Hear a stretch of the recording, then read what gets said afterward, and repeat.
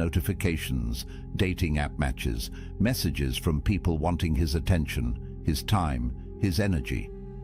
He looks at the screen, then sets it face down on the table. He pours himself a drink, opens a book, and settles into the silence.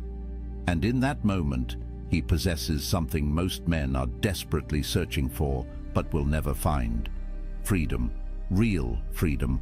The kind that can't be given or taken away. The kind that lives inside you, independent of anyone else's approval, desire, or presence.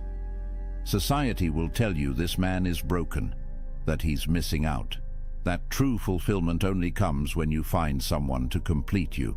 But what if I told you that the ancient Stoics, men who built empires and weathered exile, who faced death with calm eyes and lived through chaos with unshaken minds, understood a truth that modern culture has forgotten?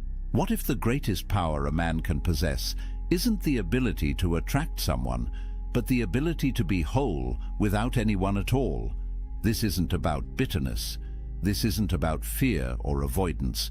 This is about sovereignty, about building an inner fortress so strong that you don't need external validation to feel alive. Marcus Aurelius ruled the Roman Empire, commanded armies, held the fate of millions in his hands. Yet he wrote in his private journal that the most peaceful place a man can retreat to isn't a mansion in the countryside or a vacation by the sea. It's his own mind, his own soul, the space within that no one else can touch. The Stoics called this autarkia, self-sufficiency, the ultimate virtue. And they understood that until a man learns to be complete in his solitude, he'll spend his entire life as a beggar, seeking scraps of worth from others. So, let me ask you something. When was the last time you sat in silence with yourself and felt at peace? When was the last time you made a decision purely for you, without considering what someone else might think? When was the last time you felt truly free? Because what I'm about to share with you isn't just philosophy, it's liberation. And once you see it, you can't unsee it. The world has sold you a script. From the time you were a boy, you've been handed a blueprint for what success looks like. Get the girl, build the relationship, settle down, find your other half. The narrative is everywhere, in movies, in songs, in the casual conversations where people ask with pitying eyes, "Why are you still single?" As if being alone is a disease that needs curing, as if you're incomplete until someone else validates your existence. And here's the trap. Most men spend their entire lives chasing this script without ever questioning whether it's true. They measure their worth by their relationship status. They gauge their masculinity by how attractive their partner is, by how quickly they can lock someone down, by whether they can prove to the world that they're wanted. But the Stoics saw through this illusion 2,000 years ago. Epictetus, who spent years as a slave before becoming one of history's greatest philosophers, taught that true freedom has nothing to do with external circumstances. A man can be chained in a prison cell and be free. A man can live in a palace and be enslaved. The difference isn't what surrounds you, it's what lives within you. He wrote that when you attach your happiness to anything outside your control, you become a slave to that thing. The weather, your reputation, other people's opinions, and yes, whether or not you're in a relationship. Think about that for a moment. Every time you check your dating app, hoping for a match, you're giving away your power. Every time you change who you are to be more appealing to someone else, you're surrendering your sovereignty. Every time you measure your day by whether she texted back, you're living as a prisoner. And the cruelest part is that society applauds this slavery. It calls it love. It calls it devotion. It calls it being a good partner. But here's what nobody tells you. 63% of men between 18 and 29 are single right now. That's not a statistic from ancient Rome. That's from 2025. And it's rising. Meanwhile, only 34% of women in that same age group are single. What does that tell you? It tells you that the dating landscape has fundamentally shifted. It tells you that the old rules don't work anymore. And it tells you something even more important. You're not alone in feeling like the game is rigged. But here's where most men make their fatal mistake. They look at these numbers and feel inadequate. They internalize the message that something is wrong with them, that they're not good enough, attractive enough, successful enough. They double down on the chase, working harder to prove their value in a marketplace that treats them as disposable. And with every rejection, every ghosting, every situation where they compromise their values just to keep someone interested, they lose a little more of themselves. The Stoics would look at this and see madness. They'd ask, why are you seeking your worth in the opinions of others? Why are you measuring your happiness by whether someone else chooses you? Why are you giving away the one thing that truly belongs to you, your inner peace, in exchange for scraps of external validation? Marcus Aurelius wrote, "You have power over your mind, not outside events. Realize this, and you will find strength." Read that again. You have power over your mind, not over whether she likes you back, not over whether your relationship works out, not over whether you end up alone. You have power over how you interpret these things, over what meaning you assign to them, over whether they disturb your peace or leave you untouched. And that, brother, is everything, because here's the truth that will set you free. Being single isn't a problem to solve, it's a power to harness. And the moment you understand that, the moment you stop seeing solitude as something to escape and start seeing it as something to embrace, everything changes. You stop being a man who needs someone. You become a man who chooses connection from a place of fullness, not emptiness. You stop being the beggar at the table. You become the king who decides if and when he shares his throne. But society doesn't want you to know this, because a man who is complete on his own is dangerous. He can't be controlled. He can't be manipulated. He doesn't need the validation that keeps the whole system running. He's free, and free men change the world. So let me show you what that freedom looks like. The ancient Stoics had a word that most people have never heard: autarkia. It's Greek, and it means self-sufficiency. Not in the sense that you live in the woods, chopping your own wood and filtering your own water, but in the deeper sense that your well-being, your peace, your sense of worth comes from within. It's the understanding that you need nothing outside yourself to be complete. That happiness isn't something you find in another person. It's something you cultivate in the fortress of your own mind. Marcus Aurelius understood this at the deepest level. Here was a man who had everything society says should make you happy: Emperor of Rome, immense wealth, beautiful family, power that stretched across the known world. Yet he wrote in his meditations, "Nowhere can man find a quieter or more untroubled retreat than in his own soul, not his palace, not his empire, his own soul." And he added, "It is in your power to retire into yourself whenever you choose." Think about what he's saying. The greatest sanctuary you'll ever know isn't a place. It's a practice. It's the ability to withdraw into your own mind, to find peace there regardless of what's happening around you, whether you're surrounded by chaos or sitting in silence, whether you're with someone or alone. The peace isn't circumstantial, it's constitutional. It's built into who you are. And once you develop this capacity, you become unstoppable. Epictetus, who went from slavery to philosophical mastery, taught his students that the key to this self-sufficiency is understanding what you control and what you don't. You don't control whether people love you. You don't control whether relationships last. You don't control the economic factors that make dating harder, the cultural shifts that change the rules, or the fact that modern technology has turned human connection into a swipe-based marketplace. None of that is in your control, but you do control your character, your response, your inner state, your decision about what kind of man you're going to be regardless of circumstance, and this is where it gets powerful. When Musonius Rufus, another Stoic philosopher, was exiled from Rome, sent away from his home, his friends, everything familiar, he didn't collapse into despair. He didn't spend his days mourning what he'd lost. Instead, he used his solitude to deepen his practice. He worked on his virtue. He refined his character. He became more himself, not less. And when people came from far away to learn from him, even in exile, they found a man who radiated peace, a man who proved that external circumstances have no power over an internally complete person. There's a story about Zeus, the king of the gods in Greek mythology, that the Stoics loved.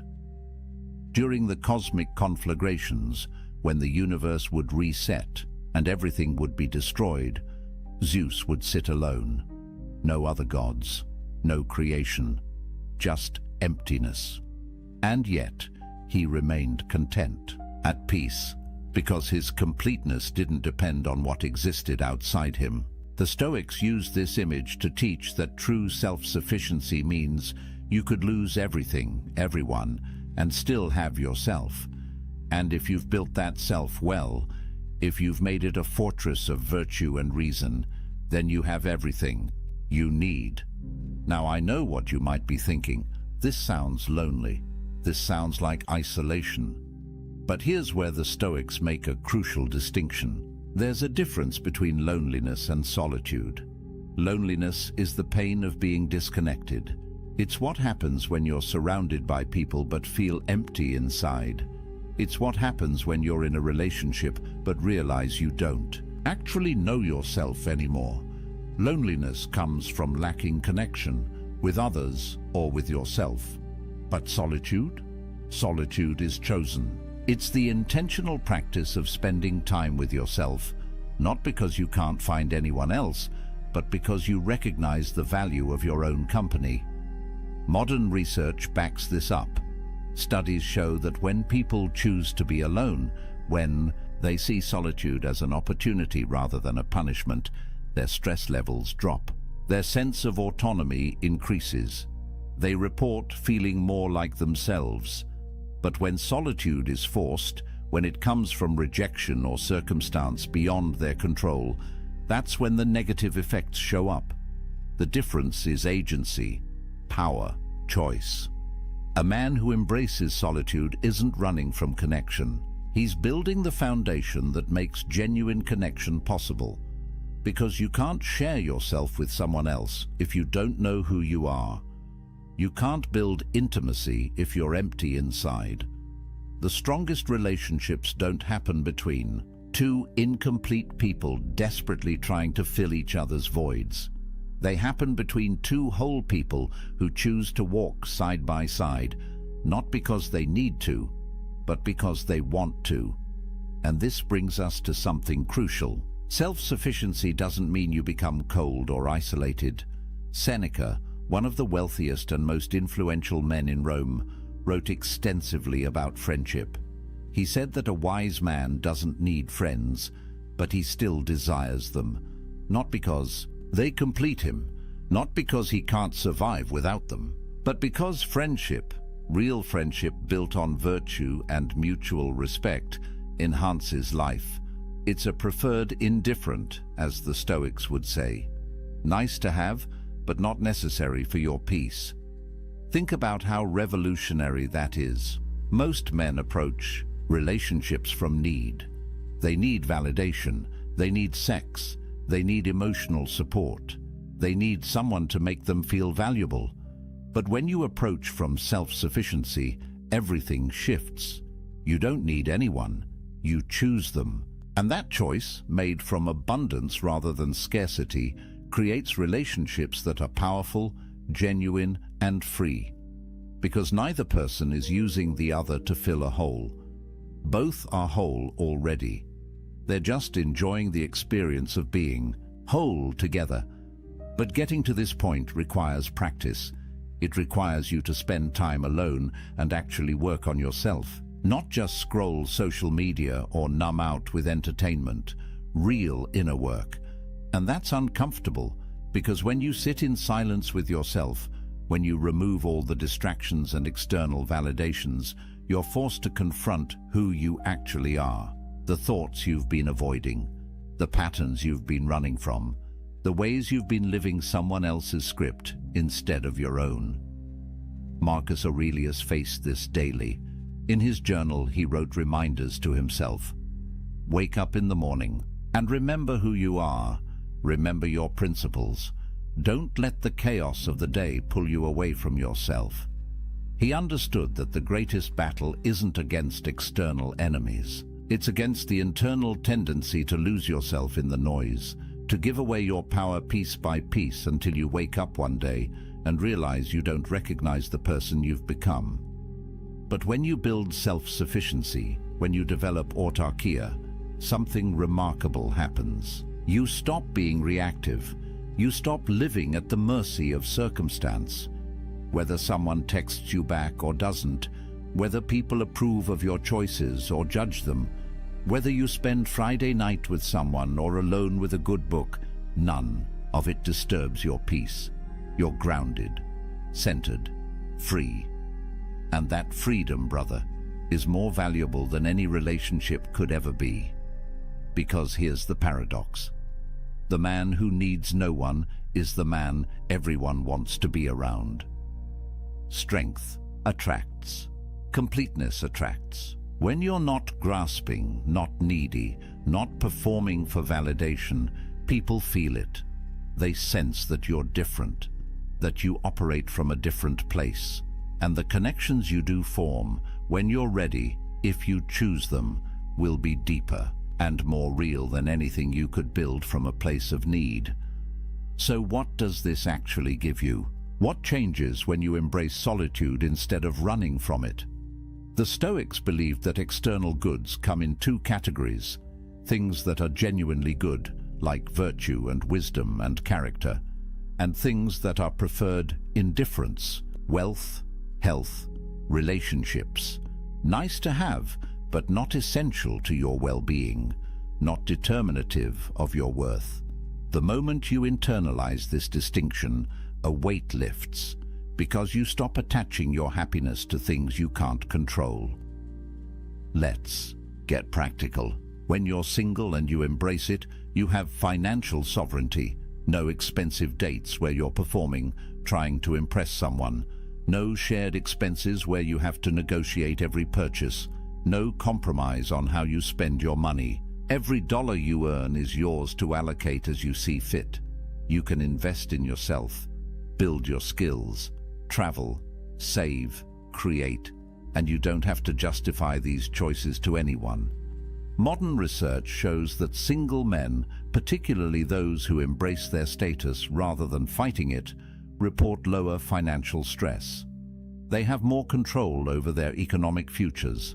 They're not tied to another person's spending habits, debt, or financial crises. And in a world where economic pressure is one of the leading causes of relationship breakdown, that's not a small thing. You eliminate an entire category of stress simply by being financially sovereign. Then there's time sovereignty. Think about the hours you get back when you're not texting constantly, planning dates, negotiating weekend plans, attending social functions for someone else's sake. Time is the only truly non-renewable resource. Once it's gone, it's gone.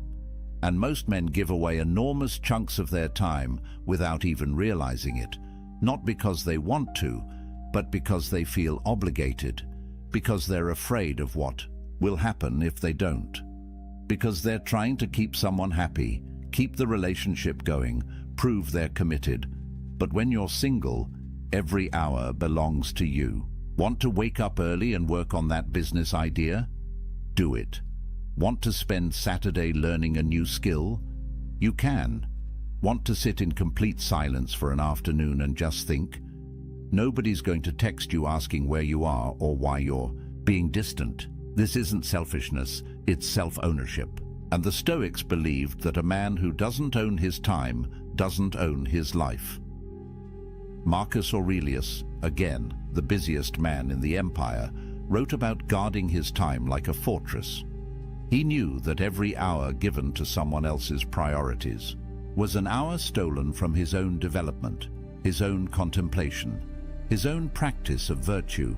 He wasn't antisocial, he fulfilled his duties, but he was ruthless about protecting the time he needed to be alone with his own mind, because he understood that without that time, he'd lose himself in the chaos of external demands. Then there's mental sovereignty. This might be the most important one. When you're in a relationship, especially one built on neediness rather than choice, you carry enormous emotional labor. You're managing someone else's feelings, anticipating their needs, walking on eggshells to avoid conflict, constantly adjusting yourself to maintain harmony. And over time, this erodes you. You start to forget what you actually think, what you actually want, because you've spent so much energy managing the relational dynamics. But when you're alone, your mind is your own. You can think clearly, process your own emotions, develop your own worldview. Make decisions based on your values, not on what will keep the peace. There's a reason why great thinkers throughout history, from philosophers to scientists to artists, often did their best work in solitude, because the mind needs space to wander, to connect ideas, to see things from new angles, and you can't do that when you're constantly reactive, constantly managing relationship dynamics, constantly split between your own needs and someone else's. Research in neuroscience shows that solitude activates what's called the default mode network in your brain. This is the network responsible for self-reflection, for integrating experiences, for creative thinking. It's the mode your brain enters when you're not responding to external stimuli, and it only activates when you're truly alone, not just physically but mentally. When you're not checking your phone every 5 minutes to see if she responded, when you're not running through conversations in your head, analyzing what you said wrong, when you're just present with yourself. And this is where creativity and insight emerge. Every major breakthrough you've had, every moment of clarity, probably came when you were alone, in the shower, on a walk, lying in bed before sleep, because your brain needs that downtime to process, to connect, to see patterns. But if you're constantly engaged with others, constantly stimulated, constantly performing, you never give your brain that space. You stay on the surface, reactive, never truly creative or deeply thoughtful. The Stoics understood this intuitively. They practiced morning and evening reflection, time alone to examine their day, their choices, their progress toward virtue. Seneca wrote about the importance of setting aside time each day to commune with yourself, not to judge yourself harshly, but to observe, to understand, to refine your character away from the eyes and opinions of others. Because real growth happens in private. The person you become in solitude is the person you actually are. Everything else is performance. Then there's creative sovereignty. How many men have buried their dreams because a relationship demanded their time and energy elsewhere? How many businesses never started, books never written, skills never mastered, because there was always someone else's needs taking priority? This isn't about blaming relationships. It's about recognizing that everything has a cost, and the cost of relationship, especially one you're not fully choosing, is often paid in abandoned potential. When you're alone, you can be selfish with your ambition. You can pour yourself into your craft, your mission, your vision for who you want to become. No negotiations, no guilt, no compromise. Just pure focused energy on building the life you actually want. And here's what's interesting. The men who do this, who use their solitude to build something significant, often find that relationships come naturally later, not because they went looking, but because they became someone worth finding, someone who radiates purpose and completeness, and that energy attracts. But there's something even deeper here, something the Stoics saw clearly. When you build your life on your own terms, when you develop skills and pursue excellence and create value, you build self-respect, real self-respect. Not the fake confidence you try to project to impress people, but the genuine, unshakable knowledge that you're living with integrity, that you're becoming who you're meant to be, that you're not wasting your life trying to meet someone else's expectations. And self-respect, true self-respect, is the foundation of everything else. You can't love yourself if you don't respect yourself, and you can't respect yourself if you're living a life of compromise and neediness. Epictetus taught his students that the only thing truly yours is your character. Everything else can be taken away. Your possessions, your relationships, your reputation, your health. But your character, the quality of your inner life, belongs only to you, and it's built in solitude, in the choices you make when nobody's watching, in the discipline you maintain when there's no external reward, in the integrity you hold when it would be easier to compromise. This is why the Stoics saw self-sufficiency as the ultimate virtue, not because they were antisocial, but because they understood that a man who can't be happy alone will never be truly happy with anyone else.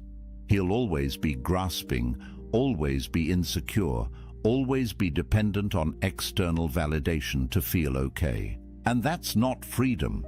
That's slavery with extra steps. So when you hear that 63% of young men are single, don't see it as a crisis. See it as an opportunity to build yourself without distraction, to develop the kind of inner strength that most men never discover because they jump from relationship to relationship, never spending time alone, never doing the deep work. You have time, you have space, you have sovereignty. Use it, but let me be clear about something. This isn't about avoiding relationships forever. This isn't about becoming some isolated hermit who thinks he's better than everyone. The Stoics didn't advocate for that. Seneca had a wife and family. Marcus Aurelius had a wife and children. They participated fully in social life, but they did it from a place of inner completeness. They engaged with others not because they needed to, but because they chose to. And there's all the difference in the world between those two positions. The goal isn't to stay single forever. The goal is to become the kind of man who doesn't need to be in a relationship to feel complete. And once you're that man, if you choose to be with someone, it will be from a place of strength, not weakness, from abundance, not scarcity, from sovereignty, not desperation. And those kinds of relationships, rare as they are the only ones worth having. But here's what most men miss. They think being single means they're incomplete. They've internalized the message that they're only half a person until they find their other half. And this belief, more than anything else, keeps them trapped. Because when you believe you're incomplete, you'll do anything to feel whole. You'll compromise your values. You'll tolerate disrespect. You'll lose yourself piece by piece trying to hold on to someone, anyone, who makes you feel less empty. But the Stoics would tell you this is backward. You're not empty. You never were. You've just been taught to see yourself that way. Society profits from your insecurity. The entire dating industry, the relationship advice industry, the self-help industry depends on you believing you're broken and need fixing, that you're incomplete and need completing. But what if none of that is true? What if you're already whole, you've just forgotten how to feel it? Marcus Aurelius wrote about this constantly, the idea that we already possess everything we need. That virtue, the only true good, is already within our capacity. We don't need to acquire it from outside. We need to cultivate it from within, and the best place to do that cultivation is in solitude, away from the noise, away from the opinions, away from the endless pressure to be something other than what you are. In solitude, you can be honest. You can strip away the masks you wear for others and look at who you actually are. And that honesty, uncomfortable as it might be at first, is the beginning of real transformation. There's a concept in psychology called self-determination theory. It says that humans have three basic needs: autonomy, the sense that you control your own life; competence, the feeling that you're capable and growing; and relatedness, connection with others. Most people think relatedness is the most important, but research shows that autonomy is actually the foundation. Without it, without the sense that you're living your own life on your own terms, the other needs can't be truly satisfied. You might have relationships, but you'll feel trapped in them. You might be skilled, but you'll never feel like it's enough because you're measuring yourself by external standards. But when you build autonomy, when you develop true self-sufficiency, everything else flows naturally.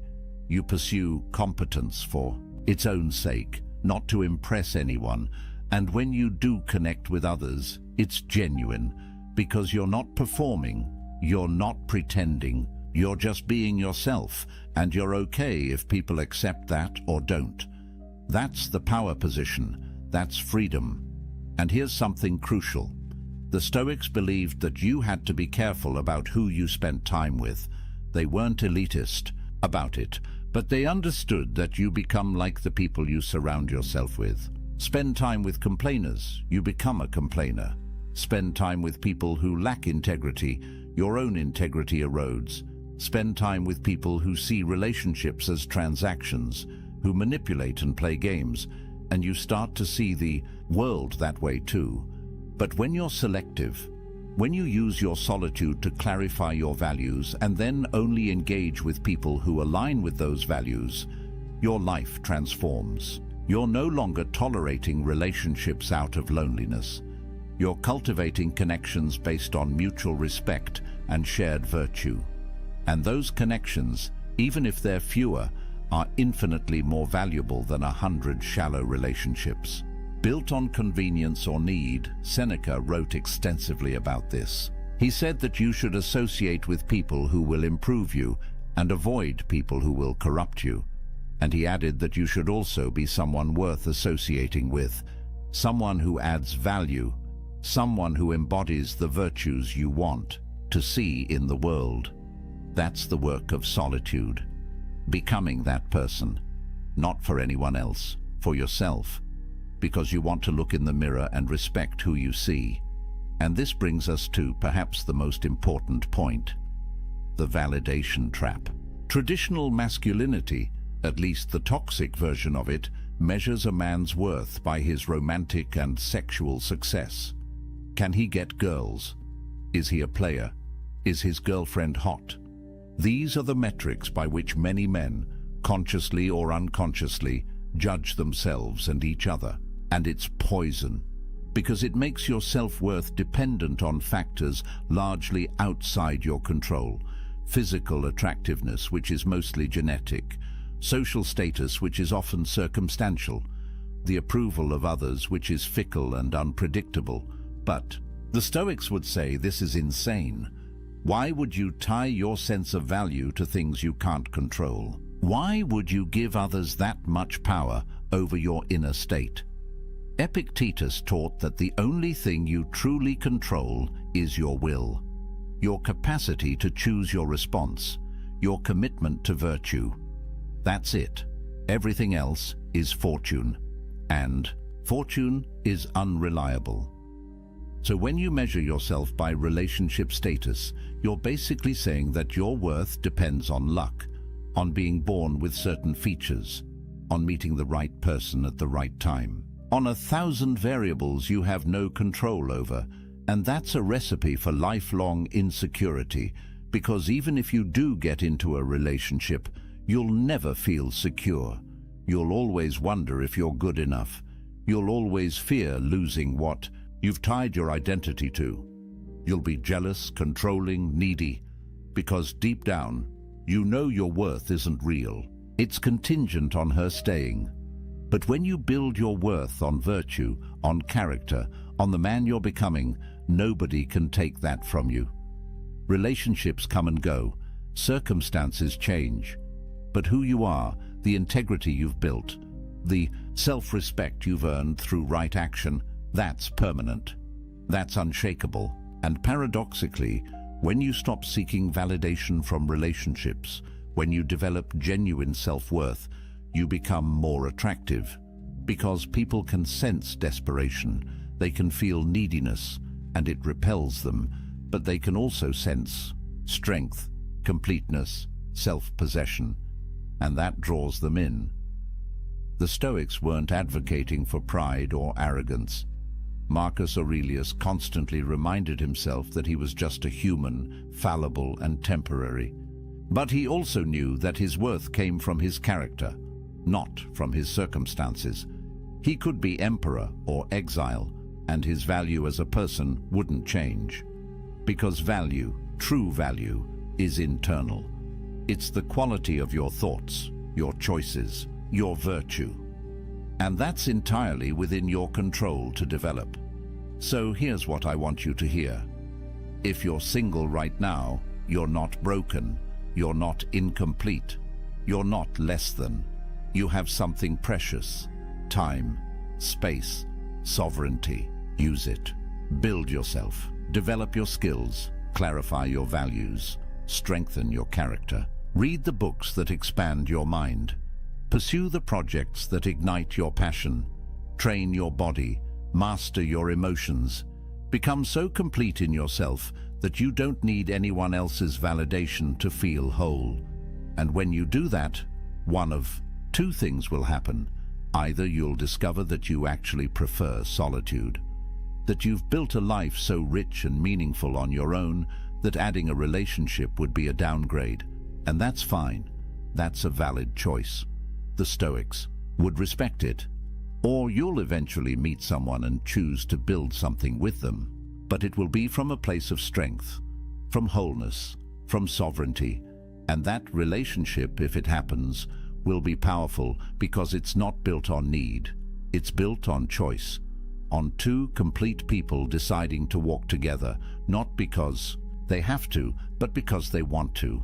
But either way, you win, because you'll have done the work. You'll have built the inner fortress. You'll have developed self-sufficiency. And nobody can take that from you. Not rejection, not loneliness, not societal pressure. You'll be free. And freedom, brother, is everything. Marcus Aurelius wrote late in his life, "Very little is needed to make a happy life. It is all within yourself, in your way of thinking." Read that again. Very little is needed.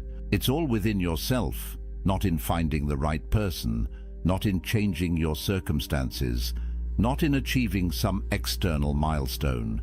Within yourself, in your way of thinking, in your capacity to find peace regardless of what's happening around you. That's the promise of Stoicism. That's the gift of solitude. Complete independence from external validation. Total sovereignty over your inner state. The ability to be happy, genuinely happy, in any circumstance, alone or with someone, wealthy or poor, praised or criticized. None of it touches you, because you're grounded in something deeper than circumstance. You're grounded in virtue, in character, in the kind of strength that can only be built in the forge of solitude. So use this time. Don't waste it wishing you were somewhere else, with someone else. Don't spend your days scrolling dating apps or feeling sorry for yourself. The Stoics would tell you that's a form of suicide, killing time, killing potential, killing the opportunity to become something greater. Instead, wake up every morning and ask yourself, what kind of man do I want to be? And then become that man, not for anyone else, for yourself, because you respect yourself enough to live with integrity. Build your morning routine. Train your body. Develop your skills. Read philosophy. Journal your thoughts. Sit in silence and just breathe. Let yourself feel what you feel without judgment. Work on your projects. Create value. Help others when you can. But always come back to yourself. Always protect that inner space where nobody else has access. That's your sanctuary, your fortress, your source of power. And here's something powerful. Every time you choose solitude over connection born of desperation, you strengthen yourself. Every time you decline to compromise your values just to keep someone around, you build self-respect. Every time you sit with discomfort instead of numbing it with distraction or validation seeking, you develop emotional resilience. These choices compound. They build on each other, and over time, you become a different kind of man. The kind who doesn't need external validation. The kind who trusts himself. The kind who's free. The Stoics had a practice they called negative visualization. They'd imagine losing everything they had. Their wealth, their position, their relationships, their health. Not to be morbid, but to remind themselves that these things are temporary, that they're not truly theirs, that the only thing that can't be taken is their capacity to respond with virtue. And by imagining loss, they appreciated what they had without clinging to it. They held things lightly, including relationships. Try this practice. Imagine you never end up in another relationship. You're single for the rest of your life. How would you live? What would you pursue? What would bring you meaning and joy? Really sit with that question, because the answer reveals what actually matters to you beyond validation and approval. And when you know what actually matters, when you build a life around those things, you become unshakable. Relationships become bonus, not necessity. Connection becomes choice, not desperation. And here's the paradox again. The man who could be completely happy alone is the man most worthy of companionship, because he's not using another person to fill his emptiness. He's whole already. He's inviting someone to share in his fullness. That's attractive. That's magnetic. That's what genuine partnership looks like. Not two halves making a whole, but two wholes choosing to walk together, each maintaining their own sovereignty, each respecting the other's independence, each complete whether together or apart. Seneca wrote, "The wise man is self-content. He is so in the sense that he is able to do without friends, not that he desires to do without them." That's the balance. You develop the ability to be happy alone. You build self-sufficiency, but you remain open to genuine connection when it appears. You don't avoid relationships, you just don't need them.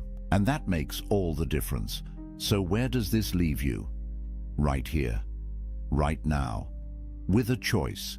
You can keep buying into the narrative that you're incomplete without someone, that your value depends on relationship status, that being single is something to escape as quickly as possible. And if you choose that path, you'll spend your life chasing, compromising, losing yourself piece by piece in the pursuit of external validation. Or you can embrace what the Stoics knew 2,000 years ago, that true power comes from within, that self-sufficiency is the highest virtue, that a man complete in solitude is free in every circumstance.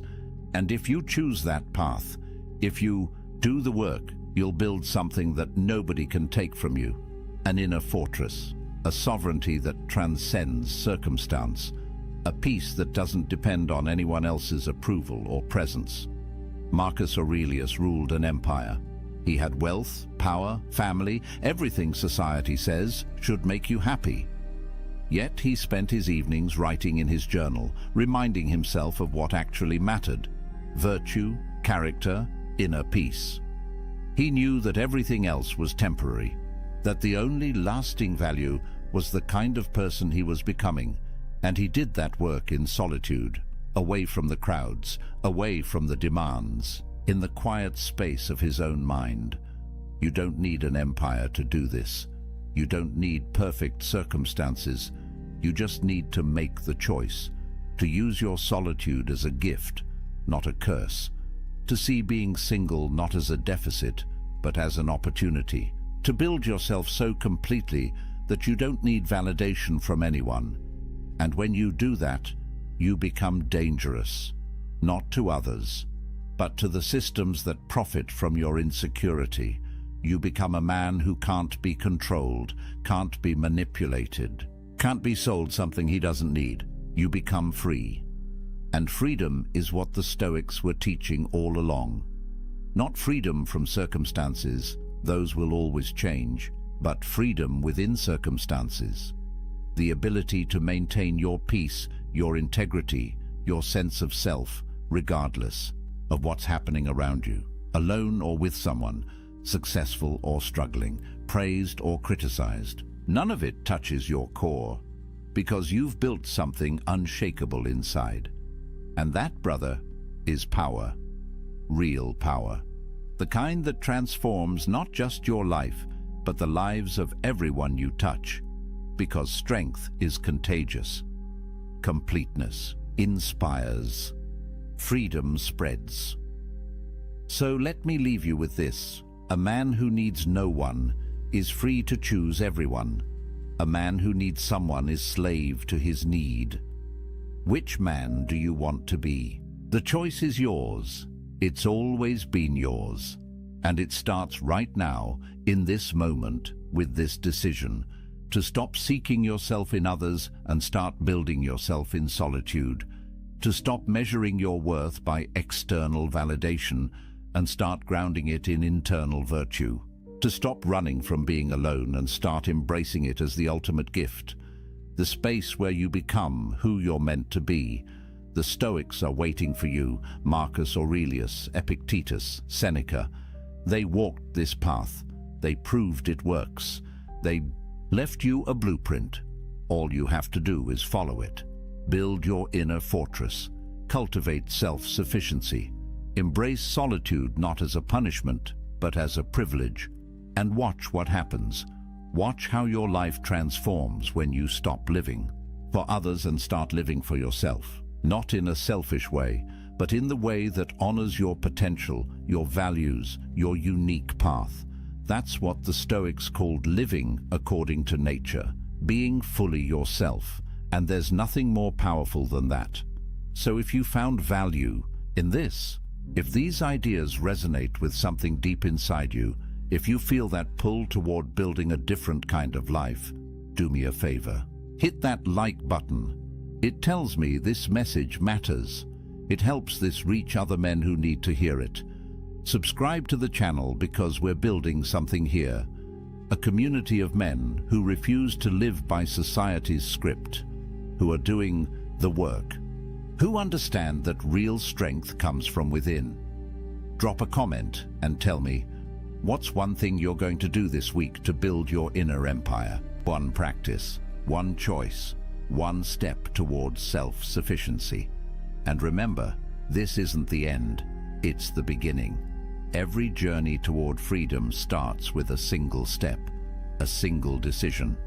The decision to stop seeking worth in external validation and start building it through internal virtue. You've taken that step by being here, by listening, by opening your mind to a different way. Now keep walking, keep building, keep becoming.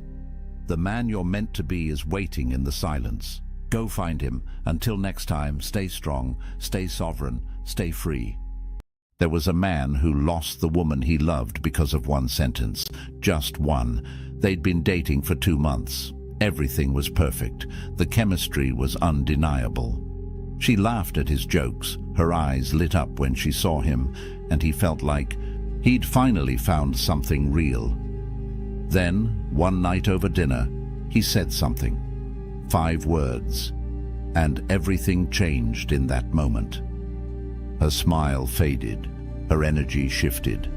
Within 2 weeks, she was gone. He spent months replaying that night, trying to understand what happened. The truth. He violated a fundamental law of attraction that the ancient Stoics understood thousands of years ago. Now, I'm going to share something with you that might sting a little. This isn't about being fake. This isn't about playing games or manipulating women. This is about understanding ancient masculine wisdom that modern men have completely forgotten. Marcus Aurelius, the most powerful man in Rome, never begged for anyone's approval. Epictetus, who started life as a slave, never chased validation. These men understood something profound about human nature, about power, about attraction.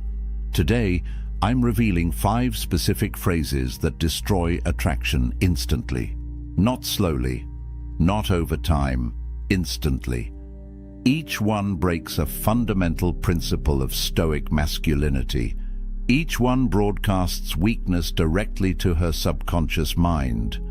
And by the end of this video, you're going to understand exactly why these words repel women at a primal biological level.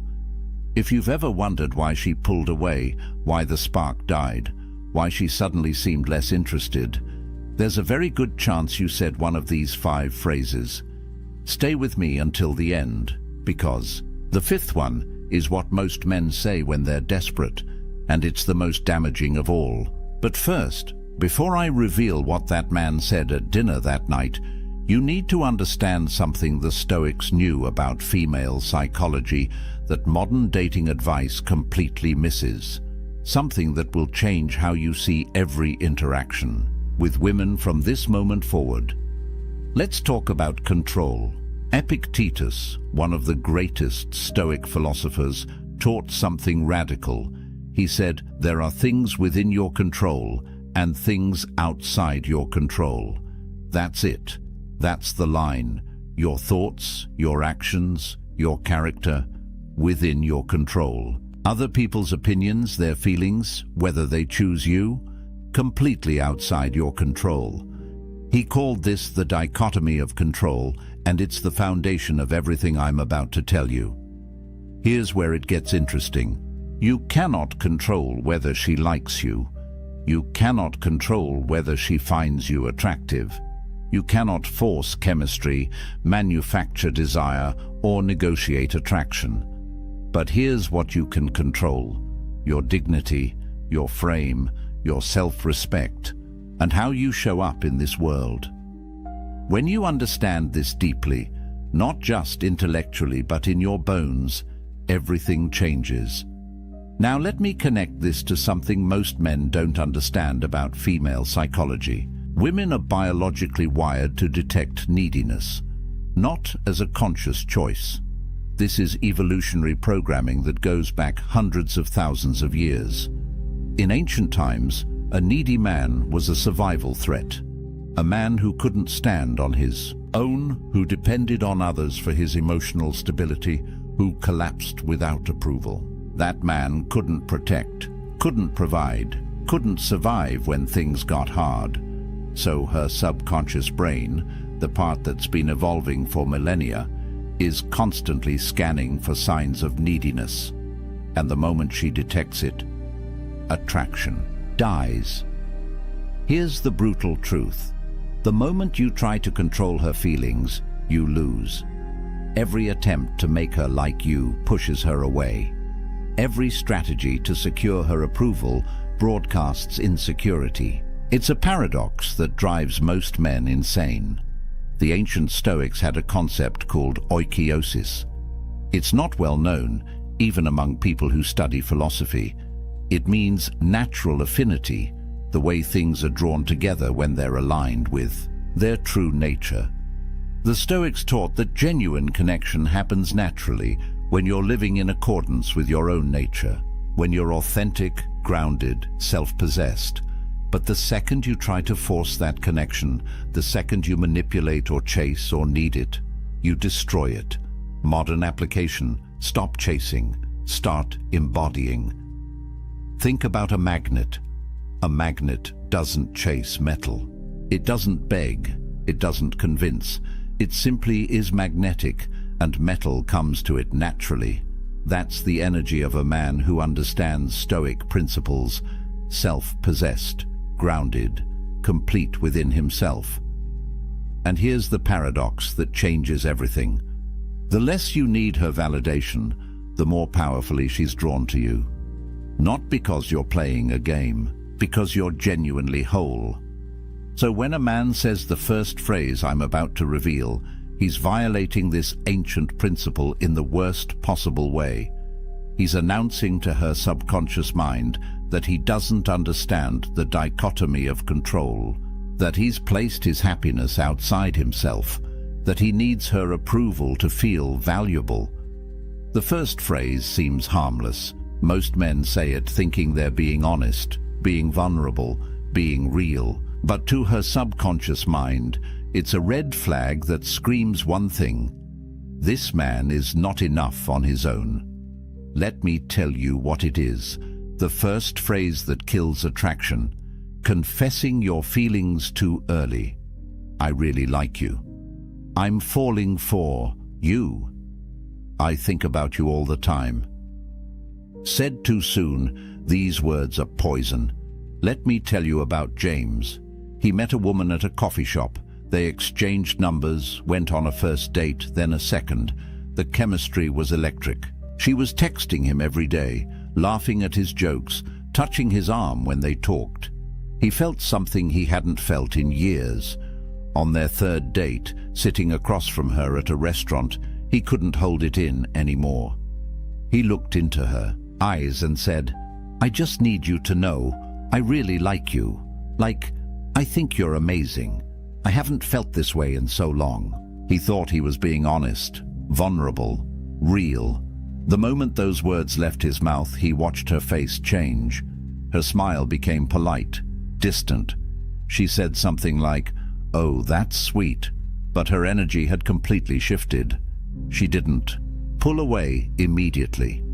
She finished the date, but her texts became shorter. Plans became harder to make. Within 2 weeks, she was gone. He was confused, hurt, angry even. I was just being honest. What's wrong with telling someone how you feel? Everything. Everything is wrong with it when you do it too soon. Here's why. When you confess feelings prematurely, you're violating Epictetus's core teaching. You're placing your happiness, your emotional state, your sense of well-being in something external, in her response, in her validation. You're essentially saying, my emotional stability now depends on what you think of me. That's not love. That's dependency. And dependency repels. It shows outcome dependency. Your emotional state is controlled by whether she reciprocates. A Stoic man's emotional state comes from within, from his character, from living according to his values. When you say, I really like you, after 3 dates, you're announcing, I've already decided you're the prize, before I even know who you are. Think about what that communicates. You don't have standards. You don't have options. You're not selective. You're just grateful someone is paying attention to you. And here's something most men don't understand about female psychology. Women are attracted to mystery, to uncertainty, to the thrill of not quite knowing where they stand. That tension, that space between does he like me and I think he might, that's where attraction builds. The moment you remove all doubt, the moment you hand her absolute certainty about your feelings, the game is over. There's nothing left to discover. No tension, no excitement, just the pressure of your expectations weighing on her. From a biological standpoint, women are attracted to men who are selective. High-value men don't fall for every woman who gives them attention. They're discerning. They have options. They take time to evaluate compatibility. When you confess deep feelings after barely knowing someone, her subconscious translates that as this man doesn't have options. He's decided I'm his best chance. And if I'm his best chance, what does that say about his value?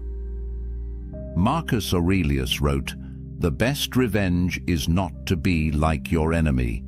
In the context of attraction, The enemy is desperation, neediness, the desperate chase for validation. Don't seek it. Don't announce your feelings, hoping she'll reciprocate and make you feel secure. That's weakness disguised as honesty. Let your actions show interest. Show up consistently. Invest time. Be present when you're together. Plan thoughtful dates. Listen. But don't hand over your power by verbally declaring your emotional investment before she's earned it, before enough time has passed, before genuine depth has developed between you. The Stoics had a practice called amor fati, love of fate. Love the process itself, not just the outcome. Enjoy getting to know her.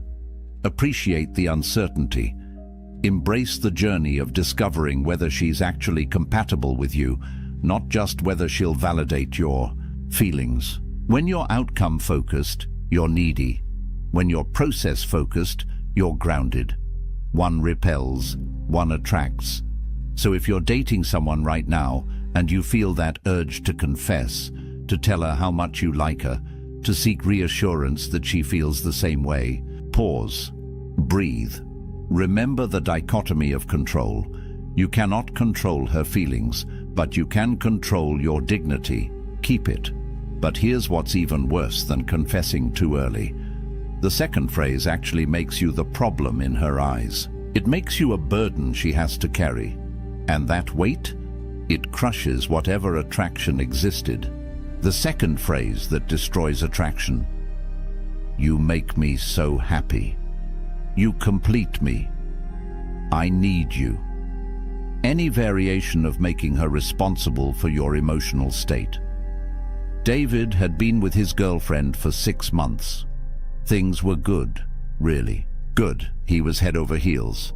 Every morning he'd text her, "You make me so happy." During dates, he'd look into her eyes and say, "I don't know what I'd do without you.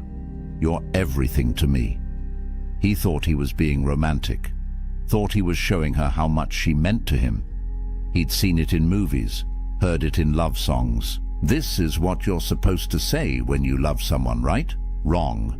She started pulling back around month 7, became less available, less affectionate. When he asked what was wrong, she'd say, "Nothing, I'm just tired." But he could feel her slipping away. Finally, she sat him down and said something that gutted him. "You're too much. I feel like I can't breathe. It's like your entire happiness depends on me, and that's not fair. I can't be responsible for that. I feel suffocated." He was devastated, confused. How could loving her too much be the problem? Here's what David didn't understand. Seneca, the Roman Stoic philosopher, wrote something profound. The person who depends on another for happiness is a slave. Read that again. When you tell a woman, "You make me happy," you're not declaring love. You're announcing slavery. You're saying, "I'm incomplete without you. My emotional well-being is in your hands. If you leave, I collapse." That's not masculine energy. That's not strength. That's dependency. And dependency is the opposite of what creates attraction. Think about it from her perspective. Women are biologically attracted to the oak tree, not the ivy. The oak tree stands tall and strong on its own. Storms come, seasons change, but the oak remains. The ivy, on the other hand, needs something to cling to. It can't stand alone. It wraps around the tree, dependent on it for structure, for support, for survival. When you make a woman responsible for your happiness, you become the ivy. And no woman wants to be the oak tree in the relationship. She wants to rest against your strength, not carry the weight of yours. Here's the psychology that most men miss. Being someone's everything is exhausting. It's not flattering. It's not romantic. It's a burden. When your happiness depends on her, every interaction becomes high stakes. If she's tired and wants space, she's not just taking care of herself anymore. She's now responsible for your emotional collapse. If she's having a bad day and isn't warm and affectionate, She's not just dealing with her own stuff. She's also managing your need for reassurance. That pressure kills desire faster than almost anything else. She doesn't want to be your life. She wants to add to your life. She wants to enhance an already fulfilling existence, not be the only source of your joy. When you're complete within yourself, when your happiness comes from your purpose, your growth, your values, your friendships, your passions, then her presence becomes a beautiful addition, not a desperate necessity. The Stoics called this apatheia. It doesn't mean being emotionless or cold. It means freedom from destructive passions. It means emotional self-sufficiency. You create your own happiness through living virtuously, through contributing to the world, through pursuing excellence in what matters to you. She doesn't create your happiness. She shares in it. Epictetus taught, "Don't seek to have events happen as you want them to, but instead want them to happen as they do happen, and your life will go well." Apply that to relationships. Don't need her to be a certain way for you to be happy. Don't need her to stay for you to be whole. Your happiness is your responsibility, always. When you're emotionally self-sufficient, something interesting happens. She feels free. Free to be herself. Free to have bad days without managing your emotions. Free to be imperfect without you falling apart. And in that freedom, attraction thrives. She's drawn to your strength, to your groundedness, to the fact that you'd be fine without her, but you choose her anyway. That's love from a position of power, not neediness. Now, the third phrase is sneaky. Most men don't even realize they're saying it. They think they're being considerate, being a gentleman. But she hears something completely different. She hears manipulation disguised as niceness, and it repels her at a deep level. The third phrase, "Whatever you want. I don't care, you decide. It's up to you." Constant agreeableness. Having no opinions of your own. Meet Ryan. Nice guy. Really nice. Maybe too nice. He'd been seeing Sarah for about 2 months, and everything seemed fine on the surface. But there was a pattern. Every single time they made plans, the conversation went the same way. "Where should we go for dinner?" "I don't know. Wherever you want." "What movie should we see?" "You pick. I'm good with anything." "Should we go to the beach or stay in the city this weekend?" "Whatever makes you happy." Ryan thought he was being considerate, accommodating, the perfect boyfriend who never causes conflict. 3 months in, she ended it. Her exact words, "I don't even know who you are. You're like a ghost. You have no preferences, no opinions, no spine. I feel like I'm dating a mirror." Ryan was shocked, hurt. He'd done everything to make her happy. How could that be the problem? Here's what he missed. Marcus Aurelius wrote, "Waste no more time arguing what a good man should be. Be one." A man without opinions is a man without character. A man who constantly defers isn't showing respect. He's committing self-erasure. He's disappearing right in front of her. Think about attraction. Real, visceral, sexual attraction. It requires polarity. Masculine and feminine energies create spark through contrast, through difference, through tension. When you agree with everything, when you have no preferences, when you're just a mirror reflecting whatever she wants, there's no contrast, no friction, no electricity, just boring sameness. Women test for backbone, not consciously, but instinctively. When she asks, "Where should we eat?" that's not really about food. It's a test. Can you lead? Do you have conviction? Are you capable of making a decision and standing by it? Every time you say, "I don't care, you choose," you fail that test. Every single time. Here's the covert contract that nice guys operate under. They think, if I agree with everything she wants, if I never challenge her, if I'm always accommodating, She'll like me more. She'll see how easy I am to be with. But the opposite happens. She loses respect with every whatever you want, because deep down, she knows what you're doing. You're not being agreeable because you genuinely don't have preferences. You're being agreeable because you're afraid. Afraid of conflict, afraid she'll disagree, afraid she'll leave if you're not perfect. That fear, she can smell it. The Stoics practiced something called premeditatio malorum, negative visualization. They'd imagine the worst outcomes to prepare themselves mentally. Apply that here. Imagine what happens if you please everyone. The answer, you please no one, especially not yourself. When you have no opinions, no preferences, no boundaries, you become invisible, forgettable, replaceable. Epictetus taught, if you wish to be good, first believe that you are bad.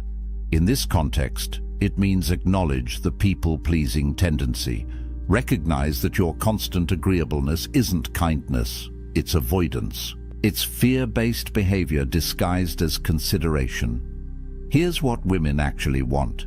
They want to feel your presence, your direction, your masculine certainty, not arrogance, not domination, just the simple confidence to say, I'd prefer Italian tonight, or I'm not really into action movies, let's do the thriller instead, or I want to go to the mountains this weekend. Simple preferences, stated calmly. That's it. That's all it takes to show you're a real person with real opinions. And here's the secret. She doesn't even need to agree with your preferences. She just needs to know they exist. Disagreement is fine, healthy even. What kills attraction is the void where your personality should be. Be willing to have opinions. State them without apology. And be equally willing to hear hers and find compromise when it matters. That's partnership. That's polarity. That's attractive. The fourth phrase is what men say when they're losing her. And instead of slowing the decline, it accelerates it. If you've said this next one, you know exactly how she responded, and it wasn't good. The fourth phrase that kills attraction, seeking constant reassurance. Are we okay? Do you still like me? Are you mad at me? Did I do something wrong? Michael couldn't handle silence, couldn't handle space, couldn't handle uncertainty. He'd been dating Lisa for about 4 months when the pattern started. Anytime she seemed quiet, anytime she didn't respond to a text within an hour, anytime her tone seemed even slightly different, he'd panic. Hey, are we good? You seem distant. Is everything okay? I feel like something's off. Did I do something? At first, Lisa would reassure him. No, babe, we're fine. I'm just tired. Everything's good, I promise. You didn't do anything wrong. I'm just busy at work. But the questions kept coming. Every week. Sometimes multiple times a week. Eventually, her reassurances became shorter, less convincing, until finally she stopped responding to his "Are we okay?" text altogether. 2 days later, she sent him a long message. I can't be your therapist. This constant need for reassurance is exhausting. I feel like I'm managing your anxiety instead of being in a relationship. I'm done. Michael was crushed. He thought he was just communicating, being open about his feelings, addressing issues. Before they became problems, what he didn't realize, he was creating the very problem he feared. The Stoics taught amor fati, love of fate. It means accepting what is exactly as it is, without resistance. Every time you ask, are we okay? You're rejecting what is. You're fighting reality because you're afraid. You don't trust the present moment. You don't trust her. You don't trust yourself. You're essentially saying, I don't believe this is stable. I don't believe I'm enough. Please convince me otherwise. And here's the brutal psychology. Every time you seek reassurance, you plant a seed of doubt in her mind. She might have been completely fine before you asked, but now she's thinking, why is he asking? What does he see that I don't? Is there a problem I haven't noticed? Your insecurity becomes contagious. You're literally creating instability through your fear of instability. Women interpret constant reassurance seeking as, he doesn't believe, he's enough. And if you don't believe it, why should she? Confidence isn't arrogance. It's not pretending everything's perfect. Confidence is trusting in your ability to handle whatever outcome unfolds. A confident man doesn't need constant validation because he knows something fundamental. If she leaves, he'll survive. He'll be okay. He'll rebuild. That certainty makes him unshakable, and that's deeply attractive. Marcus Aurelius wrote, "Today I escaped anxiety, or no, I discarded it because it was within me, in my own perceptions, not outside." Your need for reassurance isn't about her behavior. It's about your internal state, your anxiety, your fear of abandonment, your belief that you're not enough. That's your work to do, not hers to constantly soothe. Here's what happens when you keep seeking reassurance. You create a death spiral. Your insecurity makes you ask, "Are we okay?" She pulls back slightly because the neediness is unattractive. You notice her pulling back, which increases your insecurity, which makes you ask again. She pulls back more. You ask more, round and round until the relationship is dead. You kill it with the very behavior meant to save it. The Stoics practiced negative visualization. Imagine the worst outcome. She leaves. You're alone. Now really sit with that. Would you actually die? No. Would you be devastated? Probably. For a while. But would you survive? Yes. Would you eventually heal? Yes. Would you find someone else? Very likely. When you deeply internalize that you'd be okay, even in the worst-case scenario, you stop operating from fear. You stop needing constant reassurance. And that shift in energy changes everything. Stop asking if you're okay. Just be okay. With uncertainty, with silence, with not knowing exactly where you stand every single moment. That's confidence, that's strength, that's attractive. But nothing, and I mean nothing, kills attraction faster than the fifth phrase. This is the phrase of total desperation, the nuclear option that obliterates any remaining respect she had for you. If you're watching this because you're going through a breakup or she's pulling away, you've probably said this. Or you're thinking about it. Don't. The fifth phrase. The one that destroys not just attraction, but your self-respect. Any form of begging. Please don't leave. Give me another chance. I'll change, I promise. I can't live without you. Just tell me what to do and I'll do it. This is the story of Tom. He'd been with Rachel for 8 months. Things had been rocky for a while. She'd been pulling away, becoming distant, less affectionate. He could feel her slipping through his fingers. One night, she sat him down and said the words he'd been dreading. "I don't think this is working anymore. I think we should break up." Tom's world collapsed in that moment. Panic flooded his system. He couldn't let this happen. He couldn't lose her. So he begged. He grabbed her hands and pleaded, "Please, don't do this. I love you. I'll change. Whatever you need me to do, I'll do it. Just give me one more chance. Please." Tears streaming down his face, voice breaking, completely falling apart. She looked uncomfortable, sad even. But her mind was made up. She left that night. Tom spent the next 3 days blowing up her phone. Long text messages about how much he loved her. Voicemails apologizing for everything. He showed up at her apartment with flowers, wrote her a letter promising he'd be different. He thought if he just showed her how much he cared, she'd come back. Instead, she blocked him on everything. Phone, social media, email, everything. And here's the truly painful part. He didn't just lose her, he lost himself. Every time he replayed those moments in his mind, begging, pleading, falling apart, he felt a deep sense of shame. He'd betrayed himself in the worst possible way. Epictetus taught, "No person is free who is not master of himself." When you beg, you become a slave to the outcome, a slave to her decision, a slave to your fear of being alone. You hand over every ounce of power you have, your dignity, your self-respect, your very identity, and you give it all to someone who's already decided they don't want it. Here's the brutal truth about begging. It confirms every single doubt she had about you. She left because she saw weakness. Maybe you were too needy. Maybe you lacked purpose. Maybe you'd become too comfortable, too dependent. Whatever the reason, something about you made her lose attraction.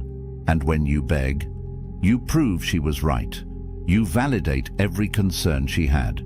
You show her in the most dramatic way possible that you are exactly the person she thought you were. Weak, desperate, unable to handle adversity with grace. Attraction requires respect. You cannot respect someone who doesn't respect themselves. The moment you fall to pieces, the moment you plead for her to stay, the moment you promise to change everything about yourself just to keep her, she cannot respect you. And without respect, there is no attraction. There never will be again. Here's what men don't understand about second chances. If you have to beg for her to stay, she's already gone. Mentally, emotionally, she's checked out. Her body might still be there, but her heart left weeks ago. Begging doesn't change her mind. It doesn't make her suddenly see your value. It cements her decision. It makes her even more certain she needs to leave. Marcus Aurelius wrote about loss. Loss is nothing else but change, and change is nature's delight. Everything in life is temporary. Relationships end. People leave. That's not a tragedy, that's nature. When you beg someone to stay, you're fighting against the natural flow of life. You're clinging to something that's already gone, and that clinging destroys you. Here's the most counterintuitive truth about breakups. The only possibility, and I mean the only possibility, that she might ever come back is if you walk away with dignity. Not as a strategy, not as reverse psychology, but as genuine self-respect. When you accept her decision with grace, when you say something like, "I'm sad, but I understand. I wish you the best," and then you actually leave her alone, something shifts. You become a man who respects boundaries, who handles rejection with maturity, who has enough self-worth to let go of someone who doesn't want to be there. That's attractive. That's powerful. That's the man she might, maybe, possibly reconsider weeks or months down the line. But begging kills any microscopic chance of reconciliation forever. The Stoics had a practice called Pre-Socratic, mindfulness, attention to your values in every moment, especially difficult ones. When you're facing loss, when she's walking away, when everything in you wants to collapse and beg, that's when your character is tested. Stay present to your values. Your dignity matters more than any relationship. Your self-respect is not negotiable, not for her, not for anyone. If you've already begged, if you've already fallen apart, stop right now. Stop texting, stop calling, stop showing up. Reclaim whatever dignity you have left through silence. Begin the hard work of rebuilding yourself, not for her, for you. Seneca wrote, "A gem cannot be polished without friction, nor a man perfected without trials." This pain you're feeling, it's the friction. It's polishing you into someone stronger, someone who will never beg again, someone who understands that his value doesn't come from her staying, it comes from within. So what happens when you stop saying these 5 phrases? What does life look like on the other side? Let's bring this together. 5 phrases that kill attraction. Confessing feelings too early. Making her responsible for your happiness. Having no opinions or preferences. Constantly seeking reassurance and begging when she pulls away. 5 phrases. One common thread running through all of them. They all violate Stoic self-possession. Every single one places your power outside yourself. They broadcast neediness directly to her subconscious mind, and they kill attraction at a biological level because they signal one thing: this man cannot stand on his own. But here's what gives me hope about all of this. These aren't personality flaws. They're not permanent character defects. They're learned behaviors, and anything learned can be unlearned. You can change this, starting today. Let me tell you about Marcus. Not Marcus Aurelius, just Marcus, a regular guy who made every mistake in this video. He'd confessed feelings too early and watched women pull away. He'd made his girlfriend responsible for his happiness until she felt suffocated. He had no opinions because he was terrified of conflict. He sought constant reassurance until she called him exhausting. And yes, when she finally left, he begged. He fell apart completely, hit rock bottom, felt like he'd never recover. But then, something shifted. He started reading Stoic philosophy, started understanding the dichotomy of control, started building a life that didn't revolve around female validation. He focused on his purpose, his career, his friendships, his physical health, his personal growth. He stopped chasing, stopped trying to convince anyone of his value, started simply being valuable, living according to his principles, building genuine self-respect. 6 months later, he barely recognized himself. He'd become selective with who he spent time with. He had strong opinions and wasn't afraid to express them. He could sit in uncertainty without panicking, and women noticed, not because he was playing games, because he'd genuinely transformed into a man who didn't need external validation to feel whole. Here's your path forward. 4 Stoic principles to live by. First, cultivate internal validation. Your worth is not determined by whether she likes you, whether she texts back, whether she stays. Your worth comes from living according to your values, from being a man of character. That's it. Second, practice amor fati. Love your journey, including the rejections, including the heartbreaks. Every failure is teaching you something essential about yourself. Third, embody apatheia, emotional self-sufficiency, not coldness, not being unavailable, but being complete within yourself, so that relationships enhance your life rather than define it. Fourth, live with Pre-Socratic. Stay mindful of your principles in every interaction, especially when you're triggered, when you want to seek reassurance, when you feel the urge to confess feelings prematurely. Pause. Return to your values. Marcus Aurelius said it perfectly. Very little is needed to make a happy life. It is all within yourself, in your way of thinking. Build a life so fulfilling that a woman's presence is a bonus, not a necessity. Pursue work that matters. Cultivate deep friendships. Develop your body. Feed your mind. Contribute to something larger than yourself. When you do this, when you become genuinely whole, attraction happens naturally. Not because you're using techniques, because you've become the kind of man who doesn't need validation to feel valuable. The promise is this: when you stop saying these 5 phrases, when you stop operating from neediness, everything changes. You become selective instead of desperate, grounded instead of anxious, present instead of outcome-focused. And that version of you, that's the man women are drawn to. If this video resonated with you, if you've made these mistakes and you're ready to change, you're not alone. Subscribe for more Stoic wisdom on relationships and masculine development. Drop a comment and tell me which phrase hit the hardest. Which one have you been guilty of? Let's build a community of men who choose dignity over desperation. Next video, we're diving deep into the Stoic art of walking away. How to leave any situation with your power intact. You won't want to miss it. Remember this, the Stoics didn't chase. They attracted through self-mastery. Stop saying these 5 phrases. Start becoming the man who doesn't need to. That's where real power lives. That's where freedom is. That's where you become unshakable. Now go build that life.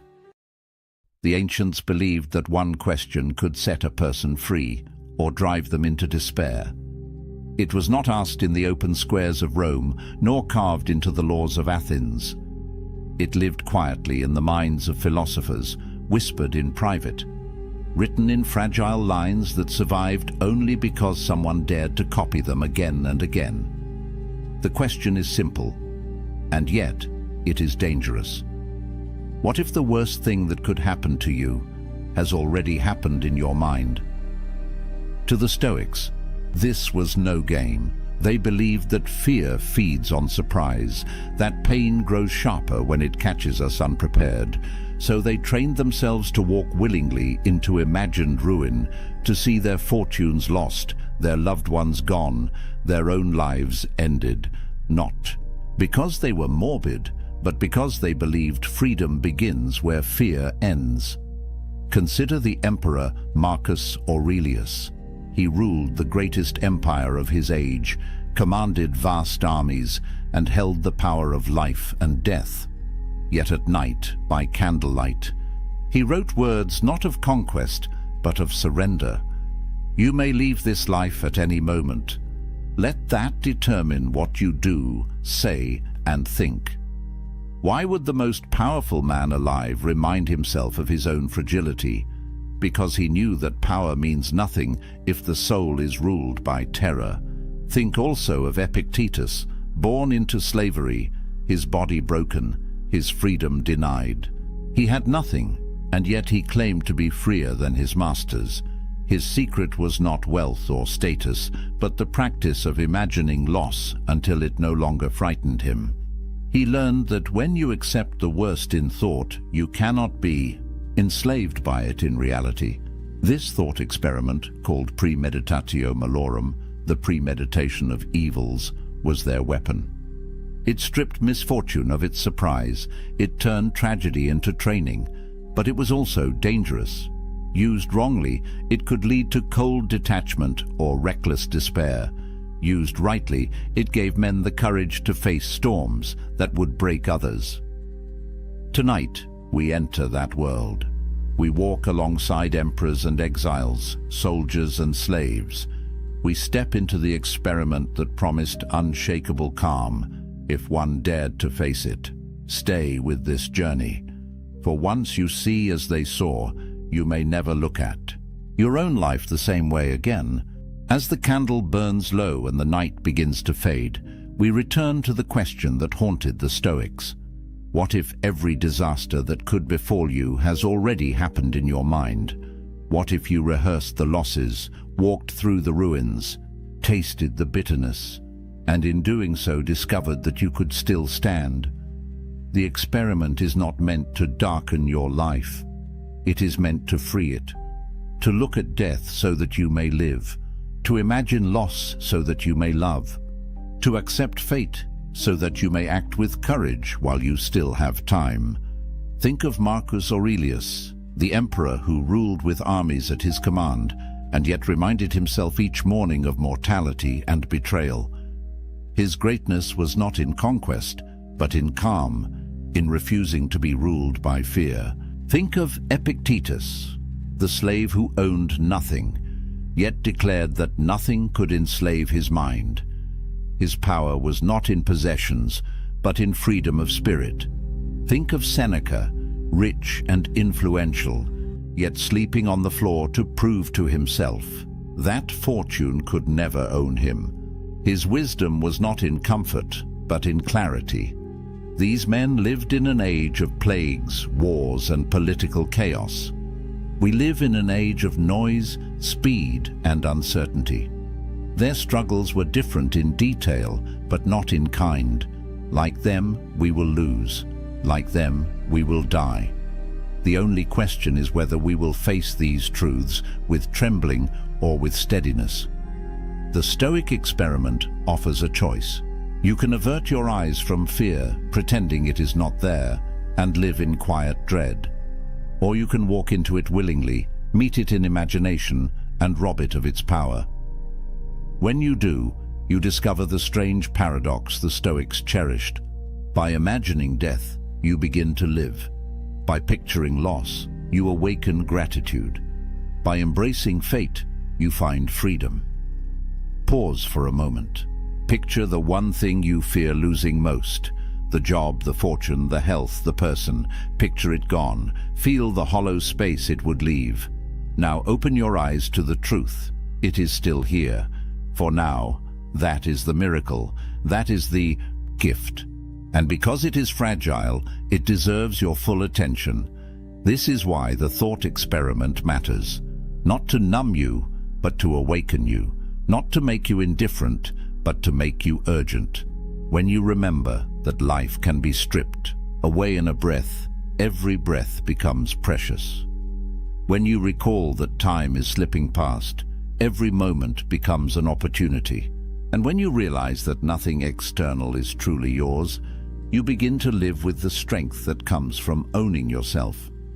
The Stoics cannot walk this path for you. They can only point the way. Marcus, Epictetus, Seneca, they left fragments, reminders, hints. But the experiment must be lived, not merely studied.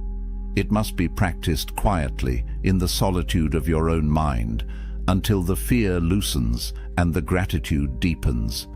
So let this be your invitation. Tonight, before sleep, close your eyes and step into the exercise. Imagine the loss. Imagine the end. Let yourself feel it. And then awaken tomorrow with new eyes, seeing what remains not as ordinary, but as extraordinary. This is the gift the Stoics preserved, the ability to live unafraid, to love more deeply, to meet fate with an open heart. And so I leave you with one question, the same question that echoes across centuries, whispered in marble halls and desert cells, whispered now into your ear. If tomorrow stripped away everything you take for granted, what part of you would remain unbroken? Carry that question, let it shape you, and if these ancient voices have spoken to you tonight, do not let them fade into silence. Join this journey further.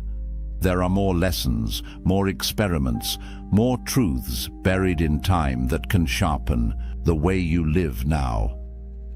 Subscribe, stay with this channel, and together we will walk deeper into the wisdom of those who faced storms and discovered peace.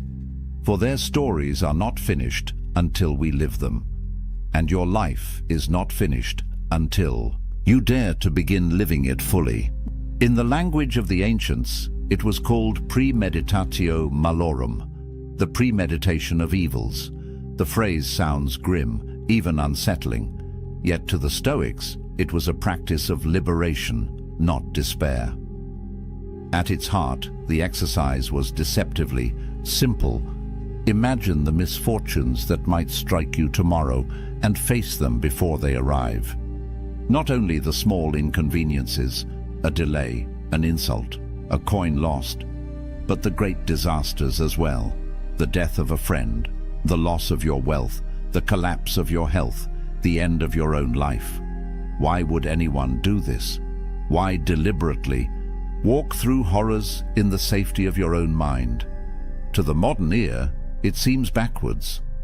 We are told to visualize success, to think positively, to build castles in our imagination. But the Stoics believed the opposite strategy brought greater strength. They argued that if you can stand calmly in the ruins of your own imagined life, then reality can never truly defeat you. Seneca, the Roman statesman and philosopher. Put it plainly, he robs present ills of their power who has perceived their coming beforehand. When we rehearse misfortune, its arrival no longer shocks us. Pain may still visit, but its sharpest weapon, surprise, has been blunted. To understand this better, picture an archer at practice. He does not wait for the chaos of battle to test his skill. He fires arrow after arrow in quiet fields, so that when the storm of war comes, his movements are steady, automatic, unshaken. The Stoics believed the mind required the same discipline. Each night, they would draw back the bow of imagination and fire at the darkest targets they could conceive, so that when those shadows appeared in real life, they could still aim true. Marcus Aurelius, alone in his tent, did not write merely to comfort himself. His private notes, the Meditations, are filled with reminders that the world can break us at any time. Yet his tone is not fearful. Instead, it is steady, almost tender. When you kiss your child good night, he warns himself, whisper that he may not be here tomorrow. Harsh words to our ears, but to Marcus, this was not cruelty. It was clarity. Only by facing the fragile nature of life could he love more deeply in the present moment. Epictetus, born into slavery, offered the same lesson in different clothing. When you embrace your wife or child, he said, say to yourself, one day they will die. Not to make the heart cold, but to warm it. For when you remember that nothing is guaranteed, every ordinary moment becomes extraordinary. A simple meal, a shared laugh, even the act of waking to another sunrise becomes precious beyond measure. The thought experiment, then, had two purposes.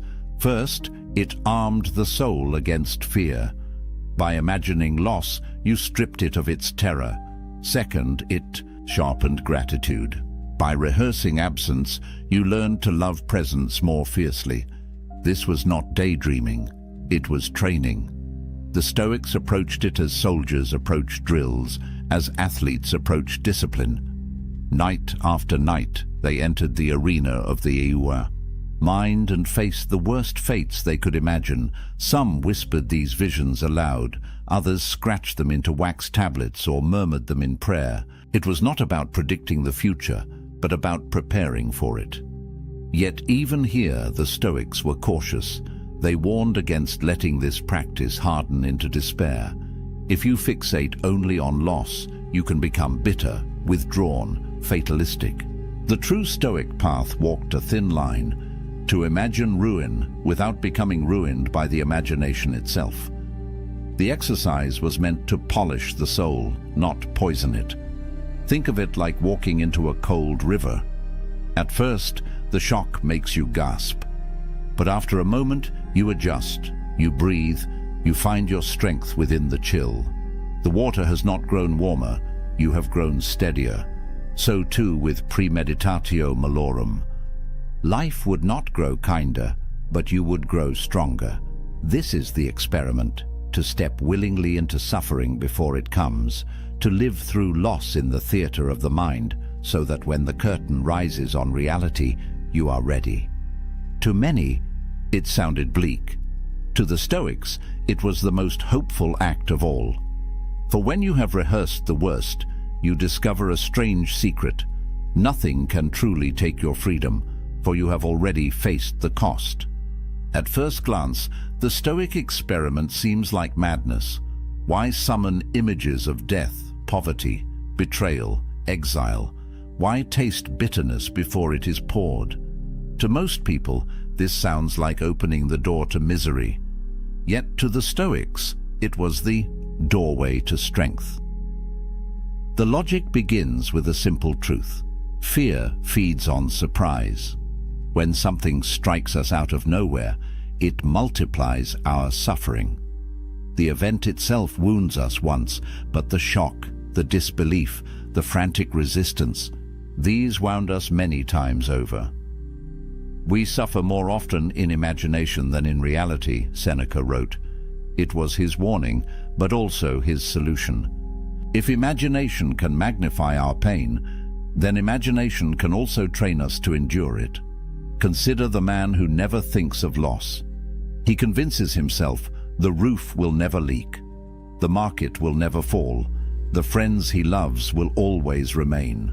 When life proves otherwise, he collapses under the weight of broken illusions.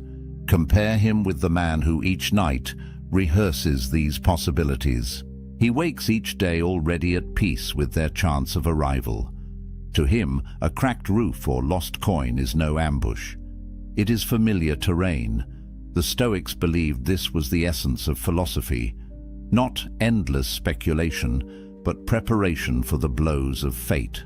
Epictetus, whose leg was shattered by his master, said plainly, "When you are going to undertake anything, remind yourself what kind of thing it is."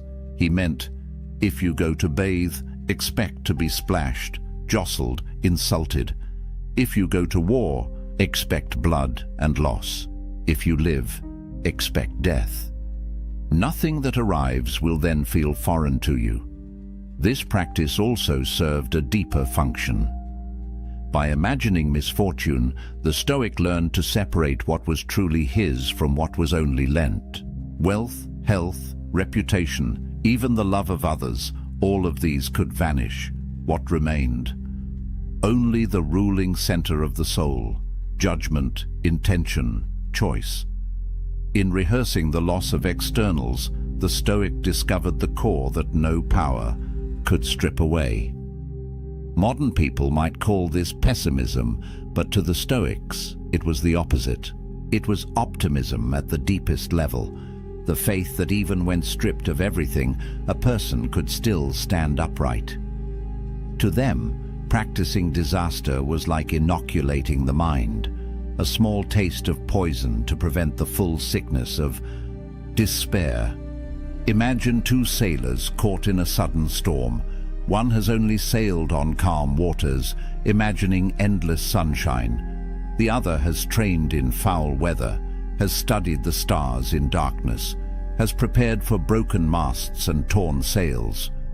Which sailor panics? Which one acts? The storm is the same, but the soul inside the storm is different, and there was more. Premeditatio malorum was not only a shield against fear, but also a lens-sharpening gratitude. For when you spend a moment imagining your child gone, your fortune stolen, your health declined, and then open your eyes to see them still present, you taste joy more vividly than before. Seneca urged his readers, "He who has anticipated the coming of troubles takes away their power when they arrive, and he who has learned to look upon what he has as if it might be lost, has learned to enjoy it truly." This dual power, resilience and gratitude, made the practice irresistible to the Stoics. By rehearsing loss, they not only grew unafraid of tomorrow, but more alive to today. Marcus Aurelius captured it when he reminded himself, "Do not act as if you were going to live 10,000 years. Death hangs over you. While you live, while it is in your power, be good." The awareness of mortality did not paralyze him. It pushed him toward kindness, urgency, presence. So why imagine the worst? Because the worst will come sooner or later in some form. To pretend otherwise is to live in fragile denial. To face it in thought is to live with a steady heart. The Stoics believed that only those who walk through the valley of loss in their minds can walk through life itself without chains. If the Stoics asked their students to imagine misfortune, it was not to dwell in gloom. The exercise was meant to unlock a set of hidden treasures, the kind of treasures that cannot be stolen by thieves or burned by fire. What then were the fruits of this strange discipline? 3 stand above the rest: freedom from fear, gratitude for the present, and resilience in the storms of life. The first and most immediate benefit was liberation. Fear has always been one of humanity's fiercest chains. It bends kings, humbles warriors, and leaves ordinary people trembling at shadows. Yet the Stoics discovered that fear depends on uncertainty.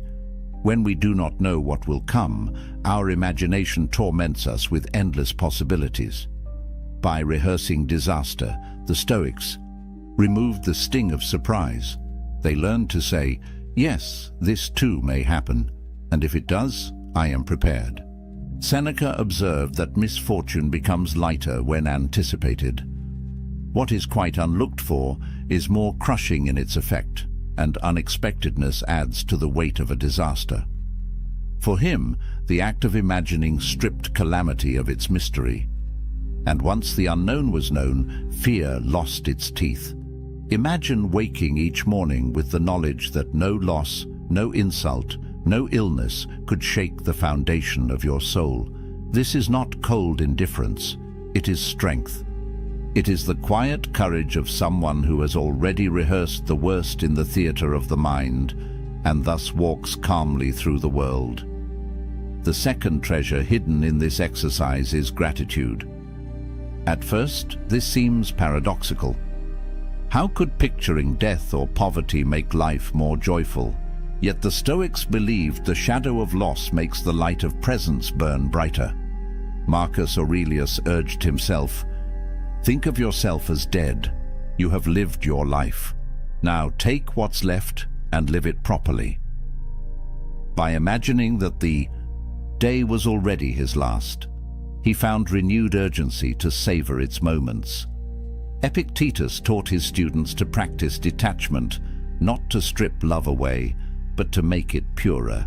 When you remind yourself that the friend you embrace or the child you tuck into bed may not be there tomorrow, you do not love them less. You love them more fiercely, knowing the hour is fragile. Seneca carried this practice into action. Once a month, he would strip away comfort deliberately, sleeping on the hard ground, eating coarse bread, wearing the simplest clothing. When asked why, he replied, "Is this the condition that I feared?" By practicing loss, he turned ordinary comfort into extraordinary pleasure. A warm meal, a soft bed, a friend's laughter, all glowed brighter when contrasted against their imagined absence. Gratitude then was not a luxury to the Stoics. It was a form of armor. A grateful man, they argued, is untouchable, for he sees every small gift as fortune and every misfortune as training. The final benefit of premeditatio malorum was resilience. Life will strike. That much the Stoics never denied. No amount of philosophy can erase pain, illness, or death. What philosophy can do is decide how we meet them. Epictetus said, "Circumstances don't make the man, they only reveal him to himself."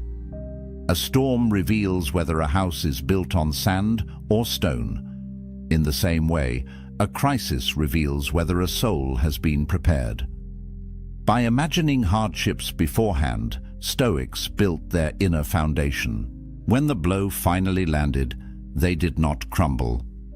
Think of Marcus Aurelius, who ruled in a time of plague, war, and betrayal. He faced repeated disaster, yet his writings do not drip with despair. They show a man who had already met these enemies in thought, and thus could endure them in reality. His empire might crack, his health might fade, his friends might betray him, but his mind, trained by philosophy, remained firm. This resilience was not arrogance. The Stoics did not claim invincibility. They claimed preparedness. They taught that a blow is lighter when the soul has braced itself. And just as a soldier trains with heavy armor so that he is swift on the battlefield, so too does the philosopher train with imagined burdens so that he is light when real ones arrive. Yet the true brilliance of the practice lay in balance. Was not about endless brooding on death and ruin. That would be morbid and destructive. The goal was moderation, enough rehearsal to soften the sting, enough reflection to deepen gratitude, but never so much that one drowned in despair. The Stoics believed philosophy was a medicine. Too little, and the illness of fear returns. Too much, and the medicine itself becomes poison. But the right measure, taken daily, transforms life. Thus, the Stoics found in this strange exercise a triad of power: freedom from fear, gratitude for the present, and resilience in crisis. They believed that any man or woman who practiced it would stand differently in the world, not as someone immune to loss, but as someone no longer enslaved by it. This was the reward of imagining the worst: not darkness, but light; not despair, but a soul sharpened into strength. Every powerful practice carries its shadow. The Stoics knew this well. A thought experiment capable of freeing the soul could also twist into something harmful if misunderstood. The same exercise that sharpened resilience could harden into coldness or slide into despair. This is why the Stoics insisted that premeditatio malorum, the rehearsal of misfortune, must be approached with wisdom and balance. The first danger is mistaking preparation for pessimism. Some people, hearing the Stoics speak of imagining death, ruin, or betrayal, believed the philosophers were advocating endless worry. To live in constant dread of loss is not Stoic strength, but weakness in disguise. Seneca warned against this confusion. He urged his students not to shackle themselves with anxiety masquerading as foresight. He who suffers before it is necessary suffers more than is necessary. If you imagine disasters without purpose, you bleed twice, once in fear and once in reality. Stoic practice is not about drowning in scenarios, but about tasting them briefly to build immunity. The second danger lies at the other extreme: nihilism. A careless student might hear the Stoics say, "All things are fleeting, wealth and health and life itself," and conclude, "Then nothing matters." This is the dark abyss the Stoics fought to avoid. Marcus Aurelius himself confronted this temptation. Surrounded by plague, betrayal, and endless war, he reminded himself daily that all things pass. Yet he added a crucial command: while you live, while it is in your power, be good. The awareness of mortality was not meant to drain meaning, but to intensify it. The thought of death should not make us reckless or indifferent, but rather kinder, wiser, and more deliberate. Another danger is the loss of warmth. Practicing detachment, some grew rigid, mistaking numbness for strength. Epictetus warned his followers not to become statues. "Remember that you are a man," he said, "and that what befalls a man is natural." To feel sorrow at loss or grief at death is not a failure of philosophy. It is the mark of being human. The Stoic exercise was never intended to erase emotion, but to keep emotion from becoming tyranny.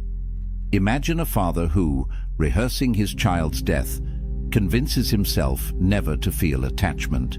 He tells himself, "This is Stoic wisdom." But when the child laughs or reaches for his hand, the father feels nothing. This is not strength, it is a distortion. True Stoicism teaches us to love more fiercely because we know the bond is fragile, not to withhold love in the hope of avoiding pain. Finally, there is the danger of false courage. A soldier might say, "Since death is nothing, I will rush headlong into danger," careless of consequence. But this too betrays the philosophy. Stoic training was meant to produce calm judgment, not reckless abandon. To imagine death is to prepare for it, not to seek it without reason. Courage, in the Stoic sense, is rational endurance of hardship, not blind pursuit of destruction. So, how did the Stoics guard against misuse? They set boundaries, practice premeditatio malorum, but do so with intent. Imagine loss not to wallow in it, but to measure your strength against it. Picture death not to despise life, but to embrace it. Think of misfortune not to withdraw from the world, but to act wisely within it. Seneca gave his students a rhythm, a few days each month spent in poverty, eating coarse food, wearing rough clothes. Not every day, lest life become joyless, but enough to remind the soul of its power.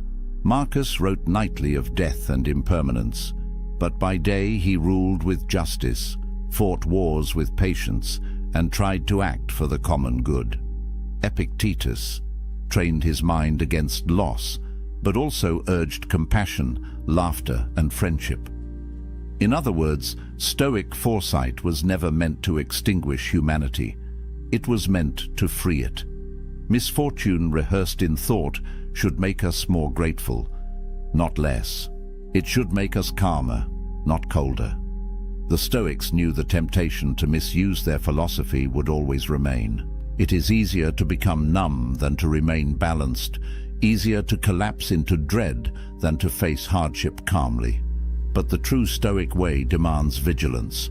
The practice is a knife. In skilled hands, it carves strength. In careless hands, it wounds the one who wields it, and so they left us this warning. Do not let the experiment become your prison. Let it be your training ground. Walk through imagined ruin, not to despair of life, but to return to it with greater clarity, gratitude, and resolve. The Stoic exercise of rehearsing misfortune did not appear in isolation. It was part of a much older current of thought, flowing through many cultures, carried in different words but shaped by the same recognition. Life is fragile, uncertain, and brief, and only by facing this truth can we learn to live with strength. Long before the Stoics, the Greek philosopher Heraclitus declared, "All things flow." To him, the universe was not fixed but ever-changing, like a river in constant motion. He reminded his listeners, "You cannot step into the same river twice. The waters have moved on, and so have you." This vision of ceaseless change influenced the Stoics deeply. If all things are in flux, then clinging to stability is an illusion. Loss is not a possibility, it is a certainty. To imagine loss, then, is simply to imagine reality unfolding as it must. In this way, premeditatio malorum was not pessimism, but alignment with the nature of the cosmos. By practicing misfortune, one harmonizes with the river instead of fighting against its current. Across the world in India, Buddhist monks were practicing something strikingly similar. They meditated on impermanence and death, often contemplating their own bodies as subject to decay. Far from being morbid, this awareness produced compassion and detachment. One well-known Buddhist reflection instructs, "Of all the footprints, that of the elephant is supreme. Of all contemplations, that on death is supreme." By facing mortality daily, monks stripped away illusion and attachment, finding peace in the fleeting nature of life. The Stoic reminder to whisper to yourself, "You may die tomorrow," is a cousin to the Buddhist practice of maranasati, mindfulness of death. Both traditions sought not despair, but clarity. When death is no longer hidden, life becomes luminous. Even in early Christianity, echoes of this practice resound. The phrase memento mori, remember that you will die, became a spiritual discipline. Monks carried skulls into their cells, not to frighten themselves, but to recall the brevity of earthly existence. The goal was not coldness, but urgency, a reminder that every act mattered, every choice carried eternal weight. Like the Stoics, these Christians saw death not as an end to dread, but as a teacher to revere. Marcus Aurelius would have recognized their spirit, even if their theology diverged. For both, mortality was a compass, orienting the soul toward what truly matters. What made Stoicism unique was its ability to weave these threads, flux, impermanence, mortality, into a practical daily exercise.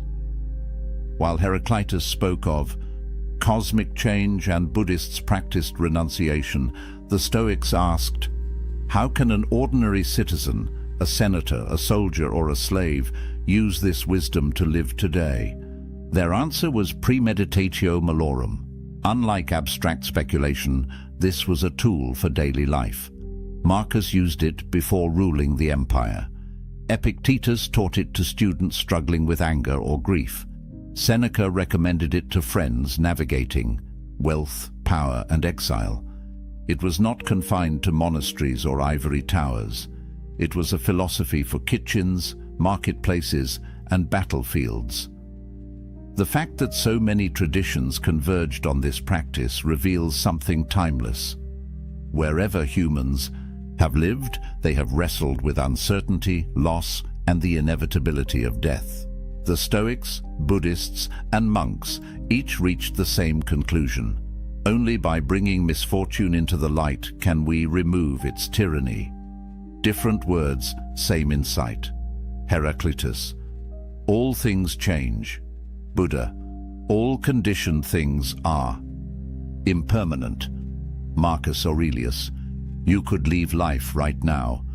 To each the thought of loss was not poison, but medicine. To deny it was to live in fear. To face it was to live in freedom.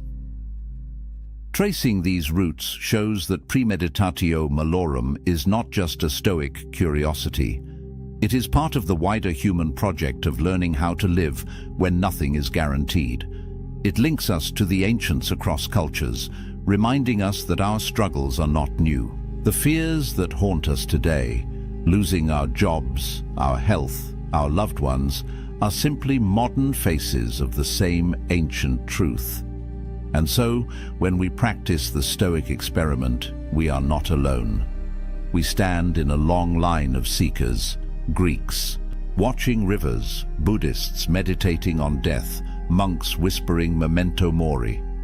Together they tell us the way out of fear is not denial, but courage. And courage begins with the imagination of loss. It is easy to relegate Stoic practices to the dusty world of scrolls and emperors. Marcus Aurelius writing in a candlelit tent, Epictetus teaching in a small courtyard, Seneca writing letters to distant friends.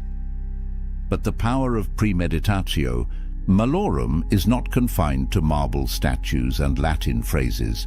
It is meant for us, for the modern world, with all its noise, pressures, and fragile certainties. Consider the fear of losing a job. In a culture that ties identity to career, the thought of dismissal can feel like death itself. Most people avoid even imagining it. They live in quiet dread of the unexpected email, the sudden meeting, the words, "We have to let you go." The Stoic experiment asks you to imagine this happening tonight. Picture the email, the conversation, the walk out of the building with a box in hand. Let yourself feel the sting in advance. At first, it seems unbearable. But after the storm of panic, something surprising happens. You see that life goes on. Friends remain, skills remain, the capacity to rebuild remains. You discover that while the event may be painful, it cannot take everything from you. By imagining loss, you make the prospect survivable, or think of health. We live as though the body will serve us endlessly, forgetting how fragile it is. But the Stoics urged us to remember its frailty daily. Imagine the diagnosis. Imagine the sudden weakness, the test results, the bed you cannot rise from. Again, the first wave is grief. But then comes clarity. If this body can fail, then today's walk matters more. The meal with a friend matters more. Every moment unbroken by pain becomes a treasure. This was Seneca's point in practicing poverty. By imagining the worst, he discovered how much he could live without and how rich the ordinary actually was. For us, rehearsing frailty makes each day of strength a victory. The practice also reshapes how we love. Epictetus urged parents to remember that children, like all of us, are mortal, this was not meant to strip affection, but to deepen it. When we remind ourselves that those we love will not always be here, we hold them closer. A simple dinner together, a casual laugh, a brief embrace, all glow brighter when seen against the backdrop of impermanence. In modern terms, this means resisting the urge to take people for granted. Instead of rushing through conversations with friends or family, the Stoic experiment nudges us to pause, to see each encounter as fragile and precious. By imagining absence, presence becomes luminous. The Stoics often paired imagination with small acts of practice. Seneca slept on the floor to taste poverty. Marcus reminded himself that every insult, every inconvenience was part of human nature. We too can create small drills. Spend a weekend without technology to remind yourself how little is necessary. Walk instead of driving. Eat plain food instead of delicacies. Live for a moment as if stripped of luxury, or simply, at night, write down one thing you fear losing, then picture it gone. The next morning, when you find it still there, gratitude blossoms. Still, we must be careful not to misuse the exercise. The Stoics did not recommend endless brooding on catastrophe. The purpose is not to flood yourself with dread, but to inoculate yourself against it. Like a vaccine, a small dose strengthens, too much overwhelms. The rhythm of practice is key, a few moments of contemplation, then a return to action with renewed clarity. Our own age is not so different from the Roman world. They lived with plagues, so do we. They faced political instability, so do we. They feared betrayal, loss, decline, death. The costumes change, but the human condition remains. This is why premeditatio malorum still matters. It is not about dwelling in ruins, but about discovering that ruins cannot touch the core of who you are. It is about remembering, in a world of constant distraction, what is truly yours, the power to meet life with steadiness, even when everything else slips away. The greatest evidence of its power is how life looks after you practice it. The small annoyances, traffic, insults, delays, lose their bite. The larger fears, illness, financial strain, rejection, lose their grip. You still feel them, but they do not rule you. You carry within you a kind of invisible armor, forged not by denial, but by rehearsal. And in that space where fear once lived, something else enters. Joy. Not shallow joy, dependent on luck or comfort, but deep joy born of clarity. The joy of realizing that today, in this fragile moment, you are alive, you are breathing, and nothing else is guaranteed. The Stoics did not stop at merely imagining misfortune. To them, endurance alone was not enough. A soldier can grit his teeth through pain. A prisoner can resign himself to chains. But philosophy sought something higher, not only to accept what fate delivered, but to love it. This deeper transformation was called amor fati, the love of fate. To love fate means more than bearing it without complaint.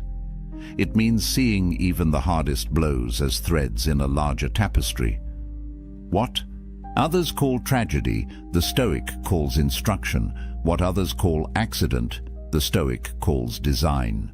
Life ceases to be a sequence of random disruptions and becomes a coherent whole, stitched together by necessity. Marcus Aurelius wrote often of this. In his private meditations he urged himself, accept the things to which fate binds you, and love the people with whom fate brings you together, but do so with all your heart.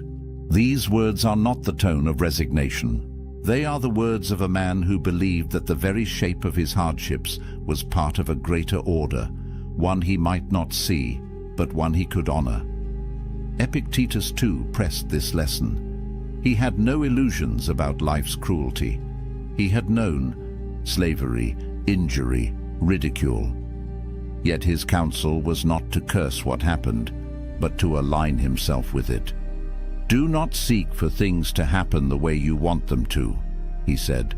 "Rather, wish that what happens happen the way it happens, and you will be happy." The freedom he taught was not freedom from suffering, but freedom from resistance.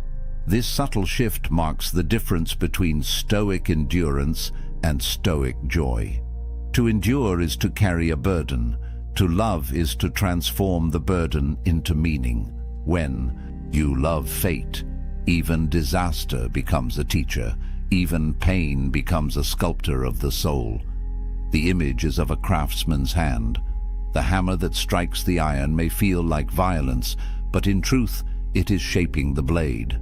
So too with fate. Each blow that falls is part of the forging of character. To curse the hammer is to misunderstand the art.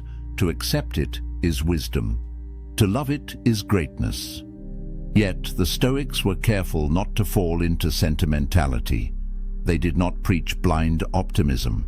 To love fate is not to say that every event is pleasant. It is to say that every event belongs. A plague that kills thousands is not good in itself, but it belongs to the order of nature, and from its presence, new strength, new compassion, or new clarity may emerge. The death of a friend is not sweet, but it is woven into the same fabric that gave the joy of knowing them. To love fate is to love the whole cloth, not only its brightest threads. In this way, amor fati becomes the natural extension of premeditatio malorum. At first, you imagine loss to prepare yourself against fear. In time, you see that loss itself is not alien, but part of the same universe that gave you life. You begin with resistance, move to acceptance, and end in embrace. This attitude changes how one lives daily life. An insult from another no longer provokes outrage. It is simply one of the sounds of the world. A delay on the road no longer feels like theft of time. It becomes time offered for reflection. Even personal failure loses its sting, because it too is part of the process of growth. What once seemed hostile now appears as part of the curriculum of existence. Nietzsche, centuries later, would seize upon this Stoic seed and turn it into a central principle of his own philosophy.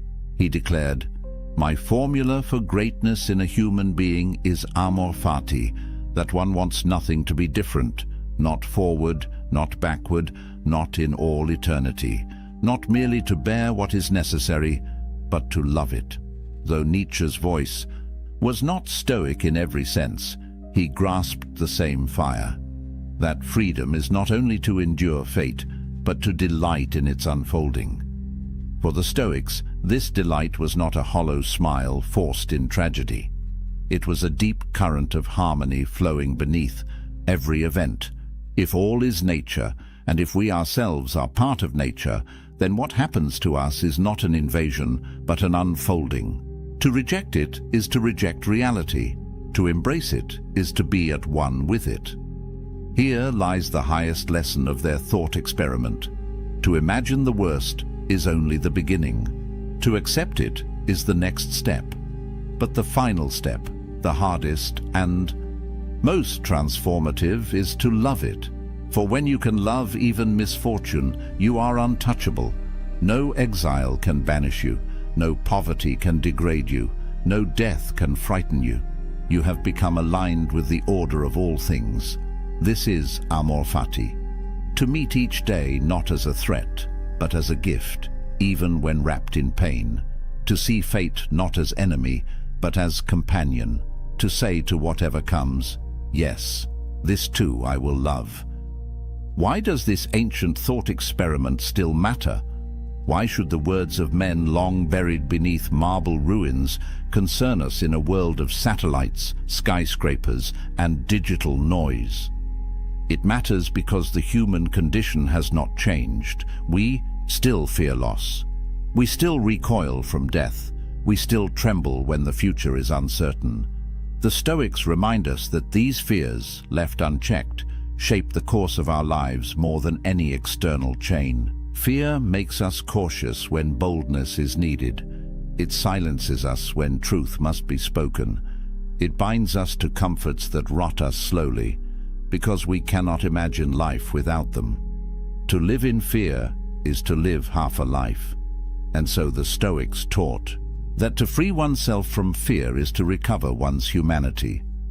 Imagine what it means to walk into each day knowing that nothing can truly take away the essence of who you are. Jobs may vanish, reputations crumble, fortunes evaporate, but your mind, your choices, your capacity to meet events with dignity, these remain untouched. That knowledge is not abstract. It changes how one breathes, how one speaks, how one acts. It replaces panic with clarity and hesitation with calm resolve. This is why Marcus Aurelius, even as emperor, did not surround himself only with soldiers and senators. He surrounded himself with reminders. He whispered to himself each morning, "You will meet with arrogance, deceit, ingratitude, treachery." He rehearsed these encounters not to grow bitter, but to remain steady. He knew that expecting betrayal made him less vulnerable to its sting, and that remembering mortality gave urgency to his duties. In a life of unimaginable pressure, it was this practice that kept him human. It matters because in our own age, we too are emperors of small realms. We govern households, careers, friendships, the fragile empire of our own days. And like Rome itself, our empires are temporary. The Stoics teach us not to cling to their permanence, but to govern them with justice while we can, and to release them when they pass. It also matters because premeditatio malorum sharpens gratitude in a world drowning in abundance. We have more possessions, more food, more comfort than the ancients could dream of, yet we often feel restless and unsatisfied. Why? Because we mistake more for enough. By imagining loss, the Stoic experiment corrects the eye. Suddenly, the meal before us is precious. The roof above us is wealth. The laugh of a friend is treasure. Gratitude, born of imagined absence, turns the ordinary into the extraordinary. But perhaps most of all, it matters because this experiment teaches us how to face the one certainty that shadows every life: death. We do not speak of it. We push it to the margins, bury it beneath entertainment and distraction. Yet it waits, patient, inevitable. The Stoics refused to avert their eyes. They taught that the man who rehearses death lives differently. He wastes less time. He forgives more quickly. He chooses his words carefully because he knows they may be his last. This is not about morbidity. It is about intensity. When you accept death, life becomes urgent. Each sunrise is no longer routine, but a miracle. Each breath is no longer unnoticed, but a gift. By facing the end, the Stoic finds the beginning of true living. The experiment also matters for how it reshapes our relationships. To remember that everyone we love is mortal is to see them more clearly. The anger that felt urgent softens. The grievance we clung to dissolves. What remains is tenderness, because we know the hour is brief. Epictetus urged parents not to avoid this truth, but to embrace it, so that their love would be fiercer, not weaker. We too can let this practice remind us that the people in our lives are temporary companions, and that each moment with them is sacred. And finally, it matters because it returns us to ourselves. In rehearsing the loss of all externals, we discover what cannot be lost. Wealth, health, reputation, family, even life itself, all may fall away. But the ability to judge wisely, to choose with integrity, to act with courage, remains until the final breath. This is the core of the Stoic creed, that no one can steal your soul's freedom unless you surrender it. So why does it matter? Because the world will continue to change, but our hearts will continue to wrestle with fear, attachment, and the fragility of time. The Stoic experiment is not an artifact. It is a compass. It points us back to what is essential: courage in the face of loss, gratitude in the presence of life, clarity in the shadow of death. And once you have walked through that experiment, once you have looked into the darkness and discovered that it does not own you, something fundamental shifts. You no longer cling so tightly. You no longer panic so quickly. You no longer waste so much time. You begin, perhaps for the first time, to live. Studies show that 73% of women admit they've lost respect for a man they were once attracted to, not because he changed, but because he revealed who he was beneath the surface. And here's what most men will never understand. You're probably making these same mistakes right now, watching the respect drain from her eyes, and you have no idea why. Most relationship advice is garbage. It tells you to communicate more, be more vulnerable, show her you care. But the ancient Stoics understood something that modern psychology is only now confirming. Attraction isn't built on what you say. It's destroyed by what you do. And the 7 mistakes I'm about to reveal, they're silent killers. You won't see them coming, but she will. And by the time you notice, it's already too late. Marcus Aurelius commanded armies. Epictetus survived slavery and became one of history's most influential teachers. These men understood human nature at a level that makes modern dating coaches look like children playing dress-up. They knew that respect isn't given. It's commanded through your actions, your frame, and your absolute refusal to abandon yourself for anyone. Over the next 25 minutes, you're going to learn exactly why women lose respect for men. Not theories, not feel-good platitudes. Cold, hard truths backed by ancient philosophy and modern neuroscience. I'll be referencing statistics that will shock you, Stoic principles that have stood for 2 millennia, and the exact behavioral patterns that separate men who keep respect from men who lose it. But here's what you need to know before we go further. The 7th mistake on this list is so devastating, so completely fatal to attraction, that once you commit it, there's almost no coming back. It's the mistake that makes all the others inevitable, and I guarantee you're either doing it right now, or you're one decision away from falling into it. If you've ever felt her pull away and couldn't understand why, if you've watched attraction fade and blamed yourself without knowing what you actually did wrong, if you're tired of being the nice guy who finishes last while pretending you don't care, this video will change everything. Subscribe now, because 99% of men need this information, but most won't have the courage to watch until the end. Let's begin with the first mistake.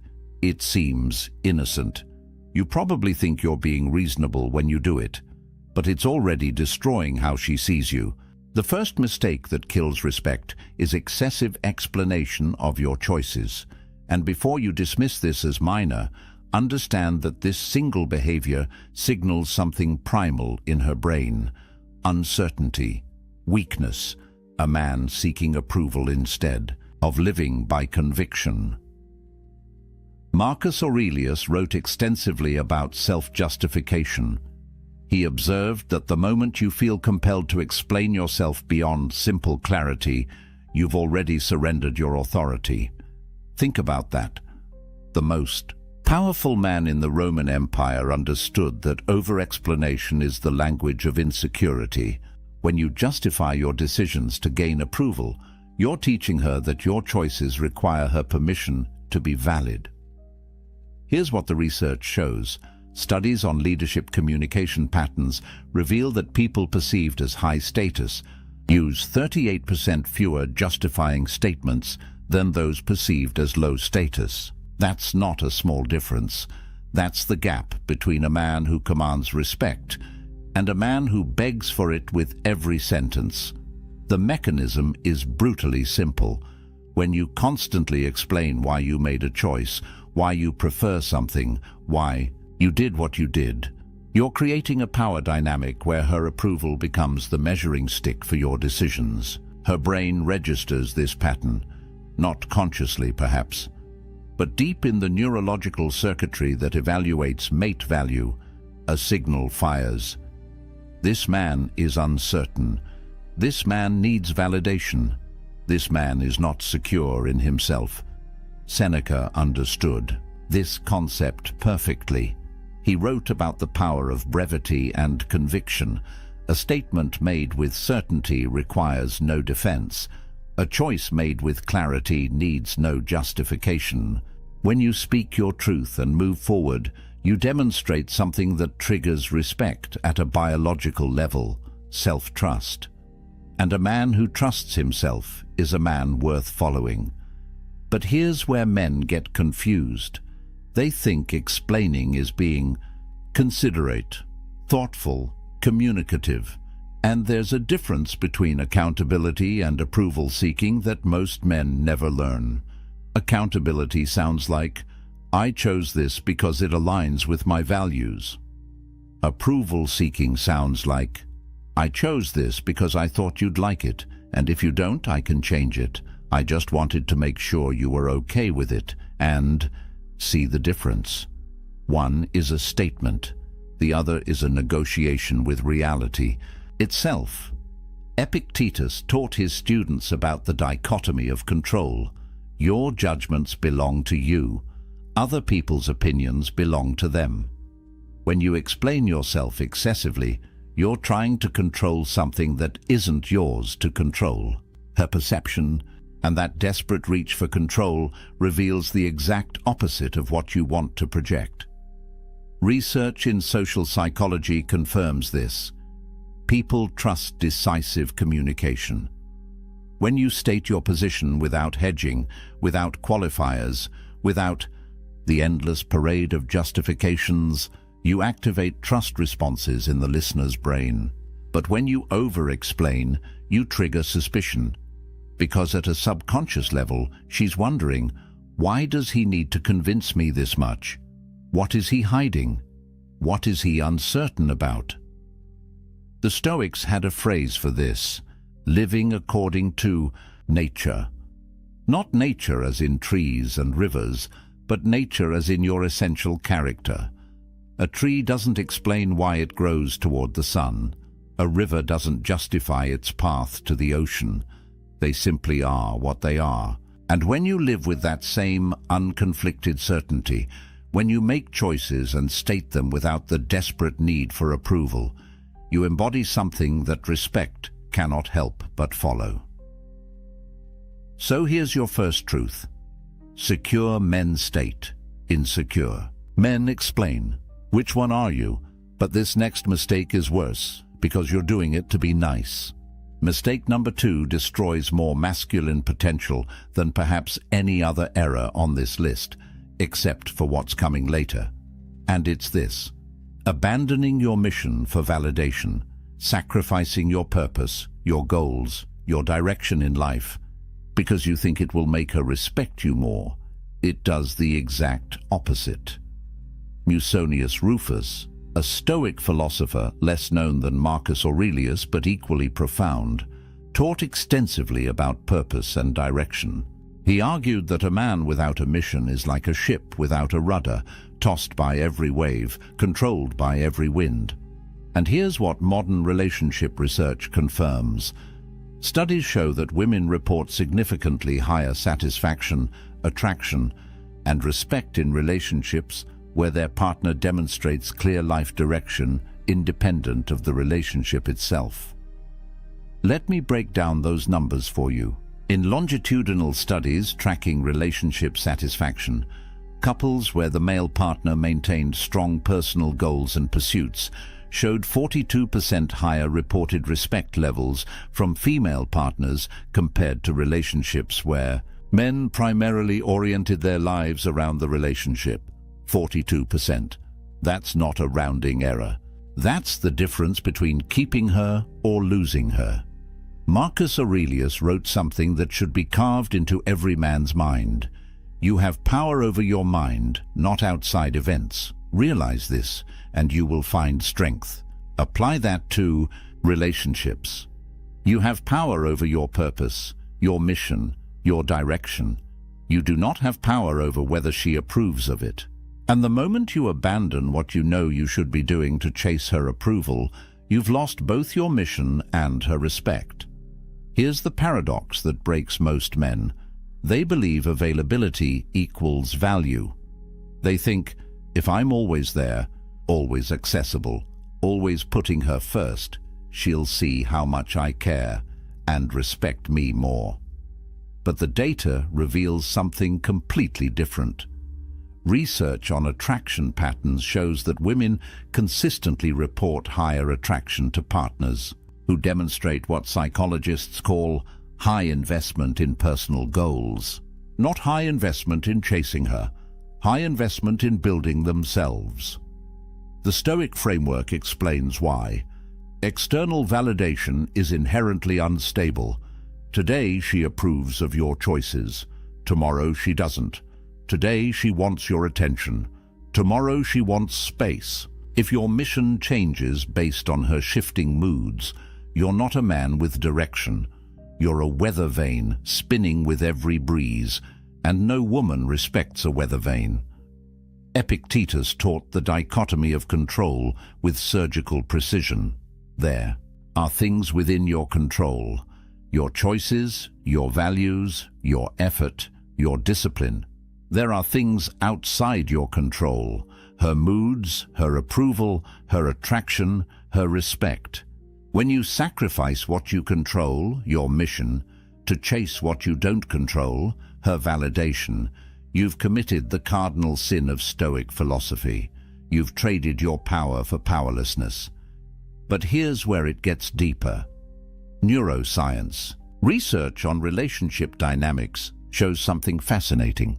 When a man maintains strong personal direction, when he has goals and pursuits that exist independently of his partner, it triggers what researchers call mate value perception stability. In simple terms, she sees you as more valuable because your value doesn't depend on her. Your worth exists whether she's there or not. And that independence, that unwavering commitment to your path, activates attraction at a primal level. Think about what you're communicating when you drop your goals to spend more time with her, when you cancel your training to watch her TV shows, when you abandon your business plans because she needs attention. You're saying, my mission is negotiable. My purpose is flexible. I don't actually have a core that cannot be moved. And she registers that message perfectly. The statistical correlation is brutal and clear. Studies tracking long-term relationship outcomes show that men who maintain consistent personal pursuits, who have what researchers call identity sovereignty, experience respect levels in their relationships that are 61% higher than men who merge their identity entirely into the partnership. Your mission protects your respect. Your purpose guards your attraction. The moment you trade them for her validation, you've guaranteed losing both. Here's the Stoic truth that will save you. Your mission is your domain, not up for debate, not negotiable, not subject to her approval or disapproval. When you live from that unshakable center, when your purpose is as unmovable as a mountain, you become the kind of man that respect follows naturally, because she sees what most men never demonstrate. A man who knows who he is and where he's going, regardless of who's watching. The third mistake is subtle. Most men don't even realize they're committing it daily. This one separates boys from men in her eyes, instantly. And it's this: emotional reactivity to tests. The moment you let her emotions control your emotions, the moment you react instead of respond, you've handed her the keys to your inner world. And once she has those keys, respect walks out the door. Seneca wrote about anger with a clarity that modern psychology is only now catching up to. He called it temporary madness, a state where reason abandons you and impulse takes control. And here's what the research shows. Psychological studies on emotional regulation reveal that individuals perceived as high status demonstrate significantly lower reactivity to emotional provocation. They measured this. People who maintain composure under pressure are automatically assigned higher social value by observers. It's not conscious. It's hardwired into how we evaluate strength. But let's talk about what's actually happening when she tests you, because she will test you. Research on relationship dynamics confirms what the Stoics understood intuitively. Partners engage in what psychologists call relationship testing behaviors to assess emotional stability and frame strength. She's not doing this to be malicious. She's doing it because her neurology demands to know, is this man solid or does he crumble when challenged? Marcus Aurelius faced this principle on a civilizational scale. He wrote, "The impediment to action advances action. What stands in the way becomes the way." Apply that to her tests, that moment when she questions your decision, that time when she pushes back on your choice, that instance when she throws emotion at you to see if you'll catch it and throw it back. That's not an attack, that's an opportunity. An opportunity to demonstrate the one quality that triggers respect more reliably than anything else: emotional mastery. Here's the mechanism. When you react emotionally to her emotional state, when you meet anger with anger, when you match her intensity, you've entered her frame. You're now playing her game by her rules, and in that game, you've already lost, because the moment you needed to react, you proved you're not the rock she's looking for. You're just another wave. Studies in neuroscience reveal something critical about emotional contagion in relationships. When one partner displays high emotional reactivity, it creates a feedback loop that escalates conflict and erodes perceived stability. But when one partner maintains what researchers call emotional sovereignty, when they can witness the other's emotional state without becoming it, the dynamic stabilizes. And here's the key finding. The partner who maintains composure is consistently rated as more trustworthy, more competent, and more attractive. The Stoic practice of premeditatio malorum, negative visualization, was designed exactly for this. You imagine the worst that could happen. You rehearse your response to chaos. So when it actually arrives, you're not surprised, you're prepared. Epictetus taught his students to expect resistance, to anticipate challenges, to train for difficulty. Because when you're surprised by her test, you react. But when you expected it, you respond. And there's a universe of difference between those two words. Reaction is automatic, emotional, controlled by external circumstances. Response is chosen, deliberate, controlled by internal discipline. When she says something designed to provoke you, and you pause, breathe, and respond from a place of centered calm, you've just demonstrated something her biology is screening for: strength under pressure. Research data on relationship respect levels tied to emotional stability is staggering. Partners who demonstrate consistent emotional regulation receive respect ratings that are 54% higher than partners with high reactivity patterns. That's more than half. Over half the difference between respect and contempt comes down to whether you can control your emotional state when tested. But here's what most men miss. They think emotional mastery means suppression, becoming stone, showing nothing. That's not stoicism, that's avoidance. Marcus Aurelius felt deeply. Seneca wrote about grief with profound emotion. The difference is they felt their emotions without being controlled by them. They experience the wave without becoming the wave. And that's what she needs to see. Not that you don't feel, but that what you feel doesn't dictate what you do. The statistics on this are clear. Relationship studies show that emotional reactivity is one of the top 3 predictors of long-term respect loss.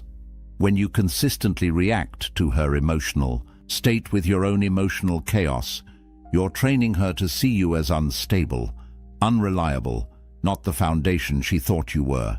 And once that perception sets in, reversing it is almost impossible. So here's your third truth. Your reaction reveals everything about your character. She doesn't remember what you said when you were calm. She remembers what you did when you were tested. And if what you did was lose control of yourself, you've shown her exactly who you are beneath the surface. Mistake number 4 is where good men unknowingly sabotage themselves. Most relationship advice tells you to do this, but the Stoics knew it kills attraction, and it's this: seeking permission instead of leading. Asking, "Is this okay?" when you should be stating, "This is what we're doing." Turning every decision into a negotiation when leadership requires conviction. Heracles, a Stoic philosopher less celebrated than Marcus Aurelius, but deeply insightful, wrote about natural hierarchy and roles within partnerships. He understood something that modern egalitarian thinking tries to erase, but biology refuses to forget. Certain dynamics create attraction, and certain dynamics destroy it. And one of the fastest ways to destroy it is to transform yourself from a leader into a permission seeker.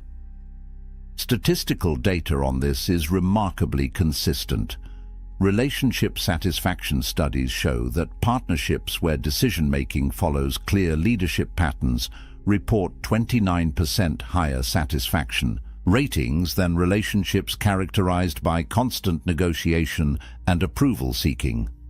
29%. That's the difference between a relationship that flows and one that stagnates in endless discussions about what to have for dinner. But let's be precise about what we mean. This isn't about domination. It's not about ignoring her input or steamrolling her preferences.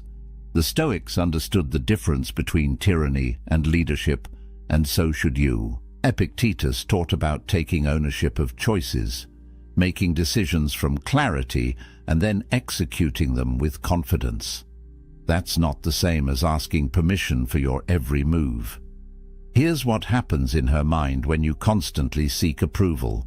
Research on decisiveness and perceived competence shows that individuals who demonstrate what psychologists call decision-making confidence are rated as significantly more competent, more trustworthy, and more attractive than those who display hesitation patterns.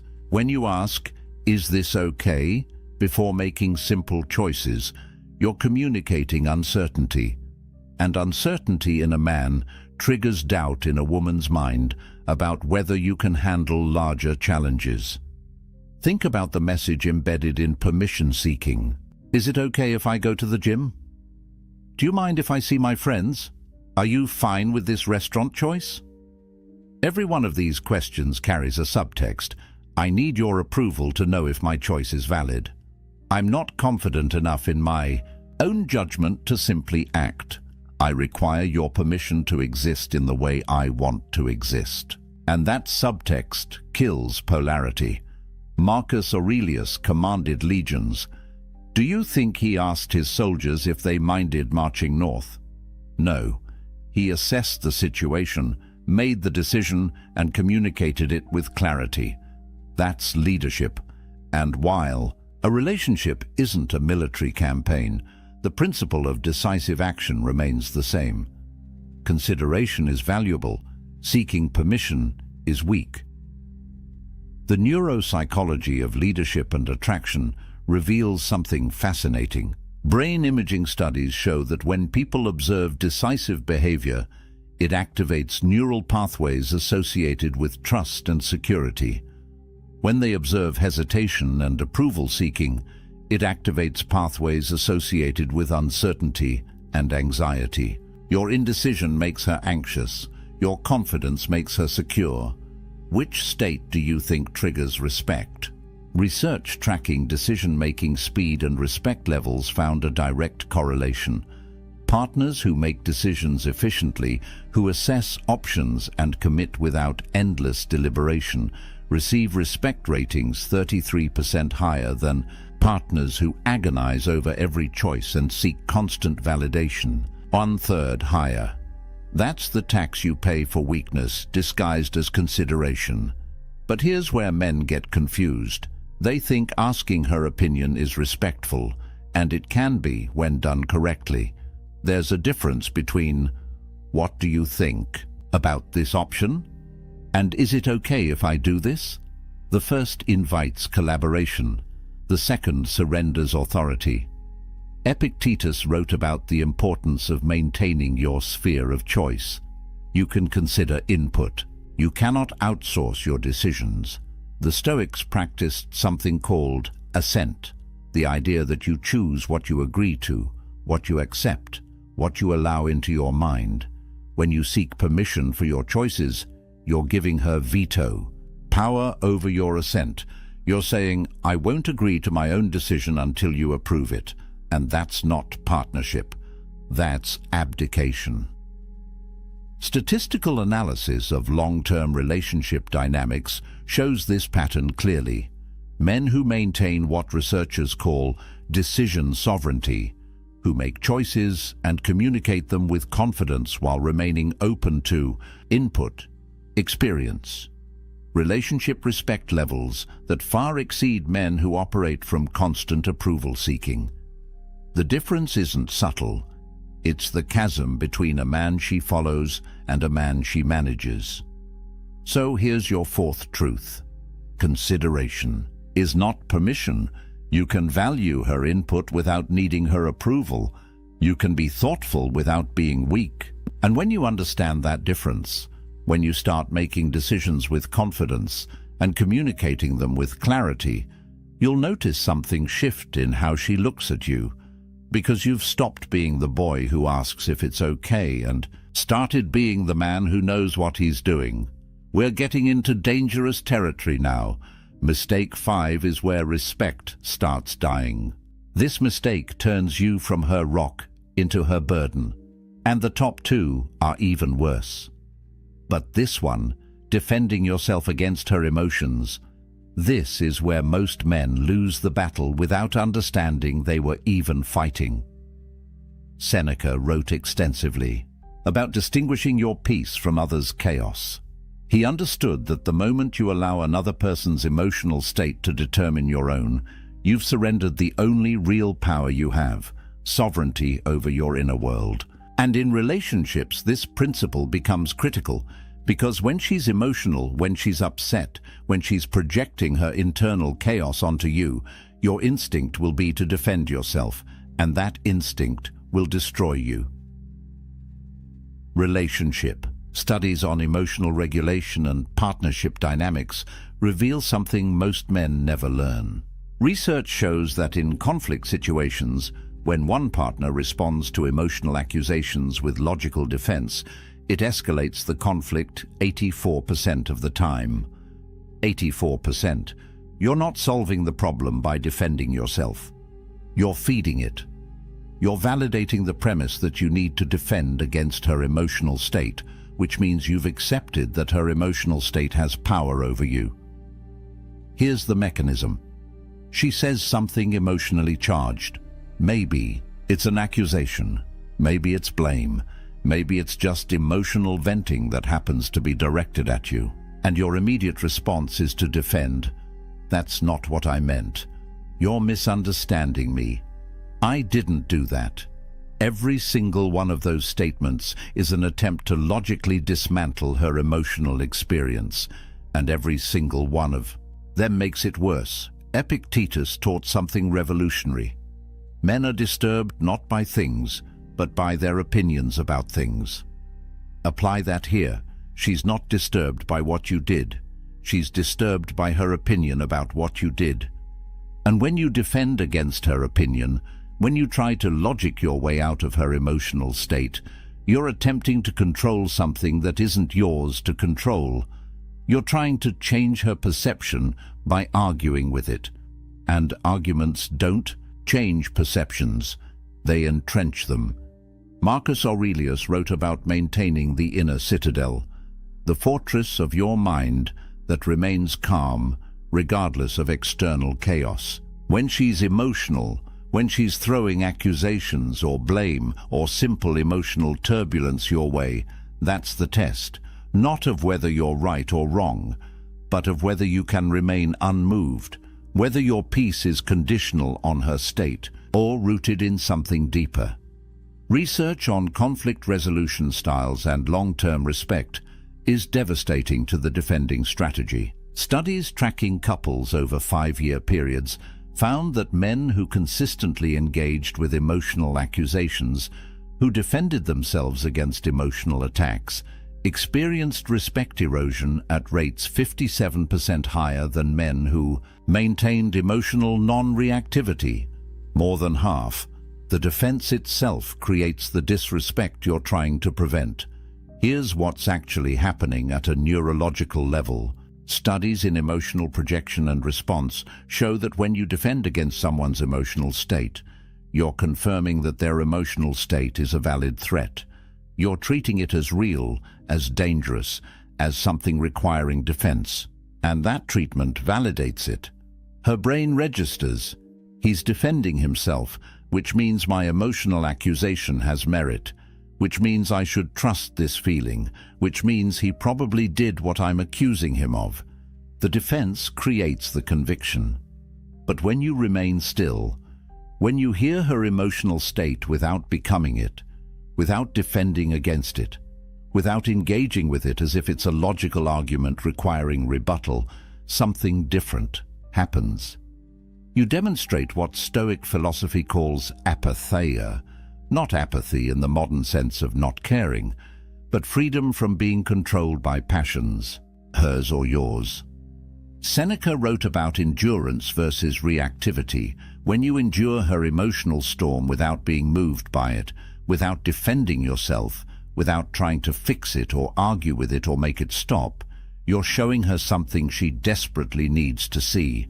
A man who cannot be shaken, a man whose peace doesn't depend on her mood, a man who can witness chaos without becoming chaos. The data on this is clear. Statistical analysis of emotional regulation in partnerships shows that the partner who maintains composure during emotional conflict, who doesn't defend or engage or try to logic their way out, is perceived as more trustworthy, more stable, and more worthy of respect. The numbers are stark. 62% higher respect ratings for non-defensive responses compared to defensive ones. But here's the principle most men never grasp. Her emotions are her domain. Your reaction is yours. Epictetus divided all of existence into 2 categories: things you control and things you don't. You don't control her emotions. You don't control her accusations. You don't control her mood or her perception or her interpretation of events. The only thing you control is your response, and when you defend, you've given control of your response to her emotional state. You've let what you don't control dictate what you do. Marcus Aurelius faced betrayal, criticism, and chaos on scales we can barely imagine. And his response was always the same: maintain the inner citadel. Don't let external turbulence penetrate the fortress of your peace. When she's emotional, that's not an attack on you. That's her processing her internal experience. And the moment you make it about you, the moment you defend yourself as if you're under assault, you've failed the test. Research shows that men who remain unmoved during emotional conflict, who can witness without defending, who can stay present without becoming reactive, create what psychologists call secure base dynamics. She learns that your stability isn't conditional, that your peace isn't fragile, that you're actually the rock she thought you were, and that realization doesn't come from your words. It comes from your stillness. So here's your 5th truth. Defending creates the problem you're trying to solve. Engagement with emotional accusations validates them. Your stillness is your strength. And when you understand that her emotions are her domain and your peace is yours, when you stop defending and start simply being unmoved, respect follows naturally. Because you've shown her what she's been testing for all along, a man who cannot be broken by her storms. The final two mistakes are fatal. They kill respect permanently. Number 6 happens when you think you're being strong. This is where most modern men fail completely, and they think they're doing the right thing. They think they're being strong, being mature, being the bigger person. But what they're actually doing is confusing tolerance with strength, and that confusion kills respect faster than almost anything else on this list. Marcus Aurelius wrote about boundaries as virtue, not as punishment, not as control, but as the necessary structure that allows anything good to exist. He understood that a man without boundaries is not peaceful, he's simply being eroded. And modern relationship research confirms what the Stoics knew. Boundaries aren't optional, they're the foundation of respect. Statistical data on boundary setting and relationship longevity reveals something most relationship advice ignores. Studies tracking long-term partnerships show that relationships where clear, consistent boundaries exist demonstrate 49% lower rates of contempt development, compared to relationships characterized by high tolerance of boundary violations, almost half. The difference between respect and contempt often comes down to whether you enforce your boundaries or tolerate their destruction. But here's where men get it catastrophically wrong. They've been taught that strength means endurance. That real. Men tolerate. That setting boundaries is rigid, controlling, or insecure, so they tolerate disrespect. They tolerate boundary violations. They tolerate behavior that corrodes their self-respect. And they call it strength. But it's not strength. It's cowardice dressed in philosophical clothing. Cato the Younger, a Stoic known for his unwavering principles, chose death over compromise of his values. That's not tolerance. That's the opposite. He understood that some lines cannot be crossed, some standards cannot be lowered, some violations cannot be endured without losing the core of who you are. And while your relationship isn't a political crisis in ancient Rome, the principle remains. You teach people how to treat you by what you tolerate. Psychological research on boundary enforcement and attraction reveals something that destroys the tolerance myth completely. Studies show that partners who enforce clear boundaries consistently are rated as significantly more attractive and more worthy of respect than partners who tolerate boundary violations in the name of harmony. The data is explicit. Women report higher attraction to men who maintain standards than to men who accommodate disrespect. Here's the mechanism most men miss. When she crosses a boundary and you tolerate it, you're not being strong. You're not being understanding. You're teaching her nervous system something critical. This man's boundaries are negotiable. This man will sacrifice his standards to keep me.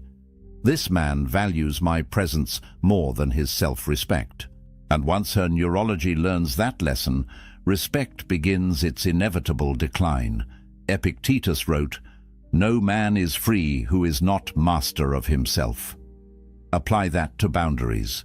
If you cannot master your own standards, if you cannot enforce your own limits, if you allow others to violate your boundaries without consequence, you're not free. You're enslaved to her approval. And slavery never generates respect. It generates contempt. Neuroscience research on respect and boundary violations shows something brutal. Brain imaging studies reveal that when people observe others tolerating mistreatment, it activates neural pathways associated with lowered status perception. Your tolerance of disrespect literally lowers your perceived value in her brain, not consciously. At the level of automatic neural processing, Her biology is watching how you treat yourself, and it's downgrading your worth accordingly. Statistical correlation between self-respect and partner respect is one of the strongest findings in relationship psychology. Studies show a 0.87 correlation between enforcing personal boundaries and receiving partner respect.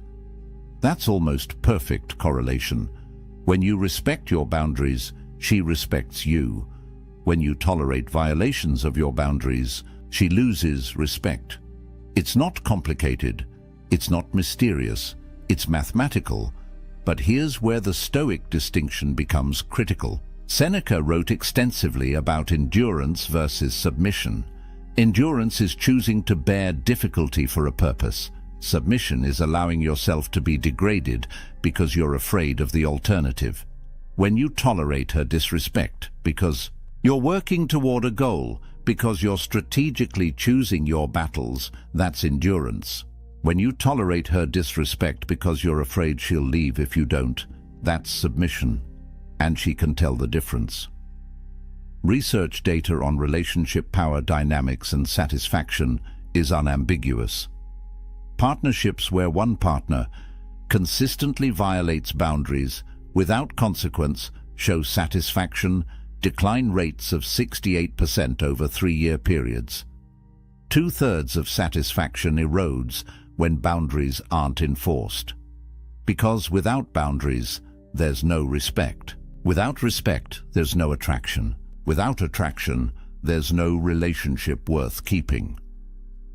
Here's what most men don't understand about boundary testing. She doesn't cross your boundaries to see if you'll tolerate it. She crosses your boundaries to see if you'll enforce them. It's a test, and every time you fail to enforce, every time you tolerate what you should correct, every time you let violations slide in the name of keeping peace, you fail the test. And she registers that failure deep in the part of her brain that evaluates mate quality. Marcus Aurelius faced constant challenges to his authority, his principles, his boundaries, and his response was never tolerance of violations. It was enforcement of standards, not through anger, not through punishment, through unwavering consistency. When a boundary was crossed, there were consequences, not because he was controlling, but because he understood that boundaries without enforcement aren't boundaries. They're suggestions, and suggestions don't command respect. The critical distinction is this. Stoic acceptance applies to things outside your control. Her actions are outside your control, but your boundaries, your standards, your requirements for how you're treated, those are entirely within your control. And when you confuse accepting what you cannot control with tolerating violations of what you can, you've misunderstood Stoicism completely. Statistical analysis shows that men who maintain firm boundaries while remaining emotionally calm experience relationship respect levels 71% higher than men who either explode when boundaries are crossed or tolerate violations to keep peace. The key is unwavering enforcement without emotional reactivity. The boundary is maintained not through anger, but through certainty. So here's your sixth truth. Tolerance of disrespect is not strength. It's self-abandonment. She doesn't respect men who endure her worst behavior. She respects men who won't tolerate it. And the moment you understand that enforcing your boundaries isn't about controlling her, it's about respecting yourself, everything changes. Because you stop being the man she can walk over and start being the man she has to rise to meet. But nothing, absolutely nothing, kills respect faster than mistake number 7. This is the one that ends it all. This is the ultimate killer, the mistake that makes all the others inevitable, the one that destroys not just her respect for you, but your respect for yourself. And it's this: placing her above your self-respect, making her your priority in a way that turns you into her option. Marcus Aurelius, the most powerful man in the known world, wrote something that every man should memorize. The opinion of 10,000 men is of no value if you have no self-respect. Not the opinion of enemies, not the opinion of strangers. The opinion of 10,000 men means nothing if you don't respect yourself. Now apply that to one woman. Her opinion, her approval, her validation means absolutely nothing if achieving it requires you to abandon your self-respect. The statistics on pedestalization and relationship failure are devastating. Research tracking relationships where one partner places the other on a pedestal shows failure rates of 79% within 5 years. 79%.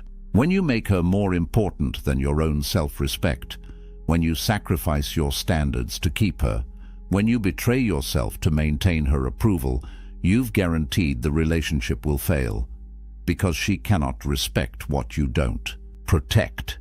And what you're not protecting is yourself.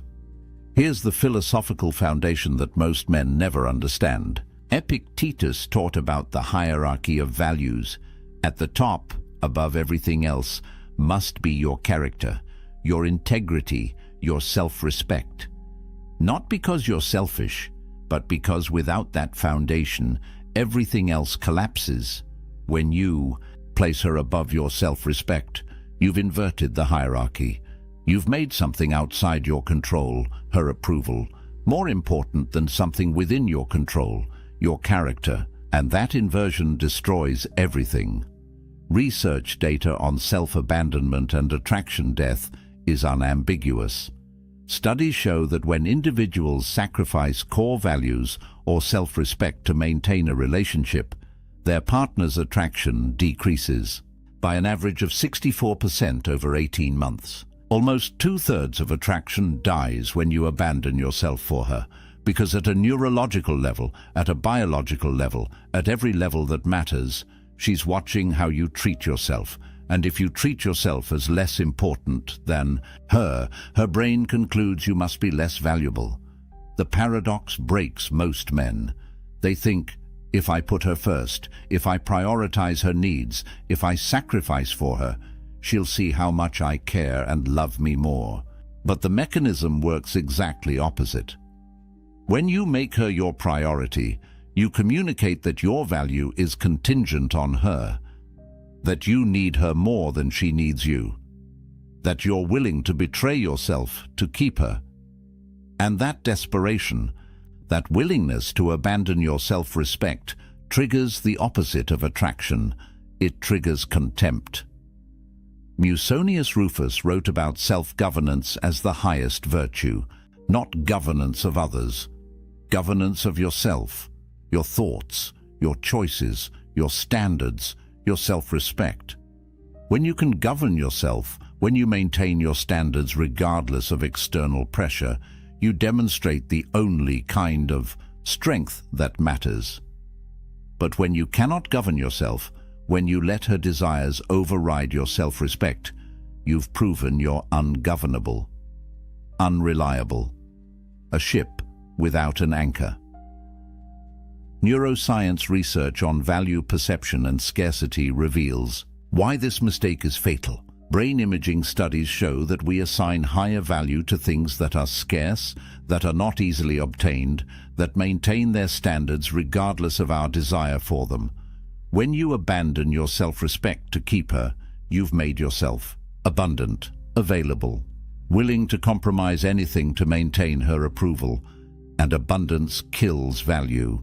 Scarcity creates it. Statistical analysis on self-respect levels and partner respect shows the strongest correlation in relationship psychology. The data is crystal clear. Men who maintain unwavering self-respect, who refuse to compromise their core values regardless of relationship pressure, receive respect ratings 93% higher than men who sacrifice self-respect for relationship maintenance. 93%. This isn't a minor factor. This is the entire game. But here's where it gets deeper. Seneca wrote, "A man who does not respect himself cannot respect others." Think about what that means. When you abandon your self-respect for her, you're not just harming yourself, you're harming your ability to genuinely respect her. Because if you'll betray yourself for approval, what won't you betray? If your self-respect is negotiable, what standards do you actually have? If you can't maintain boundaries with yourself, how can you maintain them with anyone? The mechanism is brutally simple. She watches how you treat yourself because that's the preview of how you'll eventually treat her. If you don't respect yourself enough to maintain your standards, why would she believe you'll respect her enough to maintain yours with her? If you'll abandon your values to keep her approval, what happens when keeping her approval requires abandoning her? Your self-abandonment doesn't make her feel special, it makes her feel unsafe, because she's with a man who has no core. Research on long-term relationship outcomes reveals something that should terrify any man making this mistake. Studies tracking partnerships over 10-year periods show that the single strongest predictor of relationship failure is asymmetric value placement, where one partner values the relationship more than self-respect. When you place her above yourself, you've created an asymmetry that guarantees collapse. Because healthy relationships require two people who respect themselves enough to maintain standards, not one person chasing another's approval. Marcus Aurelius faced unimaginable pressures: political intrigue, military threats, personal betrayals, and through all of it, he maintained one unwavering standard: self-respect above all else. Not because he was arrogant, but because he understood that the moment you sacrifice your self-respect for any external goal, no matter how valuable that goal seems, you've lost the only thing that makes achieving any goal meaningful. Here's the final truth about this mistake. When you place her above your self-respect, you're not showing her love. You're showing her fear. Fear that you're not enough. Fear that she'll leave. Fear that without her approval you have no value. And fear kills attraction at a cellular level. Research confirms this. Displays of fear-based behavior in relationships correlate with attraction decline rates of 86%. When she sees you afraid of losing her enough to abandon yourself, she's already gone. The Stoic principle is absolute. Your self-respect is non-negotiable, not because you're selfish, but because without it, you have nothing of value to offer anyone. When you maintain unwavering self-respect, when you refuse to place anyone above your own character and integrity, when you demonstrate that your standards are unmovable regardless of who's watching, you become the kind of man that respect follows. Naturally, she cannot respect what you don't protect. And if you won't protect your self-respect, if you'll sacrifice it to keep her, you've shown her exactly what you are: a man without a core. A man who can be moved, a man whose value is determined by her approval. And that man, no matter how nice, how caring, how available he is, will never command her respect. Because respect isn't given to men who abandon themselves. It's given to men who remain unmovable in who they are, regardless of the cost. So there they are. 7 fatal mistakes that kill respect. Excessive explanation, abandoning your mission, emotional reactivity, seeking permission, defending against her emotions, tolerating disrespect, and the ultimate killer, placing her above your self-respect. But here's what you need to understand. All 7 of these mistakes stem from one source, one fundamental error that creates all the others. And it's this: seeking external validation instead of living from internal conviction. Every mistake on this list happens when you make her approval more important than your own standards, when you let her perception control your actions, when you abandon the Stoic principle that Marcus Aurelius lived and died by. You have power over your mind, not outside events. The ancient Stoics understood something that modern men have forgotten. Your value doesn't come from her approval. Your worth isn't determined by whether she respects you. Your strength isn't measured by whether she stays or leaves. All of that is outside your control, and when you chase what you cannot control, when you sacrifice what you can control to obtain it, you've guaranteed losing both. But here's the truth that will save you. These aren't quick fixes. This isn't a technique you apply tomorrow and everything changes. This is character reconstruction. This is rebuilding yourself from the foundation up, using principles that have stood for 2,000 years because they're based on human nature, not modern trends. Epictetus taught daily self-examination. Marcus Aurelius practiced constant reflection. Seneca wrote about measuring yourself against your own standards, not others' opinions.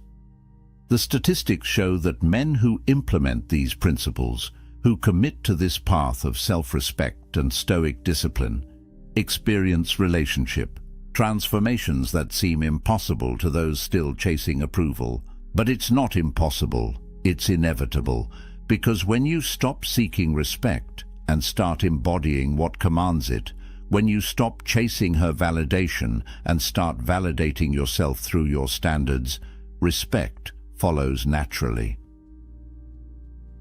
The choice is before you right now. Continue the pattern. Keep making these mistakes. Keep wondering why attraction fades and respect dies. Or break the cycle today. Commit to the Stoic path. Prioritize self-respect above all else. Maintain your mission. Control your emotions. Lead with conviction. Enforce your boundaries. And watch how everything changes when you stop being the man who needs her approval and start being the man who doesn't. Subscribe to this channel for more Stoic wisdom that actually works in the real world. No feel-good platitudes, no modern relationship nonsense, just ancient truths backed by modern science delivered directly. Comment below which mistake hit you hardest. Most men won't admit it, but the ones who do are the ones who actually change. And if you want to know what comes next, if you want to learn the 7 Stoic behaviors that make women pursue you instead of you chasing them, that video is coming next. The inverse of everything you just learned, the actions that create attraction instead of destroying it. But remember what Epictetus said about control. You control your choices, you control your discipline, you control your self-respect.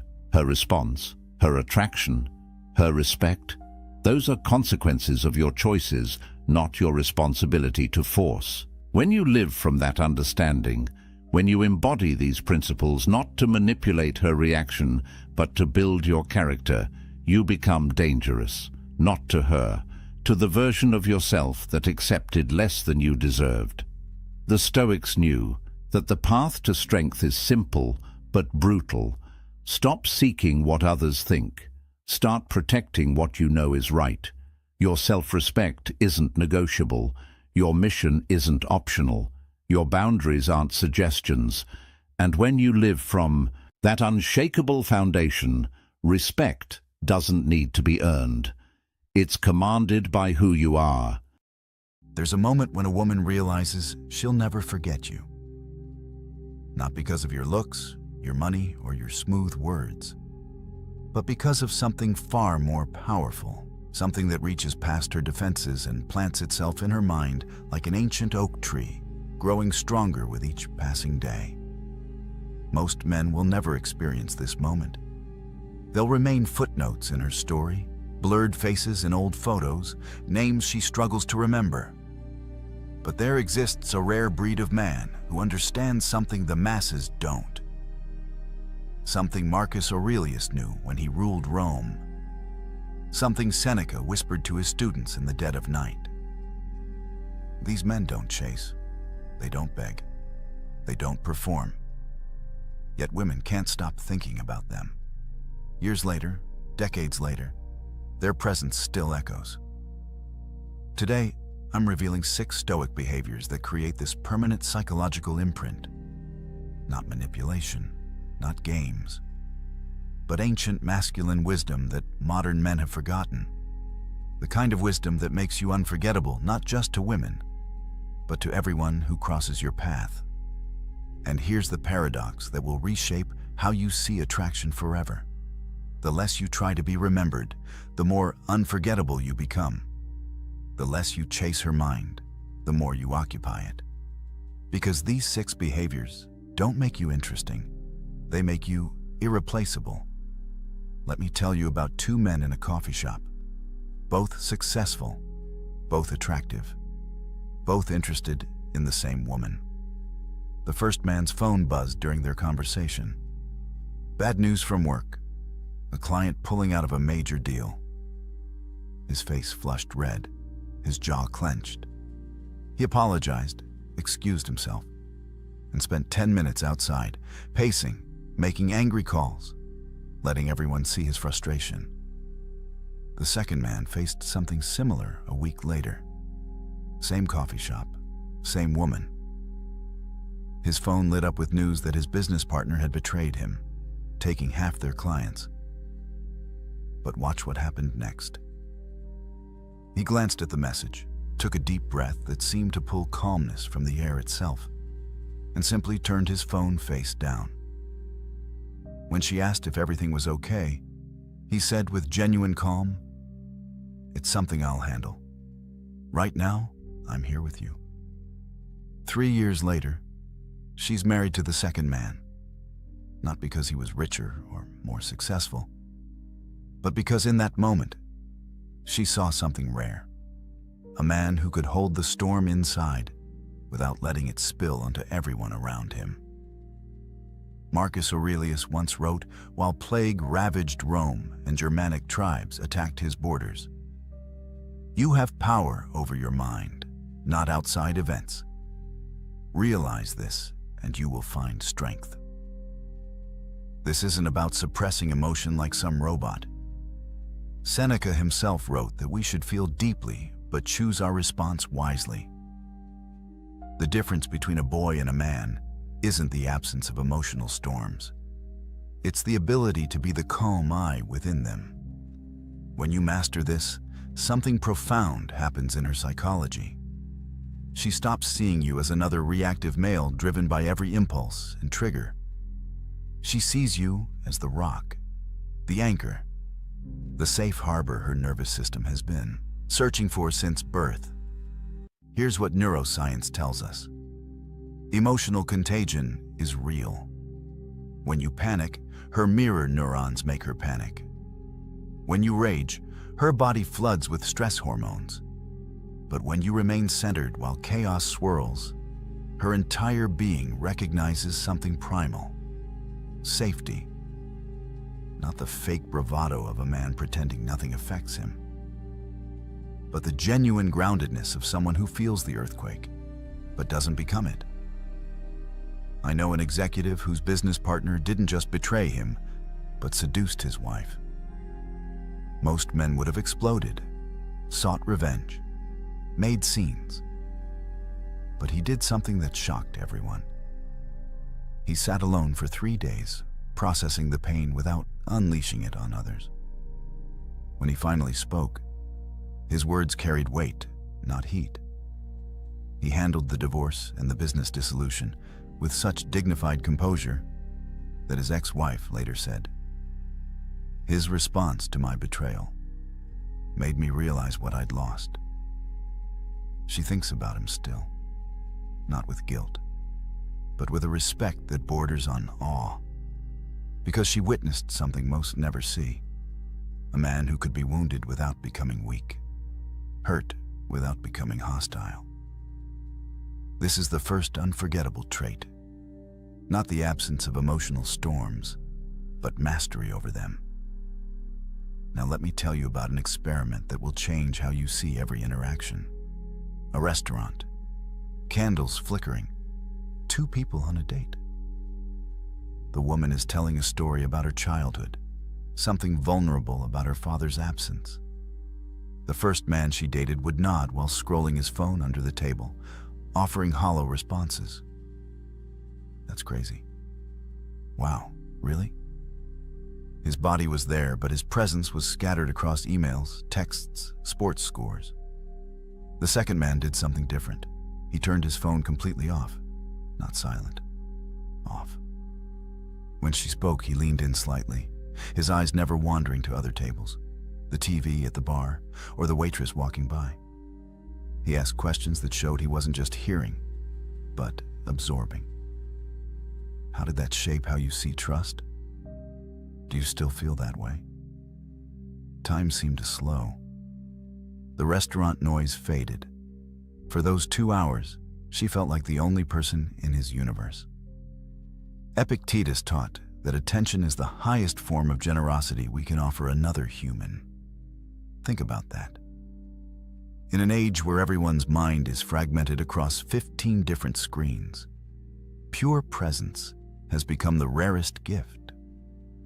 When she's with you and feels your complete attention, not the leftover scraps after you've fed your distractions, her psychology shifts.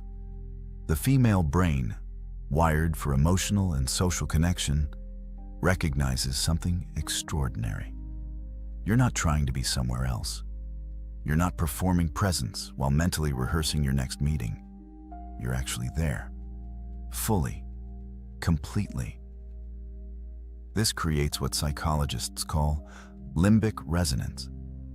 Two nervous systems syncing, creating a bubble of connection that she'll remember long after you're gone. Because here's what most men don't understand. Women don't remember what you said. They remember how present you were when you said it. Presence beats presence every single time. Watch what happens when you master this.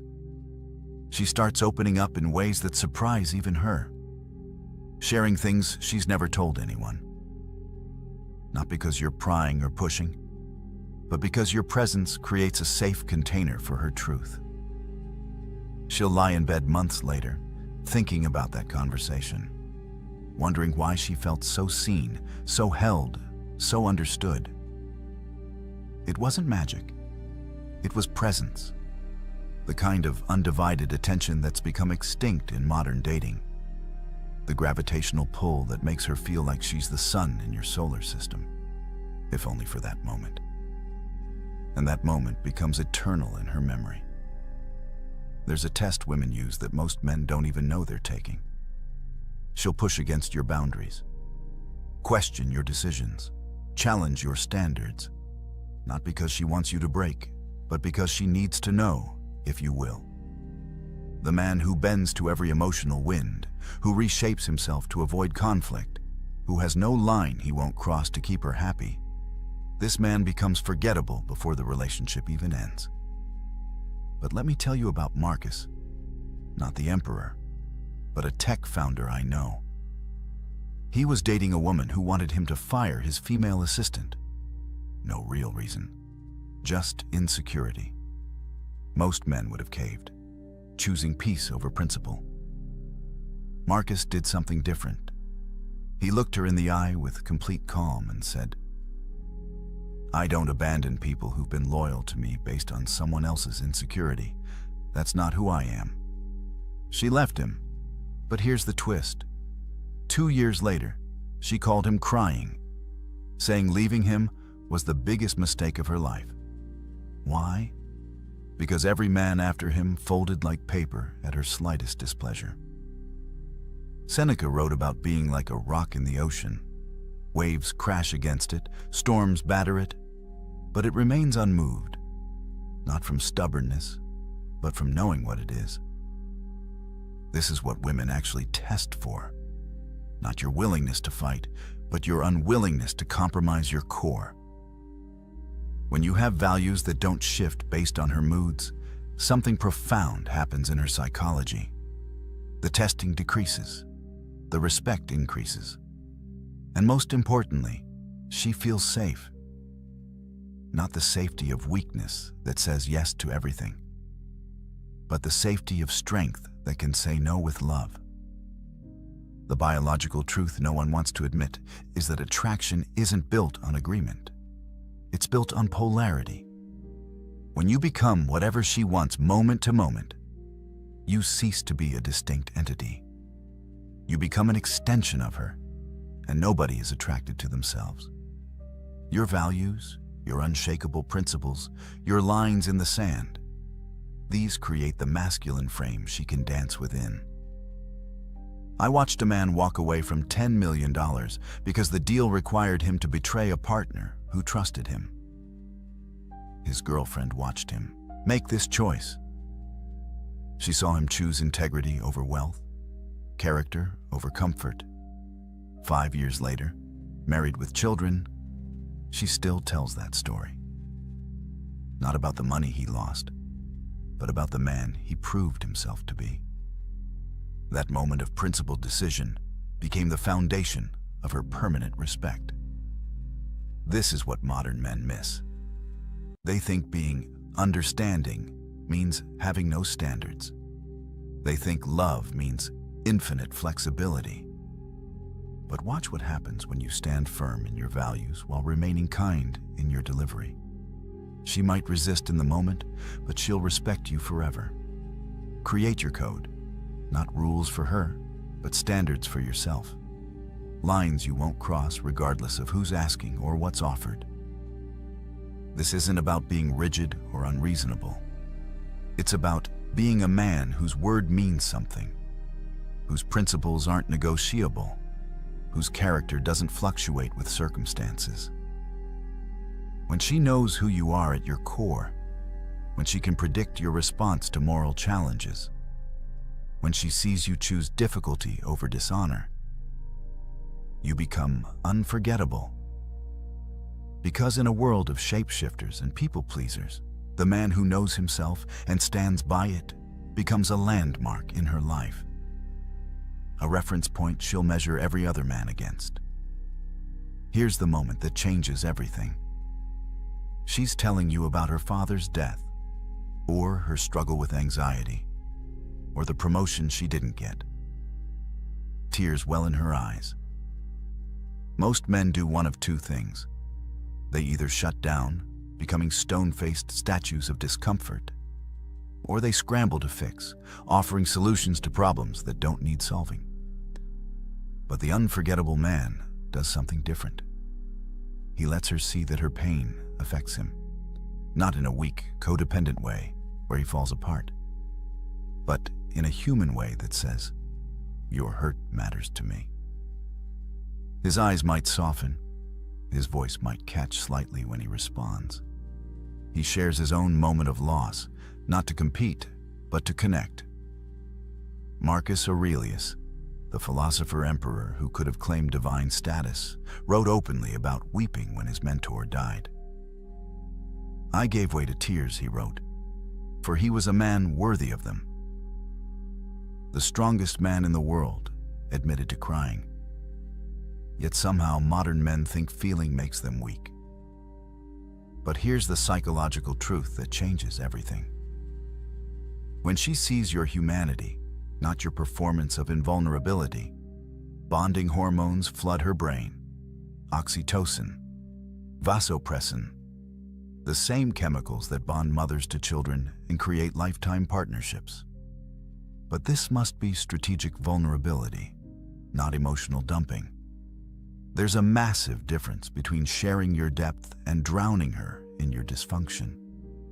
The man who tells her about his father's harsh criticism and how it shaped his drive, that's depth. The man who complains about his boss every night for 2 hours, that's drainage. The moment should be rare, unexpected, like discovering a hidden room in a house she thought she knew. I knew a special forces operator, trained to kill, conditioned to feel nothing. On their third date, a song came on that his deceased brother used to play. For just a moment, his eyes went somewhere else. When she asked, he simply said, "My brother loved this song. I miss him." That was it. No drama, no collapse, just a glimpse behind the armor. She later said that 10-second moment created more connection than 3 months of conversation. Because she saw the man, not the mask. The unforgettable man masters this paradox. Strong enough to be vulnerable, controlled enough to be emotional, secure enough to be human. You don't dump your problems on her like she's your therapist. You don't cry more than she does. But in specific moments, you let her see that you feel deeply, that loss has touched you, that beauty moves you, that her joy genuinely lifts your spirit. This selective vulnerability becomes a key that unlocks a door in her heart that logic could never open. She stops seeing you as another emotionally constipated male or an emotional wreck. She sees you as whole, complete, a man who has integrated his shadows instead of hiding or being consumed by them. Watch what happens to a man without a mission.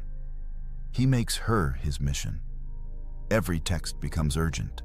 Every moment apart feels like abandonment. He orbits her like a lost satellite, and she feels the weight of being his only source of meaning. This man becomes forgettable the moment she realizes she's dating a boy, looking for a mother, not a man looking for a partner. But the man with purpose moves differently through the world. He loves deeply but doesn't need desperately. He wants her but doesn't require her for his existence to make sense. Epictetus said it best.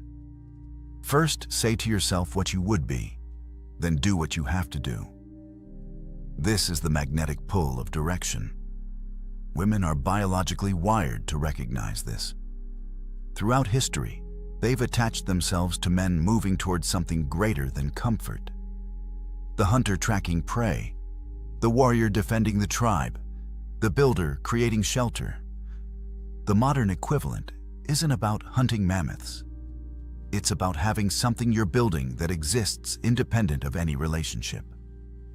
Your mission becomes your North Star, and she becomes someone who might join your journey, not the journey itself. I watched an entrepreneur choose to delay expanding his business to care for his ailing mother.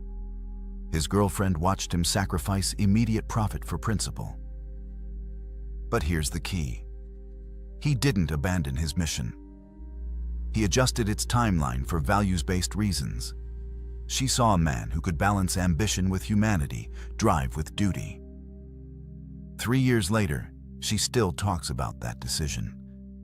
Not because he chose family, but because he had something worth choosing between. Your mission doesn't have to be grand. You don't need to be Elon Musk trying to colonize Mars. But you need something you're moving toward that would exist, whether she's there or not. A business you're building, a skill you're mastering, a cause you're serving, a legacy you're creating. When she sees you have direction independent of her presence, her role clarifies. She's not responsible for your happiness. She's not the source of your purpose. She's someone who might enhance your journey and you hers. This creates the kind of healthy polarity that keeps attraction alive for decades. She can be feminine because you're handling the masculine burden of direction. She can flow because you're providing structure. She can trust your leadership because you're actually going somewhere worth following. Build your personal philosophy. Not what sounds good, but what you actually believe, what you stand for, what you're creating, what legacy you want to leave. When she asks about your dreams and you speak with the fire of genuine purpose, not rehearsed ambitions but real direction, she feels something ancient stir. The recognition of a man worth following, worth supporting, worth remembering long after paths diverge. The waiter brings the wrong order. She watches, not the waiter, but you. Your response in this 10-second window reveals more about your character than 10 hours of conversation. The forgettable man either explodes with entitled anger or dismisses the waiter like furniture. The unforgettable man does something unexpected. He treats the mistake with grace, maybe even humor, speaking to the waiter like an equal, not a servant. This isn't weakness. This is strength so secure it doesn't need to dominate those it could. Seneca wrote, "Every new thing excites the mind. but a mind in its right state should be ready for anything. The man who's kind to those who can do nothing for him shows a nobility that money can't buy. Modern men get this backwards. They think kindness is weakness, that being good is being soft. But watch what happens when you combine strength with kindness. When you can defend her from danger and help an elderly woman with groceries in the same afternoon. When you can negotiate million-dollar deals and remember your doorman's daughter's name. When you can be fierce when needed and gentle when possible. This is the final piece of the unforgettable puzzle. Not kindness from weakness that's really just people-pleasing, but kindness from strength that chooses to lift rather than crush. She sees you hold the door for strangers. Tip generously even when service wasn't perfect. Speak respectfully about your ex even though she hurt you. These moments accumulate in her mind, building a picture of your true character. The most powerful moment I ever witnessed was a CEO who discovered his employee had been stealing from the company. Instead of prosecution, he sat with the man, learned about his son's medical bills, and worked out a repayment plan while helping him find better insurance. His wife watched this unfold. She saw power used to heal rather than harm. Years later, after his death, she said, that moment defined the man she married. Not his success, not his wealth, but his choice to be kind when he had every right to be cruel. This is what echoes through time. The moral character that shows up when no one's watching. The kindness that expects no reward. The goodness that comes from strength, not weakness seeking approval. Brother, these 6 traits aren't just about being unforgettable to women. They're about becoming the kind of man who leaves a permanent mark on everyone he meets. The man who masters his emotional storms becomes the calm in everyone's chaos. The man who gives his full presence makes every person feel like they matter. The man with unshakable values becomes a landmark in a world of shifting sands. The man who balances strength with vulnerability shows others what wholeness looks like. The man with a mission inspires others to find their own. The man who combines power with kindness demonstrates true nobility. This isn't about perfection. It's about direction, about becoming more of who you're meant to be and less of what others expect you to be. Start with one trait. Master your emotional responses this week. Or give someone your complete presence, or define one unshakable value. The transformation doesn't happen overnight, but each step moves you closer to becoming unforgettable, not just to her, but to yourself. Because in the end, the man you become while pursuing these traits matters more than who remembers you. Subscribe now and join a brotherhood of men who refuse to be forgotten. Who choose depth over surface, character over comfort, legacy over likes. The world has enough forgettable men. It's time to be remembered. Your move, brother. 3 a.m, your eyes snap open, and immediately it starts. The replay, that conversation from yesterday. What you said, what you should have said, what they might be thinking about you right now. Then your mind jumps to tomorrow, the presentation, the email you haven't sent, the decision you can't make. Round and round it goes, this endless, exhausting loop of thoughts that won't stop, won't slow down, won't give you a single moment of peace. You're not alone in this. Research shows that 85% of the things we worry about never actually happen. 85%. Think about that. Your mind is torturing you over futures that will never exist, conversations that will never happen, catastrophes that will never come. But here's what makes this even more painful. While you're lying there, trapped in your racing thoughts, Somewhere out there is a man sleeping soundly, not because his life is easier than yours, not because he has fewer problems, but because he discovered something that emperors and slaves, warriors and philosophers have known for 2,000 years. A set of ancient techniques so powerful that they can silence the loudest mind, calm the most chaotic thoughts, and transform overthinking from your greatest weakness into your greatest strength. In the next 20 minutes, you're going to learn 12 paths that the Stoics used to master their minds. These aren't motivational speeches or empty affirmations. These are battle-tested techniques that Marcus Aurelius used while commanding armies, that Epictetus used while enslaved, that Seneca used while advising emperors. And I'm going to show you exactly how to use them, starting today, starting right now. Because by the time we're done, you'll never look at your racing thoughts the same way again. But first, you need to understand why your mind won't shut up, and why everything you've tried so far hasn't worked. Your brain was designed to keep you alive.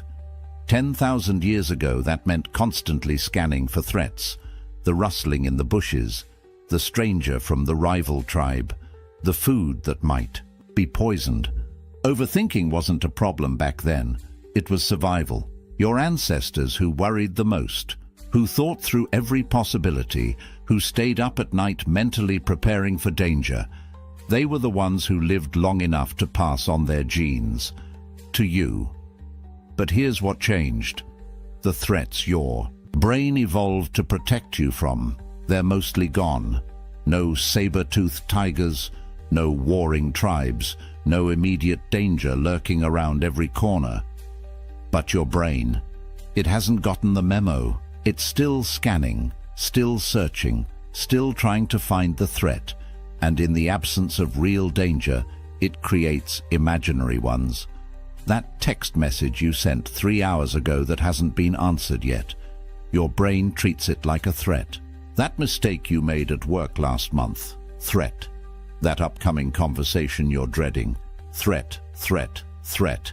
And then we added gasoline to this fire.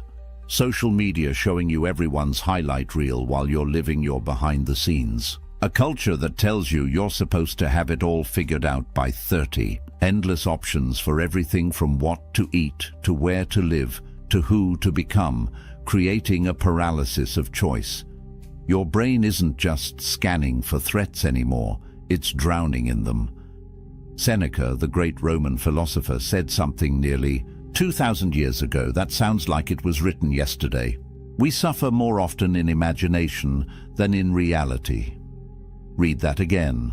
Most of your suffering isn't happening to you. You're doing it to yourself, in your mind, right now.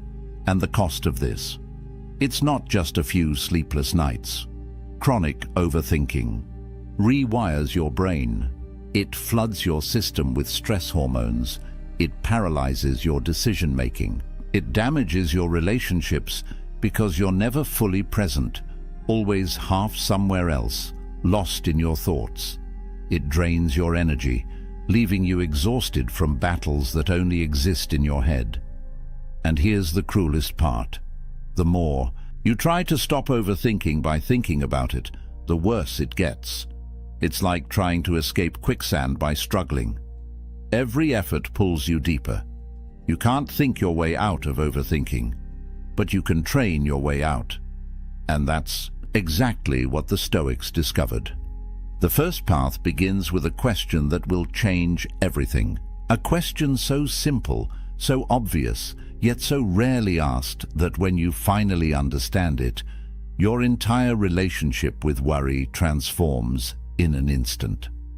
Epictetus, a philosopher who spent his early life as a slave, understood something that most free men never grasp. He said, "Some things are up to us, and some things are not." That's it. That's the foundation. But don't mistake simplicity for weakness. This single distinction, this one clear line, is the most powerful mental tool you'll ever possess. Because right now, your mind is wasting enormous energy trying to control things that cannot be controlled. And that's not just futile. It's the source of almost all your overthinking. So let's get specific. What's actually in your control? Your thoughts. How you interpret what happens to you. Your actions. The choices you make right now, in this moment. Your responses to whatever life throws at you. That's it. That's the list. Everything else? Your body and what it does or doesn't do. Your reputation and what people think or say about you.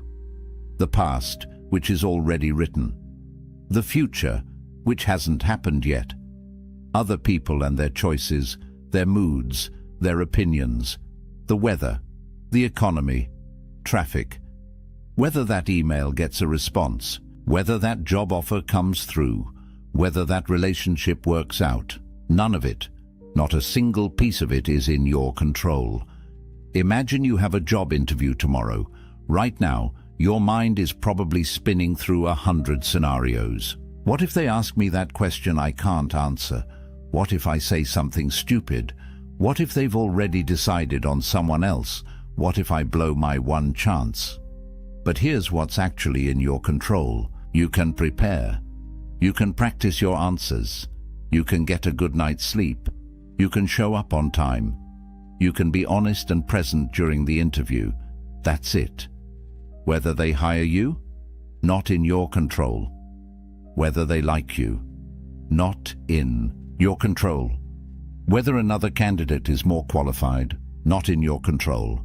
Whether they even read your resume carefully, not in your control. And here's where it gets liberating. Once you truly see this distinction, once you genuinely accept it, something remarkable happens. You stop wasting energy on the 90% of things you can't influence and pour everything into the 10% you can. Your overthinking doesn't just decrease, it targets correctly. Because real thinking, productive thinking, strategic thinking, it only works on things you can actually affect. Try this right now. Take whatever's been keeping you up at night, whatever worry has been looping through your mind, and ask yourself honestly, is this within my control? Not partially. Not maybe if I try hard enough. Actually, truly, in my control. And if it's not, your job isn't to figure it out. Your job is to let it go. Not because you don't care, but because caring about things you can't control is just another word for suffering. That's the first path, the foundation. But now we're going to do something that seems completely backward, something that will make you question everything you've been told about positive thinking. Most people run from their fears. They avoid thinking about what could go wrong. They distract themselves. They try to stay positive. And then, when something bad actually happens, they're devastated, blindsided, unprepared. The Stoics did the opposite. They had a practice called premeditatio malorum, the premeditation of evils. Deliberately, systematically, they would imagine everything that could go wrong. And this wasn't pessimism. This was preparation. Marcus Aurelius, the most powerful man in the world, would sit each morning and imagine his empire crumbling, his armies defeated, his loved ones dead, not to torture himself, but to prepare his mind, so that if these things happened, he wouldn't be destroyed by surprise. He would be ready. And here's what's fascinating. Modern psychology has discovered that this actually works. When you deliberately visualize a worst-case scenario in a controlled way, something changes in your brain. The fear loses its power, because fear feeds on the unknown, on the what-if. But when you look directly at the worst possible outcome, when you play it out fully in your mind, you realize something profound. You could handle it. You'd survive. Let's say you're terrified of that difficult conversation you need to have. Your boss, your partner, your parent. Your mind keeps spinning, avoiding it, building it up into something catastrophic. Here's what a Stoic would do. Sit down, close your eyes, and imagine it going as badly as possible. They yell at you. they reject you, they end the relationship. Play it all the way through. Don't stop at the fear. Go past it. What happens next? You'd be hurt. You'd feel pain. And then? You'd pick yourself up. You'd move forward. You'd survive. You'd maybe even grow stronger. This isn't catastrophizing. That's when you spiral out of control, lost in worst-case scenarios, with no purpose, no direction. This is different. This is deliberately walking through the fear to the other side. And once you're there, once you've seen that you can handle the worst, the overthinking stops. Because what's left to worry about? You've already faced it. Marcus Aurelius used this before every battle. Seneca used it before every political confrontation. They weren't trying to manifest disaster. They were removing its power to paralyze them. Try it. Give yourself 5 minutes. Pick your biggest current fear and imagine it happening. All the way through. Watch how the fear transforms from a monster in the dark to a manageable challenge in the light. But now we need to address the real problem. Because here's the truth. Overthinking doesn't actually live in your present. It lives in 2 places. The past, where you endlessly replay what happened, and the future, where you endlessly rehearse what might happen, which means there's one place your overthinking cannot survive. Right here, right now. Marcus Aurelius wrote, "Confine yourself to the present." Not as a nice idea, as a command, because he understood something critical. In this exact moment right now, as you're hearing these words, are you okay? Not yesterday, not tomorrow, right now. Your body is breathing, your heart is beating, you're here, you exist. And in this moment, stripped of past and future, most of your problems disappear. They don't exist here. The past is gone. It's literally not real anymore. It's a memory, a story you tell yourself. And the future? It hasn't happened. It's imagination, fiction. The only thing that's real, the only moment you ever actually live in, is now, this one. But your mind doesn't want to stay here, because the present moment is usually fine. And if the present is fine, your threat-scanning brain has nothing to do, so it pulls you into the past to find things to regret, or into the future, to find things to fear. Here's how you anchor yourself back. Right now, this instant, notice 5 things you can see. Actually look at them. Then 4 things you can hear. 3 things you can feel, your body touching the chair, your clothes on your skin. 2 things you can smell, 1 thing you can taste. This isn't a meditation technique. This is an emergency brake, because overthinking is a mental state, and mental states can't survive when you're fully embodied, fully present, fully here. There's an old Zen story. A student asks his master, "What is enlightenment?" The master says, "When I'm hungry, I eat. When I'm tired, I sleep." The student is confused. "But doesn't everyone do that?" And the master replies, "No. When most people eat, they're thinking about 1,000 other things. When they sleep, they're worrying about tomorrow.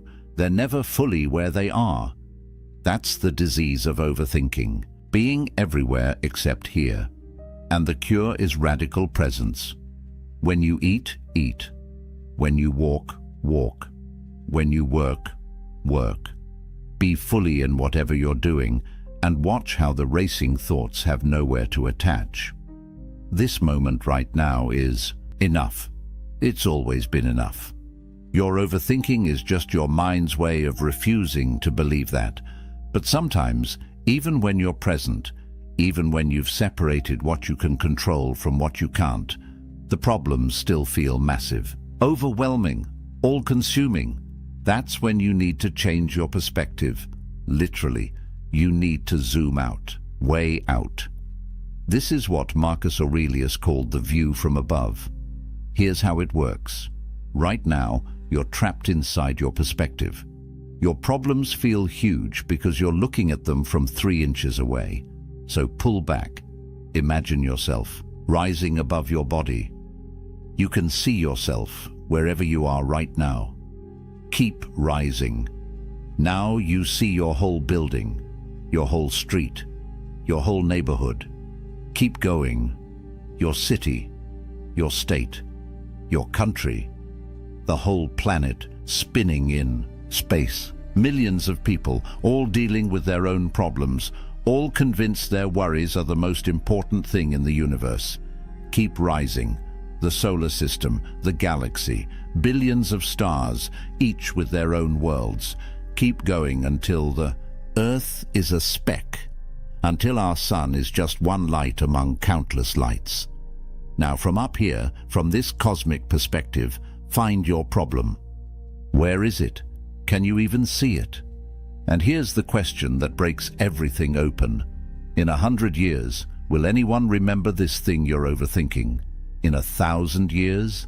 In 1,000,000? From this view, your problem doesn't disappear, but it becomes right-sized, manageable, appropriately small. This isn't about making you feel insignificant. It's about freeing you from the tyranny of ego, because ego is what makes you think you're the center of the universe, that your problems are cosmic events, that everyone is thinking about you, judging you, watching you. They're not.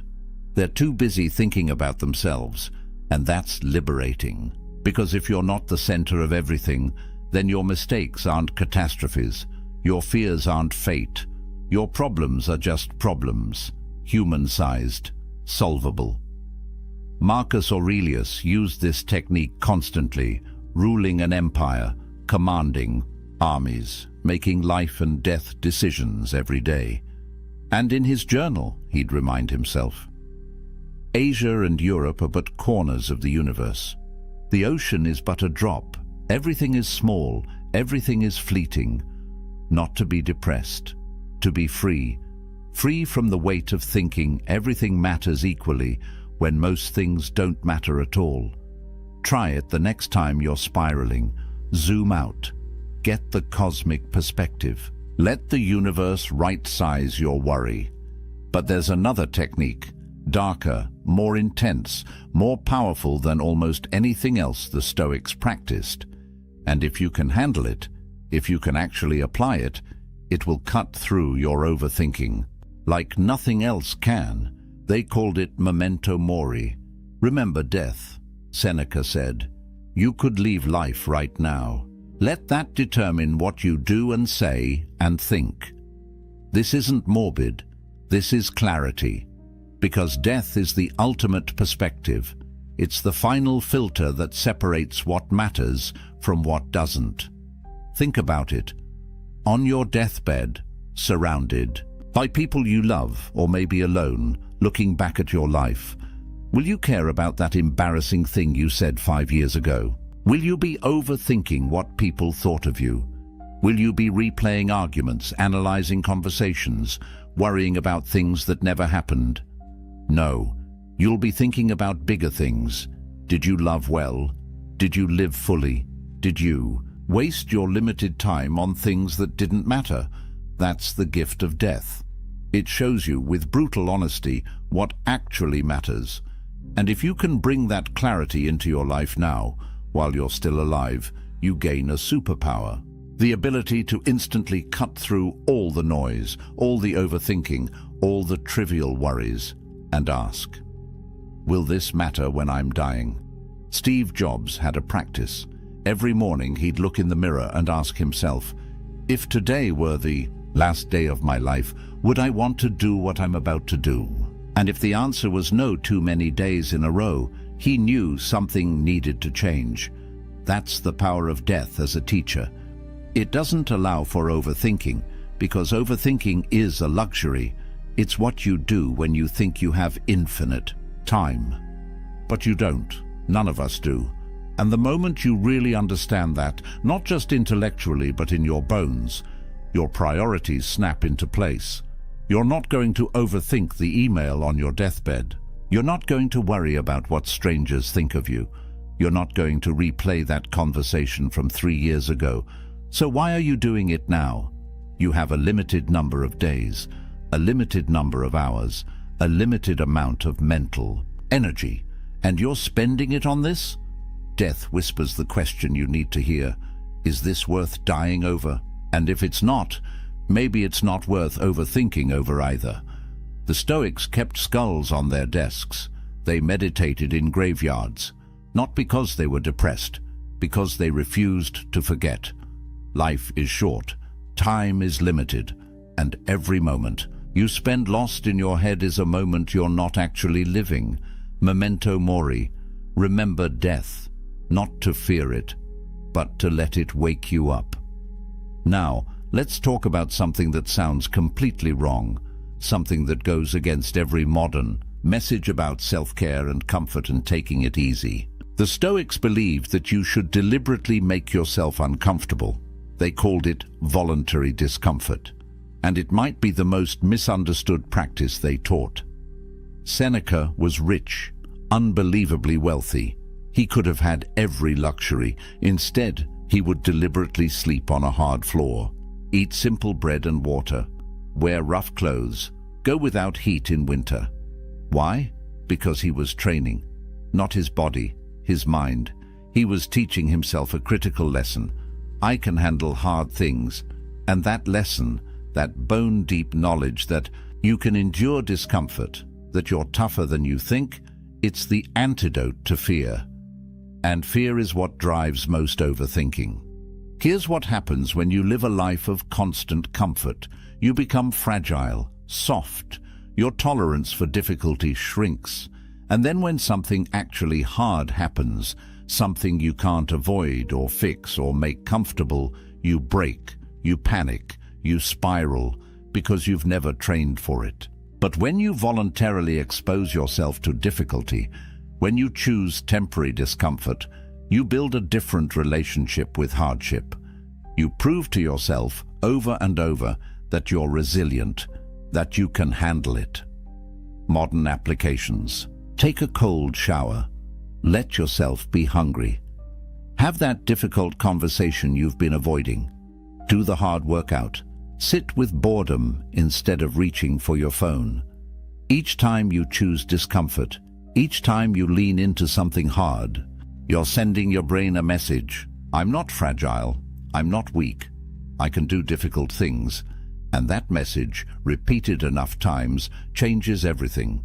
Because now, when your mind starts to spiral about some future difficulty, you have evidence. You've been uncomfortable before. You survived. You even grew stronger. This is the opposite of how most people live. They avoid discomfort at all costs. They optimize for ease.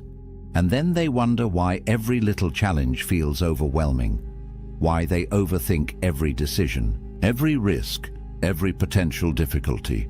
It's because they've never proven to themselves that they can handle hard things. But you can. And voluntary discomfort is how you prove it. Start small. Tomorrow morning, end your shower with 30 seconds of cold water. Just 30 seconds. Watch what it does to your mind. Watch how you feel afterward. Stronger, more alert, more capable. That's not just physical, that's psychological. You did something hard, on purpose. And you're fine. Better than fine. The Stoics knew this. They knew that comfort is a trap, that ease makes you weak, that the path to mental strength runs directly through voluntary difficulty. So stop running from discomfort. Start running toward it, and watch your overthinking lose its grip. But here's something you can do that almost no one does anymore. Something so simple, so accessible, yet so powerful that when you actually do it consistently, your entire inner world transforms. The Stoics wrote every day, not blog posts, not social media, private journals, personal reflections. Marcus Aurelius's Meditations wasn't a book he intended to publish. It was his private journal, his way of working through his thoughts, of talking to himself, of gaining clarity. And you need to do the same thing. Here's why journaling is different from just thinking. When thoughts stay in your head, they loop, they repeat, they get tangled with other thoughts, they spiral endlessly with no resolution. But when you write them down, when you force them out of your mind and onto paper, something shifts. They become external. You can see them, examine them, challenge them, complete them. There's a psychological phenomenon called the Zeigarnik effect. It means your brain obsesses over unfinished tasks. And overthinking, it's your brain trying to complete thoughts that never get completed. They just loop and loop and loop. Journaling completes them. It gives them closure. Here's a simple practice. Every evening before bed, answer 3 questions. What worried me today? What was actually within my control about those worries? And what did I learn? That's it. 5 minutes. But in those 5 minutes, you're doing something profound. You're processing your day. You're applying the dichotomy of control. You're extracting wisdom from experience. And most importantly, you're telling your brain, we dealt with this. It's done. You can stop spinning now. Marcus Aurelius would do this in his tent during military campaigns, surrounded by war, by death, by constant pressure, and writing gave him clarity, distance, perspective. You don't need to be eloquent. You don't need to write beautifully. You just need to get the thoughts out, because as long as they're bouncing around in your skull, they own you. But once they're on paper, you own them. You can see them for what they are, often smaller than you thought, sometimes silly, occasionally important. But now they're external, manageable, finished. Stop trying to think your way to clarity. Start writing your way there. Let the page hold the weight your mind can't carry. Now we come to one of the most famous Stoic ideas, and it's probably the most misunderstood, because when people hear the obstacle is the way, they think it's some motivational cliché, some empty phrase about turning lemons into lemonade. But that's not what Marcus Aurelius meant at all. He was teaching something much more radical. He was saying that the obstacle isn't just something you overcome. It is the path forward. The impediment becomes the advantage. The problem contains its own solution. Here's what this actually means. Every difficulty you face, every challenge, every setback, it forces you to change, to adapt, to grow, to find a new way. And that process of changing, that's what develops you. That's what makes you stronger, more skilled, more resilient, more capable. Without the obstacle, you stay the same, comfortable, weak. The obstacle is what shapes you. It's not blocking your path. It is your path. Think about it. That job you didn't get, the one you were sure would destroy you, it forced you to find something better. That relationship that ended badly, it taught you what you actually need in a partner. That business that failed, it gave you the lessons you needed to succeed the next time. At the time, they felt like disasters, but looking back, you can see how they redirected you towards something better, something you wouldn't have found without them. But here's the key. This only works if you change your orientation.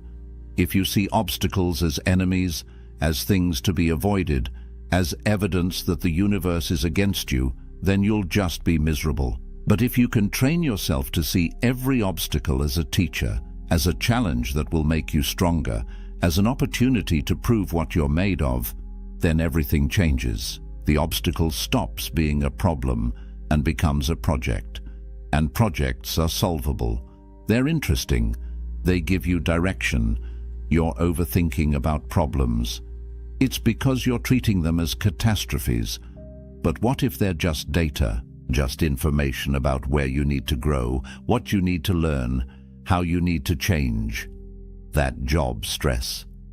Maybe it's telling you that you've outgrown that position, that relationship conflict. Maybe it's showing you a boundary you need to set. That financial pressure? Maybe it's teaching you skills you'll need for the next level. The obstacle is the way. It's not poetic, it's practical.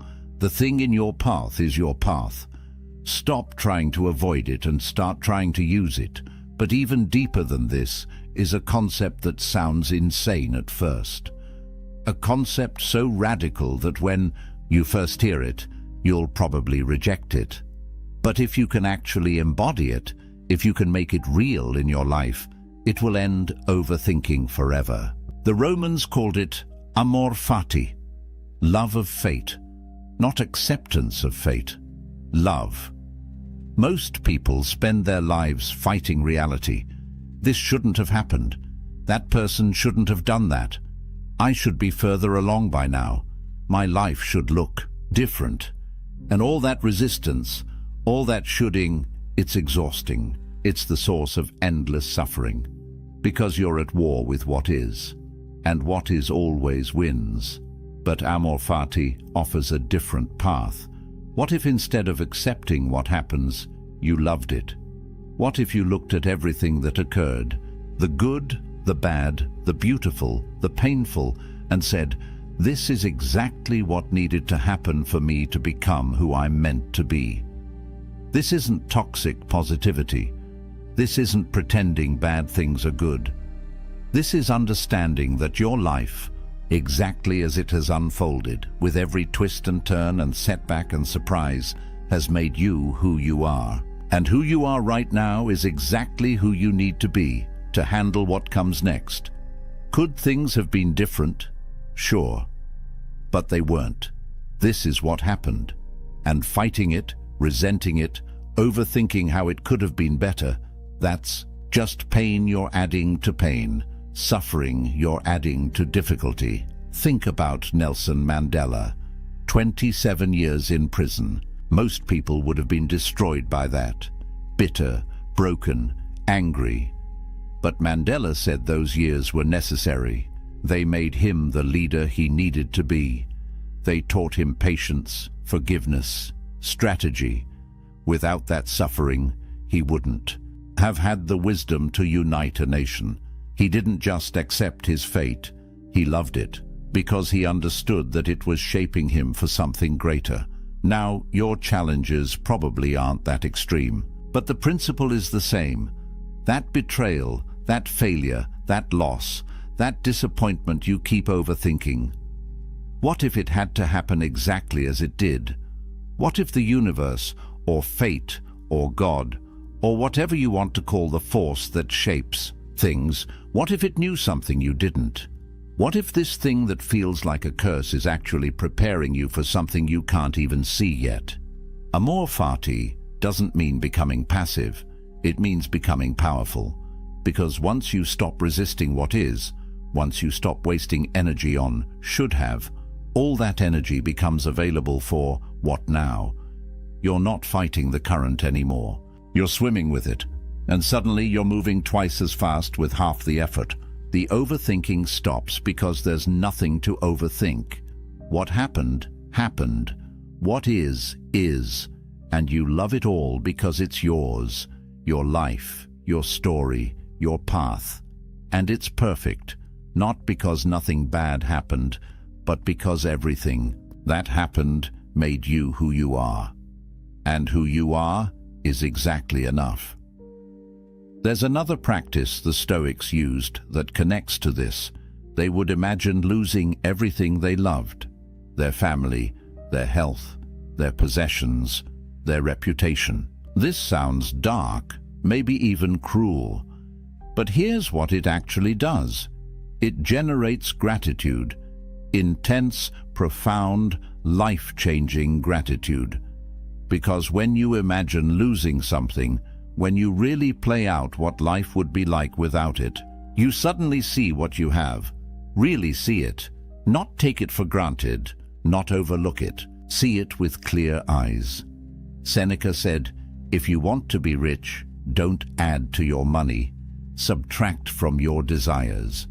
And imagining loss does exactly that. It shows you that what you have right now, this moment, this life, these people, this body. Even with all its flaws and problems, it's enough.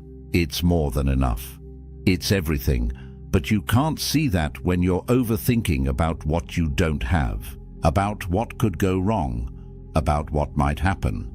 You can only see it when you pause and genuinely consider, what if this was gone tomorrow? Try it, right now. Think about someone you love, someone you see regularly, maybe even take for granted. Now imagine they're gone, really gone. What would you give for one more conversation, one more laugh, one more ordinary day? And then realize you have that right now. You have them. They're still here. How many more days will you get?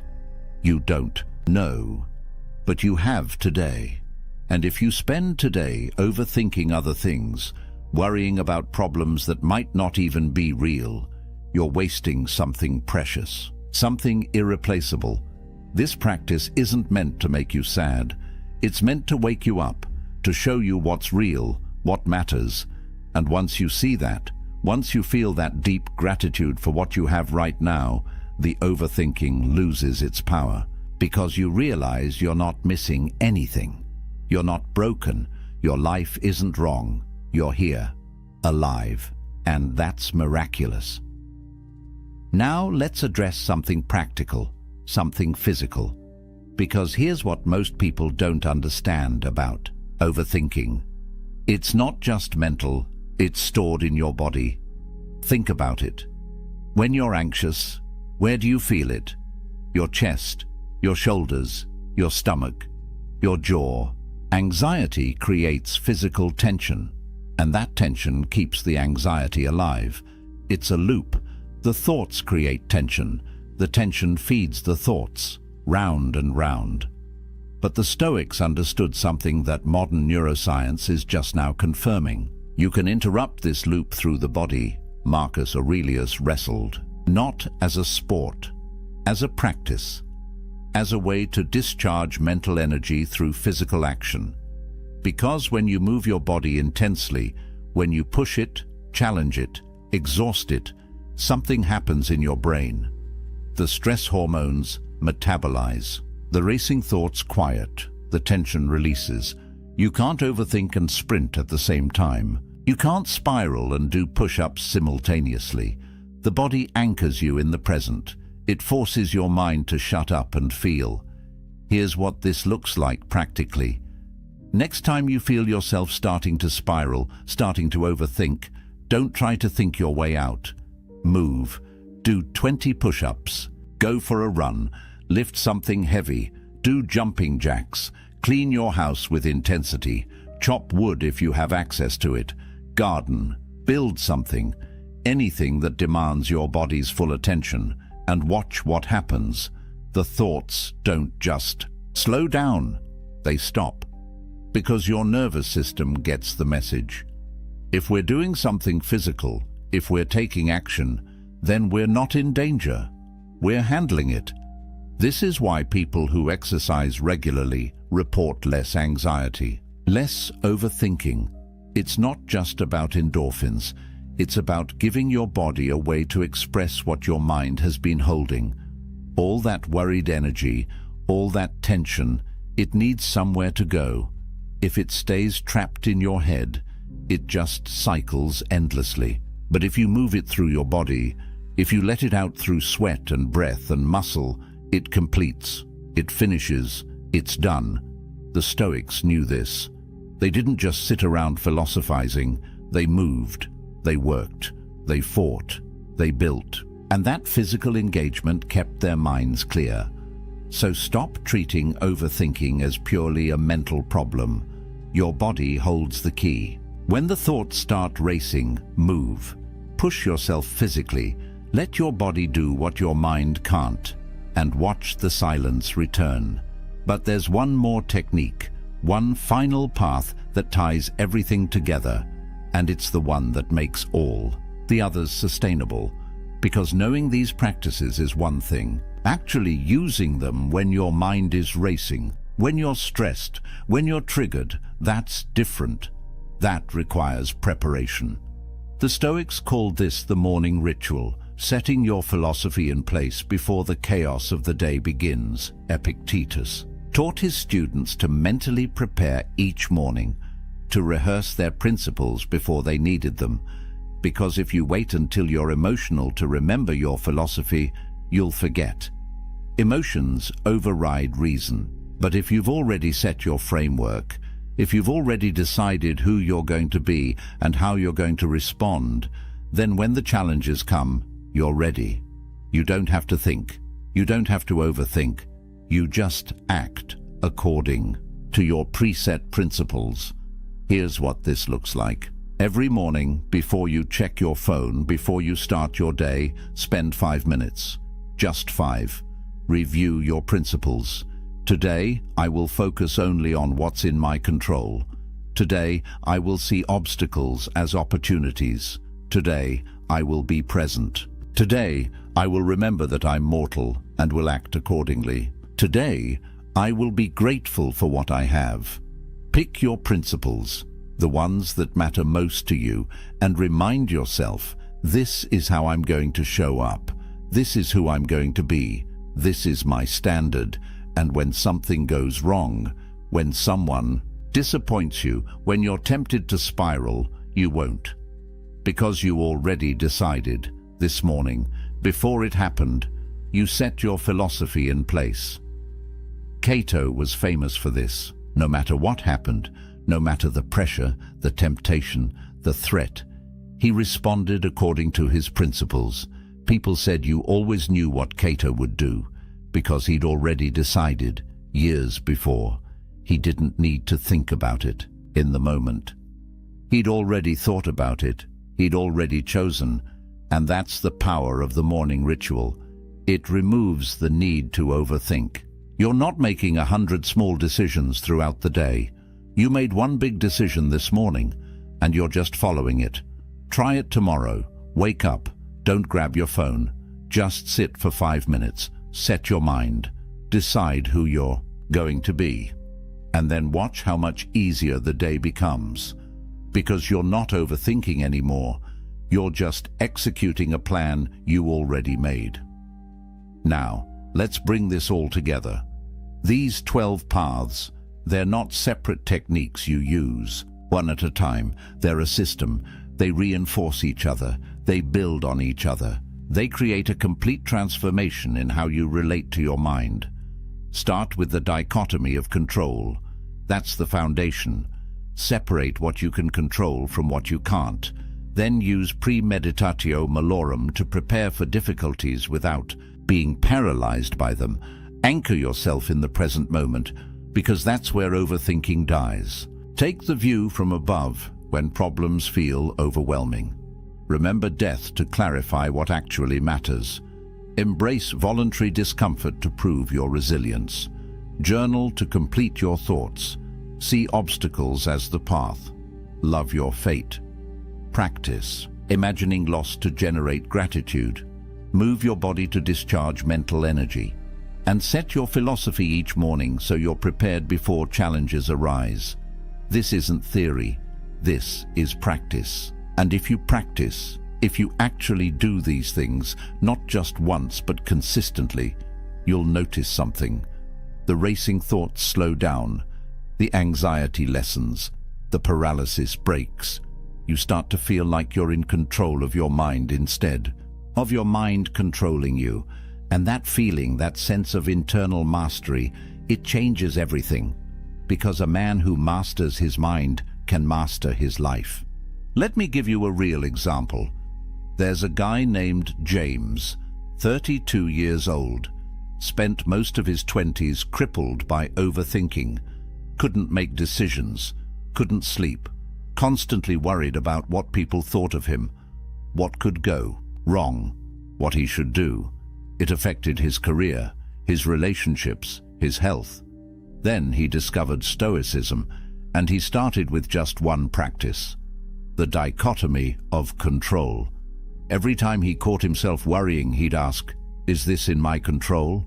If it wasn't, he'd consciously let it go. Just that one practice, repeated daily, started to change things.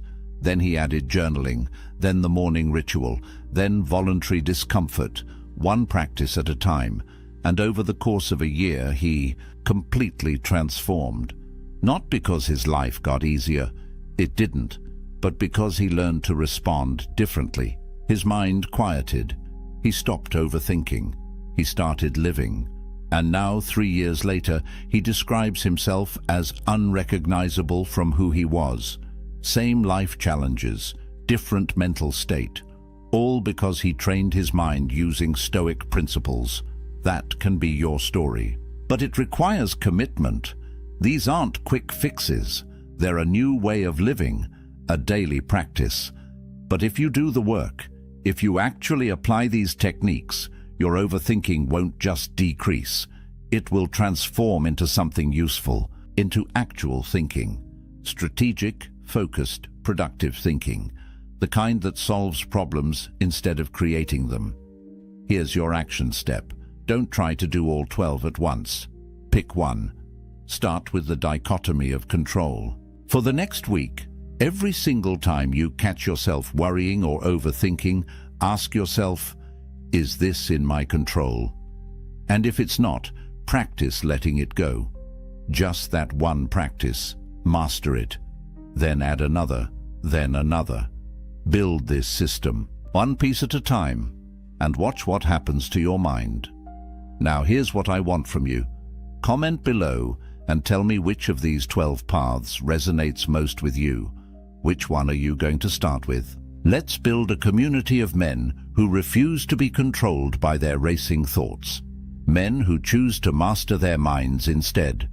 And if this video gave you clarity, if it showed you a way forward, hit that subscribe button.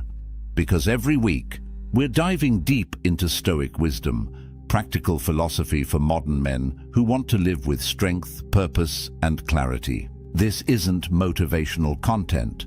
This is transformation content, and you're going to want to be here for what's coming next. Remember what Seneca said, "We learn not for school, but for life." These techniques aren't academic exercises. They're tools for living, for thinking clearly, for sleeping peacefully, for showing up powerfully. Your mind is the most important tool you'll ever own, and the Stoics spent 2,000 years figuring out how to sharpen it, how to calm it, how to use it instead of being used by it. The racing thoughts, the endless loops, the 3 a.m. spirals, they don't have to be your reality. There's another way, a clearer way, a stronger way, and it starts right now with one decision. You're going to take control of your mind. Not because you need to be perfect, not because overthinking makes you weak, but because you refuse to waste your limited time trapped inside your own head when there's a whole life waiting for you out here. The Stoics proved it's possible. Marcus Aurelius ruled an empire with a calm mind. Epictetus found peace while enslaved. Seneca maintained clarity while advising a madman. If they could do it in their circumstances, you can do it in yours. You have everything you need, the techniques, the knowledge, the path. All that's left is the decision to walk it. So here's my final question for you. A year from now, when you look back at this moment, at this video, at this day, what do you want to have changed? Do you want to still be overthinking, still lying awake at 3 a.m., still paralyzed by thoughts that don't serve you? Or do you want to be the man who mastered his mind, who walks through life with clarity, confidence, and calm? The choice is yours, but the time to make it is now. Welcome to the path. Let's walk it together. There's a man sitting alone in his apartment right now. The city hums outside his window. His phone buzzes with notifications, dating app matches, messages from people wanting his attention, his time, his energy. He looks at the screen, then sets it face down on the table. He pours himself a drink, opens a book, and settles into the silence. And in that moment, he possesses something most men are desperately searching for, but will never find. Freedom, real freedom. the kind that can't be given or taken away, the kind that lives inside you, independent of anyone else's approval, desire, or presence. Society will tell you this man is broken, that he's missing out, that true fulfillment only comes when you find someone to complete you. But what if I told you that the ancient Stoics, men who built empires and weathered exile, who faced death with calm eyes and lived through chaos with unshaken minds, understood a truth that modern culture has forgotten? What if the greatest power a man can possess isn't the ability to attract someone, but the ability to be whole without anyone at all? This isn't about bitterness. This isn't about fear or avoidance. This is about sovereignty, about building an inner fortress so strong that you don't need external validation to feel alive. Marcus Aurelius ruled the Roman Empire, commanded armies, held the fate of millions in his hands. Yet he wrote in his private journal that the most peaceful place a man can retreat to isn't a mansion in the countryside or a vacation by the sea. It's his own mind, his own soul, the space within that no one else can touch. The Stoics called this autarkia, self-sufficiency, the ultimate virtue. And they understood that until a man learns to be complete in his solitude, he'll spend his entire life as a beggar seeking scraps of worth from others. So, let me ask you something.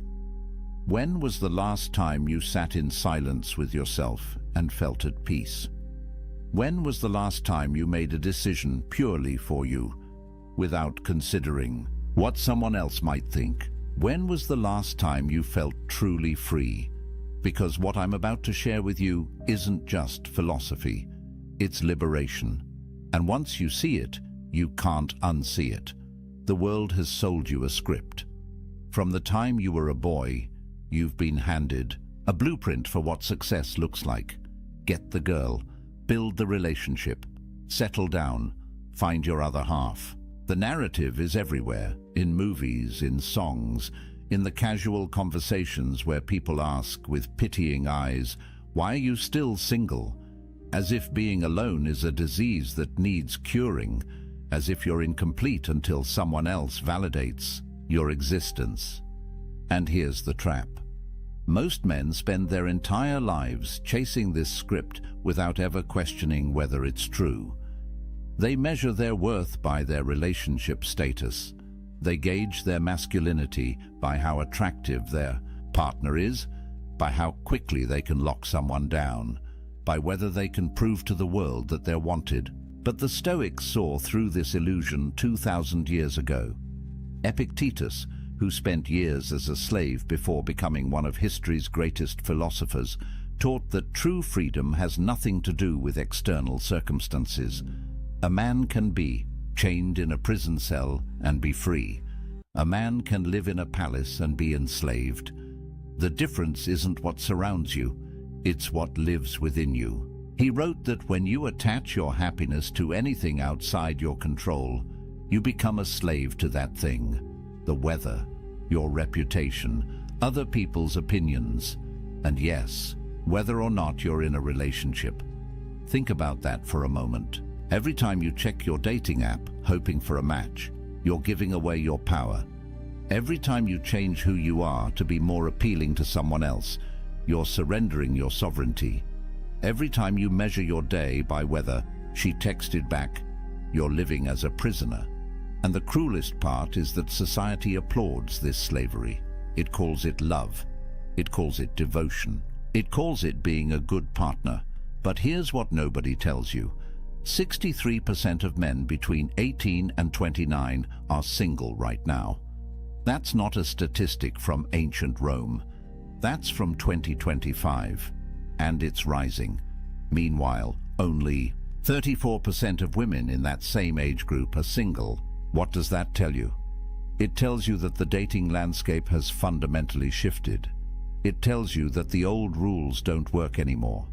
And it tells you something even more important. You're not alone in feeling like the game is rigged. But here's where most men make their fatal mistake. They look at these numbers and feel inadequate.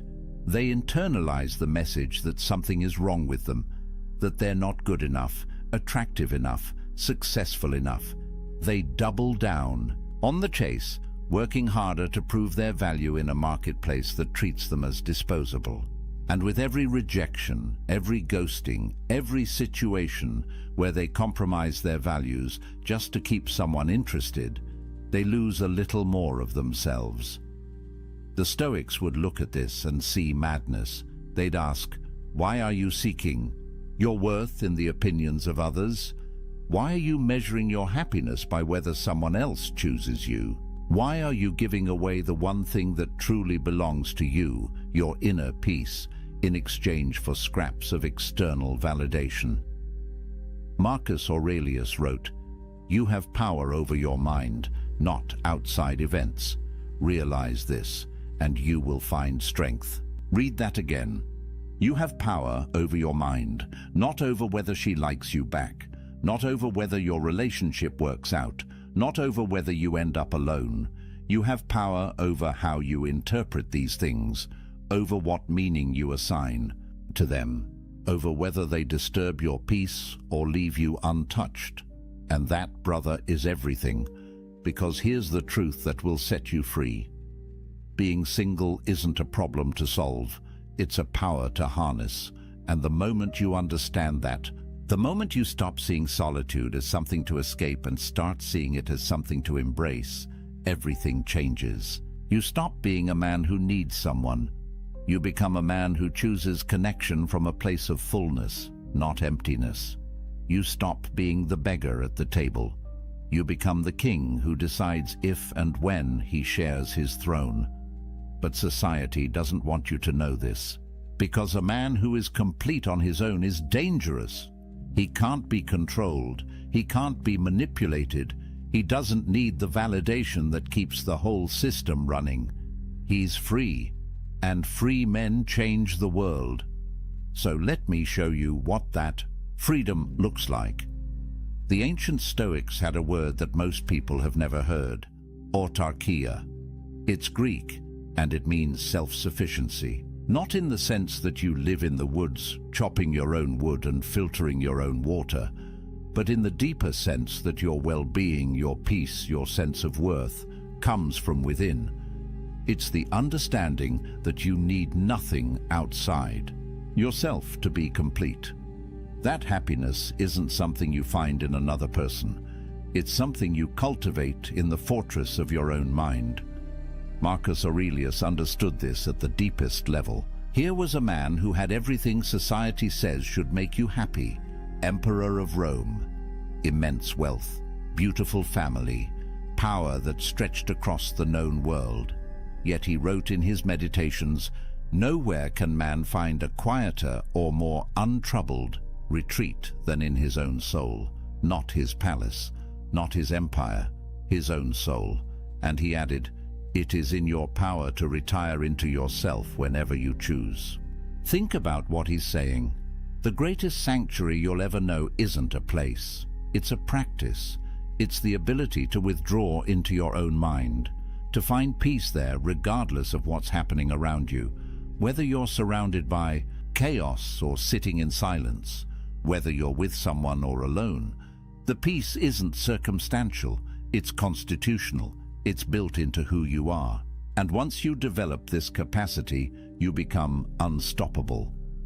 Epictetus, who went from slavery to philosophical mastery, taught his students that the key to this self-sufficiency is understanding what you control and what you don't. You don't control whether people love you. You don't control whether relationships last. You don't control the economic factors that make dating harder, the cultural shifts that change the rules, or the fact that modern technology has turned human connection into a swipe-based marketplace. None of that is in your control, but you do control your character, your response, your inner state, your decision about what kind of man you're going to be regardless of circumstance. And this is where it gets powerful. When Musonius Rufus, another Stoic philosopher, was exiled from Rome, sent away from his home, his friends, everything familiar, He didn't collapse into despair. He didn't spend his days mourning what he'd lost. Instead, he used his solitude to deepen his practice. He worked on his virtue. He refined his character. He became more himself, not less. And when people came from far away to learn from him, even in exile, they found a man who radiated peace, a man who proved that external circumstances have no power over an internally complete person. There's a story about Zeus, the king of the gods in Greek mythology, that the Stoics loved. During the cosmic conflagrations, when the universe would reset and everything would be destroyed, Zeus would sit alone. No other gods, no creation, just emptiness. And yet, he remained content, at peace, because his completeness didn't depend on what existed outside him. The Stoics used this image to teach that true self-sufficiency means you could lose everything, everyone, and still have yourself. And if you've built that self well, if you've made it a fortress of virtue and reason, then you have everything you need. Now, I know what you might be thinking. This sounds lonely. This sounds like isolation. But here's where the Stoics make a crucial distinction. There's a difference between loneliness and solitude. Loneliness is the pain of being disconnected. It's what happens when you're surrounded by people but feel empty inside. It's what happens when you're in a relationship but realize you don't actually know yourself anymore. Loneliness comes from lacking connection with others or with yourself.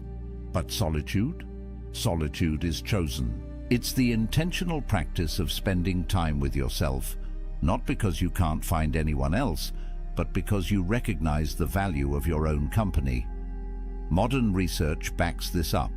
Studies show that when people choose to be alone, when they see solitude as an opportunity rather than a punishment, their stress levels drop. Their sense of autonomy increases. They report feeling more like themselves. But when solitude is forced, when it comes from rejection or circumstance beyond their control, that's when the negative effects show up. The difference is agency, power, choice. A man who embraces solitude isn't running from connection. He's building the foundation that makes genuine connection possible. Because you can't share yourself with someone else if you don't know who you are. You can't build intimacy if you're empty inside. The strongest relationships don't happen between two incomplete people desperately trying to fill each other's voids. They happen between two whole people who choose to walk side by side, not because they need to, but because they want to. And this brings us to something crucial. Self-sufficiency doesn't mean you become cold or isolated. Seneca, one of the wealthiest and most influential men in Rome, wrote extensively about friendship. He said that a wise man doesn't need friends, but he still desires them, not because they complete him, not because he can't survive without them, but because friendship, real friendship built on virtue and mutual respect, enhances life. It's a preferred indifferent, as the Stoics would say. Nice to have, but not necessary for your peace. Think about how revolutionary that is. Most men approach relationships from need. They need validation, they need sex, they need emotional support, they need someone to make them feel valuable. But when you approach from self-sufficiency, everything shifts. You don't need anyone, you choose them. And that choice, made from abundance rather than scarcity, creates relationships that are powerful, genuine, and free. Because neither person is using the other to fill a hole. Both are whole already. They're just enjoying the experience of being whole together. But getting to this point requires practice. It requires you to spend time alone and actually work on yourself. Not just scroll social media or numb out with entertainment. Real inner work. And that's uncomfortable, because when you sit in silence with yourself, when you remove all the distractions and external validations, you're forced to confront who you actually are, the thoughts you've been avoiding, the patterns you've been running from, the ways you've been living someone else's script instead of your own. Marcus Aurelius faced this daily. In his journal, he wrote reminders to himself. Wake up in the morning and remember who you are. Remember your principles. Don't let the chaos of the day pull you away from yourself. He understood that the greatest battle isn't against external enemies. It's against the internal tendency to lose yourself in the noise, to give away your power piece by piece until you wake up one day and realize you don't recognize the person you've become. But when you build self-sufficiency, when you develop autarkia, something remarkable happens. You stop being reactive. You stop living at the mercy of circumstance. Whether someone texts you back or doesn't, whether people approve of your choices or judge them, whether you spend Friday night with someone or alone with a good book, none of it disturbs your peace. You're grounded, centered, free. And that freedom, brother, is more valuable than any relationship could ever be. Because here's the paradox. The man who needs no one is the man everyone wants to be around. Strength attracts. Completeness attracts. When you're not grasping, not needy, not performing for validation, people feel it. They sense that you're different, that you operate from a different place. And the connections you do form, when you're ready, if you choose them, will be deeper and more real than anything you could build from a place of need. So what does this actually give you? What changes when you embrace solitude instead of running from it? The Stoics believed that external goods come in two categories: things that are genuinely good, like virtue and wisdom and character, and things that are preferred indifference, wealth, health, relationships. Nice to have, but not essential to your well-being, not determinative of your worth. The moment you internalize this distinction, a weight lifts, because you stop attaching your happiness to things you can't control. Let's get practical. When you're single and you embrace it, you have financial sovereignty. No expensive dates where you're performing, trying to impress someone. No shared expenses where you have to negotiate every purchase. No compromise on how you spend your money. Every dollar you earn is yours to allocate as you see fit.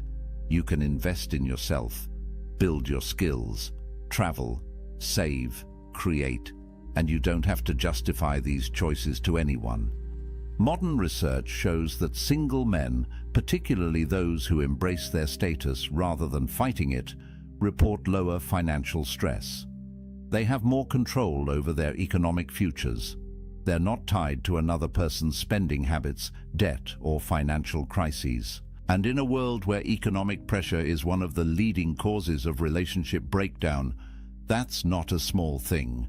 You eliminate an entire category of stress simply by being financially sovereign. Then there's time sovereignty.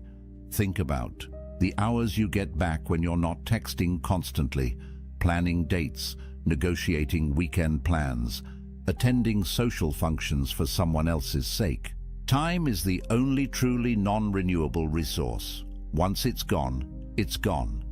And most men give away enormous chunks of their time without even realizing it, not because they want to, but because they feel obligated, because they're afraid of what will happen if they don't, because they're trying to keep someone happy, keep the relationship going, prove they're committed. But when you're single, every hour belongs to you. Want to wake up early and work on that business idea? Do it. Want to spend Saturday learning a new skill?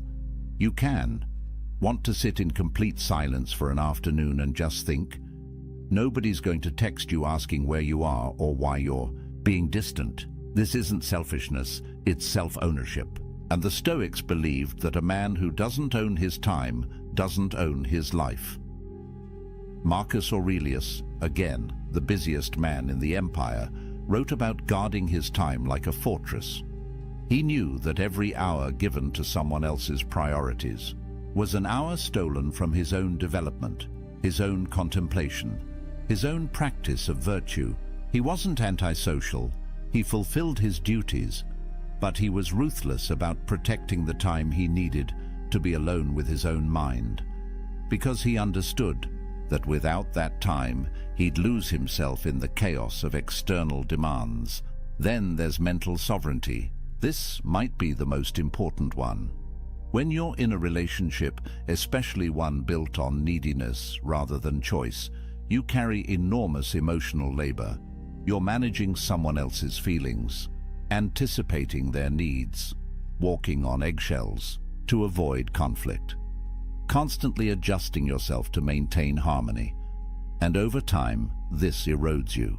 You start to forget what you actually think, what you actually want, because you've spent so much energy managing the relational dynamics. But when you're alone, your mind is your own. You can think clearly, process your own emotions, develop your own worldview. Make decisions based on your values, not on what will keep the peace. There's a reason why great thinkers throughout history, from philosophers to scientists to artists, often did their best work in solitude, because the mind needs space to wander, to connect ideas, to see things from new angles, and you can't do that when you're constantly reactive, constantly managing relationship dynamics, constantly split between your own needs and someone else's. Research in neuroscience shows that solitude activates what's called the default mode network in your brain. This is the network responsible for self-reflection, for integrating experiences, for creative thinking. It's the mode your brain enters when you're not responding to external stimuli, and it only activates when you're truly alone, not just physically but mentally. When you're not checking your phone every 5 minutes to see if she responded, when you're not running through conversations in your head, analyzing what you said wrong, when you're just present with yourself. And this is where creativity and insight emerge.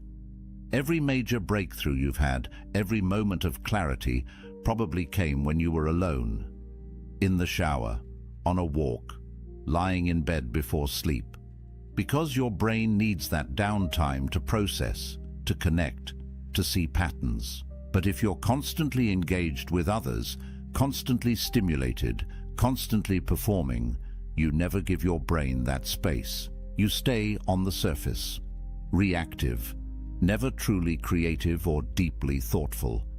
The Stoics understood this intuitively. They practiced morning and evening reflection, time alone to examine their day, their choices, their progress toward virtue. Seneca wrote about the importance of setting aside time each day to commune with yourself, not to judge yourself harshly, but to observe, to understand, to refine your character away from the eyes and opinions of others. Because real growth happens in private. The person you become in solitude is the person you actually are. Everything else is performance. Then there's creative sovereignty. How many men have buried their dreams because a relationship demanded their time and energy elsewhere? How many businesses never started, books never written, skills never mastered, because there was always someone else's needs taking priority? This isn't about blaming relationships. It's about recognizing that everything has a cost, and the cost of relationship, especially one you're not fully choosing, is often paid in abandoned potential. When you're alone, you can be selfish with your ambition. You can pour yourself into your craft, your mission, your vision for who you want to become. No negotiations, no guilt, no compromise. Just pure focused energy on building the life you actually want. And here's what's interesting. The men who do this, who use their solitude to build something significant, often find that relationships come naturally later, not because they went looking, but because they became someone worth finding, someone who radiates purpose and completeness, and that energy attracts. But there's something even deeper here, something the Stoics saw clearly. When you build your life on your own terms, when you develop skills and pursue excellence and create value, You build self-respect, real self-respect.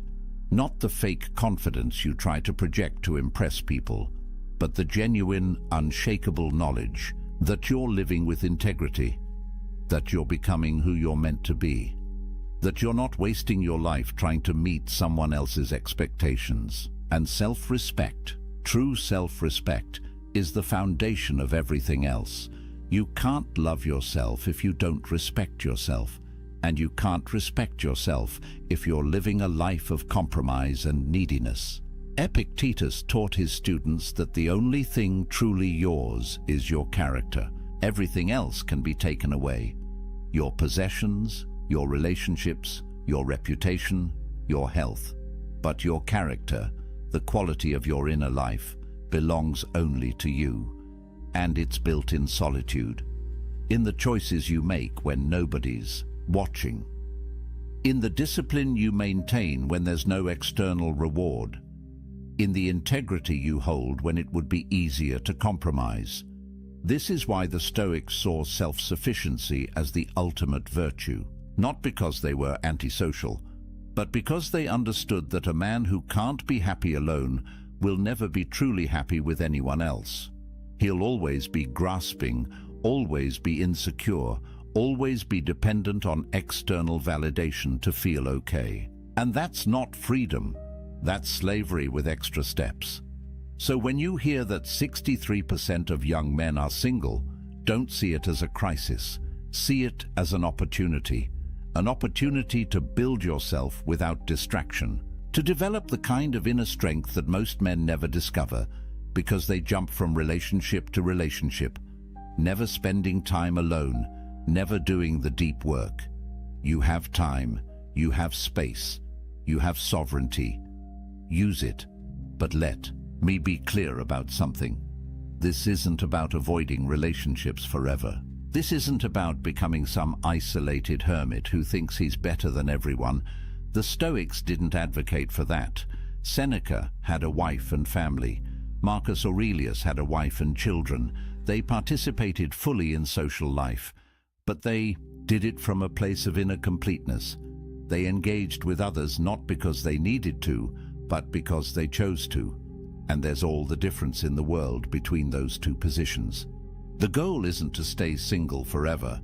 The goal is to become the kind of man who doesn't need to be in a relationship to feel complete. And once you're that man, if you choose to be with someone, it will be from a place of strength, not weakness, from abundance, not scarcity, from sovereignty, not desperation. And those kinds of relationships, rare as they are the only ones worth having. But here's what most men miss. They think being single means they're incomplete. They've internalized the message that they're only half a person until they find their other half. And this belief, more than anything else, keeps them trapped. Because when you believe you're incomplete, you'll do anything to feel whole. You'll compromise your values. You'll tolerate disrespect. You'll lose yourself piece by piece trying to hold on to someone, anyone, who makes you feel less empty. But the Stoics would tell you this is backward. You're not empty. You never were. You've just been taught to see yourself that way. Society profits from your insecurity. The entire dating industry, the relationship advice industry, the self-help industry depends on you believing you're broken and need fixing, that you're incomplete and need completing. But what if none of that is true? What if you're already whole, you've just forgotten how to feel it? Marcus Aurelius wrote about this constantly, the idea that we already possess everything we need. That virtue, the only true good, is already within our capacity. We don't need to acquire it from outside. We need to cultivate it from within. And the best place to do that cultivation is in solitude, away from the noise, away from the opinions, away from the endless pressure to be something other than what you are. In solitude, you can be honest. You can strip away the masks you wear for others and look at who you actually are. And that honesty, uncomfortable as it might be at first, is the beginning of real transformation. There's a concept in psychology called self-determination theory. It says that humans have three basic needs: autonomy, the sense that you control your own life; competence, the feeling that you're capable and growing; and relatedness, connection with others. Most people think relatedness is the most important, but research shows that autonomy is actually the foundation. Without it, without the sense that you're living your own life on your own terms, the other needs can't be truly satisfied. You might have relationships, but you'll feel trapped in them. You might be skilled, but you'll never feel like it's enough because you're measuring yourself by external standards. But when you build autonomy, when you develop true self-sufficiency, everything else flows naturally. You pursue competence for its own sake, not to impress anyone, and when you do connect with others, it's genuine, because you're not performing, you're not pretending, you're just being yourself, and you're okay if people accept that or don't. That's the power position, that's freedom. And here's something crucial. The Stoics believed that you had to be careful about who you spent time with. They weren't elitist about it, but they understood that you become like the people you surround yourself with. Spend time with complainers, you become a complainer. Spend time with people who lack integrity, your own integrity erodes. Spend time with people who see relationships as transactions, who manipulate and play games, and you start to see the world that way too. But when you're selective, when you use your solitude to clarify your values and then only engage with people who align with those values, your life transforms. You're no longer tolerating relationships out of loneliness. You're cultivating connections based on mutual respect and shared virtue.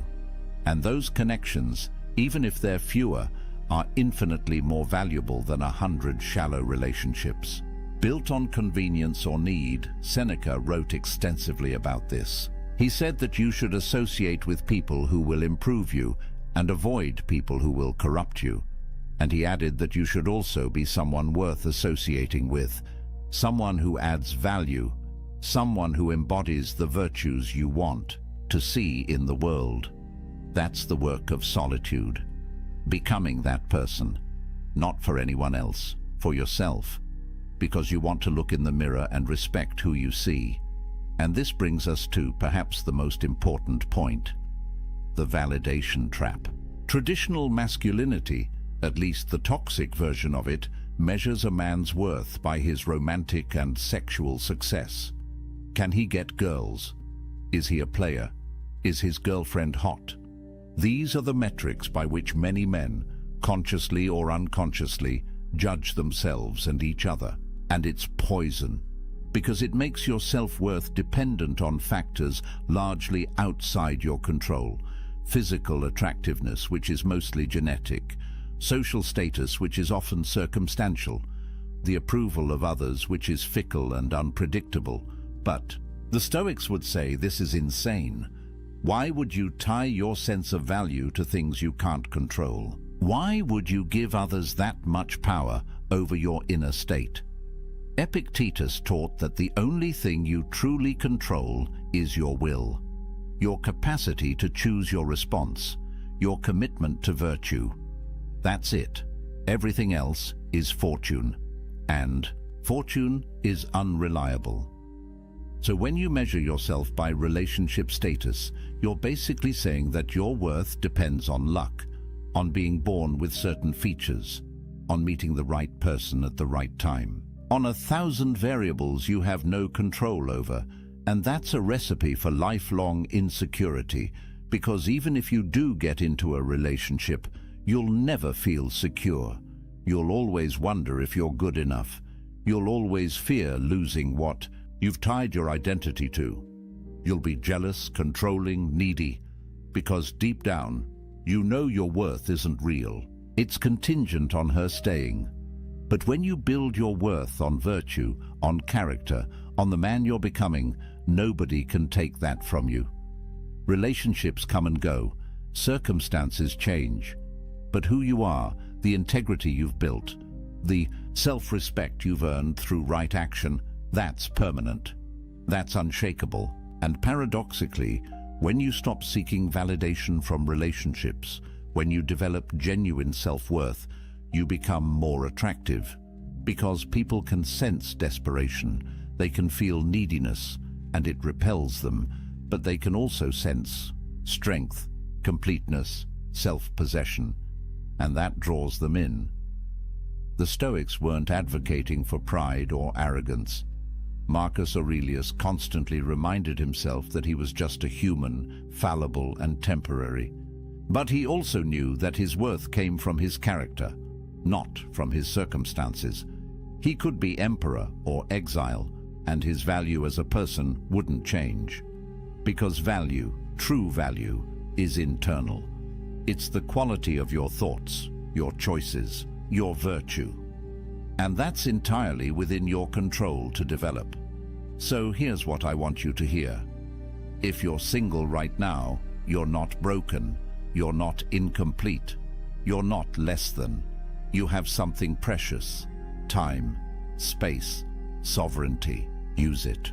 Build yourself, develop your skills, clarify your values, strengthen your character. Read the books that expand your mind. Pursue the projects that ignite your passion. Train your body, master your emotions. Become so complete in yourself that you don't need anyone else's validation to feel whole. And when you do that, one of two things will happen. Either you'll discover that you actually prefer solitude, that you've built a life so rich and meaningful on your own that adding a relationship would be a downgrade. And that's fine. That's a valid choice. The Stoics would respect it. Or you'll eventually meet someone and choose to build something with them. But it will be from a place of strength, from wholeness, from sovereignty. And that relationship, if it happens, will be powerful because it's not built on need.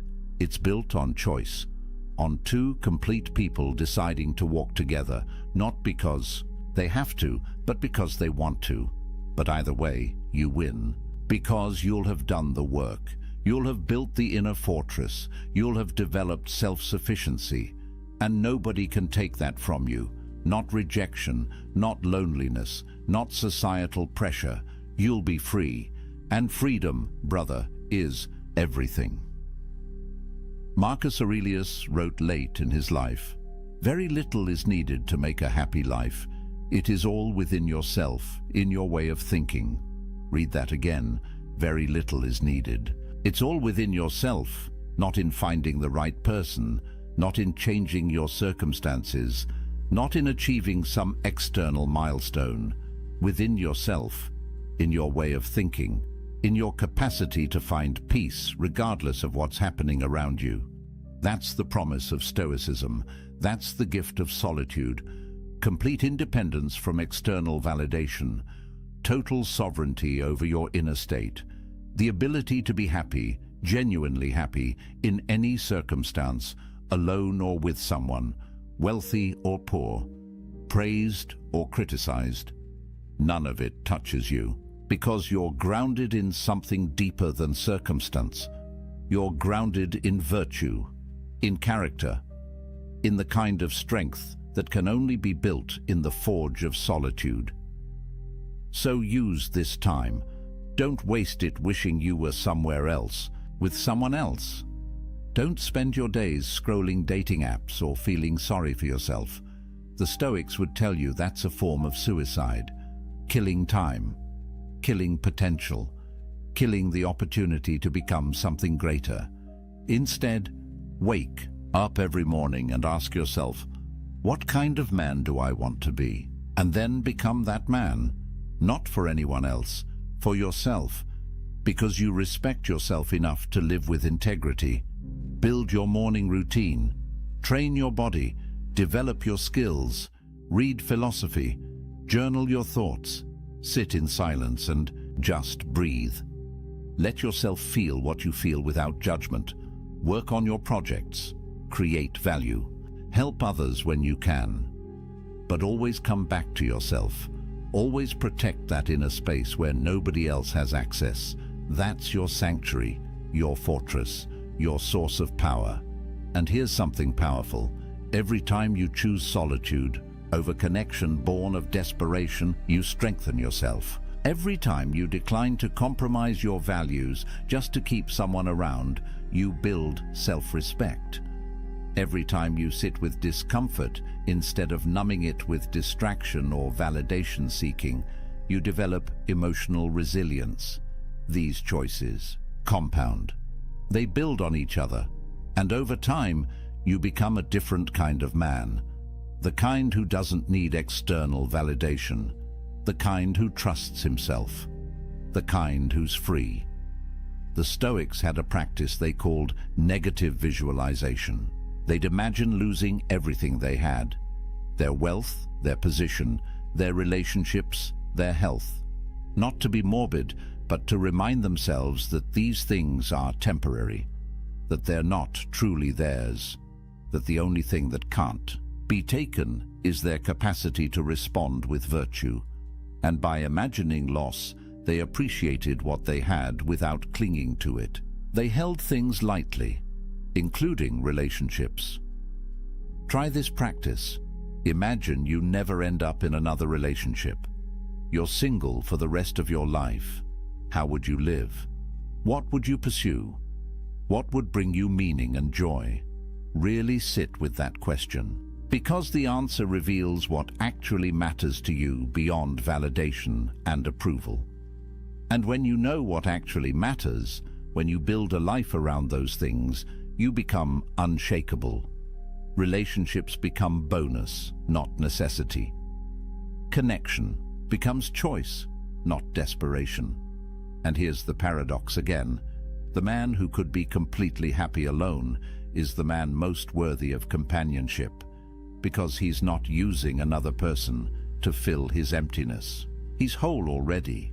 He's inviting someone to share in his fullness. That's attractive. That's magnetic. That's what genuine partnership looks like. Not two halves making a whole, but two wholes choosing to walk together, each maintaining their own sovereignty, each respecting the other's independence, each complete whether together or apart. Seneca wrote, "The wise man is self-content. He is so in the sense that he is able to do without friends, not that he desires to do without them." That's the balance. You develop the ability to be happy alone. You build self-sufficiency, but you remain open to genuine connection when it appears. You don't avoid relationships, you just don't need them. And that makes all the difference. So where does this leave you? Right here, right now, with a choice. You can keep buying into the narrative that you're incomplete without someone, that your value depends on relationship status. That being single is something to escape as quickly as possible. And if you choose that path, you'll spend your life chasing, compromising, losing yourself piece by piece in the pursuit of external validation. Or you can embrace what the Stoics knew 2,000 years ago, that true power comes from within, that self-sufficiency is the highest virtue, that a man complete in solitude is free in every circumstance. And if you choose that path, if you do the work, you'll build something that nobody can take from you, an inner fortress, a sovereignty that transcends circumstance, a peace that doesn't depend on anyone else's approval or presence. Marcus Aurelius ruled an empire. He had wealth, power, family, everything society says should make you happy. Yet he spent his evenings writing in his journal, reminding himself of what actually mattered: virtue, character, inner peace. He knew that everything else was temporary, that the only lasting value was the kind of person he was becoming, and he did that work in solitude, away from the crowds, away from the demands, in the quiet space of his own mind. You don't need an empire to do this. You don't need perfect circumstances. You just need to make the choice, to use your solitude as a gift, not a curse, to see being single not as a deficit, but as an opportunity, to build yourself so completely that you don't need validation from anyone. And when you do that, you become dangerous, not to others, but to the systems that profit from your insecurity. You become a man who can't be controlled, can't be manipulated, can't be sold something he doesn't need. You become free. And freedom is what the Stoics were teaching all along. Not freedom from circumstances, those will always change, but freedom within circumstances. The ability to maintain your peace, your integrity, your sense of self, regardless of what's happening around you, alone or with someone, successful or struggling, praised or criticized. None of it touches your core, because you've built something unshakable inside. And that, brother, is power. Real power. The kind that transforms not just your life, but the lives of everyone you touch. Because strength is contagious. Completeness inspires. Freedom spreads. So let me leave you with this. A man who needs no one is free to choose everyone. A man who needs someone is slave to his need. Which man do you want to be? The choice is yours. It's always been yours. And it starts right now, in this moment, with this decision, to stop seeking yourself in others and start building yourself in solitude, to stop measuring your worth by external validation and start grounding it in internal virtue, to stop running from being alone and start embracing it as the ultimate gift, the space where you become who you're meant to be. The Stoics are waiting for you, Marcus Aurelius, Epictetus, Seneca. They walked this path. They proved it works. They left you a blueprint. All you have to do is follow it. Build your inner fortress. Cultivate self-sufficiency. Embrace solitude not as a punishment, but as a privilege. And watch what happens. Watch how your life transforms when you stop living for others and start living for yourself. Not in a selfish way, but in the way that honors your potential, your values, your unique path. That's what the Stoics called living according to nature, being fully yourself. And there's nothing more powerful than that.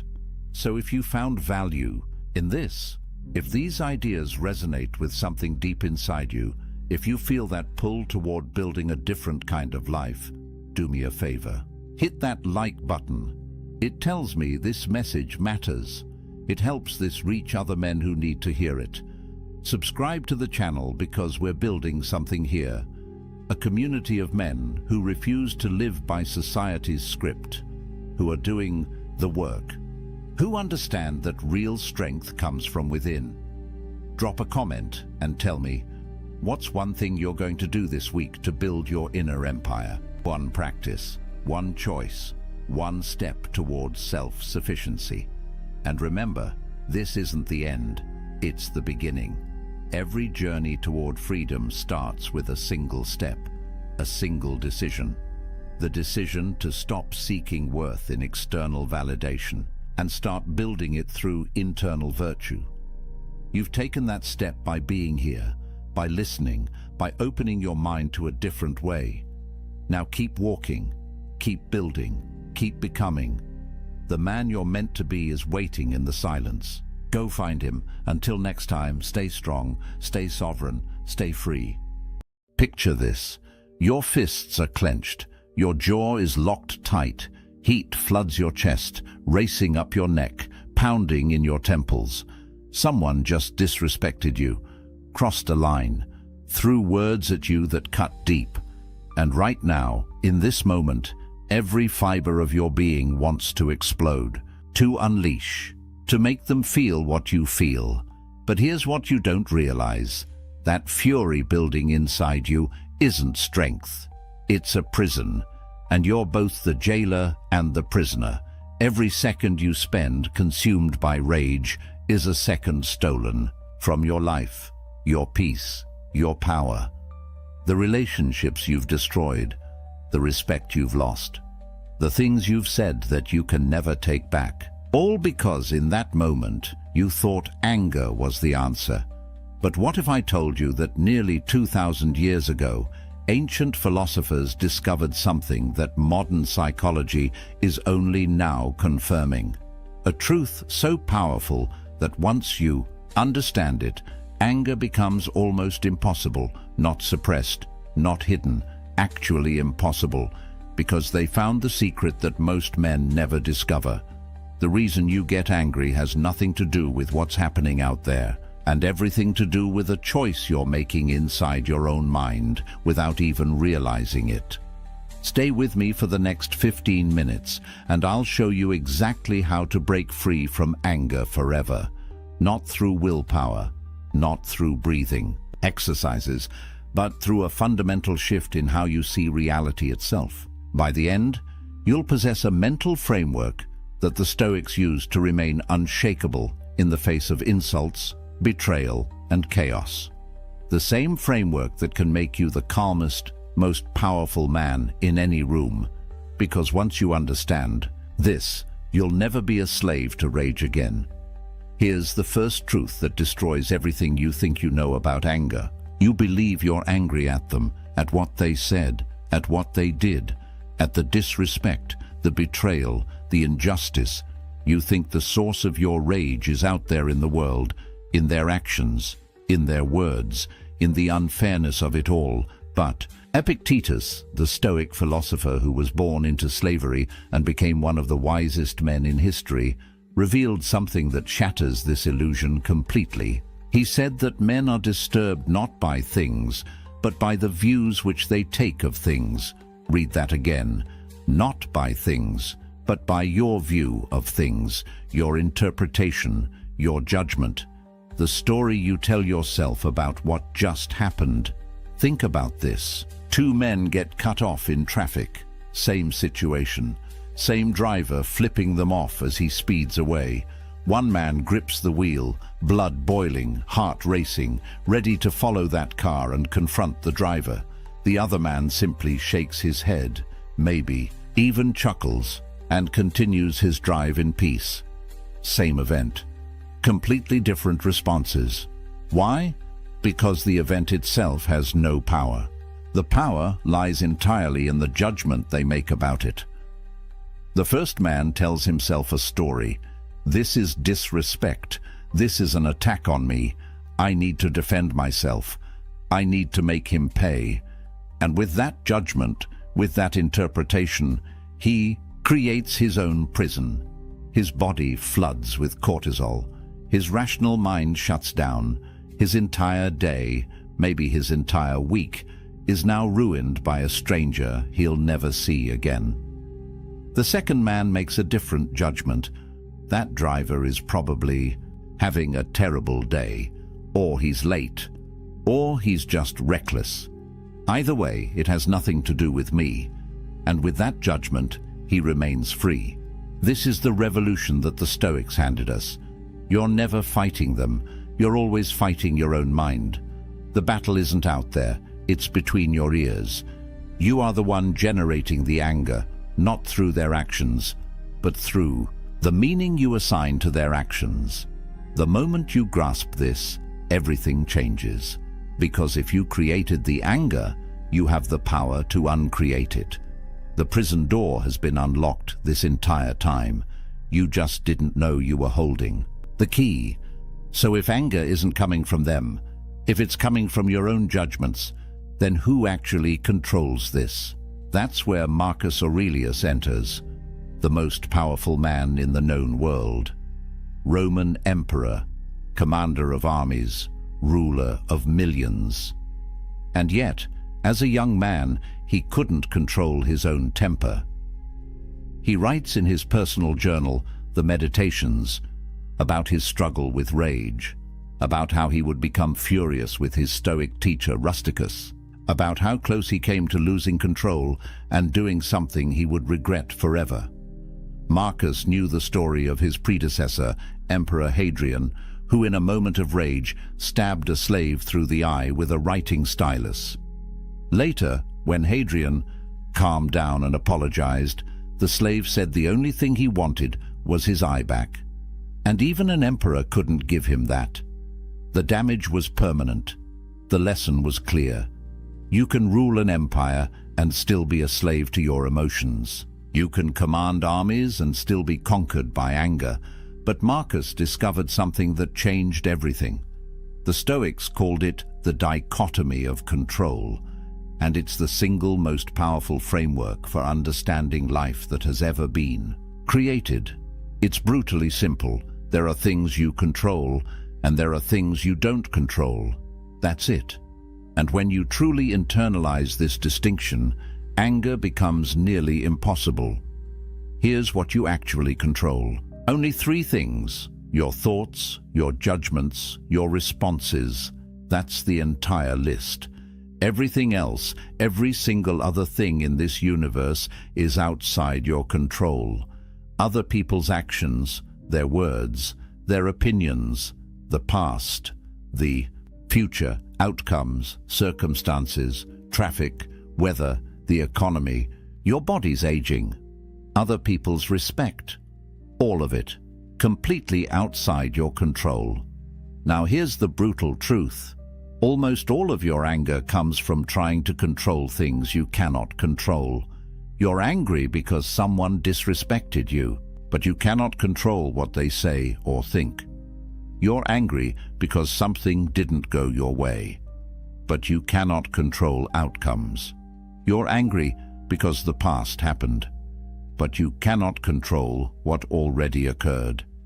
Every moment spent in rage over these things is energy poured into a bottomless pit. It's trying to move a mountain by shouting at it. It's absolute insanity. But look what happens when you shift your focus to what you actually control. Someone insults you. You cannot control their words, but you can control your judgment about those words. You can choose to interpret them as the ravings of someone having a bad day, or the opinion of someone whose opinion doesn't matter, or the behavior of someone who simply doesn't understand. The event stays the same, but your judgment transforms your entire experience. Your project fails. You cannot control the outcome, but you can control what you do next, how you learn from it, how you adapt, how you rebuild. The failure stays the same, but your response determines whether it destroys you or strengthens you. This isn't resignation. It's not giving up. It's the opposite. It's radical empowerment. Because when you stop wasting energy on what you can't control, you suddenly have enormous power for what you can. You're no longer fighting a war on 1,000 fronts. You're focused, directed, unstoppable. The Stoics understood something profound. Accepting powerlessness over externals gives you ultimate power over yourself. And power over yourself is the only power that actually matters. Because the man who masters himself can never be conquered. The man who tries to master the world will always be at war. Marcus wrote that you have power over your mind, not outside events. Realize this, and you will find strength, not the strength to control others, the strength to remain unshaken no matter what others do. That's freedom. That's power. That's the dichotomy of control. Now here's where most men fail. They understand this intellectually. They nod along. They think they get it. But when the moment comes, when someone disrespects them, when something goes wrong, they explode anyway. Why? Because they didn't meet anger at the gate. They let it in. And once it's inside, it's nearly impossible to control. Seneca, another Stoic philosopher, wrote an entire essay called On Anger. And in it, he gives us a metaphor that's absolutely brutal. He says that anger is like an invading army, and the best plan, the only plan that works, is to resist it at the very beginning, to stop it at the frontier before it crosses into your territory. Because once anger enters the city, once it passes through the gates, it doesn't allow you to set limits. It does whatever it wants. It burns everything. And by the time you realize what's happened, the damage is already done. Think about the timeline of anger. Someone says something. You feel that first spark, that initial reaction.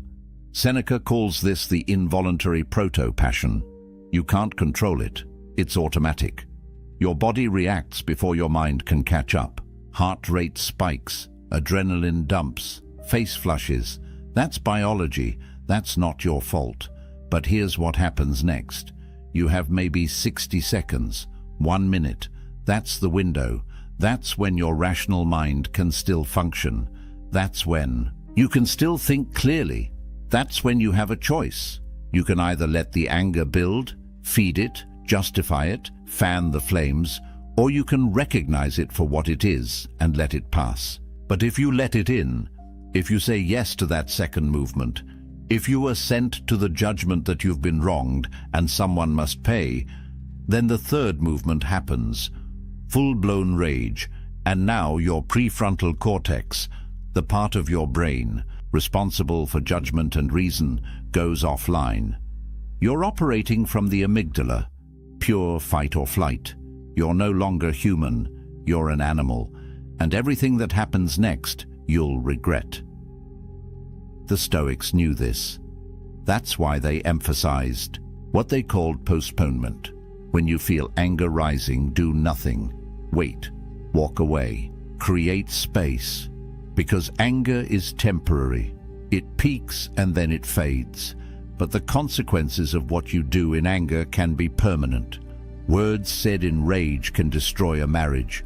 A punch thrown in fury can ruin a life. A decision made in anger can cost you everything. Hadrian couldn't give that slave his eye back. You can't unsay the words. You can't undo the damage. Marcus Aurelius understood this deeply. He wrote to himself, "How much more grievous are the consequences of anger than the causes of it?" Think about that. Whatever made you angry, the insult, the betrayal, the disrespect, it's nothing compared to what your anger will cost you. The anger hurts you more than they ever could. Seneca put it even more bluntly. The person who angers you becomes your master, because now they control you. They pull your strings, they make you dance, and you've handed them that power willingly. So here's the first defense. Recognize the physical signs before the explosion. Tight chest, clenched jaw, racing heart, hot face, shallow breathing. These are your warning signals. Your body is telling you that anger is at the gate. Don't ignore it. Don't push through it. Pause. Just pause. Count to 10. Walk away. Do whatever it takes to create that critical gap between stimulus and response. Because in that gap lives your freedom. That's where you're human instead of animal. That's where you choose wisdom instead of chaos. Meet anger at the gate or lose everything inside the walls. But here's the deeper question. Why does anger show up at all? What actually triggers that first spark? And the answer brings us to the most liberating truth in Stoic philosophy. It's not them. It's not what they did. It's your opinion about what they did. Epictetus is absolutely clear on this. It's not things that disturb us, but our judgments about things. Remove the judgment and you remove the anger. It's that simple and that difficult. Think about what actually happens when someone disrespects you. They say words, sound waves hit your ears, neurons fire in your brain, processing those sounds into language. And then, and this is the crucial part, you interpret those words. You assign meaning, you create a story. You tell yourself, this is disrespect. This diminishes me. This cannot stand. This demands a response. And with that interpretation, with that story, you create your anger. But here's what's wild. That interpretation isn't reality. It's just your opinion, your judgment, your chosen narrative. Someone else hearing the exact same words might interpret them completely differently. They might see desperation, or projection, or jealousy, or they might not care at all. Same words, different judgment, different emotional result. The words themselves are neutral. It's the meaning you attach that gives them power. So here's the practice. When someone does something that triggers you, catch yourself before you interpret. Before you create the story, before you assign the meaning, Just observe the facts. He said these words. She did this action. That's it. No interpretation, no judgment, just raw data. Now watch what happens to your anger. Without the judgment, it has nothing to feed on. It dies before it's even born. Take a scenario. Your colleague takes credit for your work in a meeting. The fact is, he spoke words attributing the project to himself. That's observable reality. Now watch the judgments you could add. Judgment 1. He disrespected me. He stole from me. He's trying to undermine my career. This is an attack. Result: rage, resentment, a desire for revenge.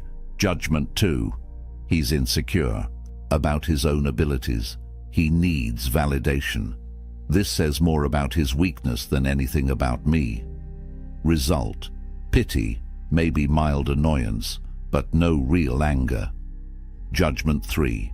In the long run, truth comes out. Good work speaks for itself. My reputation will be built on consistent results, not one meeting. Result: complete calm, strategic thinking about how to address it professionally. Same event.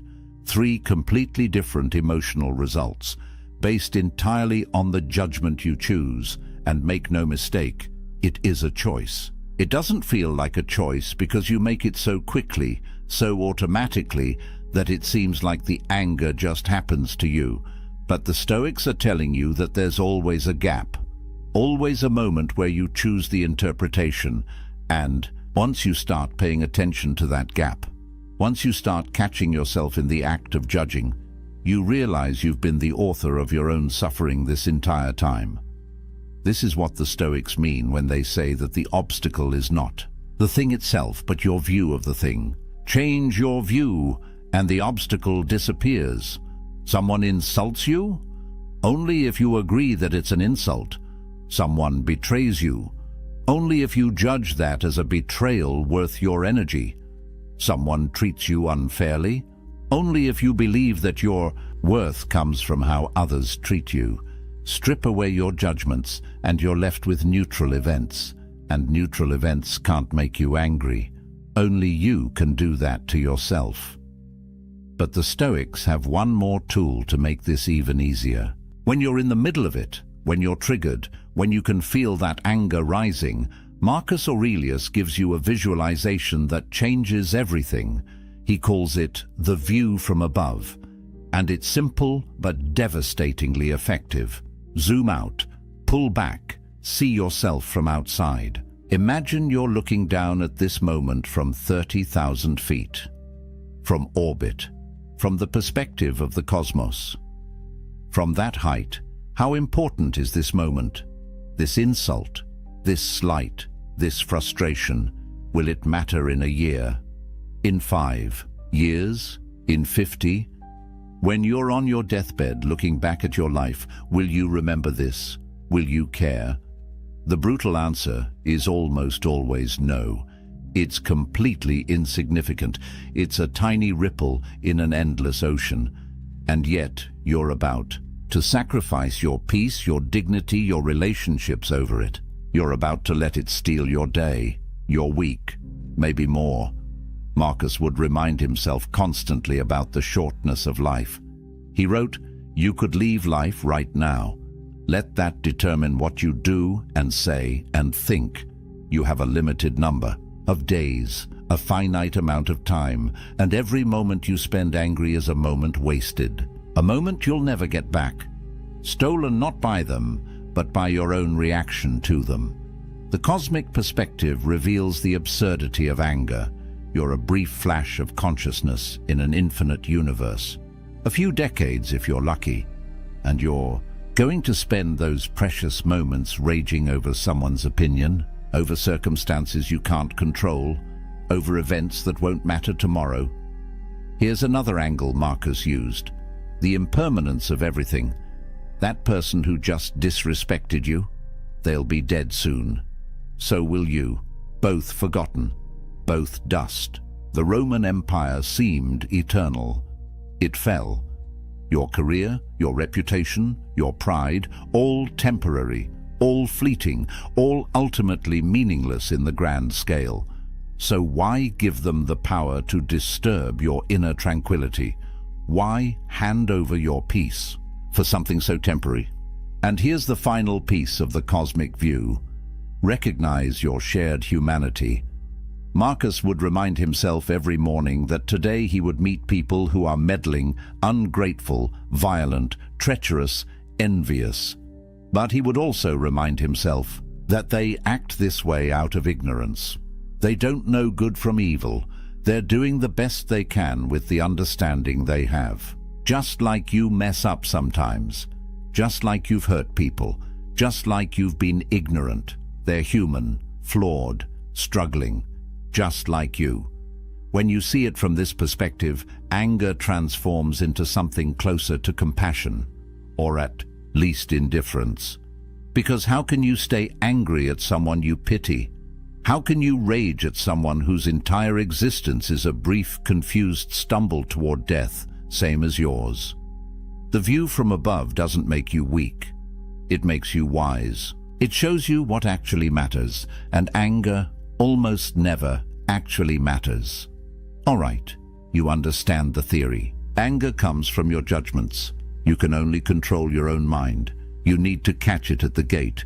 You need the cosmic perspective. But how do you actually do this?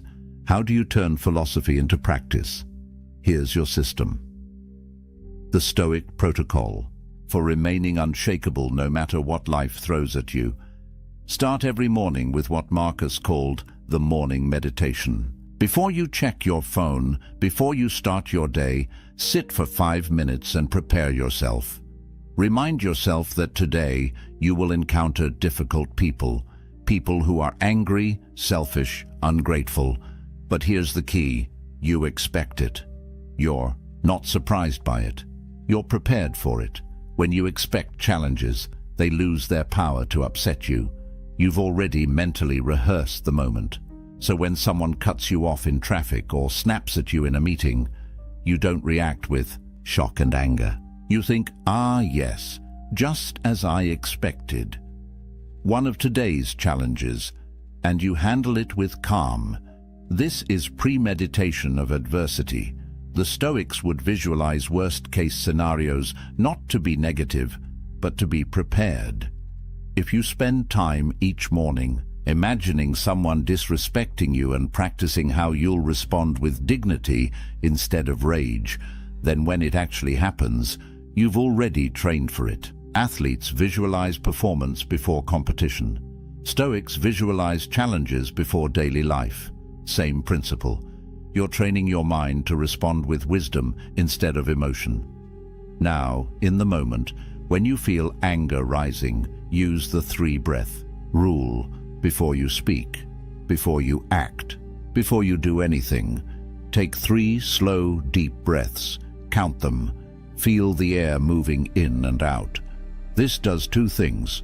First, it creates that crucial gap between stimulus and response, that space where freedom lives. Second, it activates your parasympathetic nervous system, the calming response, which literally counteracts the fight or flight response your body is having.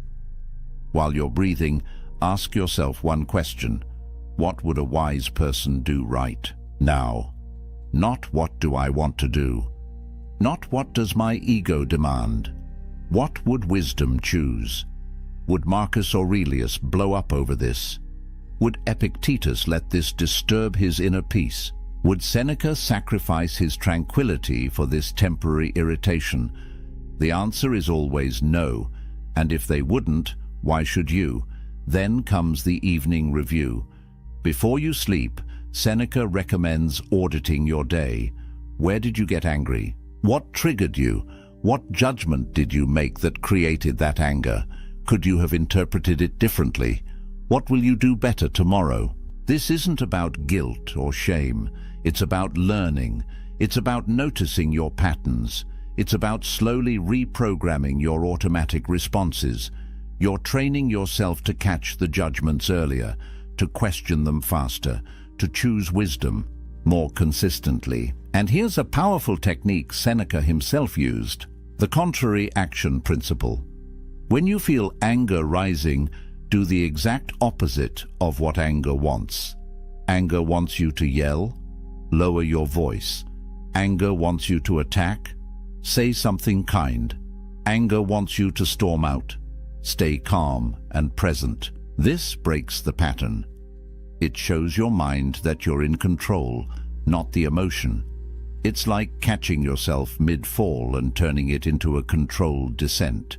You're interrupting the automatic program and installing a new one. Finally, commit to 30 days. Track every time you get angry. What triggered it? How long it lasted? What you did? Be honest, be thorough. Because what gets measured gets managed. Just the act of tracking will make you more aware, and awareness is half the battle. You can't change what you don't notice. After 30 days, review your log. You'll see patterns. You'll see that most of your anger is over the same few types of situations, and now you know exactly what to prepare for. Progress isn't perfection. You're not trying to become an emotionless robot. You're building the skill of emotional command, the ability to feel anger arise, recognize it, and choose not to act on it. To let it pass through you like a wave instead of becoming the wave. Some days you'll nail it, other days you'll fail. That's fine. The Stoics weren't perfect either. Marcus still got angry sometimes.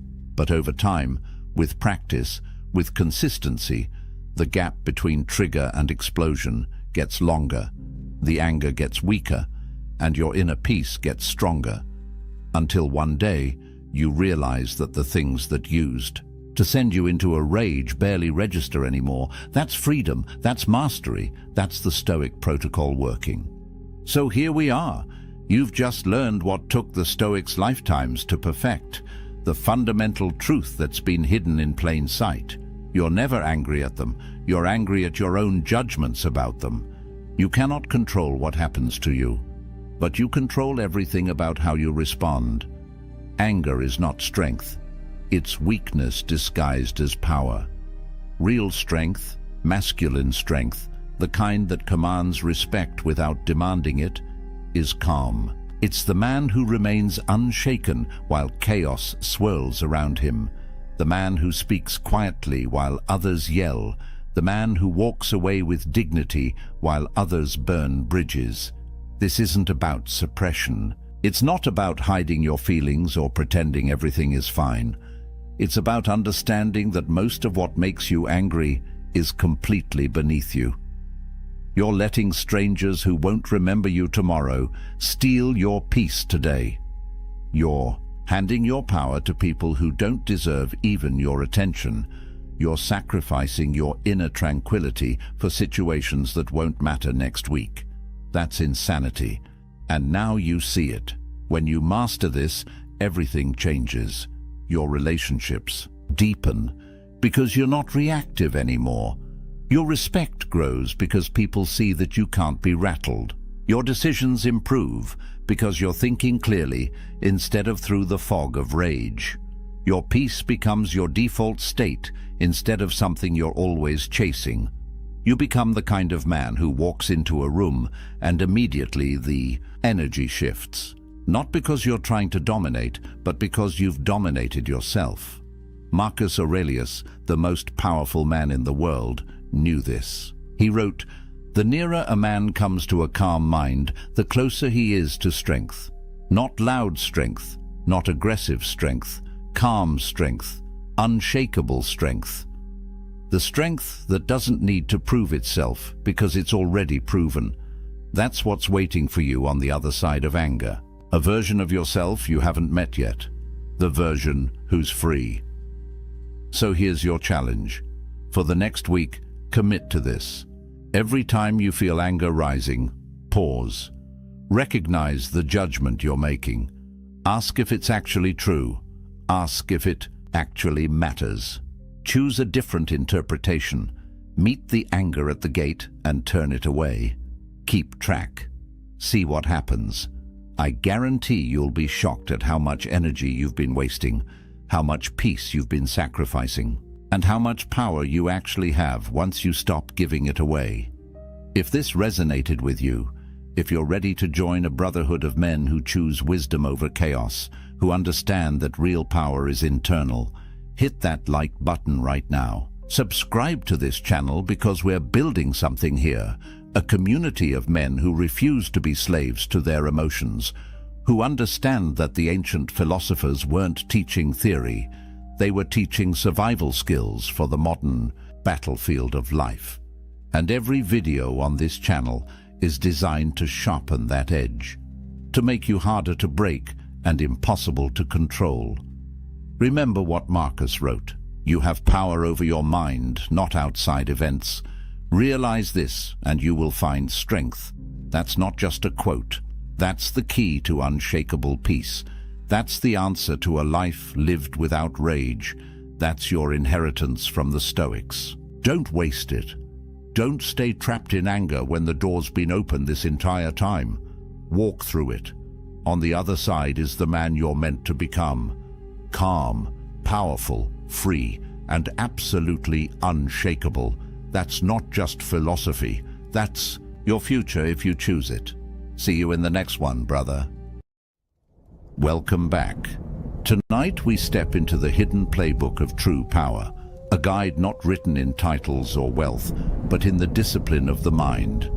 If you've ever wondered why some people remain unshaken while the world around them burns, you're in the right place.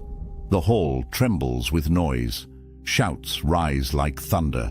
Accusations pierce the air, and the crowd waits for an eruption.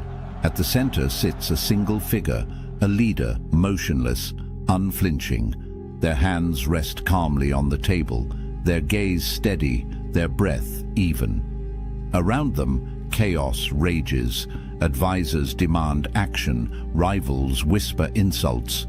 The room seethes with tension, yet this leader does not rise, does not argue, does not take the bait. They remain silent. This moment is more than stillness. It is dominance. Because what unsettles the crowd is not what the leader says or does, but what they choose not to say, what they choose not to do. We are conditioned to think of power as loud, forceful, overwhelming. But what if true power is something else entirely? What if real strength lies not in striking back, but in refusing to be moved at all? So I ask you, what makes someone truly powerful? It's not the battles they win, it's the battles they refuse to fight. The greatest strength does not always come from the sword or the shout. It comes from the discipline to withhold reaction when every fiber of the world demands you explode. Tonight, we're going to explore 6 things powerful people never react to. Not sometimes, not occasionally, never. 6 moments that would make the average person boil with anger, break down in despair, or lose themselves in temptation, yet the powerful stay calm, grounded, and unshaken. Each one is a test of composure, each one a crucible of strength. We'll journey through history, where Stoic philosophers like Marcus Aurelius and Seneca held their ground against ridicule and ruin. We'll step into fiction, where imagined warriors and leaders show us the timeless image of restraint as mastery. And we'll bring it into the modern day, where insults, rumors, setbacks, and even praise demand more from us than we realize. Along the way, you'll see how philosophy, discipline, and perspective intertwine to create an armor thicker than steel. The ability to control your own mind when the world loses control around you. Because the battlefield of life isn't fought only with armies, money, or politics, it's fought within, in the split-second decision of whether you react or remain still. So as we begin, I want to ask you something. Think about your own life for a moment. What is one thing you wish you could stop reacting to? Maybe it's criticism, maybe it's gossip, maybe it's failure, or the sting of loss. Whatever it is, imagine how much freer, stronger, and calmer you would feel if it no longer had power over you. Hold on to that thought. because by the end of this journey, you may discover that the path of Stoic mastery isn't about controlling the world. It's about controlling yourself, and it all begins here, with silence in the middle of chaos. Picture this: a crowded marketplace in ancient Rome. A senator shouts across the forum, hurling insults at a rival. The crowd leans in, waiting for a fiery response, hungry for drama. Yet the rival does something unexpected. He doesn't shout back. He doesn't flinch. He simply continues walking as if the insult had never been spoken. The crowd murmurs in confusion. Was this weakness, or was it something far greater? This is the power of non-reaction. Insults are traps, carefully laid to provoke you into abandoning your composure. They pull at the ego, daring you to defend yourself, to lash out, to prove them wrong. But here's the paradox. The moment you react, you've already lost. You've given control to the other person. You've let their words dictate your state of mind. And that is exactly what the powerful never allow. Stoic philosophy teaches us that insults only sting if we grant them permission. Epictetus once said, "If someone reviles you, it is his own action. You can choose to interpret it as harm or not." Think about that. The insult doesn't carry inherent power. It's our reaction that breathes life into it. Without your consent, the insult withers, hollow and harmless. Consider Marcus Aurelius, Emperor of Rome. He faced endless criticism from politicians, generals, even his own people. Yet in his private writings, the Meditations, he constantly reminded himself not to be disturbed by words. He wrote, "If an insult from another stirs you, it is your own opinion that has provoked you." He knew the truth. The insult itself is powerless. It's our attachment to reputation that causes the pain. Now imagine a modern version of this scenario. You post something online and suddenly the comments flood in. Someone mocks you. Someone twists your words. You feel the heat rise in your chest, your fingers itching to strike back. But what happens if you don't? What if you simply carry on, as though their words were smoke drifting in the air? The effect is immediate. The aggressor loses their audience. The crowd sees composure, not weakness. The power shifts back to you.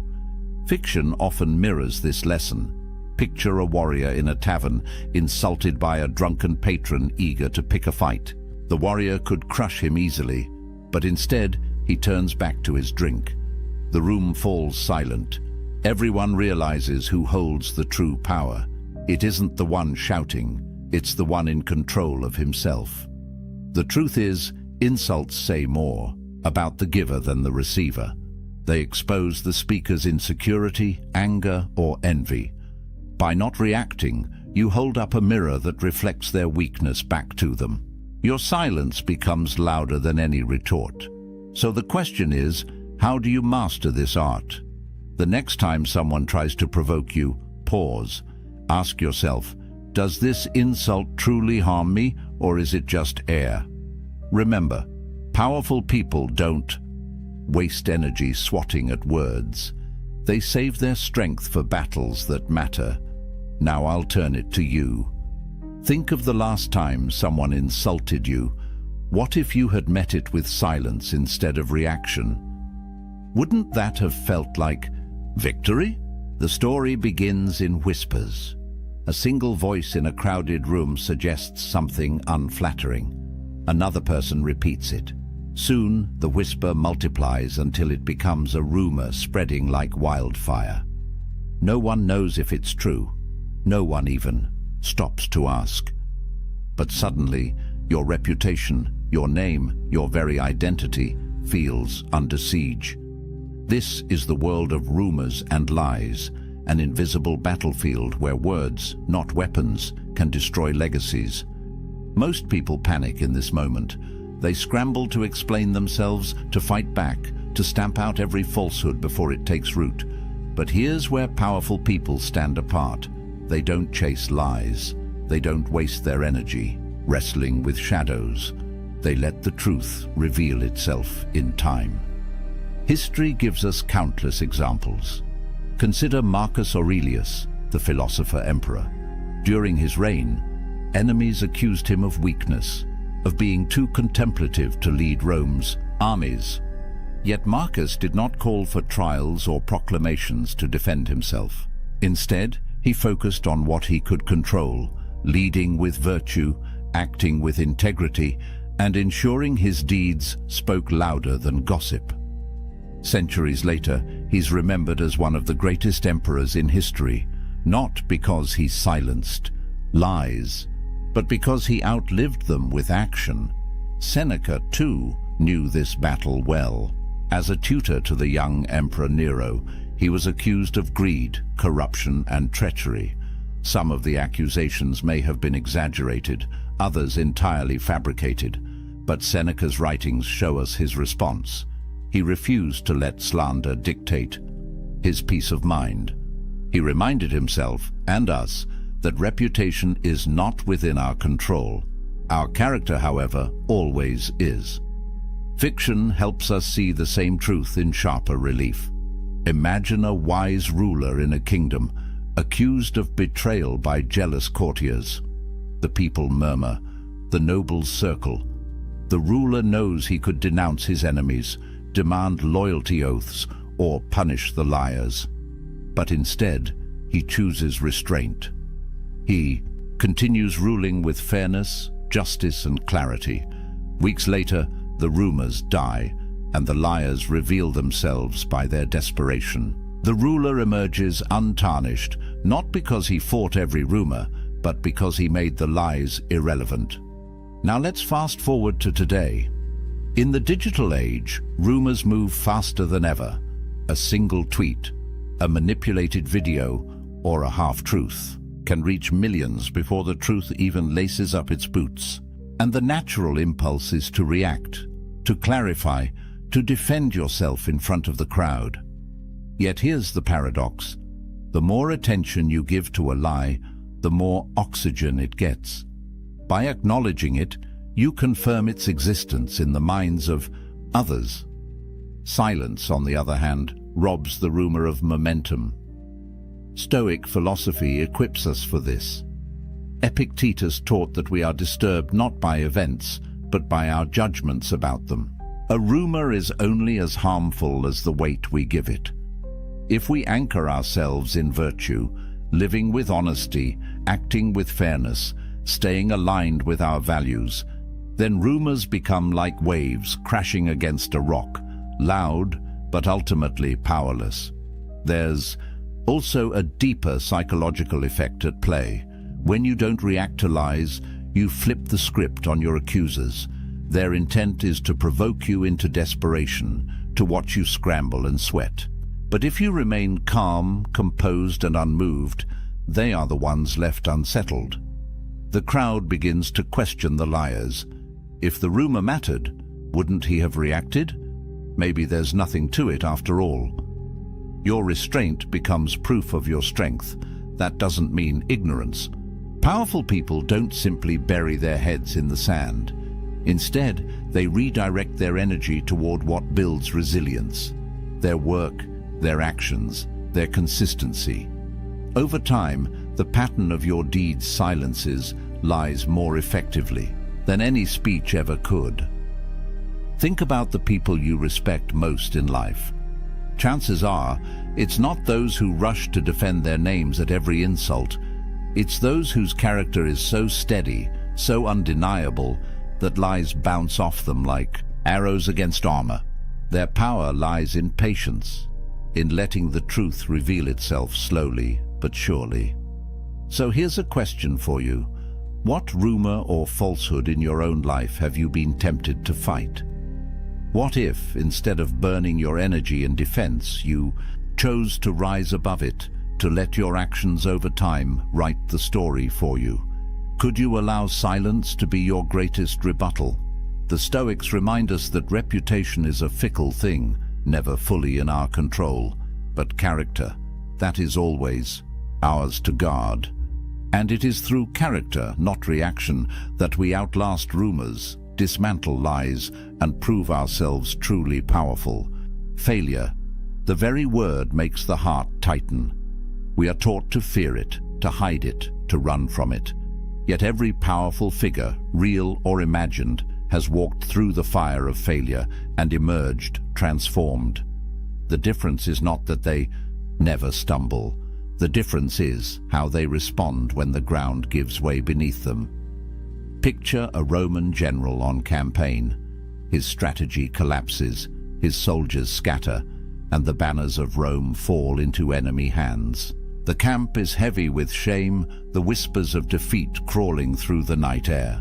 Most leaders would rage, panic, or break down in despair. But imagine instead a general who sits quietly by the fire, studying the maps again, adjusting, recalculating. To his men, his calm is unsettling. To his enemies, it is terrifying.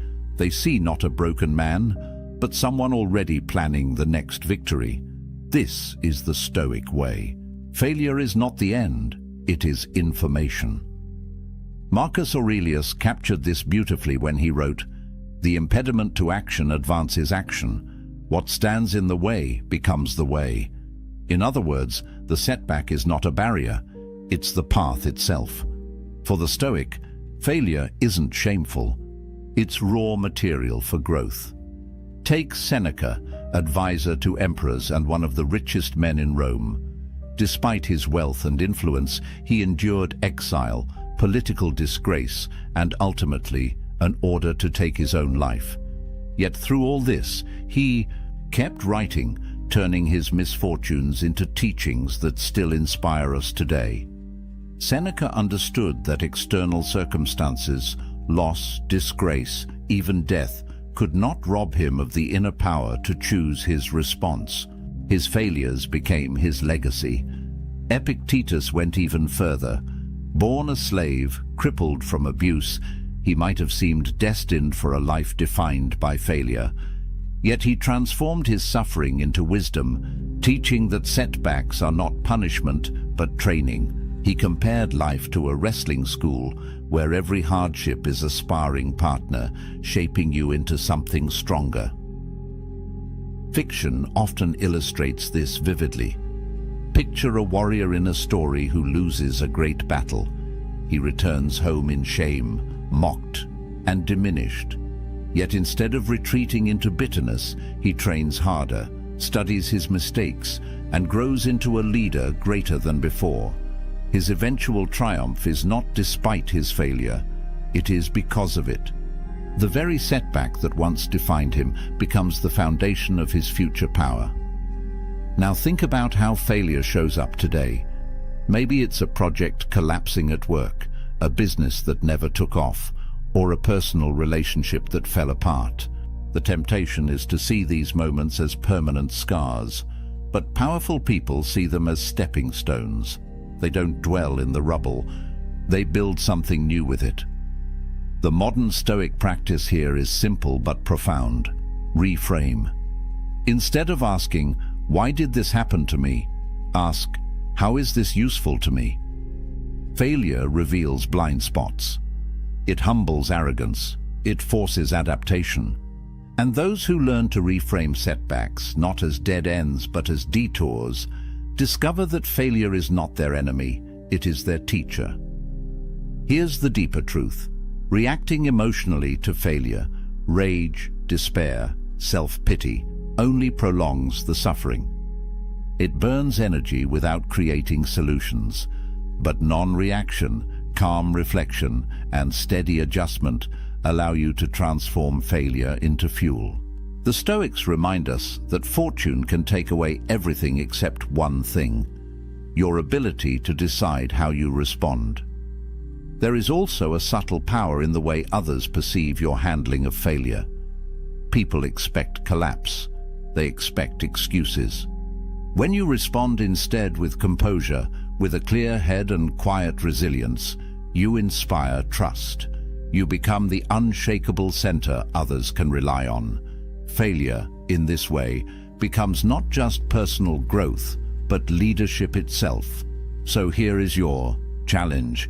Think of your last failure. Maybe it still stings. Maybe it still feels unresolved. What if you could go back and reframe it, not as an end, but as preparation? What skills did it force you to learn? What strength did it secretly build? What future success might still be hidden inside that apparent defeat? The Stoics would tell you, stop fearing failure. Fear never learning from it, because every setback is a forge, and you are the iron, heated, hammered, shaped, not broken. And that is why powerful people never react to failure with despair. They transform it into the very source of their strength. The crowd roars. In the theater, in the Senate, in the stadium, voices rise not in praise but in scorn. Boos, hisses, jeers, criticism delivered not by one voice but by thousands. Imagine yourself standing there, every eye fixed on you, the tide of disapproval pressing in like a storm. Most of us would crack under such weight. Anger, defensiveness, embarrassment. These are the natural reactions. But for the powerful, for those who live by Stoic mastery, there is a different path. They don't break. They don't rage. They don't even flinch. They listen, or they simply remain unmoved. This isn't passivity. It's control. And it unnerves people more than any shouted rebuttal ever could. In Rome, emperors faced this test constantly. Marcus Aurelius, though revered by history, was not always loved in his lifetime. He endured public criticism, whispers in the Senate, and discontent among the masses. Yet in his meditations he reminded himself, "If anyone can prove me wrong, I will gladly change, for I seek the truth, which never harmed anyone. But the one who persists in his error and ignorance harms himself." Notice the dual wisdom here. Marcus stayed open to truth hidden in criticism, but he refused to be ruled by the crowd's judgment. He took what was useful, ignored the rest, and kept walking forward. Seneca echoed this resilience. He argued that criticism is inevitable for anyone who dares to live differently. "If you wish to be approved by all," he wrote, "you must resemble all." For him, mass disapproval was not a sign of failure. It was proof that you were living authentically, not bending to the lowest common denominator. Fiction dramatizes this beautifully. Imagine a philosopher in a grand forum presenting an idea that cuts against tradition. The mob erupts in mockery, demanding he take back his words. Instead of arguing, he pauses, lets the jeers subside, and then calmly repeats his point with even greater clarity. The crowd falls silent, not because they all agree, but because they recognize the courage of someone unwilling to bow to their noise. His strength is not in silencing them, but in refusing to be silenced himself. In our modern world, the crowd looks different, but it may be even louder. Social media, workplace culture, public opinion, each can turn critical in an instant. A single post may trigger thousands of negative comments. A bold idea at work might spark resistance. And once again, the temptation is to fire back, to argue, to justify. But here lies the Stoic secret. Don't confuse volume with truth. Criticism from the masses is often just an echo chamber of emotion, not wisdom. That doesn't mean ignore it entirely. The powerful treat criticism like sifting for gold in a river. Most of it is mud, irrelevant, emotional noise. But occasionally, buried within, is a nugget of truth, something useful that can sharpen character or improve judgment. The art lies in listening without being consumed, discerning without being wounded. Why is this so difficult? Because humans crave approval. We are wired to seek belonging, to win applause. So when the masses disapprove, it feels like rejection of our very existence. But the Stoics remind us, The opinions of the crowd are beyond our control. To tie our worth to them is to hand over our peace of mind.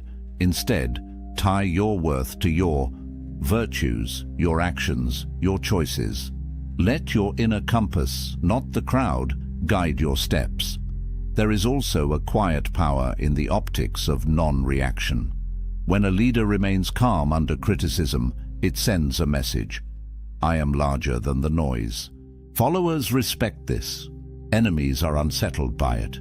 The masses may jeer louder in the moment, but over time, they remember the composure. In fact, history shows us that criticism fades, but dignity endures. Think of figures you admire. Chances are they weren't universally loved in their lifetimes. Many were ridiculed, doubted, even despised. Yet they stood firm. And because of that, their names outlasted the noise of their critics. So ask yourself, how do you react when the masses turn against you? Do you scramble to explain? Do you retreat in shame? Or could you practice the Stoic way, taking what is useful, discarding the rest, and walking forward with calm purpose? The next time criticism swells around you, remember this: the crowd is fickle. Today's boos may be tomorrow's cheers, and neither should rule your soul. The powerful don't let the masses dictate their identity. They let truth, reason, and inner strength decide who they are. That is why criticism from the masses is something powerful people never react to. Not because it doesn't exist, but because it doesn't define them.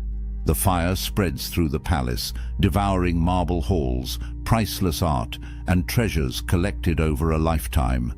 Courtiers scream, servants scramble with buckets of water, their efforts useless against the roaring blaze.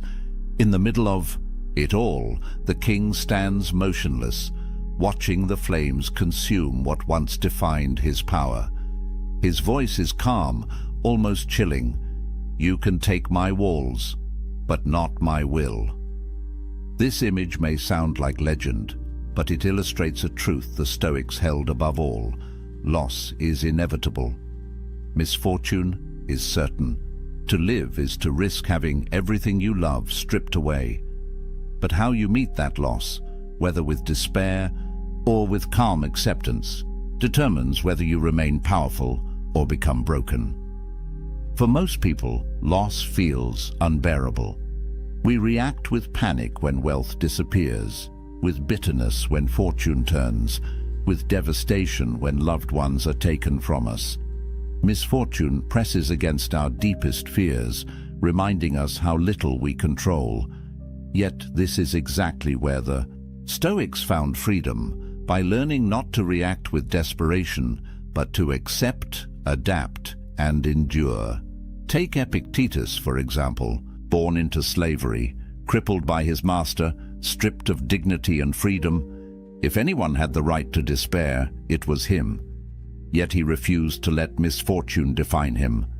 Instead, he taught that our possessions, our status, even our health, are not truly ours. They can vanish at any moment. What is ours always is our ability to respond with virtue. He wrote, "It is not what happens to you, but how you react to it that matters." His life became proof of that philosophy. Marcus Aurelius, too, endured unimaginable loss. He buried children, faced plagues that swept through his empire, and lived constantly under the shadow of war. Yet, in his meditations, he reminded himself each day that loss was part of nature. When you kiss your son, whisper to yourself, "Tomorrow he may die." This was not cold detachment, it was radical clarity. By remembering the fragility of life, Marcus trained himself to meet loss with strength, not despair. Even Seneca, often caricatured as wealthy and comfortable, understood the role of misfortune. He warned his readers to practice poverty, to strip life down to the bare minimum, so that when true loss arrived, it would not catch them unprepared. For Seneca, misfortune was not a threat, but a teacher, a reminder that what is truly valuable cannot be taken away. Fiction paints this lesson in vivid color. Imagine a warrior who loses his kingdom, his fortune, even his family. In despair, he could collapse, wandering aimlessly, broken by grief. But the story becomes powerful when he refuses to let misfortune end him. Instead, he rebuilds, not his palace, but his soul. He learns that while fate can strip away everything external, it cannot touch his discipline, his wisdom, or his will. This transformation makes him more formidable than before. Today, we face misfortune in different forms: the sudden loss of a job, the betrayal of a friend, a diagnosis that shatters the life we imagined. These moments shake us, revealing how fragile our comforts really are. But here lies the Stoic choice. Do we react with despair, or do we see loss as part of the natural order? Powerful people choose the latter. They grieve, but they do not collapse. They adapt, but they do not surrender. There is also a hidden strength in how misfortune tests those around us. When you lose everything and yet remain calm, people notice. They draw courage from your composure. They see in you an anchor they can cling to. This is why loss, when met with dignity, becomes a form of leadership. It turns pain into power, not just for yourself, but for others who are watching. The Stoics remind us that all external things, wealth, health, relationships, status, are on loan from the universe. They were never truly ours to keep. When they are taken back, we may feel pain, but we should not feel surprise. True wealth lies in what cannot be stolen: integrity, wisdom, discipline. So here is the challenge for you. Think of something you fear losing most. What if it vanished tomorrow? How would you meet that misfortune? Would you rage against the inevitable, or could you stand firm, knowing that your true strength lies beyond possession? Powerful people never react to loss with despair. They recognize it as part of the human condition. They mourn, but they endure. They rebuild, but they never lose themselves. And in that endurance lies a form of power greater than any fortune or crown, the power to remain whole when the world falls apart. The banquet hall glows with torchlight. Courtiers lean in, eager to flatter their ruler. Voices flow like honey. You are wise beyond measure. Your victories will be sung for centuries. There is no one greater. The ruler smiles, politely, yet inside remains unmoved. Why? Because the truly powerful know that praise, like insult, is a trap. Most of us crave approval. Compliments lift us, applause intoxicates us, flattery makes us feel invincible. But here lies the danger. When you begin to depend on praise, you hand control of your happiness to others. You let their approval dictate your sense of worth. The Stoics saw this as just as dangerous as reacting to insults, because both are chains that bind the soul. Marcus Aurelius wrestled with this constantly. As emperor, he was surrounded by sycophants. Yet in his private writings, he reminded himself daily, do not be intoxicated by applause. Remember how quickly all things are forgotten. He urged himself to see praise for what it was, fleeting noise, no different from criticism. What mattered was whether he lived according to reason and virtue, not whether the crowd cheered or booed. Seneca was even sharper on this point. He warned that flattery was poison, crafted to weaken judgment and feed ego. It is a great man who can treat applause as he would treat criticism. In other words, if you become too attached to being praised, you lose the ability to stand alone. You become a slave not to insults, but to approval. Consider the fictional image of a warrior, offered endless songs of glory. His ego swells, and soon he grows careless, reckless, overconfident. Praise blinds him to his flaws. His downfall comes not from his enemies, but from his own intoxication with flattery. Contrast this with another figure, a quiet general who accepts recognition with humility, then returns to his work unshaken. His power grows not from applause, but from discipline. In our modern world, this lesson is more urgent than ever. Social media thrives on likes, shares, and approval. Entire careers rise and fall on public praise. The dopamine rush of recognition is addictive, and most people become trapped chasing it. But powerful people know better. They see praise as data, not as identity. They may appreciate kind words, but they do not anchor their self-worth to them.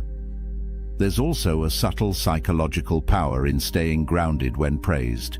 When someone showers you with compliments and you remain calm, it unsettles them. They expect eagerness, a rush of gratitude, even vanity. But your composure signals something else: strength. You are not dependent on their words, you are complete without them. The Stoics practiced a kind of mental training here. When praised, they reminded themselves of their flaws, their mortality, the fleeting nature of fame. Marcus Aurelius often reflected on how quickly even the greatest names fade into obscurity. To him, glory was dust on the wind.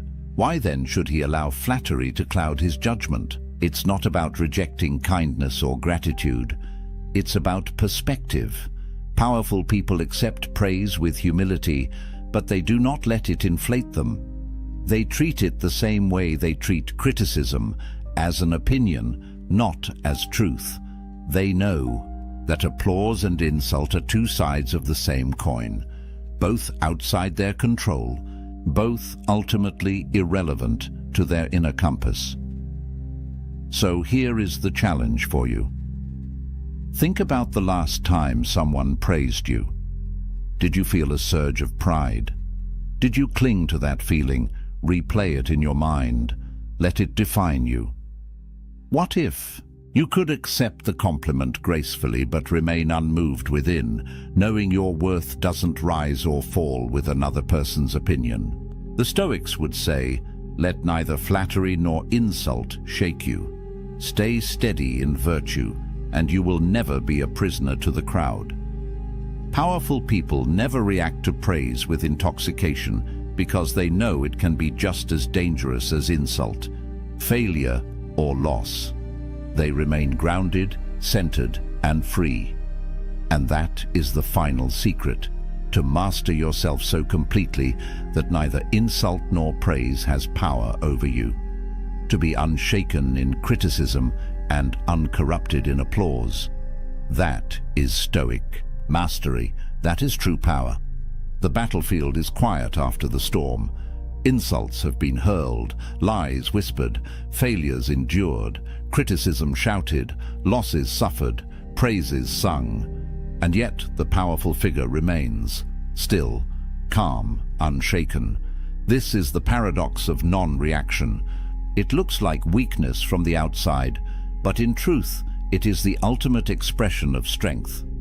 To remain unmoved in the face of attack, temptation, or loss is to wield a power greater than any army or crown. It is the power to control oneself when the world loses control.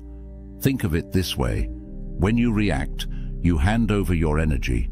Every outburst, every desperate defense, every emotional collapse feeds the forces against you. But when you choose not to react, you conserve your strength. You make your enemies look small, your critics irrelevant, your flatterers impotent. You show the world that you cannot be controlled from the outside. You only move by your own inner compass.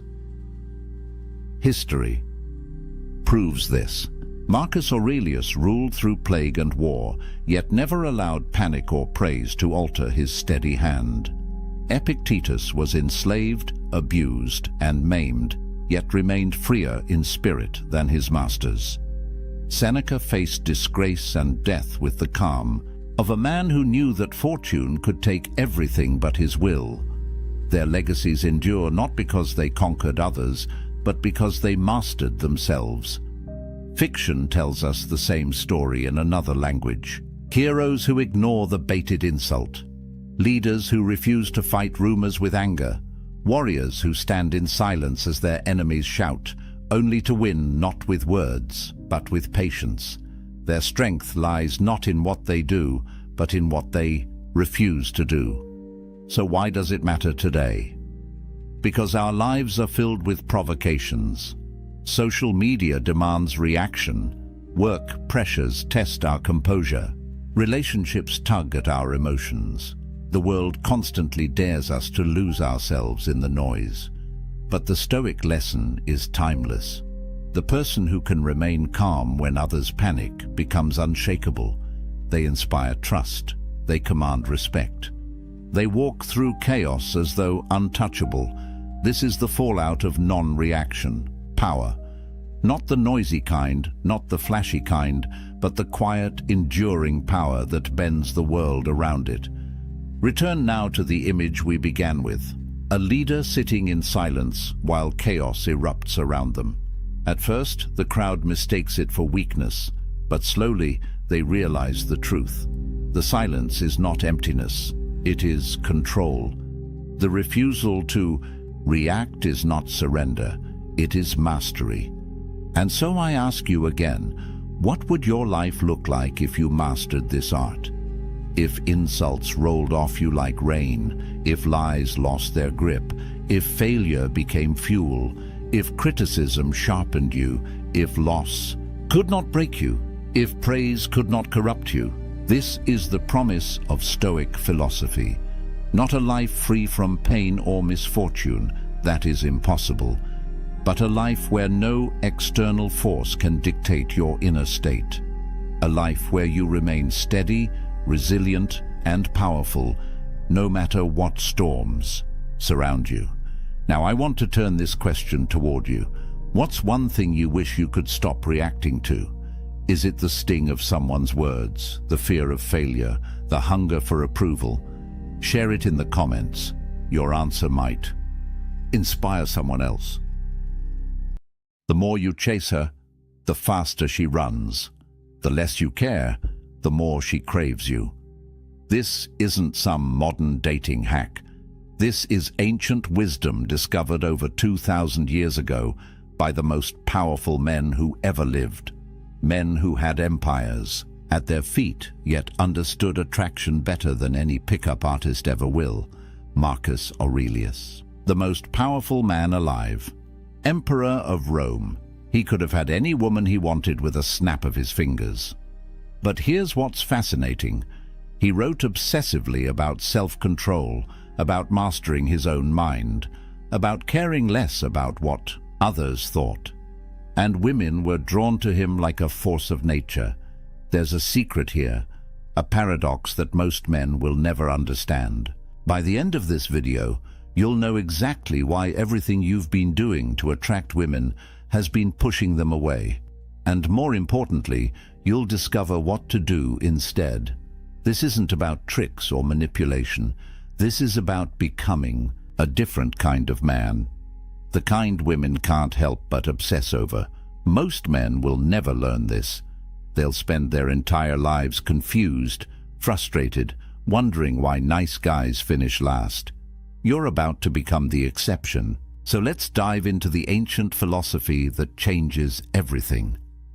Right now, there's a crisis happening. Modern men are more confused about attraction than ever before. You see it everywhere. Guys constantly checking their phones, hoping she texted back. Overanalyzing every conversation. Trying desperately to say the right thing, wear the right clothes, impress her with the perfect date. You've probably been there. You meet someone you really like. The conversation flows. You think, there's a connection. Then you text her, and you wait. Minutes turn into hours. Hours turn into days. That sinking feeling in your stomach. Did I say something wrong? Should I text again? Maybe she didn't see it, so you send another message. Something casual, trying not to seem desperate. Still nothing. Now you're spiraling. You're checking Instagram to see if she's active. You're asking your friends what you should do. You're replaying every moment of your interaction, trying to find where it went wrong. Here's what's devastating. You did everything right according to modern dating advice. You were nice, you showed interest, you complimented her, you made your intentions clear. You were respectful, attentive, available. Everything society tells you women want. But something feels terribly wrong, because despite doing everything right, you're not getting the results. The women you really want seem uninterested. The ones you treat best seem to care the least. Meanwhile, you watch other guys who seem to care less, guys who put in less effort. Somehow they're the ones these women chase. This confusion is eating you alive. And here's what no one tells you. It's not your fault. You've been lied to. Because attraction doesn't work the way you've been taught. In fact, attraction works backwards. 2,000 years ago, the ancient Stoics discovered something profound about human nature, something that explains everything. But before I reveal exactly what it is and how to use it, you need to understand the foundation. You need to understand why most men fail before they even begin. His name was Epictetus, born a slave in ancient Rome. He had nothing, no power, no status, no freedom. Yet this man became one of the greatest teachers in history. Rome's most powerful men traveled across the empire just to hear him speak. Why? Because he discovered something that changed everything. Epictetus taught what's called the dichotomy of control. It's simple but earth-shattering. There are things you control and things you don't control. That's it. Your thoughts, your actions, your character. These you control completely. Everything else, her response, her feelings, whether she texts back, whether she likes you, you control none of it. Here's where it gets interesting. Most men live their entire lives focused on what they can't control. You're trying to control her reaction. You're trying to make her like you. You're trying to force an outcome. And in doing so, you're giving away all your power. Think about what happens when you send that text and wait desperately for a reply. You've just handed your emotional state to another person. Your happiness now depends on whether she responds. You're not in control anymore. She is. And women can feel this. It's like a sixth sense. They detect neediness the way sharks detect blood in water. Now let me tell you about Marcus Aurelius, Emperor of Rome, the most powerful man on earth. He could have had any woman just by commanding it. But here's what he wrote in his private journal. You have power over your mind, not outside events. Realize this, and you will find strength. The Emperor of Rome, with infinite power over the external world, spent his time mastering his internal world. That's the secret. He understood that real power isn't controlling others, it's controlling yourself. And this is what made him magnetic. This is what made him irresistible. When you stop needing her validation, when you stop trying to control her response, when you become truly indifferent to the outcome, something shifts. You become magnetic, not because you're playing hard to get, but because you genuinely don't need her approval to feel good about yourself. Women are biologically wired to detect this. For thousands of years, they've had to evaluate men quickly. Is this man confident? Is he secure? Or is he desperate? Every time you text hoping for a response, every time you try too hard to impress, every time you change yourself to please her, you're broadcasting a signal. And that signal says, I need your validation to feel worthy. That's the attraction killer. Not your looks, not your money, your need, your desperation, your inability to be okay without her approval. And this is where the transformation begins.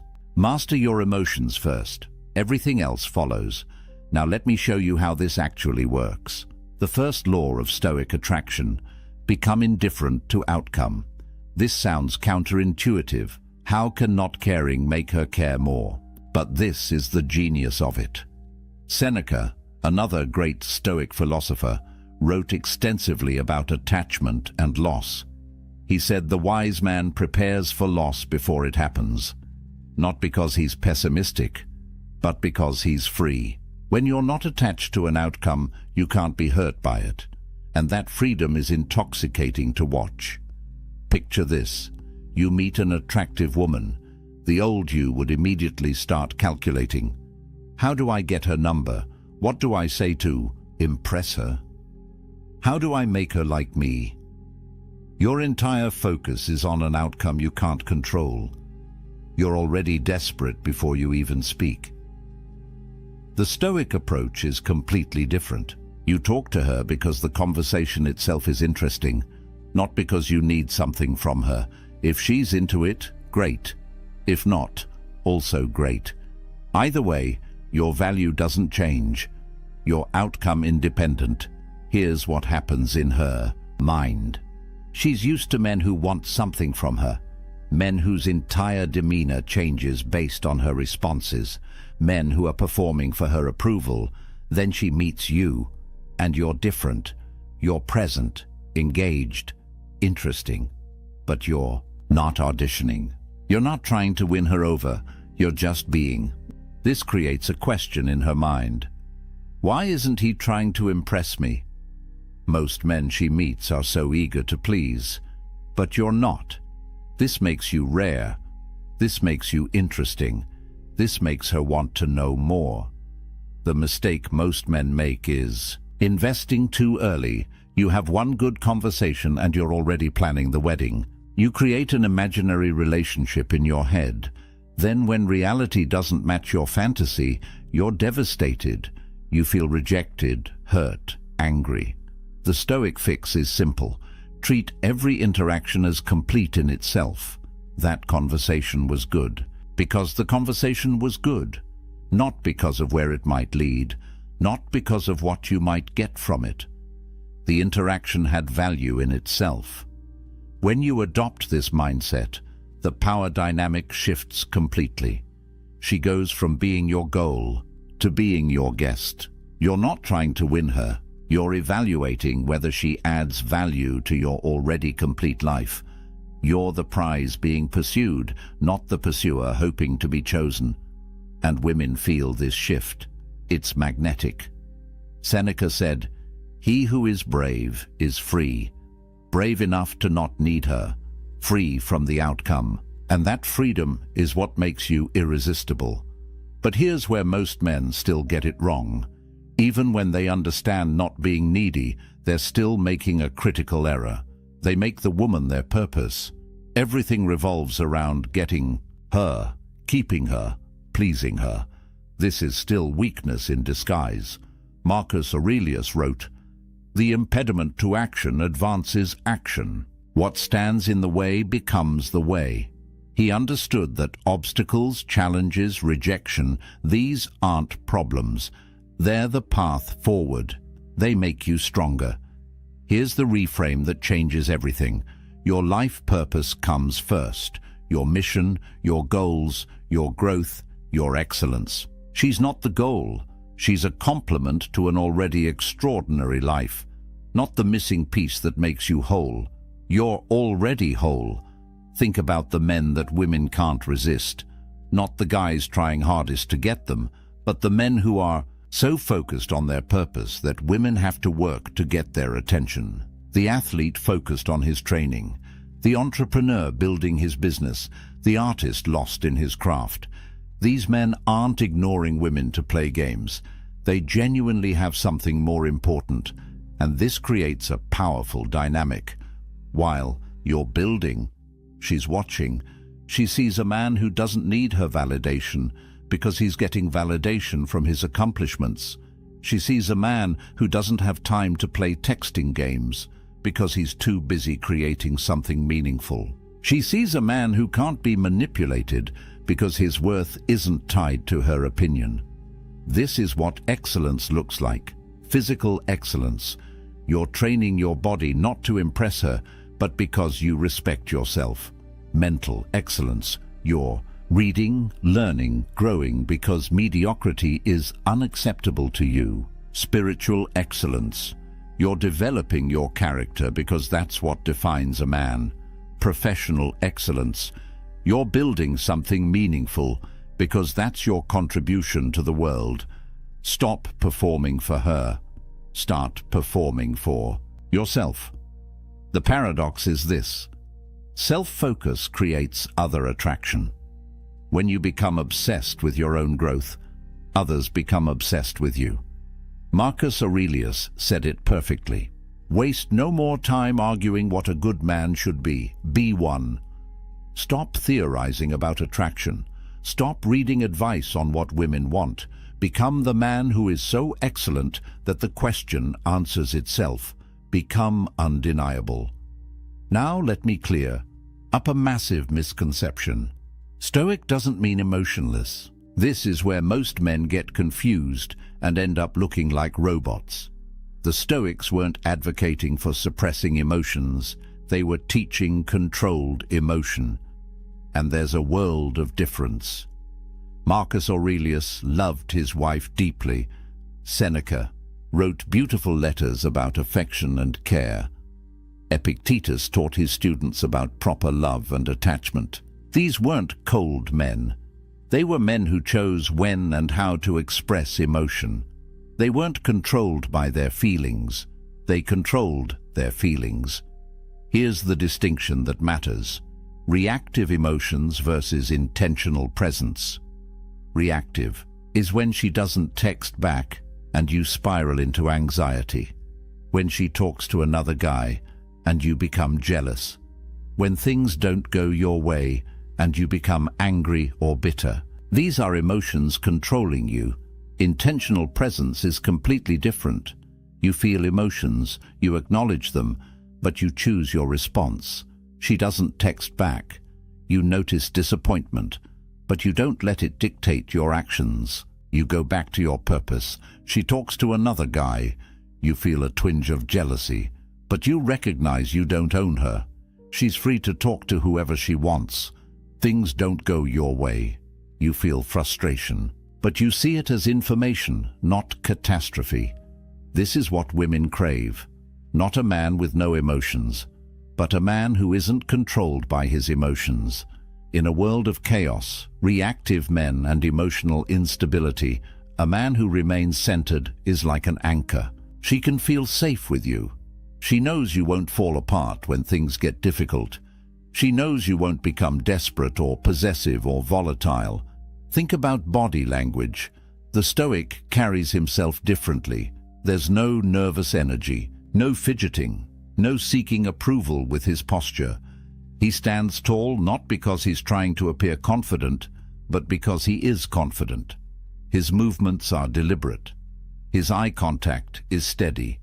His presence commands respect without demanding it, and when he speaks, he says less but means more. No rambling to fill silence, no over-explaining to justify himself, no supplicating to win approval. He speaks with intention. Every word carries weight. He doesn't need to convince you of anything. He's stating reality. Marcus Aurelius gave us the framework. The best revenge is not to be like your enemy. Applied to attraction, don't mirror desperate behavior. Don't become reactive because someone else is. Don't lose your center because the world around you is chaotic. Maintain your stoic presence. That's your power. Now comes the ultimate test. The moment that separates stoic men from everyone else. How you handle rejection. Because rejection will come. It comes for everyone. The question is, what do you do with it? Epictetus taught something profound. External events have no power over your character. Only your response has power. She can reject you. She can ignore you. She can choose someone else. None of that changes who you are. None of that diminishes your value. Only you can do that with your reaction. Here's where most men reveal their desperation. She says no, and they crumble, or they get angry, or they try to convince her, or they ask what's wrong with them. All of these responses communicate the same thing. My worth was dependent on your acceptance, and now I'm destroyed. The Stoic response is radically different. Complete indifference, not fake indifference, where you're seething inside, real indifference. She said no. Okay, that's information. That's her preference. It has nothing to do with your value. You smile, you wish her well, you move on with your life exactly as you would have anyway. This creates something fascinating in her psychology. She expected an emotional reaction. All men react. They get sad or angry or try to change her mind. But you didn't. You were completely unfazed. This doesn't compute for her. Who is this guy? Why didn't my rejection hurt him? Why doesn't he seem to care? Now she's thinking about you. Not because you played a game, but because you revealed something rare. You're a man whose value isn't determined by her opinion. You're a man who can't be hurt by her choices.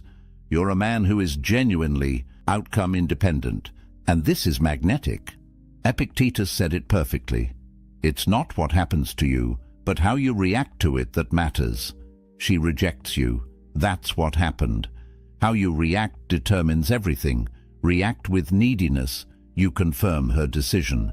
React with anger, you prove you were never worthy. React with indifference, you make her question her decision. But here's the most important part. This isn't a strategy to win her back. This is who you actually become. You genuinely don't need her acceptance because your worth comes from within. You're not pretending not to care. You actually don't care in a healthy way because you know your value is inherent, not assigned by others. This is Stoic confidence, unshakable, not because nothing bad can happen, but because you know you'll be fine regardless of what happens. This is the foundation of real attraction. So what does all this look like in real life? Let me paint you a picture. You meet a woman, you have a great conversation, you're present, engaged, genuinely interested in what she's saying. But you're not performing, you're not trying to impress her, you're just being the excellent man you've become. You get her number, you text her once, something simple, direct, no games. If she responds, great. If not, also great. You don't check your phone every 5 minutes. You don't analyze her response. Time. You're too busy with your purpose to obsess. You ask her out. One time. Clear, confident, specific. Let's grab coffee Thursday at 7. If she says yes, perfect. If she says no or gives a maybe, you wish her well and move on. No convincing, no negotiating, no rescheduling 3 times. You made an offer. She can accept or decline. Her choice doesn't affect your life trajectory. On the date, you're not interviewing her for the position of girlfriend. You're evaluating if she adds value to your already complete life. You're not trying to win her over. She's trying to win you over. The power dynamic is reversed. If she likes you, excellent. If she doesn't, also excellent. Either way, you go back to your life, back to your purpose, back to your excellence. She's a potential addition, not the foundation. If a relationship develops, it's built on something solid, not neediness, not desperation, not fear of being alone, but genuine appreciation between 2 whole people. You don't need her. You choose her. And she doesn't need you. She chooses you. Partnership of equals. Not 2 incomplete halves trying to make a whole. This is what Stoic relationships look like. Built on virtue, not validation. Built on respect, not neediness. Built on choice, not desperation. The transformation is complete. You're not the chaser anymore. You're the chooser. You're not the man hoping to be picked. You're the man doing the picking. And women feel this shift. It's undeniable. You're not learning tricks. You're becoming the man she can't resist. Not because you're manipulating her, but because you've become genuinely excellent, genuinely centered, genuinely outcome independent. This is real attraction. This is Stoic attraction. Here's the truth. This isn't easy. Stoicism is practice, not perfection. Marcus Aurelius was the emperor of Rome, and he still struggled with these principles daily. That's why he wrote Meditations. It was his private journal to remind himself of these truths. You're not going to master this overnight, but starting today you can practice one principle, just one. Maybe it's outcome independence. Maybe it's focusing on your purpose. Maybe it's handling the next rejection with indifference. Pick one thing and practice it. In 30 days of genuine practice, your entire reality will change. Not because women suddenly find you more attractive, but because you'll become actually more attractive. You'll carry yourself differently, you'll speak differently, you'll respond to situations differently, and women will notice. Trust me, they'll notice. Remember what we covered. Emotional mastery through the dichotomy of control, indifference to outcome, self-excellence as your primary focus, rejection as fuel instead of failure. These aren't tricks. This is character development. This is becoming a man of value. Before you go, I want to hear from you. Drop a comment right now. Which law will you master first? Outcome independence, self-excellence, emotional control, or rejection resilience? Let me know, because I read every comment and I want to see your progress. If this resonated with you, if this changed how you think about attraction, hit that subscribe button and turn on notifications. Next week, I'm revealing the Stoic morning routine that amplifies everything we talked about today by 10 times. You don't want to miss that. Here's what I want you to remember. Marcus Aurelius ruled an empire. You're just mastering your own mind. If he could do it while managing Rome, you can do it while managing your life. You've got this. The principles are simple. The practice takes dedication, but the results are life-changing. Stop chasing. Start becoming. She'll find you. The excellent man is never alone for long. He's too valuable, too rare, too magnetic. Become that man. The ancient Stoics showed you how.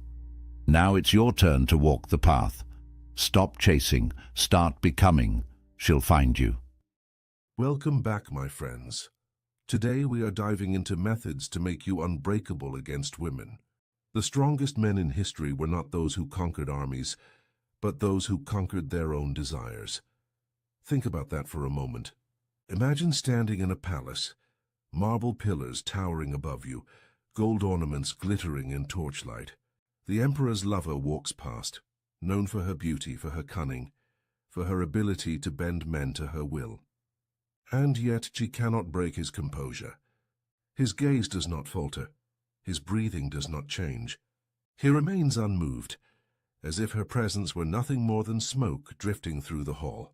What did these men know that we've forgotten? What secret strength made them immune to the very temptations that brought others to ruin? Tonight, you will learn the forbidden Stoic secrets that made emperors, generals and philosophers unbreakable against the most dangerous tests of all, the subtle manipulations of desire, seduction, and betrayal. These are not stories of men who hid in ivory towers writing gentle poems. These are stories of men who ruled, fought, and endured, while the world around them burned with chaos and treachery.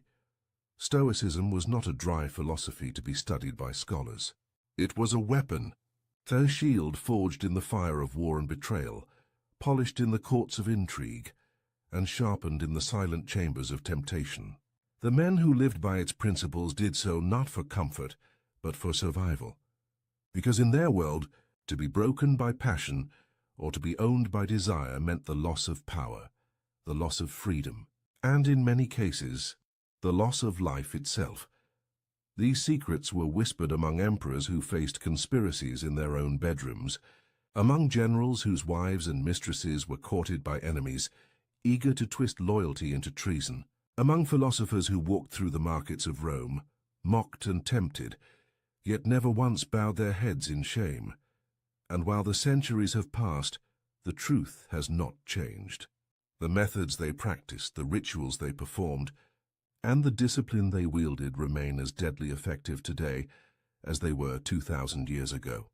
In this video, you will uncover 7 rarely revealed practices, principles so brutal, so uncompromising, that they carved into men a strength no woman, no betrayal, no temptation could break. These were not gentle affirmations. They were cold disciplines, designed to strip away weakness and reveal the core of a man who could not be manipulated.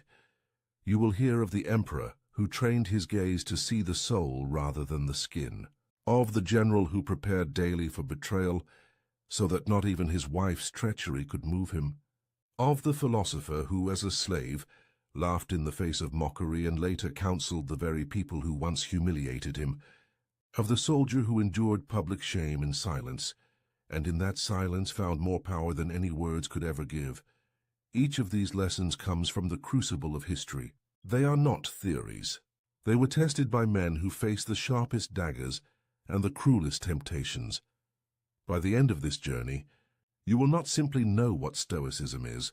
You will hold in your hands the very tactics that made the greatest men in history mentally unbreakable. So ask yourself, are you ready to stand where they stood? To face the same fire and come out forged into something harder than iron? Then listen closely, because the 7 brutal Stoic secrets are about to be revealed. In the private chambers of Marcus Aurelius, the night was never without tests. Behind the polished marble doors, servants whispered, and messengers slipped in with subtle agendas. Among them were courtesans, women chosen for their beauty, and sent to tempt the emperor into weakness. They were not gifts of pleasure. They were weapons, sharpened by rivals who understood that the fall of a man often begins with his gaze. Marcus Aurelius did not shield himself from these trials. Instead, he confronted them with discipline that few could imagine. He trained his eyes never to linger. A fleeting glance could become a chain, a spark that grew into fire. To him, desire was not passion. Desire was enslavement, the beginning of a ruler's decline. He believed the battle for mastery did not start on the battlefield or in the Senate chamber. It began with perception, in the simple act of looking. If you allowed your eyes to be pulled, you had already surrendered ground. The man who could not control his gaze could not control his life. Modern men think they are immune to this test, yet they are surrounded by it constantly. The glow of a screen filled with images designed to seize attention. The lingering glance at beauty in the office, on the street, or across a crowded room. Each moment of weakness is a thread, and enough threads woven together will bind a man in chains. Marcus understood what many forget. To be unbreakable, you must master the smallest of choices. The first step before desire takes root. He did not avoid women, nor did he fear them. He simply saw through the surface. He looked upon people not as flesh meant to seduce, but as souls bound by the same mortality and flaws as himself. There was a ritual he practiced in silence every morning.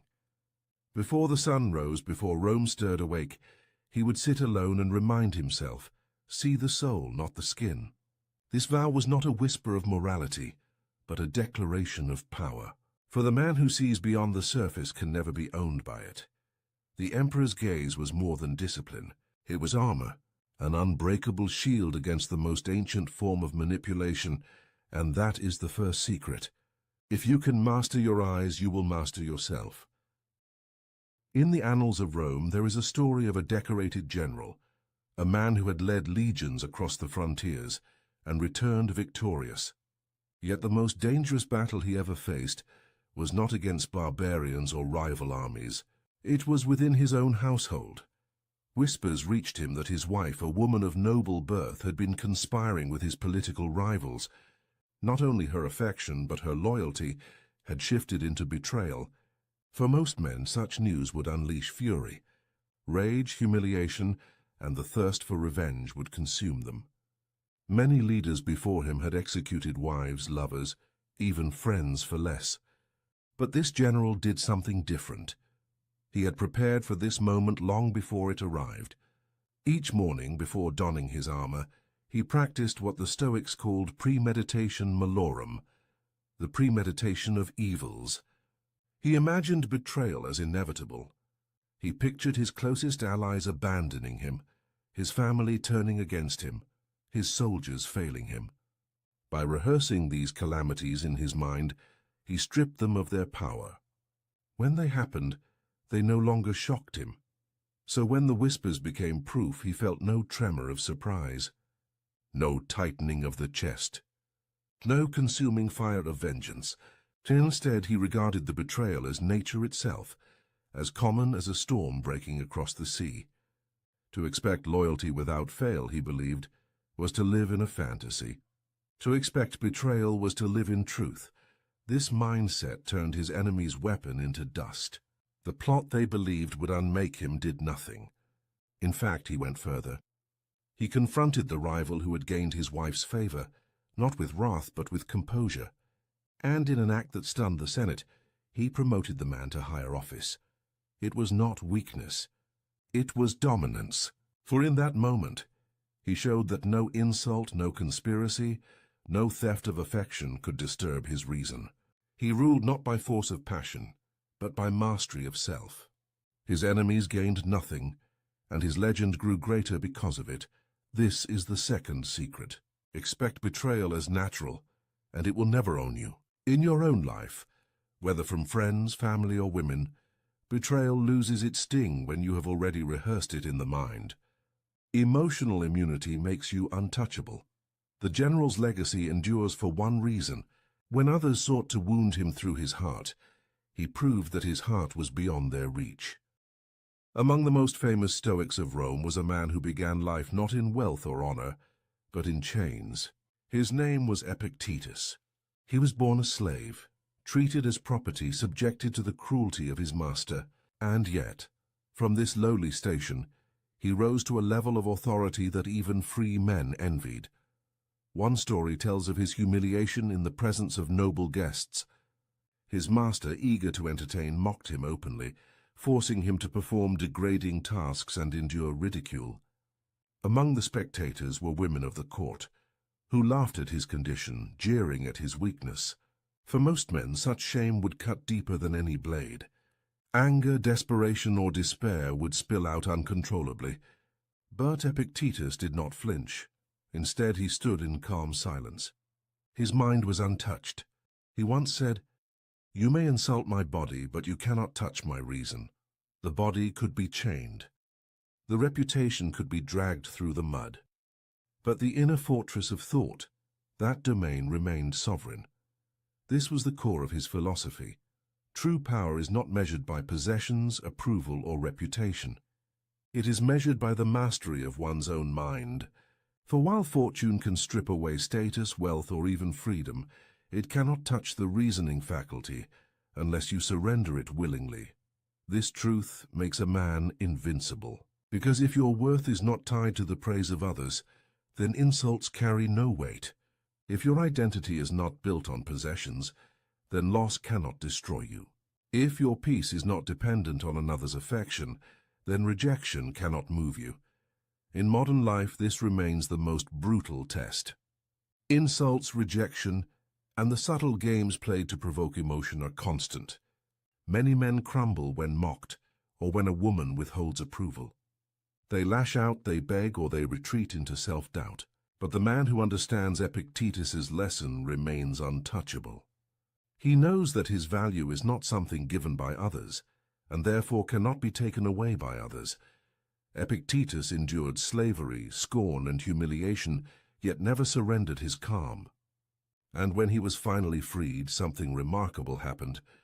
The same society that once laughed at him now sought his wisdom.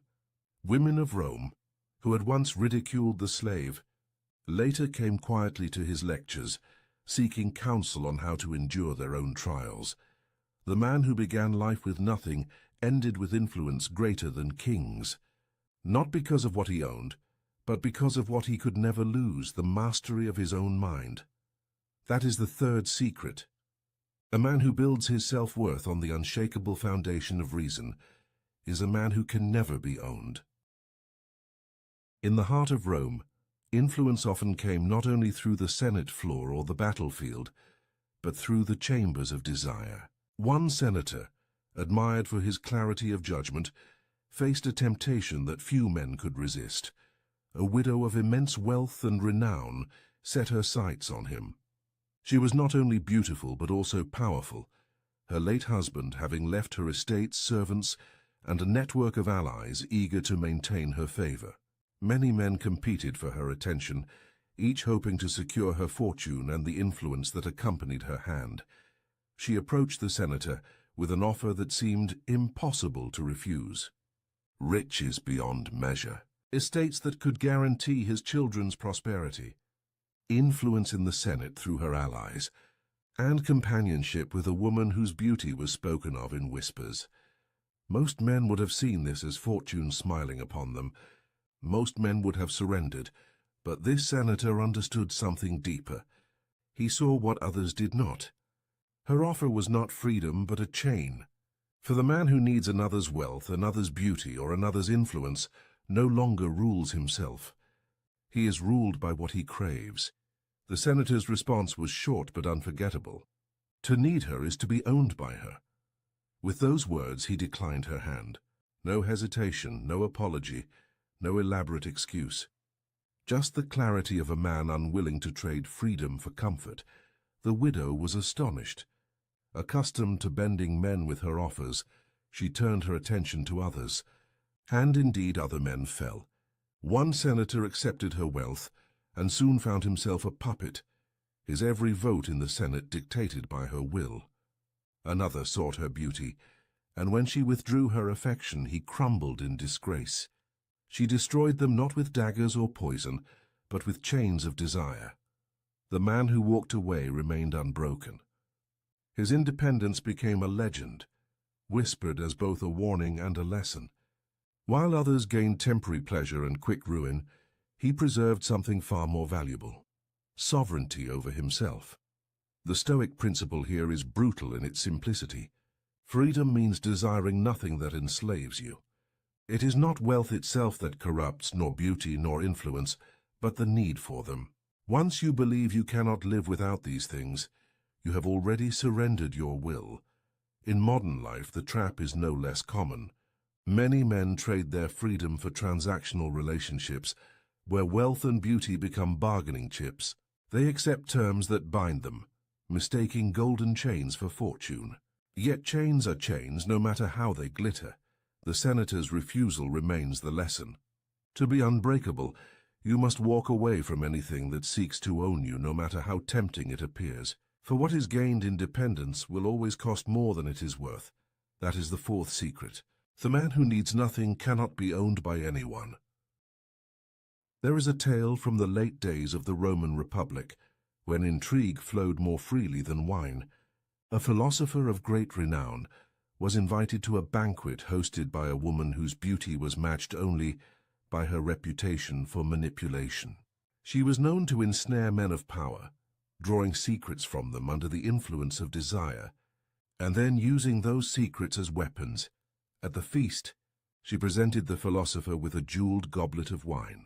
The aroma was sweet, the color deep, but the cup was laced with herbs said to cloud the mind and inflame the body. It was not meant to honor him, but to bind him. Once weakened by passion, he could be blackmailed, controlled, even ruined. Most men in his position would have accepted without question. To refuse a drink in such company was an insult. To deny her was to risk offense, and perhaps even political retaliation.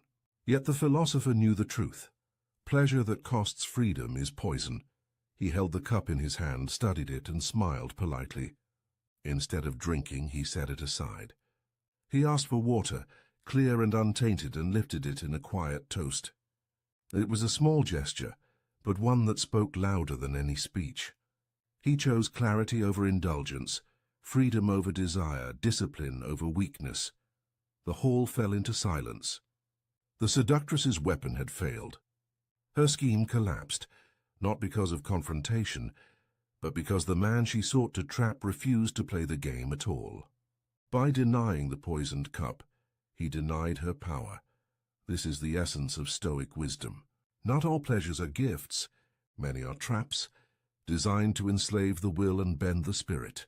What appears sweet on the surface may carry within it chains that bind you tighter than iron. The modern world offers its own poisoned cups. They come not only in the form of lust, but in endless digital distractions, hollow indulgences and fleeting pleasures that steal hours, weaken focus, and erode resolve. Each one promises delight, but the cost is freedom.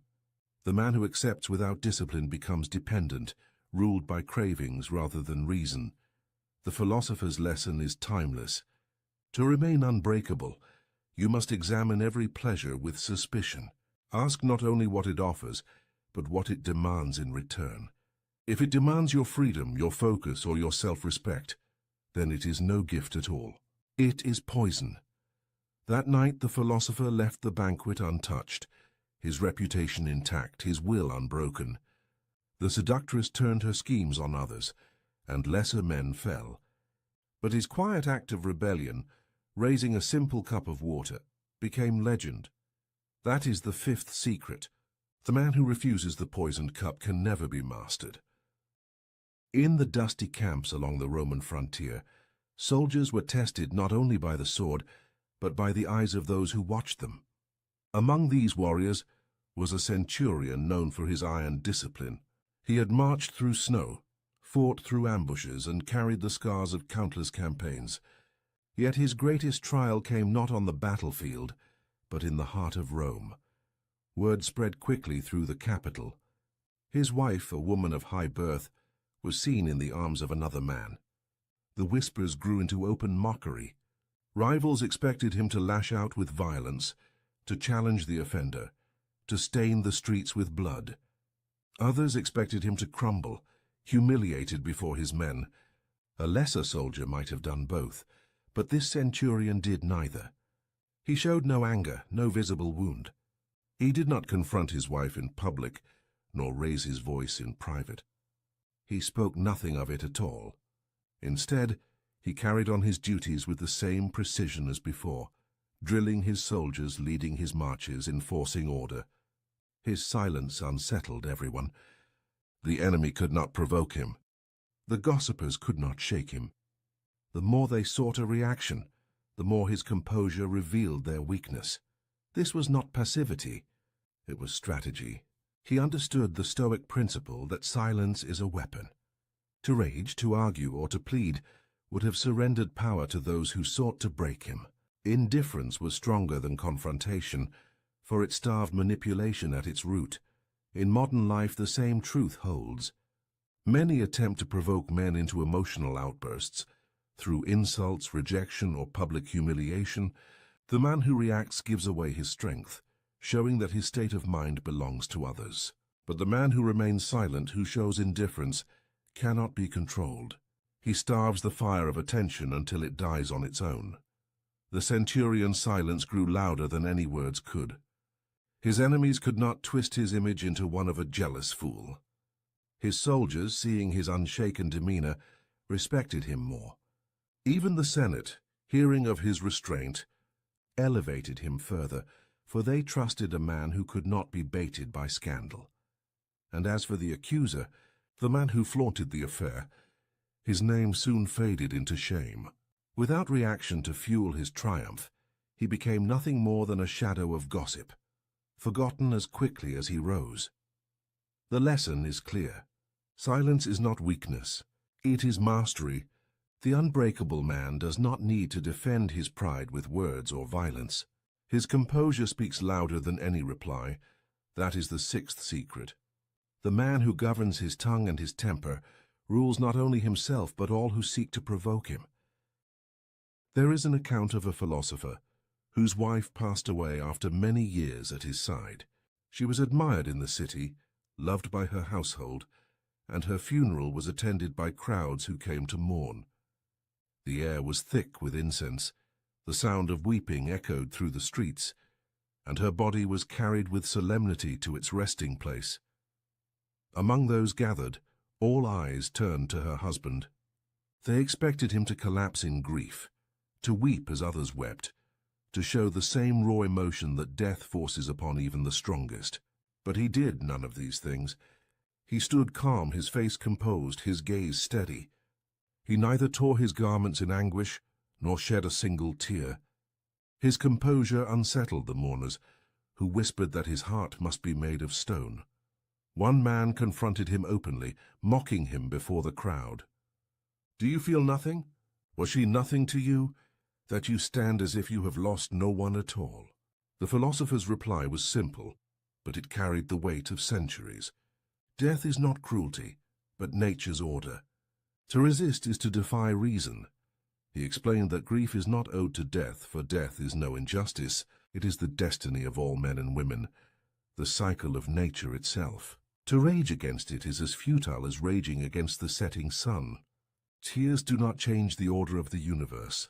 Reason demands acceptance, for what cannot be altered must be embraced.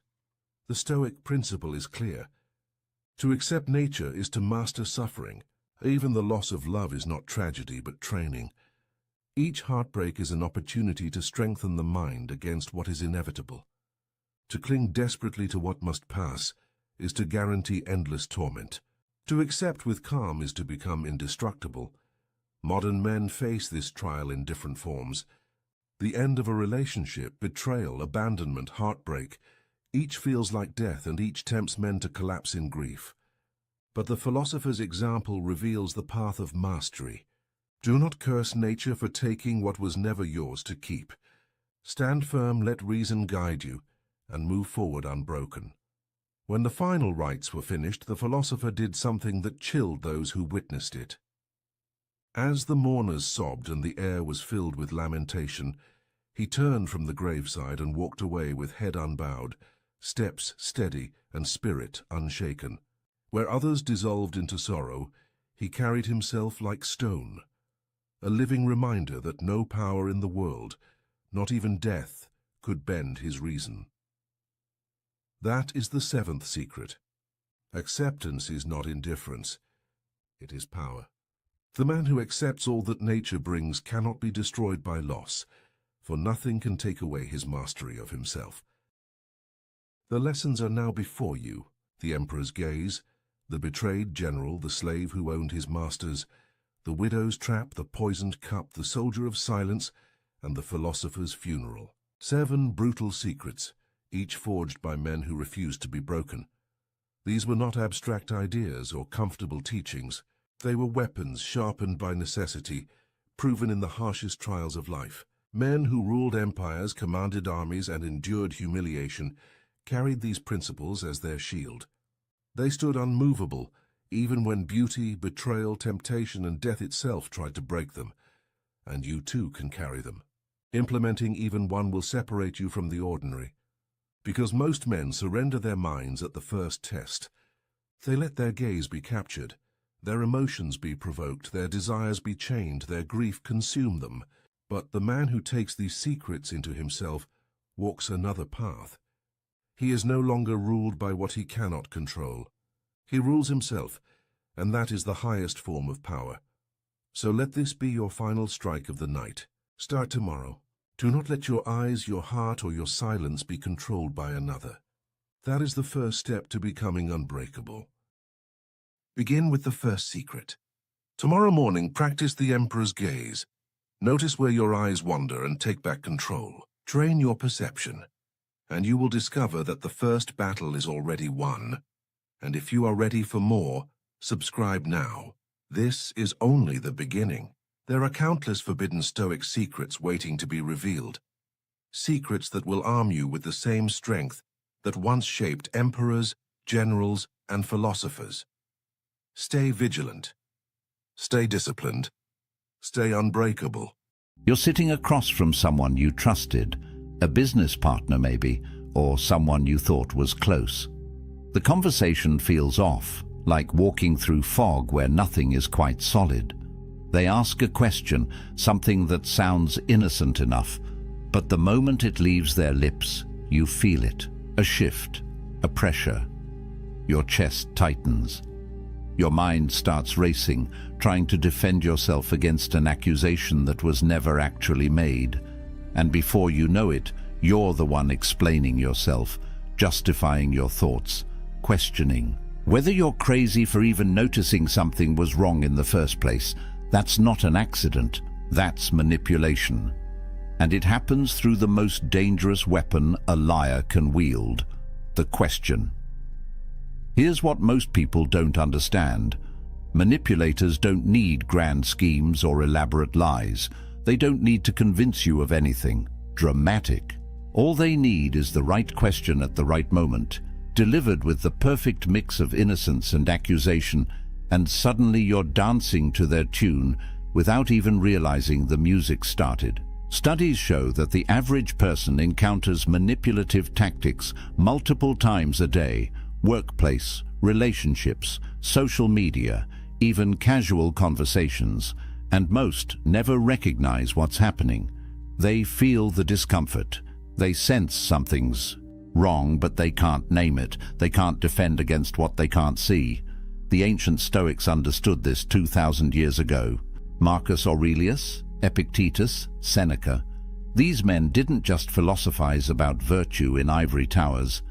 They lived in a world of political intrigue, betrayal, and deception that would make today's drama look tame. And they developed something powerful, a framework for staying unshakable when everyone around you is trying to shake you.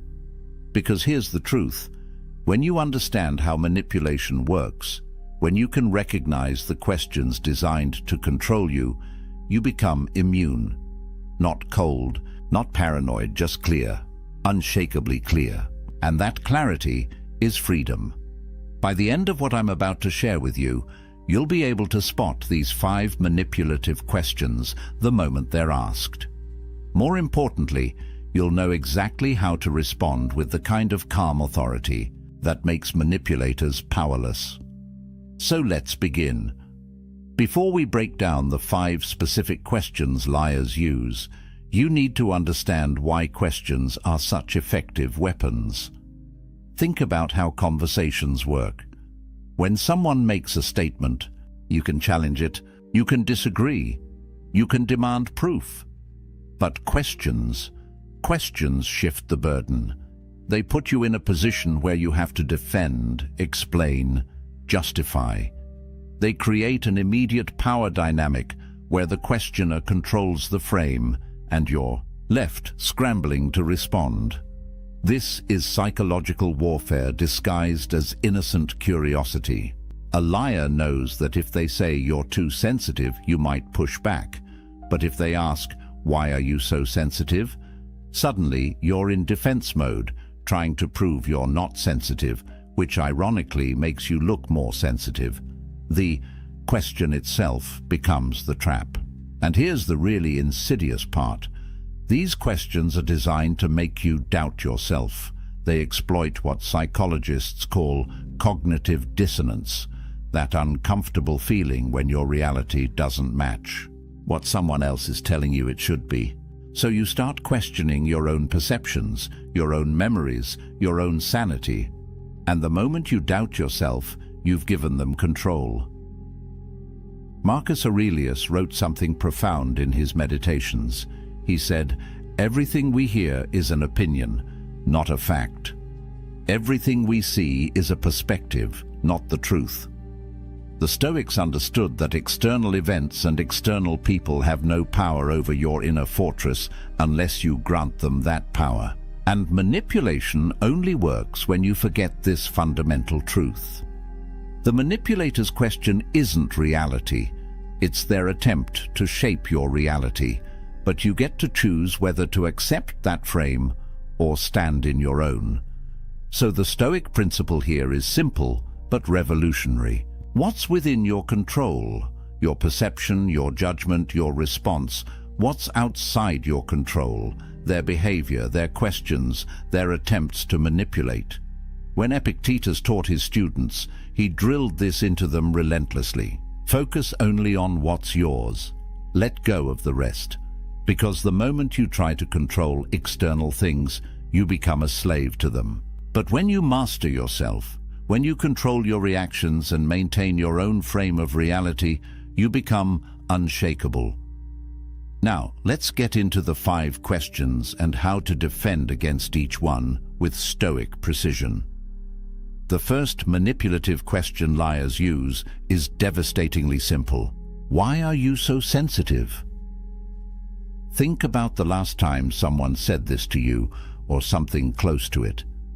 Maybe it was, "You're overreacting," or "Why do you always take things personally?" On the surface, it sounds like concern.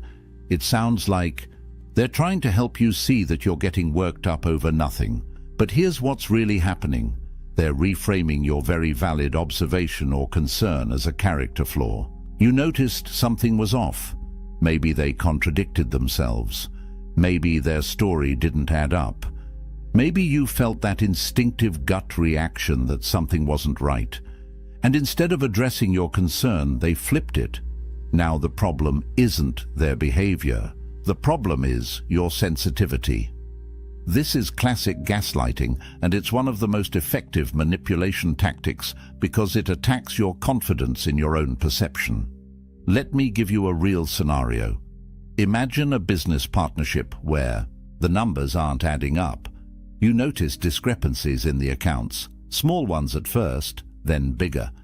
You bring it up casually saying, "Hey, I noticed these expenses don't match what we discussed." And instead of addressing it, your partner leans back, gives you that look and says, "Why are you so suspicious? Why can't you just trust the process? You're being paranoid." Now, if you're not careful, you'll spend the next 20 minutes defending yourself, proving you're not suspicious, explaining that you trust them but just want clarity.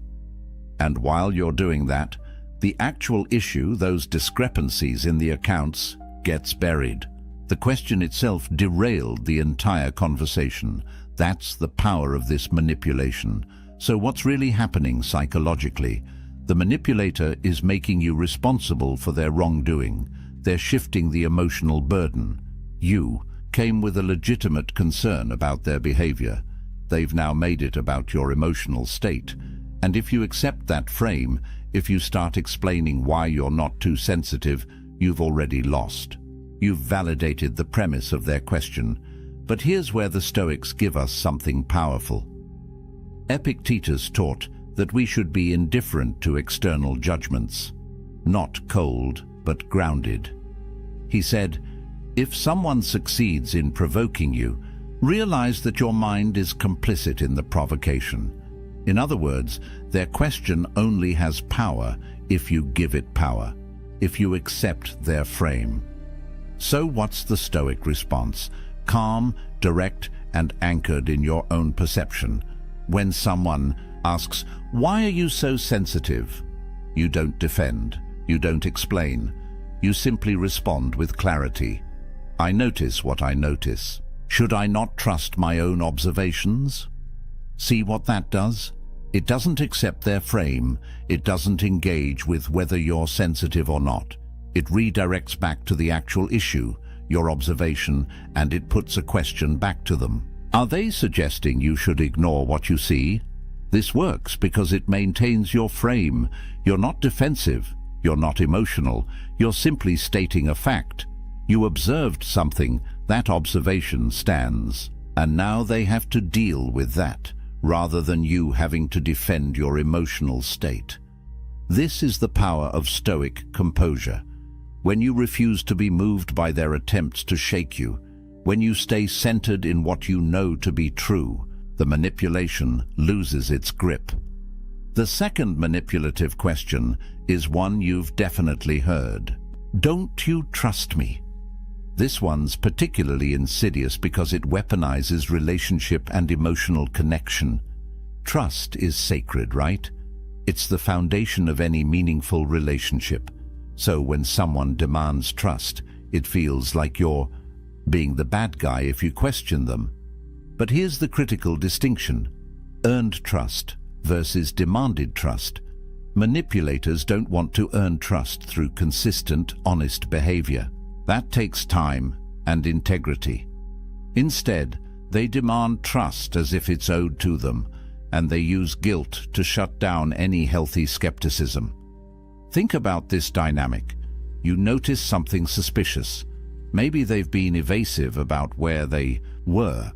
Maybe they've lied about small things before, and now you're starting to connect dots. So you ask a simple question, and their immediate response is, "Don't you trust me? After everything we've been through, you still doubt me."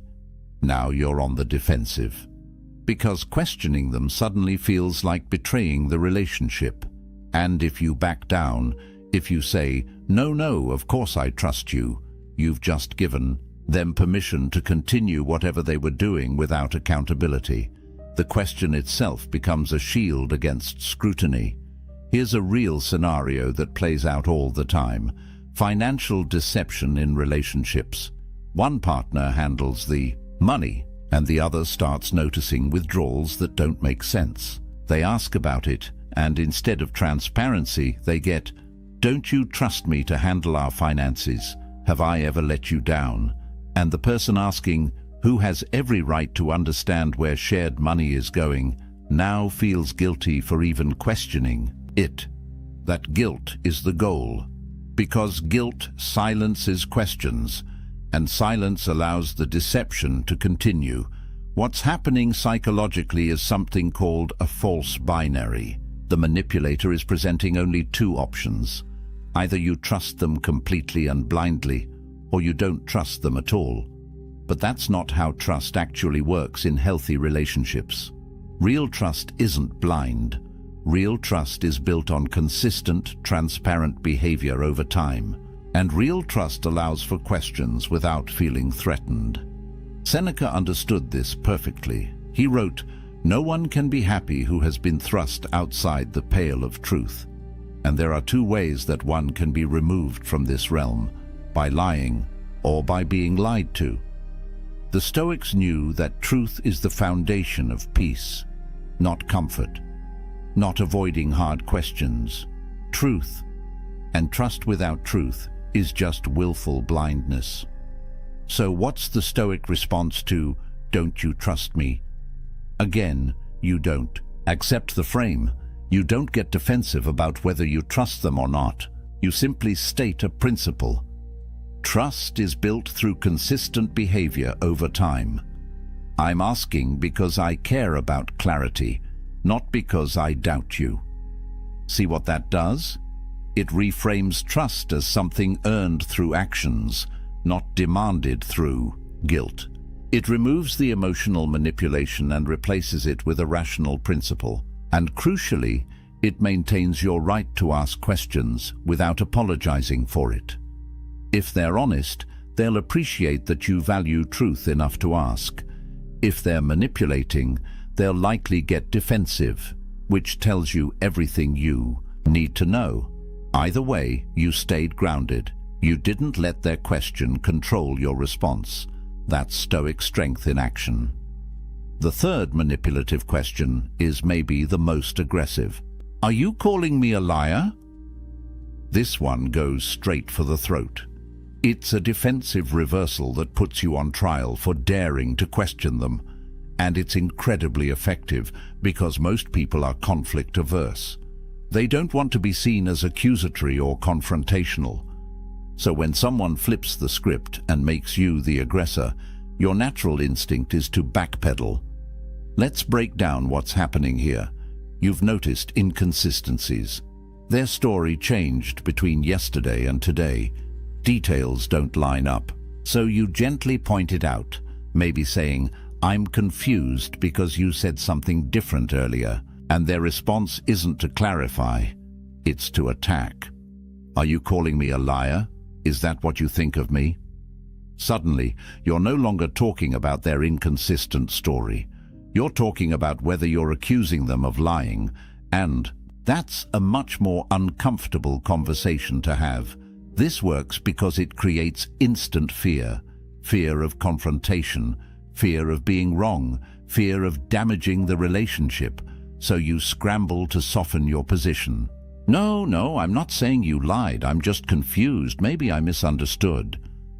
And in that scramble, the actual issue, the inconsistency in their story, gets completely buried.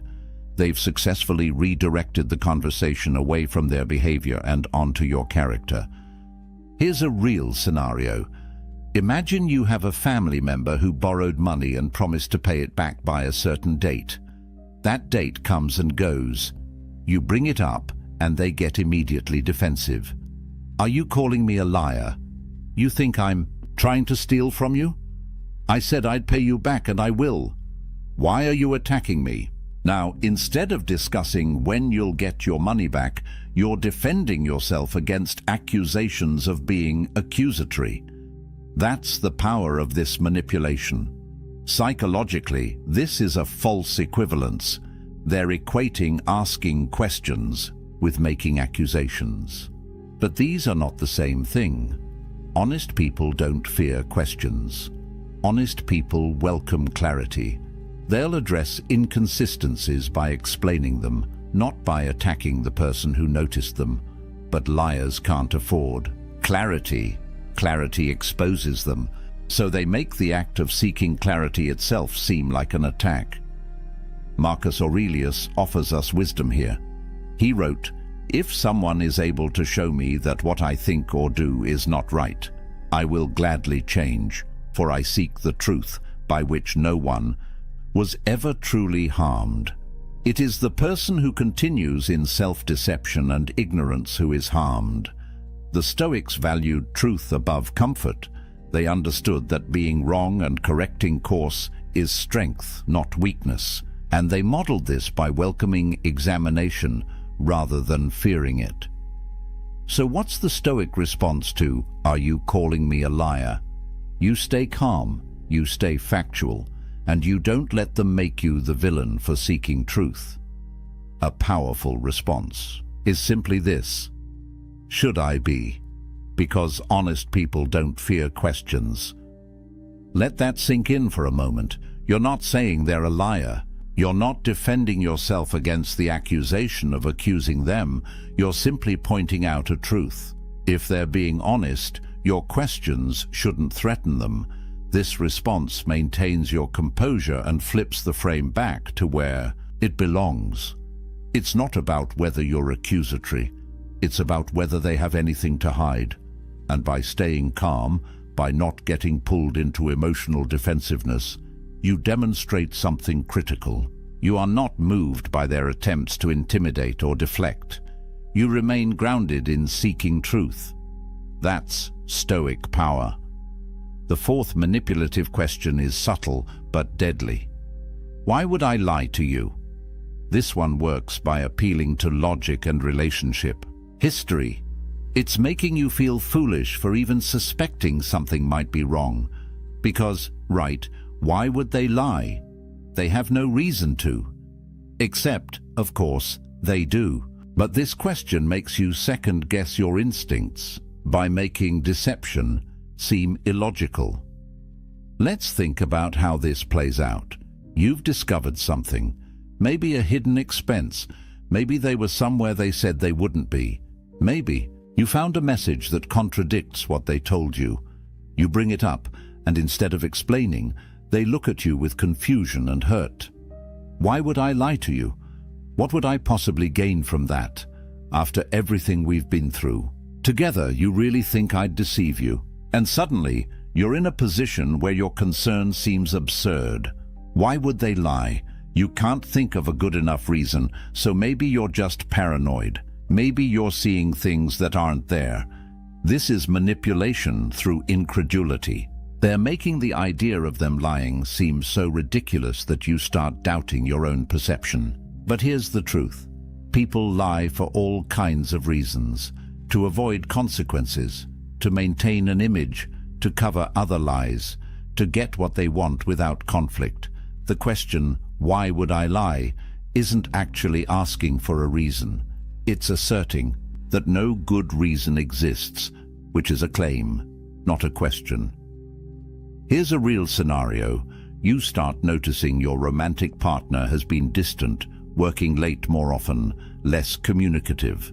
You see messages on their phone that seem suspicious. You bring it up, trying to have an honest conversation, and they respond with, "Why would I lie to you? I love you. If something was wrong, Don't you think I'd tell you? And in that moment, it's easy to feel foolish. Maybe you're being paranoid. Maybe you're creating problems where none exist. But psychologically, what's happening is a logical fallacy wrapped in emotional appeal. Just because you can't immediately articulate why someone would lie doesn't mean they're not lying. And more importantly, your observation, the thing that triggered your concern in the first place, doesn't disappear just because you can't explain their motive. The facts don't change based on whether you understand their reasoning. Epictetus taught his students to focus on what's actual, not on assumptions. About why, he said, "It is not things themselves that disturb us, but our judgments about those things." The Stoic approach is to separate what you know from what you assume. What do you know? You observed something that doesn't add up. That's a fact. What? You don't know their motivation, but you don't need to understand their motivation to trust your observation. So what's the Stoic response to, "Why would I lie to you?" You don't justify your concern. You don't try to explain their possible motives. You simply state what triggered your question. "I'm asking because something doesn't add up. Can you help me understand?" This response does something powerful. It acknowledges that you noticed a discrepancy. It invites them to provide clarity. And it doesn't accept the premise that your concern is baseless just because their motive isn't obvious. You're staying in the realm of facts, not getting lost in speculation about why. If they're being honest, they'll explain the discrepancy. If they're manipulating, they'll likely continue trying to make you feel foolish for asking. And that reaction, in itself, tells you what you need to know. The Stoic remains unmoved by attempts to confuse or shame. You stay anchored in what you observed. That's your power. The fifth and final manipulative question is perhaps the most frustrating. Can't we just move on? This is the escape hatch, the premature closure. The attempt to avoid accountability by making resolution seem like the mature thing to do. But here's the problem. You can't truly move on from something you haven't actually addressed. And that's exactly what the manipulator is counting on. This question usually comes after they've been caught in something they can't easily explain. You've confronted them. You've presented evidence. They've tried deflection, denial, maybe even some of the other questions we've already covered. And when none of that works, when you don't back down, they pivot to, "Can't we just move on? Why? Do we have to keep dwelling on this? I thought we were past this." What makes this so effective is it appeals to your desire for peace. Nobody wants to live in constant conflict. Nobody wants to be the person who won't let things go. So when someone frames moving forward as healthy and addressing the issue as dwelling, it's tempting to agree. You don't want to be difficult. You don't want to be the problem. So you agree to move on. Except you haven't resolved anything. You've just agreed to stop talking about it, and the manipulator gets exactly what they wanted: escape without consequence. Let me give you a real scenario. You discover your business partner has been taking money from the company account for personal expenses without discussing it with you. You confront them, and after some initial defensiveness, they finally admit it, but minimize it. "Okay, fine, I used some company funds for personal stuff. It wasn't that much. I'll pay it back. Can't we just move on? Why are we still talking about this?" And you're left feeling like if you push for more, a clear repayment plan, an understanding of why it happened, assurance it won't happen again, you're being unreasonable. But here's what's really happening. They want the discomfort of the conversation to end, without the discomfort of actual accountability. They want resolution without understanding. They want forgiveness without change. And the question, "Can't we just move on?" is designed to make you feel like continuing the conversation is the problem, not their behavior that started the conversation. Psychologically, this is about comfort over truth. And the Stoics were very clear on this point. Seneca wrote, "No one can be happy who has been thrust outside the pale of truth." Moving on without truth isn't peace, it's avoidance.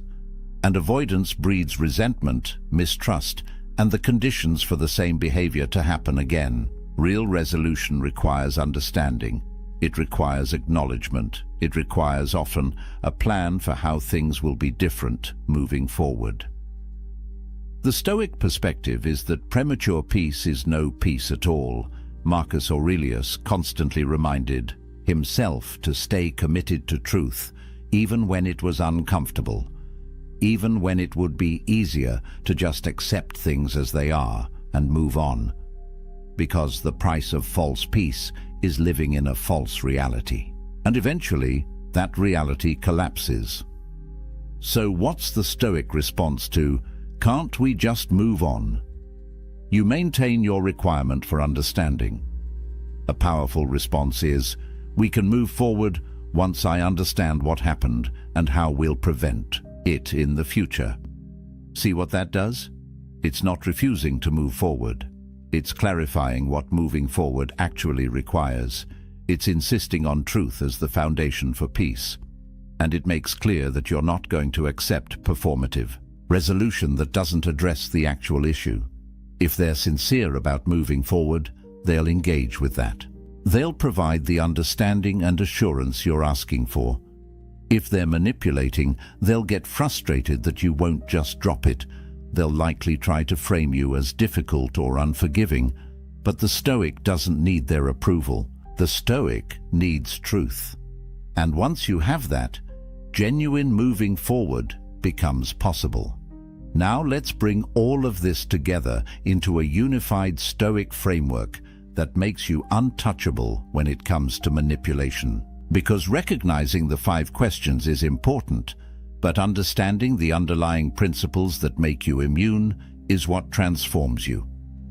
The Stoics built their entire philosophy on 3 fundamental pillars, and when you embody these, manipulation becomes powerless against you. The first pillar is self-control, not suppression, not coldness, but the ability to govern your emotional reactions so they don't govern you. When someone asks, "Why are you so sensitive?" and you feel that spike of defensiveness, that's normal, that's human. But the Stoic practices the pause, that space between stimulus and response where you choose how you'll react. Epictetus said, "No man is free who is not master of himself." This is what he meant. Your emotions will arise. That's not in your control. But what you do with those emotions, that's entirely yours. Manipulators target emotional reactivity. They want you flustered, defensive, confused, guilty, because in that emotional state, you're not thinking clearly, you're just reacting.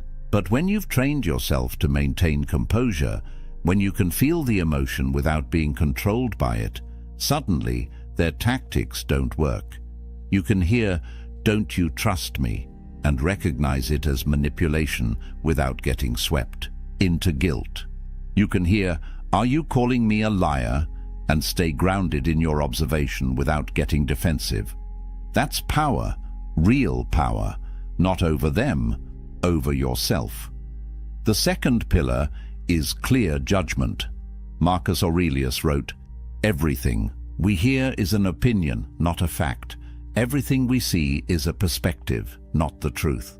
This is crucial. The manipulator's questions are their opinion about what you should think or feel, but they're not facts. When they ask, "Why would I lie to you?"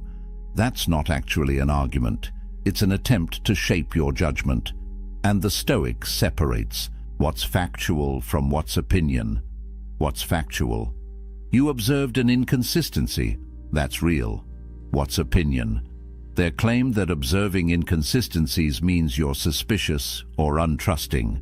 That's their framing. You don't have to accept it. This clarity of judgment means you stay focused on what's actual. Not what they want you to believe is actual. Not what would be more comfortable to believe. What is? And when you operate from that foundation of clear judgment, their attempts to distort your reality fail. They can ask manipulative questions all day. But if you're grounded in what you know to be true, those questions lose their power to move you. The third pillar is maintaining your frame. This is about psychological sovereignty. It's about recognizing that you are the author of your internal reality. Others can offer their perspectives, their questions, their frames for how you should interpret things, but you choose whether to adopt those frames or maintain your own. When someone asks, "Can't we just move on?" they're trying to impose their frame, moving on without understanding. But you can reject that frame and maintain your own. Understanding first, then moving forward. This isn't stubbornness, it's integrity. It's refusing to let other people's manipulation of language and emotion pull you off center. Seneca understood this when he wrote, "A gem cannot be polished without friction, nor a man perfected without trials." These manipulative questions are tests, and every time you stay grounded, every time you refuse to be moved from your center, you become stronger, not harder, not more defensive. Stronger in your ability to remain yourself regardless of external pressure. Here's what this looks like in practice. You're not trying to win arguments. You're not trying to prove you're right. You're simply unmoved. When they ask their manipulative questions, you respond with calm clarity. You don't accept their frame. You don't get defensive. You simply stay anchored in what you know and maintain your requirements for truth and understanding. And that combination, self-control, clear judgment, maintaining your frame, that makes you essentially manipulation-proof. The manipulator relies on you getting emotional, accepting their distorted version of reality, and abandoning your own perception to accommodate theirs. But when you embody these Stoic principles, none of that works. You feel the emotion, but don't react from it. You see through their distortion and stay grounded in facts. You maintain your frame despite their attempts to impose theirs. And in that state, you're free. Not because they stop trying, but because their attempts no longer affect you.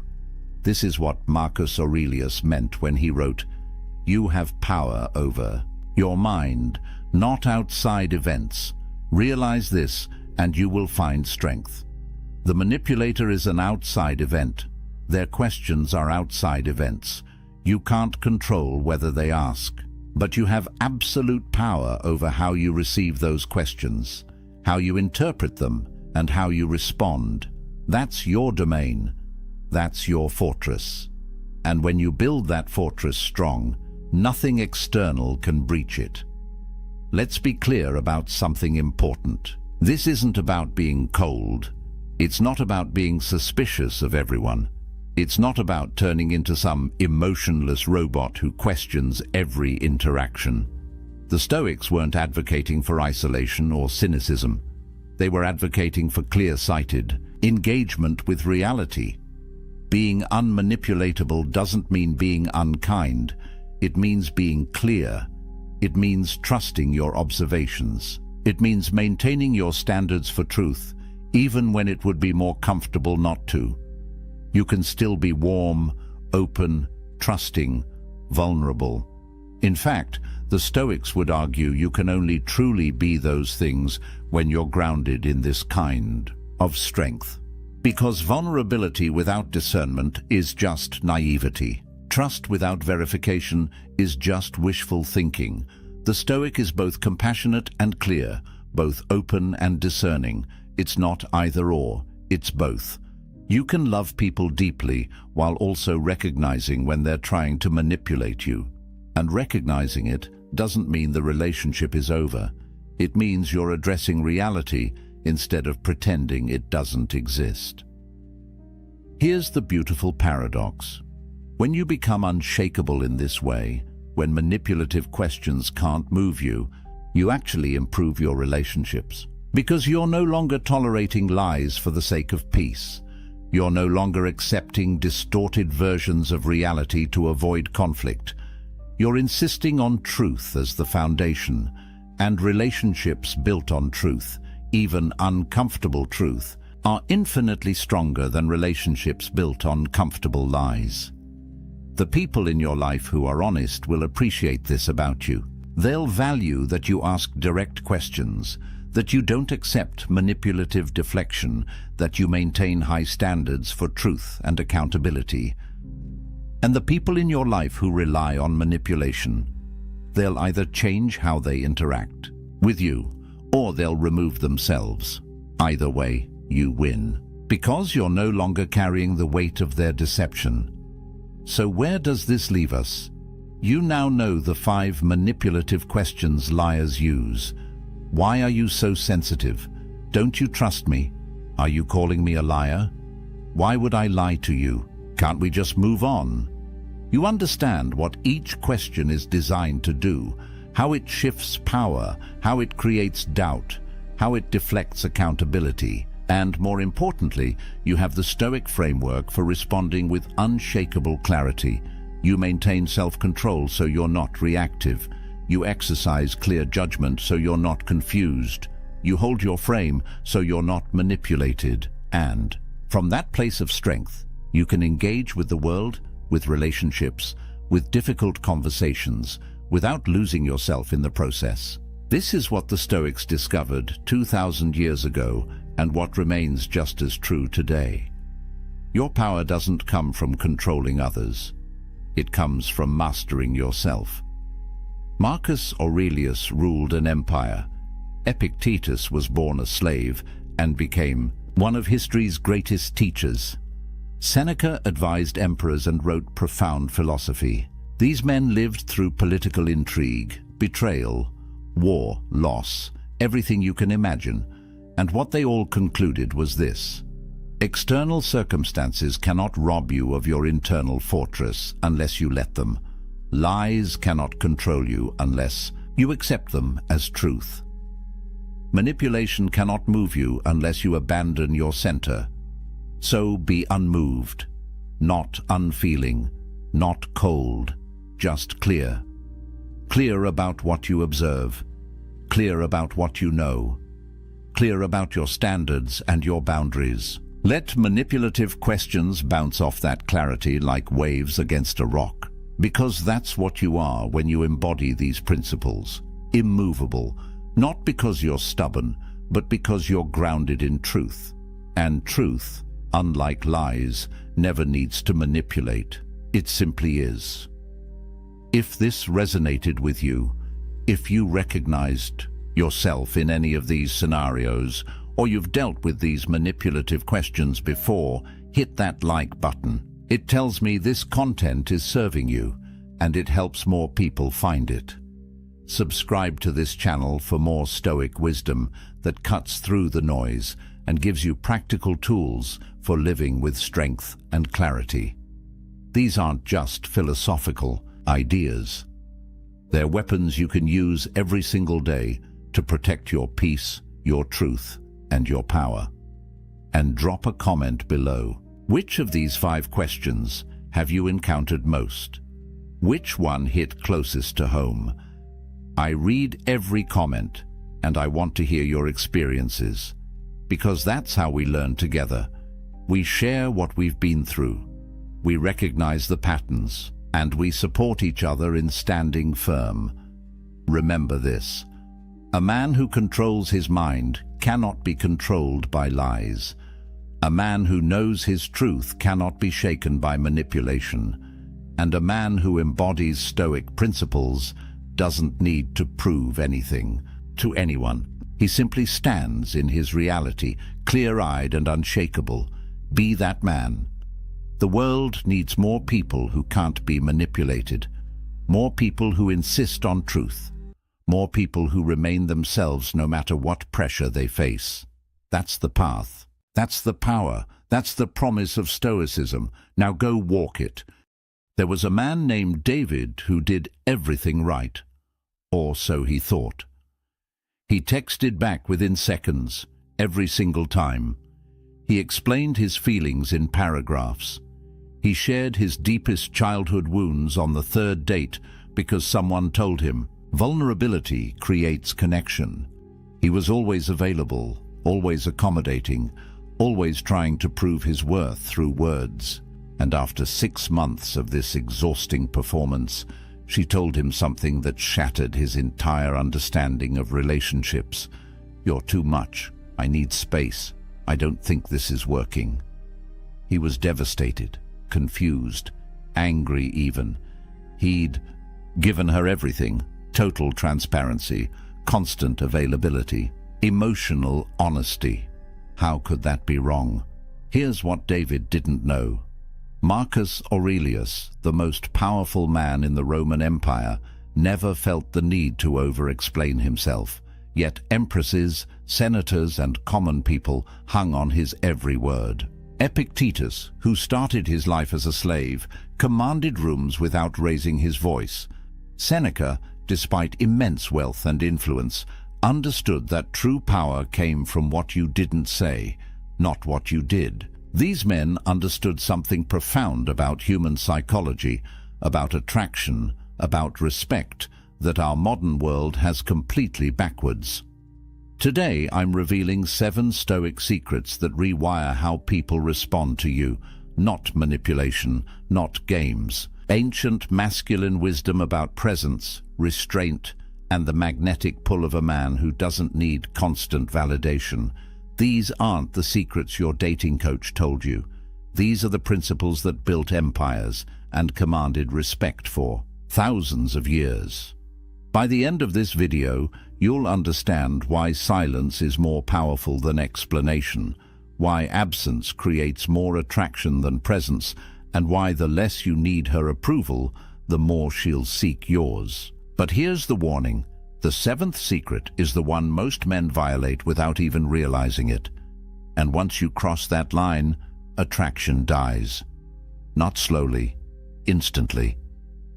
If you've ever wondered why she pulled away after you opened up, why your honesty seemed to backfire, why the more you tried, the less she cared, stay with me.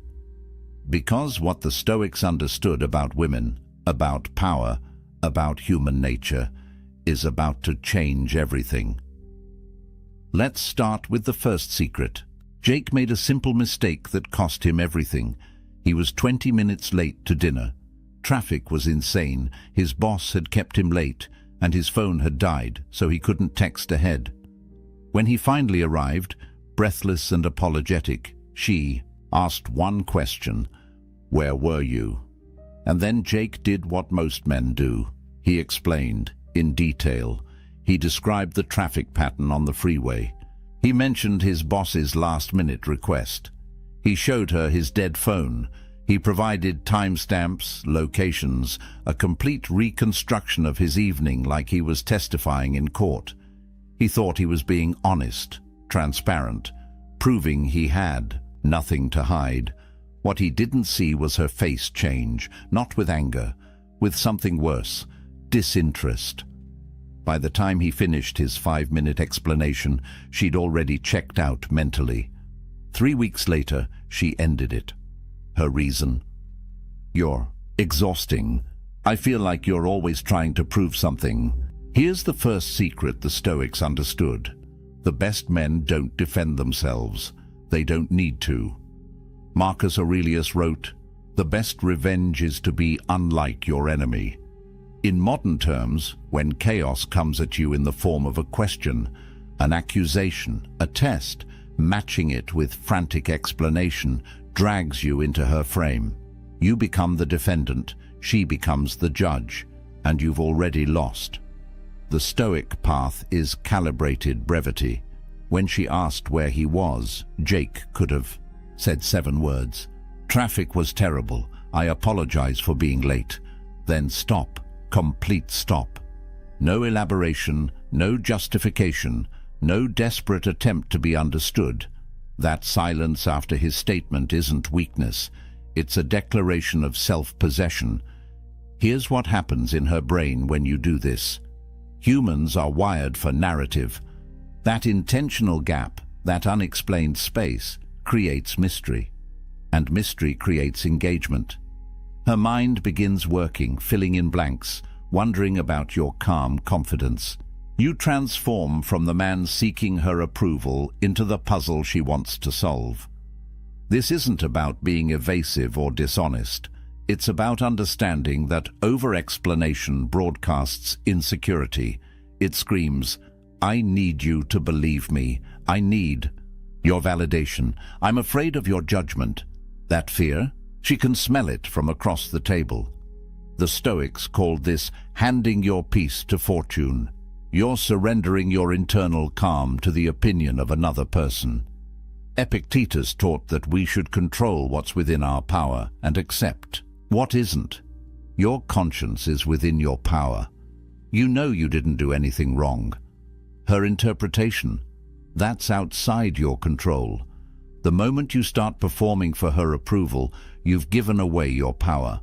Strong men answer with precision, and then stop. They don't fill silence with nervous chatter. They don't justify, defend, or plead their case. They state the truth calmly and let it stand on its own merit. That restraint, that refusal to seek validation, is what separates men who command respect from men who beg for it. Think about the people in your life who truly command your attention. Do they explain themselves constantly? Do they justify every decision? Or do they speak with such quiet conviction that you simply believe them? That's the energy of the unexplained. It's not arrogance, it's self-contained strength. Jake lost. Her because he didn't understand this principle. He thought honesty meant total transparency, complete explanation, a detailed account of every movement. What he didn't realize is that attraction isn't built on information. It's built on presence. And you cannot be present when you're drowning someone in explanations. So here's your first Stoic practice.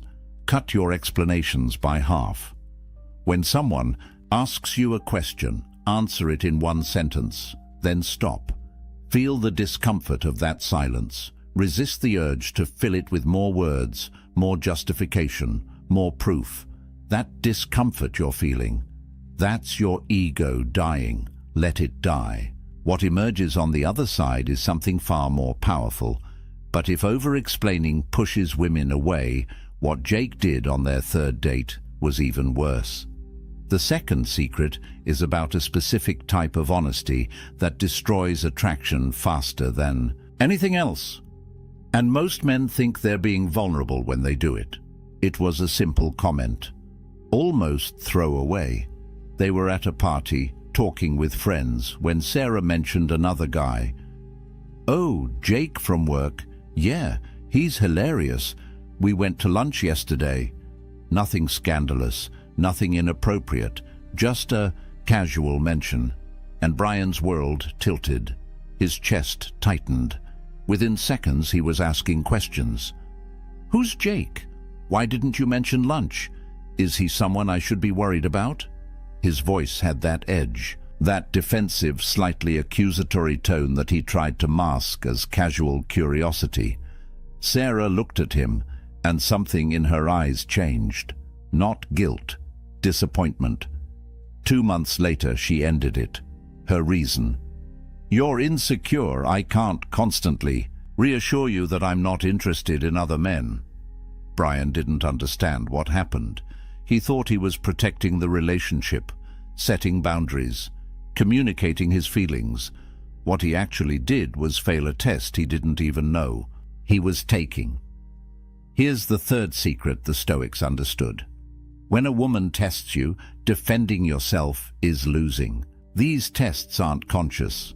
She's not sitting there plotting ways to mess with your head, but her psychology, shaped by thousands of years of evolution, is constantly scanning for one thing: can this man handle pressure without cracking? Epictetus taught about the dichotomy of control. Some things are within your power, some things aren't. Her mentioning another man? That's outside your control. Your reaction to it? That's entirely within your control. And your reaction tells her everything she needs to know about your frame, your confidence, your emotional stability. When Brian immediately jumped to defense mode, asking questions, seeking reassurance, he broadcast loud and clear, "I'm threatened, I'm insecure. My sense of self is so fragile that a casual mention of another man's name sends me into interrogation mode. That's not masculine energy. That's fear." The Stoic response to that comment? Absolute calm. Maybe a slight smile.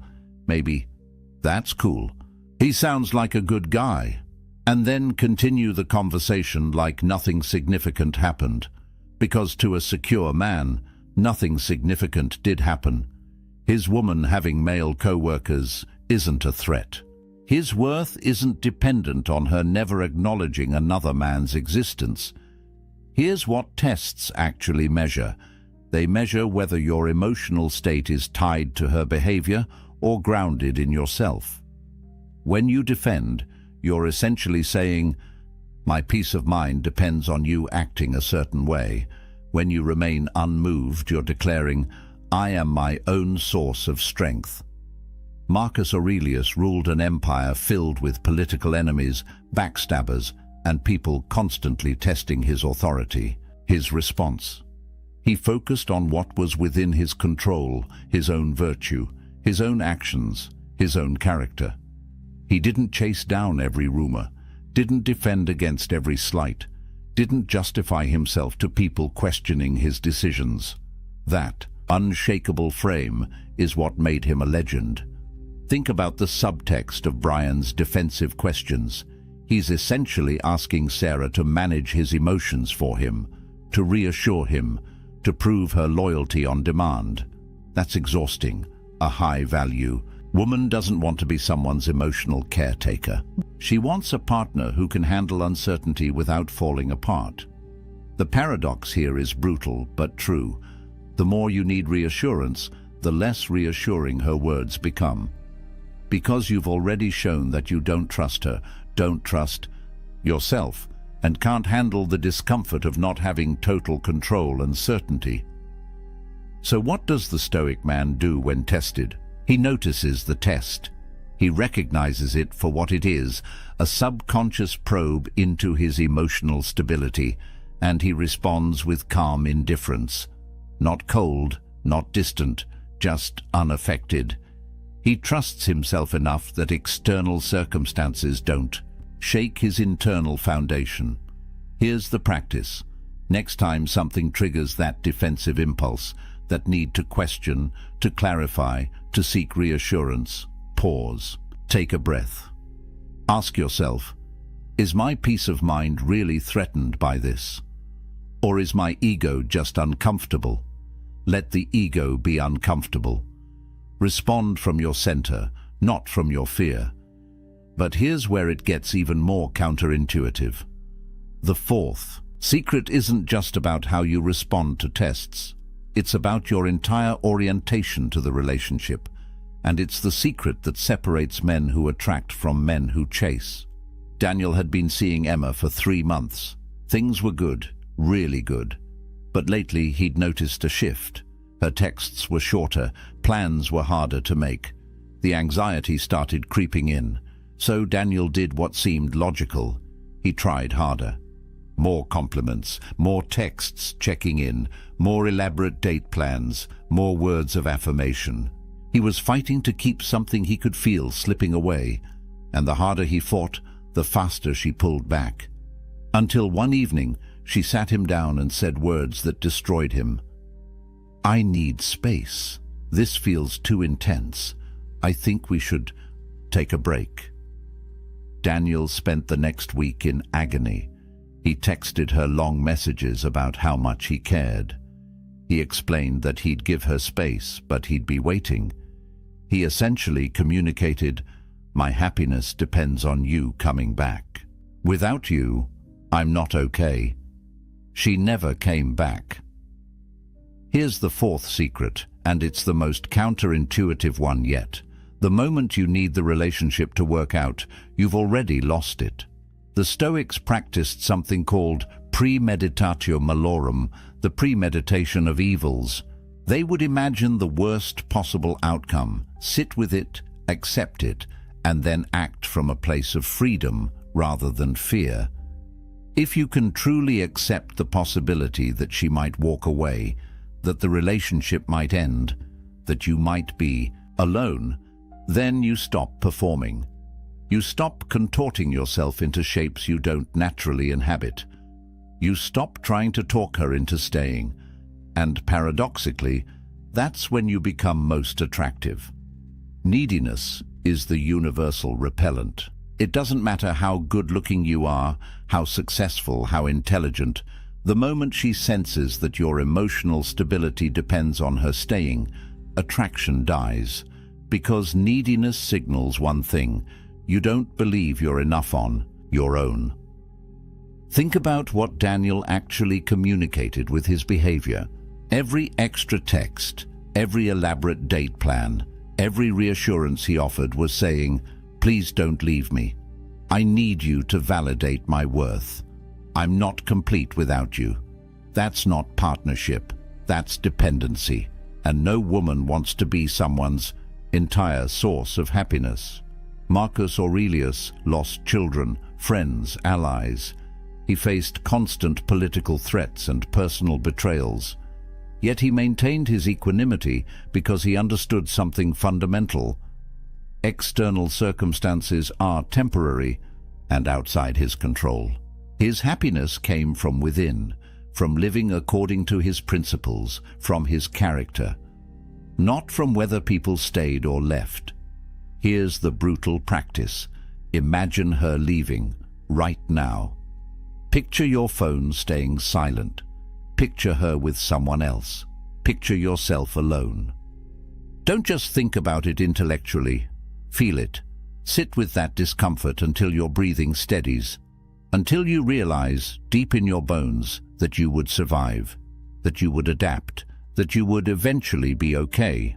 Only when you've truly accepted that worst-case scenario can you enter the relationship from a place of genuine strength, because now your actions aren't motivated by fear of loss. They're motivated by authentic desire to connect. There's a massive difference. When you're detached from the outcome, something magical happens. You speak only when your words genuinely improve the silence.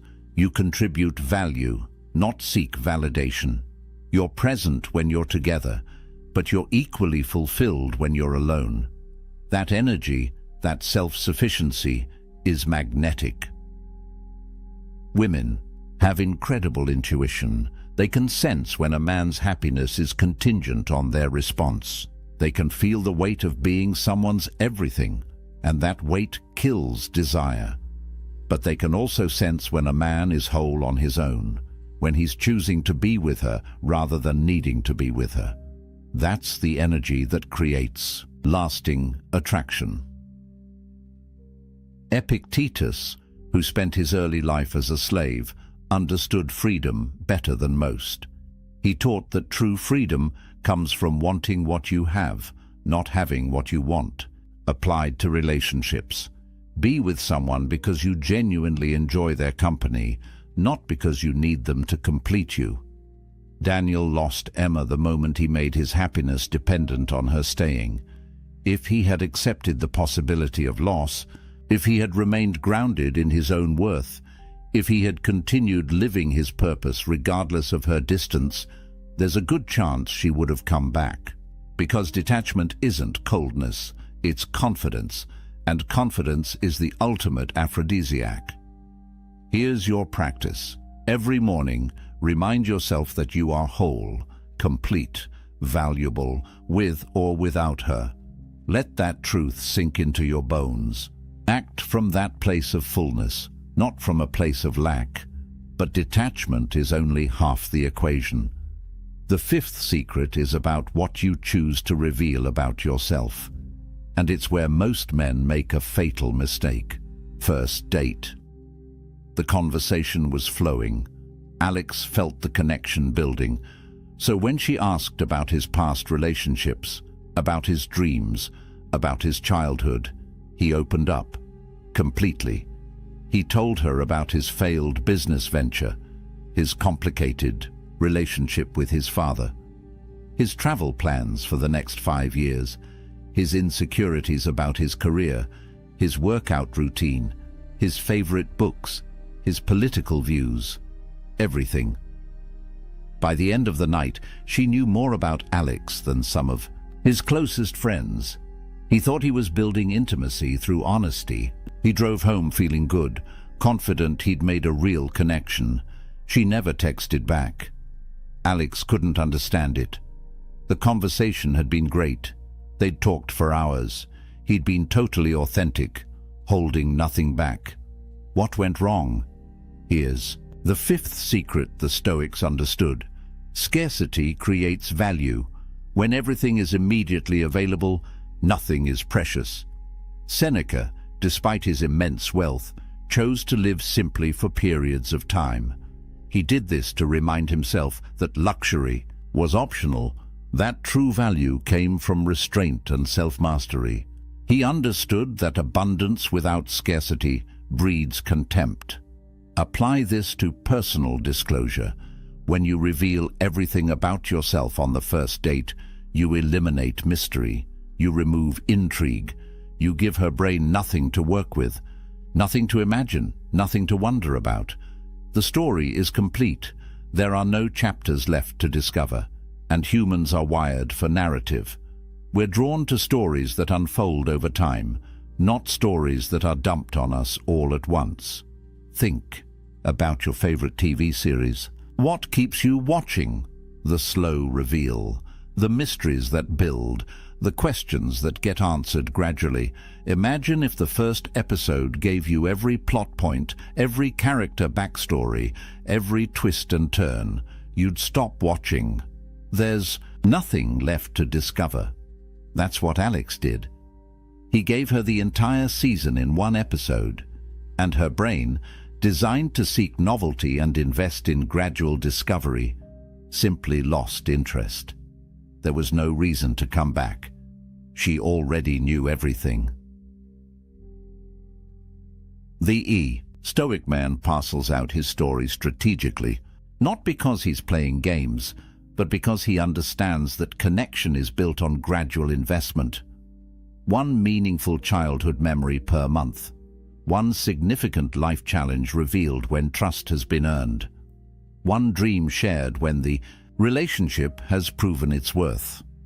Marcus Aurelius, despite being emperor, remained private about many aspects of his life. His meditations, the closest thing we have to his inner thoughts, weren't meant for public consumption.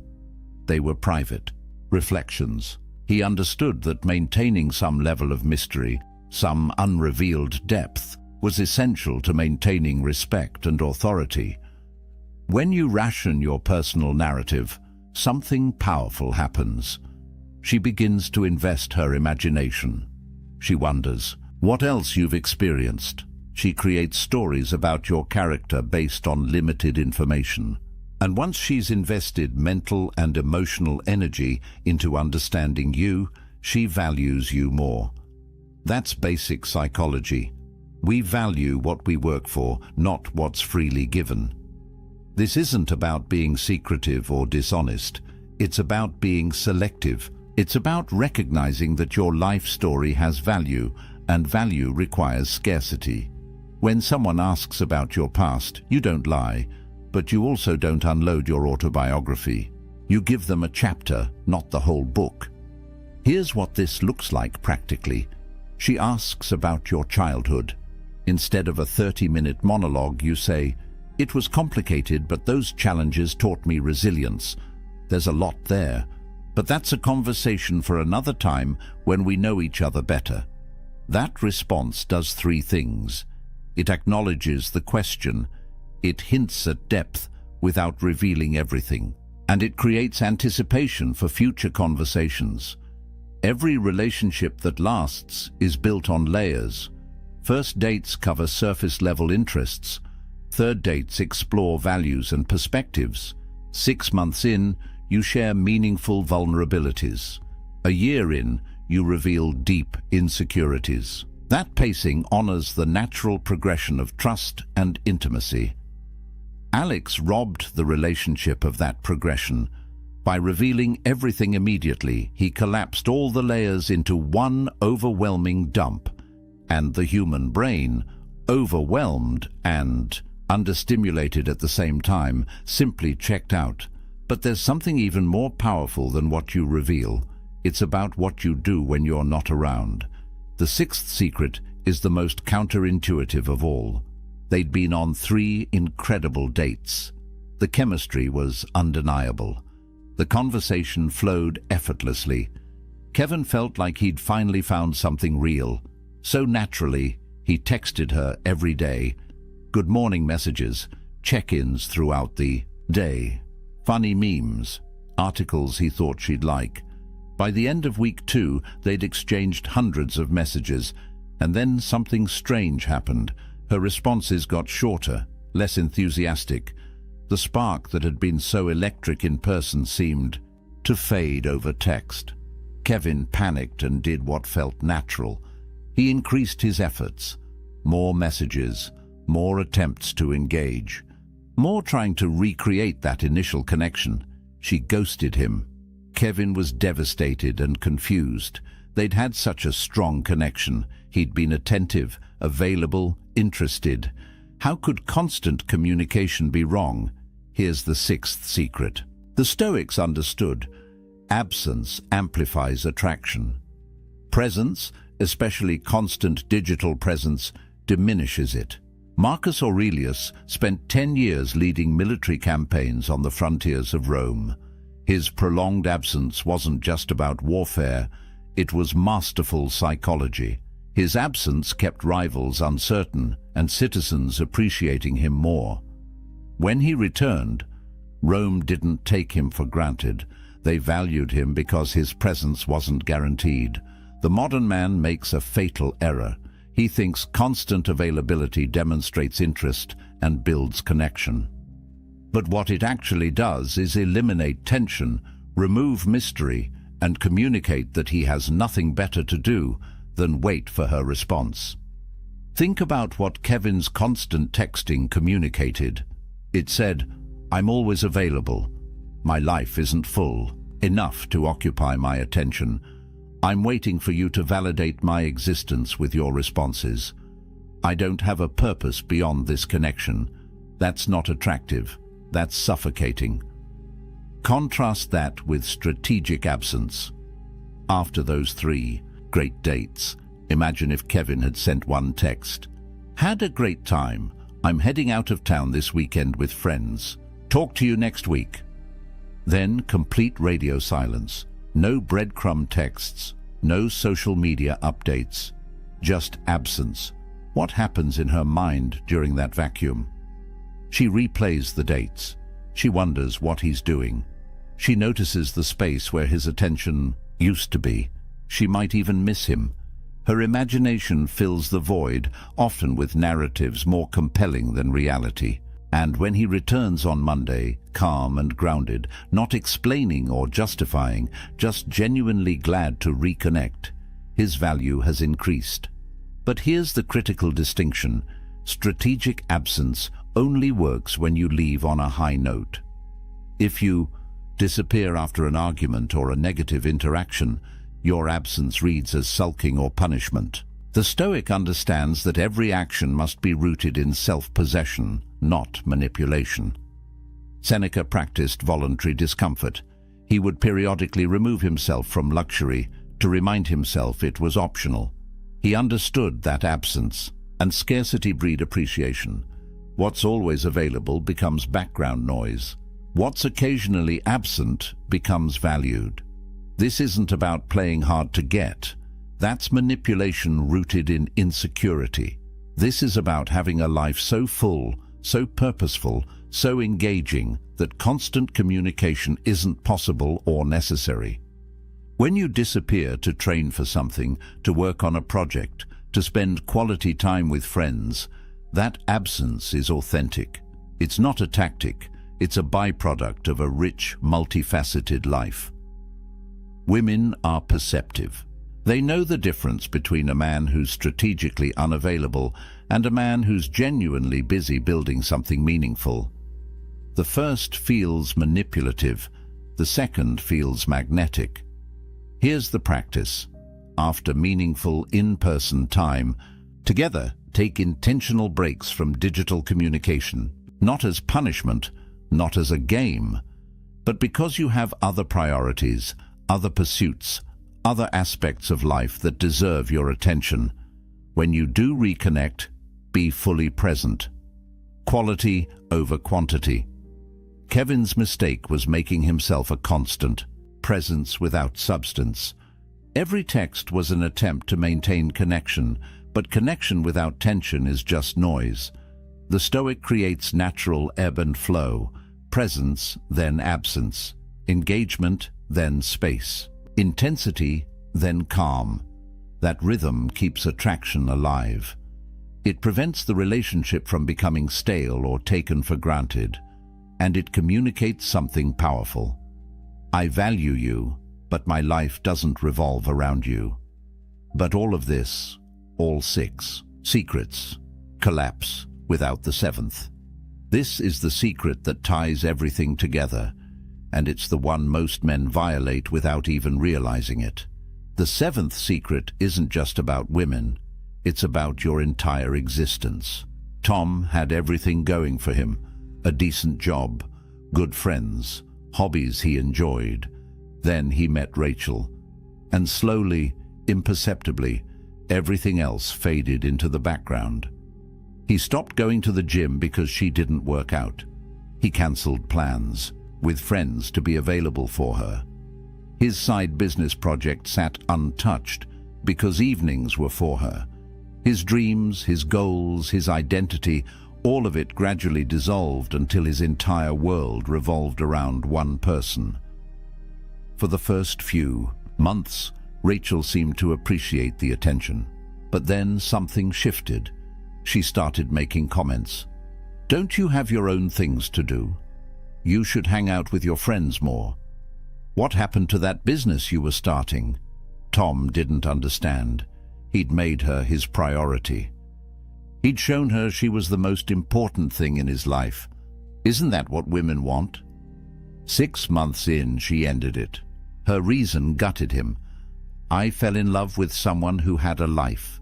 Now you're just someone who revolves around mine. I don't want to be your whole world. It's too much pressure." Here's the 7th and most critical secret the Stoics understood. The moment you make another person your life's purpose, you become a burden to them and a stranger to yourself. The Stoics lived for virtue, for contribution, for mastery of their craft.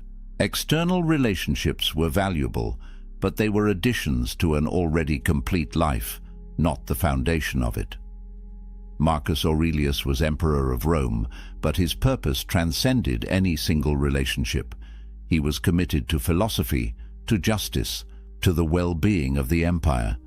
His wife was important, but she wasn't his reason for existence. That independence, that self-sufficiency, that internal purpose is what made him worthy of respect and attraction. Think about what Tom communicated when he abandoned everything for Rachel. He essentially said, "I don't have anything meaningful in my life beyond you. My dreams aren't compelling enough to pursue. My friendships aren't valuable enough to maintain. My purpose isn't strong enough to command my attention. You are all I have." That's not love. That's dependency. And dependency is suffocating. When you make someone your entire world, you place an impossible burden on them. They become responsible not just for their own happiness, but for yours as well. Every time they want space, they're denying you your sole source of fulfillment. Every time they prioritize something else, they're essentially destroying your world. No person can carry that weight, and more importantly, no person wants to. Women are drawn to men who are building something. Men who have a mission that transcends the relationship. Men whose days are structured around compelling goals and meaningful pursuits. Not because these men are emotionally unavailable, but because they're fundamentally engaged with life itself. When Rachel met Tom, he was working on a business. He had friends he valued. He had a gym routine that grounded him. He was a complete person inviting her into an already vibrant life. That version of Tom was attractive because he had substance, direction, purpose. He wasn't looking for someone to complete him. He was looking for someone to complement an already fulfilling existence. But the Tom who emerged 6 months later was hollow, an empty vessel waiting to be filled by her presence, and that transformation from self-possessed to dependent killed her attraction faster than any other mistake he could have made. Epictetus taught that we should focus on what's within our control, your purpose, your growth, your contribution to the world. These are within your control. Her feelings, her decisions, her level of investment, these are not. When you make her your purpose, you've oriented your entire life around something you cannot control. That's not just unattractive, it's psychologically devastating. Here's the brutal truth. The version of you she fell for had a life, passions, goals, friends, commitments. That version was attractive because he was already whole. The moment you abandon all of that to focus solely on her, you become someone else, someone needier, someone smaller, someone less interesting, and she didn't sign up for that person. The Stoic path is to build your life around virtue and purpose. Relationships are beautiful additions, but they're not the foundation. You train your body not to impress her, but because physical excellence is a virtue. You build your business not to provide for her, but because creation and contribution are meaningful. You maintain friendships not to show her you're social, but because deep connections with other humans enrich your life. When your life is structured this way, something powerful happens. You're not inviting her to be your everything. You're inviting her to be part of something already extraordinary. The pressure is off. She's not responsible for your happiness. She gets to add to it, not create it from nothing. And paradoxically, that's when relationships thrive, when both people are complete on their own, choosing to share their lives rather than needing to merge them. When you have a silent purpose, a mission that commands your attention and energy, her presence becomes a beautiful bonus, not a desperate necessity. Tom lost Rachel the day he made her his world. If he had maintained his business, his friendships, his gym routine, his identity, she would have felt drawn to be part of that world, not burdened by being all of it. Here's your practice. Identify your mission. What are you building? What are you mastering? What legacy are you creating? If the honest answer is nothing beyond this relationship, then you've already lost. Start today. Pick one thing that matters to you beyond any romantic connection. Commit to it. Build it. Let it occupy your time and attention. When you're busy forging yourself into something greater, silence isn't a tactic. It's your natural state. Your focus is elsewhere, and women notice. They see a man engaged with life itself, and they want to be part of that life. Not the center of it, part of it. The seventh secret is the foundation for all the others, because when you have purpose, you don't over-explain. You don't trauma dump seeking validation. You don't defend yourself against tests. You're detached from outcomes. You naturally reveal yourself slowly. Your absence is genuine.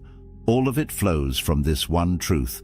Your life has meaning beyond any single relationship. Now let me show you what happens when you combine all 7 secrets. Now imagine this version of yourself. She asks why you were late. You answer in 7 words and stop.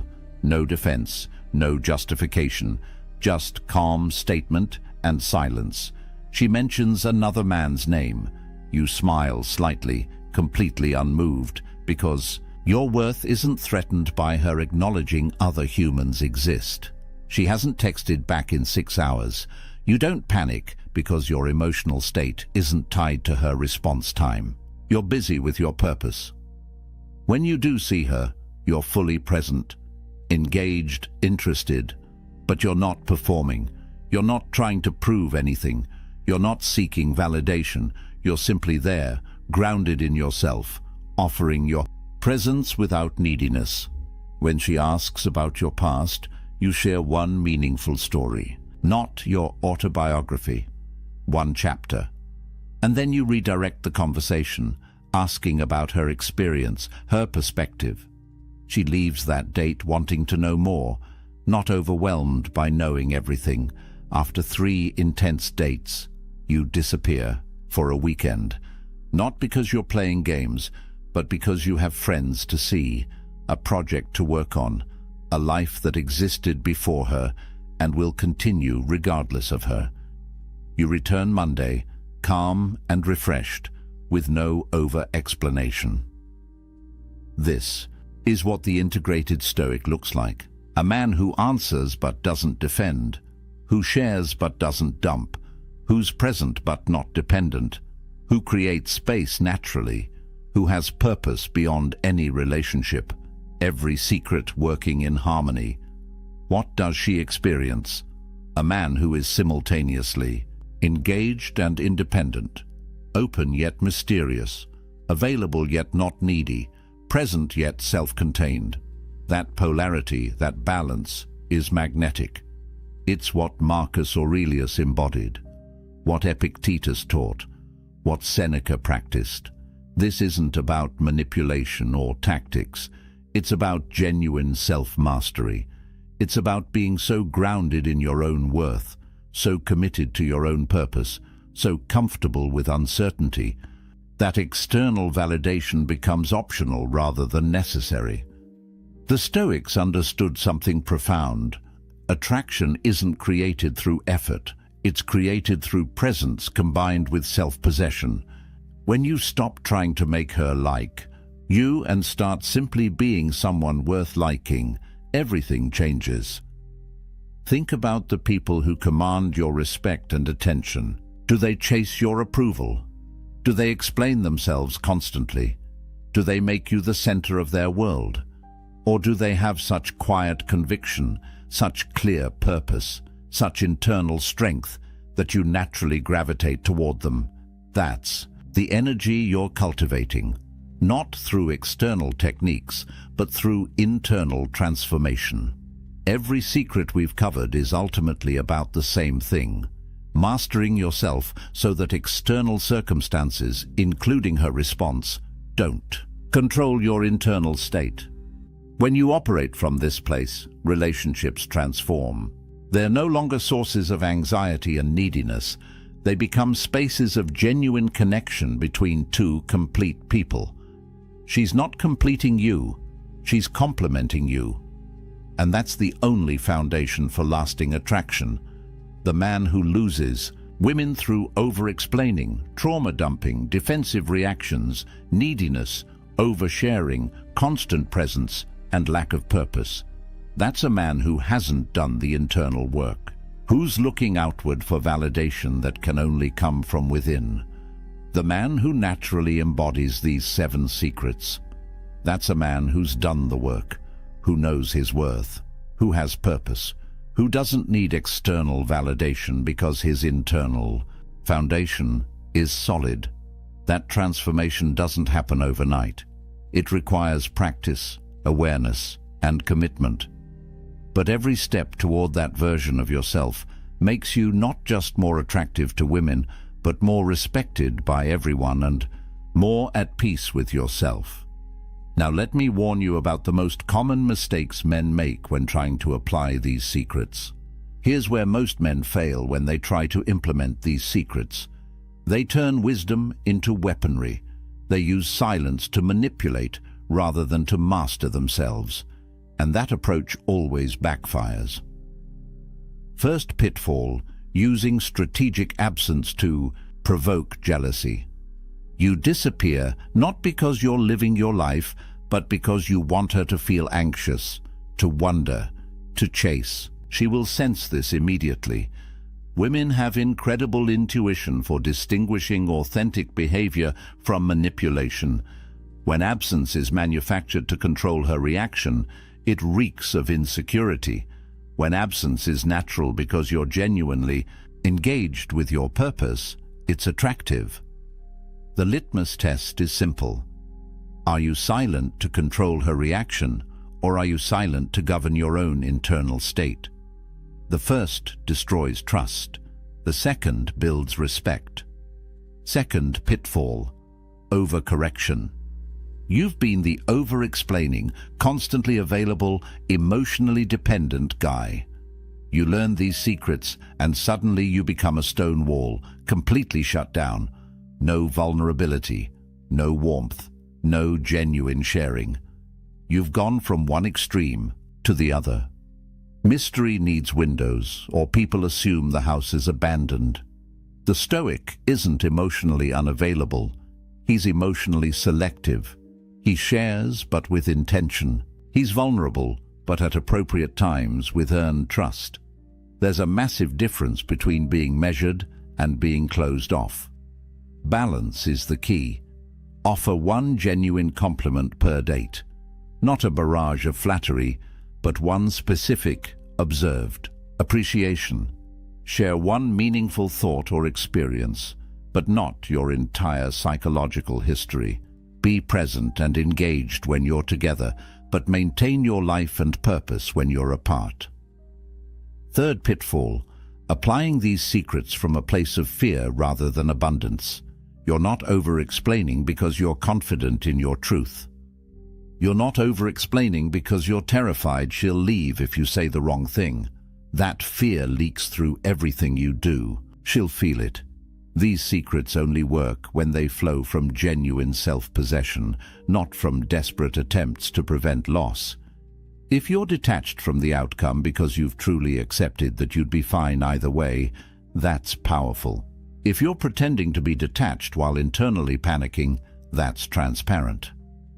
Fourth pitfall: using these as tricks in an otherwise unchanged life. You start spacing out your texts and maintaining mysterious silence, but you still have no purpose, no mission, no life beyond the relationship. You're just a needy guy who's learned to temporarily mask his neediness. The Stoics weren't performing, they were being. These principles worked for them because they were expressions of who they actually were, not techniques layered on top of insecurity. If you want these secrets to work, you have to become the kind of man for whom they're natural expressions, not calculated moves. Fifth pitfall: forgetting that relationships require genuine care and investment. These secrets aren't about being cold, distant, or uncaring. They're about being grounded, purposeful, and self-possessed, while still showing up fully for someone you care about. The Stoic man doesn't refuse to explain himself because he doesn't care what she thinks. He doesn't explain because he trusts in his own integrity and doesn't need external validation. See the difference? One is rooted in contempt. The other is rooted in self-respect. When applied correctly, these secrets don't create distance. They create healthy space. They don't reduce intimacy. They make intimacy more meaningful when it happens. They don't communicate lack of care. They communicate self-respect and invite mutual respect. The goal isn't to become an emotionless robot, calculating every interaction. The goal is to become so grounded in your own worth and purpose that these behaviors become natural, authentic expressions of who you are. Now let me give you a practical challenge that will make these secrets automatic. Here's your challenge for the next 7 days. This single practice will transform how you communicate and how people respond to you. For the next week, log every sentence you speak to women. Whether it's a romantic interest, a colleague, a friend, doesn't matter. Track it.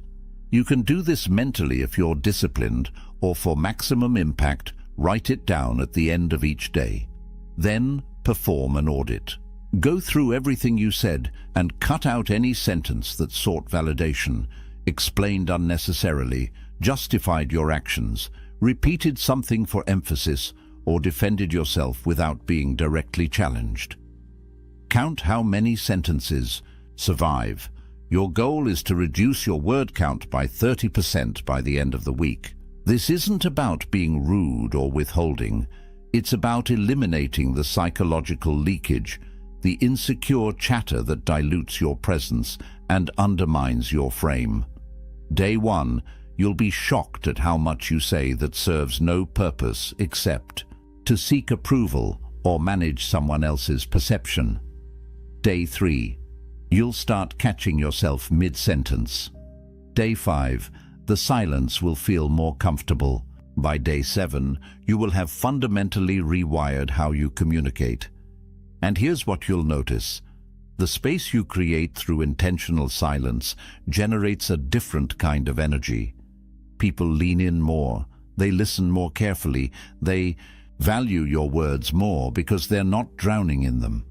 That tension, that deliberate economy of speech, is often more powerful than any words you could say. Track 3 specific metrics. First, how many times did you over-explain when a simple answer would have sufficed? Second, how many times did you share information seeking validation rather than contributing value? Third, how many times did you defend yourself against questions that weren't actually attacks? Those 3 patterns, over-explaining, validation-seeking, and unnecessary defending, account for probably 70% of the words that undermine your attraction and respect. Cut them, and you've transformed your entire presence. By Friday, you'll feel different, calmer, more centered, more self-possessed. You'll have stopped leaking energy on words that serve no real purpose, and women will feel it. The shift will be palpable. Conversations will have more weight. Your silence will command attention. Your words will land with impact. This isn't theory. This is practical transformation. 7 days. Track, audit, cut. That's it. Simple, but not easy. Because you'll be fighting every conditioning you've received about communication, about sharing, about proving yourself through words. But here's the truth the Stoics understood. Most talk is noise. Most explanation is insecurity. Most words dilute rather than amplify. The man who speaks less but means more commands the room. The man who can sit in silence without discomfort projects strength. The man whose words are scarce becomes someone people actually listen to. So take the challenge. 7 days, 30% reduction, and watch how everything changes. But there's one more thing. One single sentence that will make this magnetic silence automatic and effortless. Here is the single sentence that makes everything we've covered automatic. Every morning, before you engage with the world, before you pick up your phone, before you interact with anyone, recite this. My worth is non-negotiable. Explanations are optional. Say it out loud. Put it in your phone as a daily reminder. Write it on a card you see every morning. Let it sink into your subconscious. Because when you truly internalize that your value is inherent, not contingent on external validation, the compulsive need to justify yourself simply quiets down. Explaining becomes a choice, a conscious decision to add clarity when it serves mutual understanding, not a desperate reflex born from fear of judgment. That single shift, that one reframe, rewires every interaction that follows. Your worth is non-negotiable. You don't have to earn it through perfect explanations. You don't have to prove it through constant availability. You don't have to defend it against every test. It simply is. And explanations? Optional. You can offer them when appropriate, but you don't owe them to anyone as proof of your value. Let's bring this full circle. Remember David from the beginning? The man who texted back instantly, explained everything in paragraphs, shared his deepest wounds early and made her his entire world. He lost her because he violated every single secret we've covered. But imagine a different David, one who answers questions briefly and calmly, who processes his pain privately before sharing it intentionally, who remains unmoved by tests because his frame is solid, who's detached from outcomes because he knows he's complete on his own, who shares his story gradually, creating intrigue, who disappears naturally because he's building something meaningful, who has a purpose that transcends any relationship. That David doesn't lose her, because the David isn't performing for her approval. He's living from a place of genuine self-mastery, and that energy, that quiet strength, that self-contained power is what attraction is actually built on. You now have the blueprint, 7 Stoic secrets that ancient men understood and modern men have forgotten, the strength of the unexplained. Never trauma dumping early, stopping defensive reactions, detaching from outcomes, revealing yourself slowly, using strategic absence, building purpose beyond relationships. These aren't tricks. They're pillars of character that people instinctively recognize as solid. When you embody them, you stop chasing attraction and start commanding it. You stop seeking respect and start earning it naturally. You stop performing and start simply being someone worth knowing. Speak less, mean more, live with purpose, and watch as women, respect, and genuine connection flow toward you rather than away from you. The next move is yours. This isn't theoretical philosophy. This is practical transformation. Apply just one of these secrets this week. Choose the one that hit hardest. Put it into practice. Then come back and tell me what happened in the comments. If this video shifted something in you, share it with a friend who's still stuck in the cycle of over-explaining and under-living. Comment below which secret resonated most. I read every early comment because your engagement fuels this mission. Subscribe for weekly Stoic wisdom on relationships, purpose, and masculine development. The next video breaks down the specific words that destroy attraction and the exact phrases that build it. You won't want to miss it. Until next time, remember what the Stoics knew. True power doesn't announce itself. It doesn't explain itself. It doesn't defend itself. It simply is. Choose silence. Choose self-mastery. Choose strength. Now close this video, put down your phone, and go build something that matters. Rome wasn't built by men who double-texted. Neither is the life you actually want. She's staring at her phone right now, scrolling through old messages, looking at your name in her contacts. Her thumb hovers over the call button, but she doesn't press it. Because you haven't reached out. You haven't texted. You haven't liked her posts. You haven't done any of the things she expected you to do, and that silence is driving her absolutely crazy. Here's what most people don't understand about walking away. They think it's about punishing someone. They think it's about playing games or trying to manipulate a situation. But that's not what this is about at all. What you're about to learn in the next 20 minutes will fundamentally change how you see power dynamics in relationships and, more importantly, how you see yourself. Because the moment someone loses you and you stay silent, something shifts. Not just in them, but in the entire universe around that situation. The ancient Stoics understood this. Marcus Aurelius wrote about the power of restraint. Seneca talked about the strength found in what we don't do. And today, you're going to see exactly why your silence is the most powerful response you could ever give to someone who didn't value you.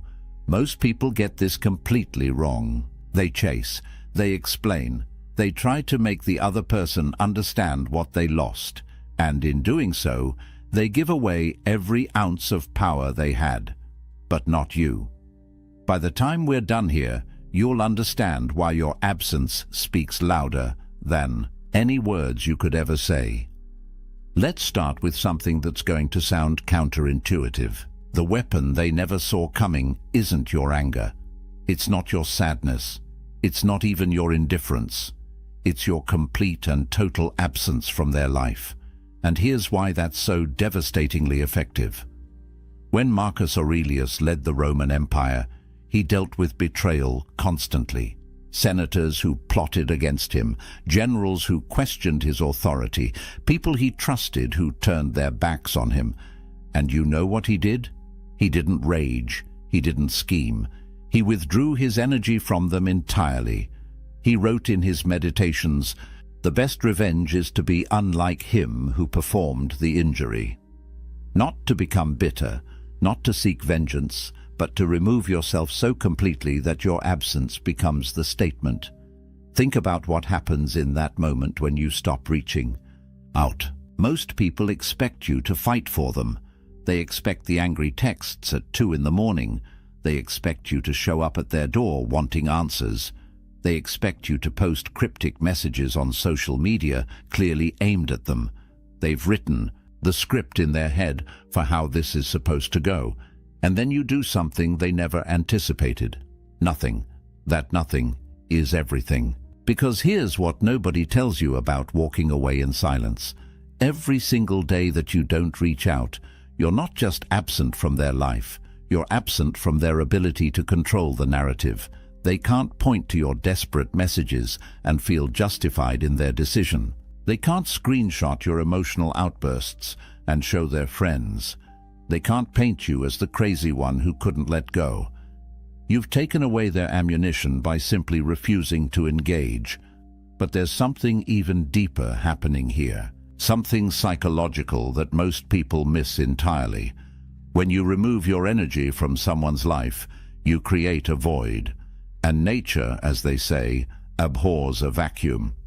That void starts to get filled with something unexpected. Doubt. They start questioning everything. Not because you're making them question it, but because your silence forces them to sit alone with their decision. The Stoics called this the power of negative space. Epictetus taught his students that what we don't say is often more powerful than what we do say. Think about art for a second. A painting isn't just about what's on the canvas. It's about the empty space that makes the painted elements stand out. Your silence is that empty space. And against that backdrop, their decision to lose you starts to look very different than it did when they made it. Here's what they don't know. Every day of your silence isn't passive. It's active. You're not doing nothing. You're doing the hardest thing a person can do. You're exercising complete self-control. You're choosing restraint when every emotion in your body wants to reach out. You're building something they can't see yet, but will feel the impact of soon enough. You're building yourself. Now let me tell you what's happening in their head right now, and I mean right now as you're listening to this. Because if you've walked away and stayed silent, there's a battle taking place in their mind that you'll never see. But understanding it will change everything. In the first few days after you disappear, they convince themselves they don't care. They tell their friends they're relieved. They might even celebrate their freedom. This is the easy part for them, because they're riding high on the decision they made. They're in control, or so they think. But then something starts to happen. Around day 7 to 10, the silence starts to feel different. They check their phone expecting to see your name. Nothing. They post something on social media, something they know you'd normally comment on. You don't. They go to places you used to go together, half expecting to run into you. You're not there. And slowly, confusion creeps in. They start asking themselves questions they didn't expect to ask. Where are you? What are you doing? Are you thinking about them? Have you already moved on?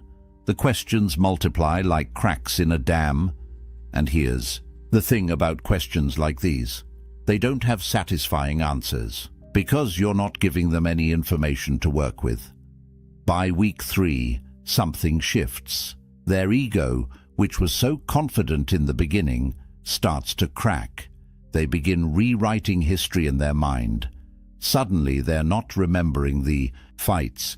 They're remembering the good times, the inside jokes, the way you made them laugh, the things about you that made them feel special, and they start to wonder if maybe, just maybe, they made a mistake. But here's where it gets really interesting. They can't reach out yet. Their pride won't let them, so instead, they start doing something subtle. They start watching your life from a distance. They check your social media even though they told themselves they wouldn't. They ask mutual friends about you in ways they think are casual. They're trying to gather intelligence without admitting they care, because admitting they care means admitting they might have been wrong. Seneca wrote about this exact phenomenon 2,000 years ago. He said, "We suffer more in imagination than in reality."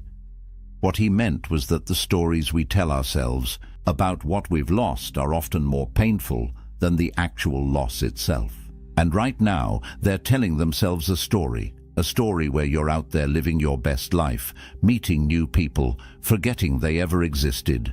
And that story is torture. The battle in their head intensifies because they have no closure. You didn't give them the satisfaction of a final conversation. You didn't give them the chance to explain or justify or make themselves feel better about their choice. You just left. And that unfinished business lives in their mind like a song they can't get out of their head. Then comes the moment that changes everything. The moment when karma arrives. Not in some mystical, cosmic sense, but in the very real, very human sense of natural consequences catching up with them. It usually starts with a text message. Maybe it comes at 2 in the morning. Maybe it comes on a random Tuesday afternoon. But it comes, and it's carefully crafted. "Hey, just thinking about you. Hope you're doing well." Or maybe it's more direct. "Can we talk?" The words might be different, but the energy is the same. They're testing the waters. And here's what you need to understand about this moment. This text message isn't really about checking on you. It's not about them being a good person who cares. It's about them needing to know if they still have access to you. It's about them trying to re-establish the connection because your absence has become unbearable. They're not reaching out from a place of strength. They're reaching out from a place of lack. What they say versus what they actually mean are two completely different things. When they say, "I've been thinking about you," what they mean is, "I can't stop thinking about you and I hate that you seem fine without me." When they say, "Can we talk?" what they mean is, "I need to know if I still matter to you." When they say, "I miss our friendship," what they mean is, "I miss the way you made me feel and I can't find that anywhere else." This is the moment most men destroy all their progress. They see that text and everything in them wants to respond. Because finally they're getting the acknowledgement they wanted. The person who walked away is coming back. Victory, right? Wrong. Because here's the truth that the Stoics understood deeply. The satisfaction you're looking for isn't in their return. It's in your indifference to whether they return or not. Marcus Aurelius faced this constantly as emperor. People who had dismissed him would come crawling back when they needed something. And his response wasn't to gloat or seek revenge. His response was to simply not need them anymore. When you respond to that text, you hand them back the power you worked so hard to reclaim. You show them that your silence was just a strategy, not a genuine shift in your life. You prove that they can pull you back in whenever they want. And the cycle starts all over again. But this time, they know exactly how to manipulate you because you showed them your weakness. Karma isn't about them coming back and you getting to reject them. That's still making them the center of your world. Real karma is them coming back, and you genuinely not caring whether they're there or not. That's the natural consequence. They left when you valued them.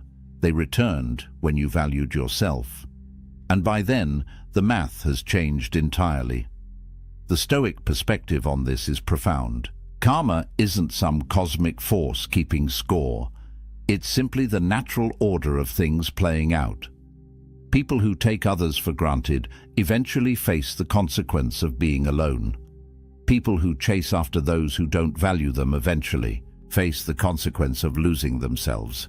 The universe doesn't need to punish anyone. Natural law handles it automatically. So when that text comes, and it will come, you'll be faced with a choice. Do you respond and go back to being the person they could take for granted?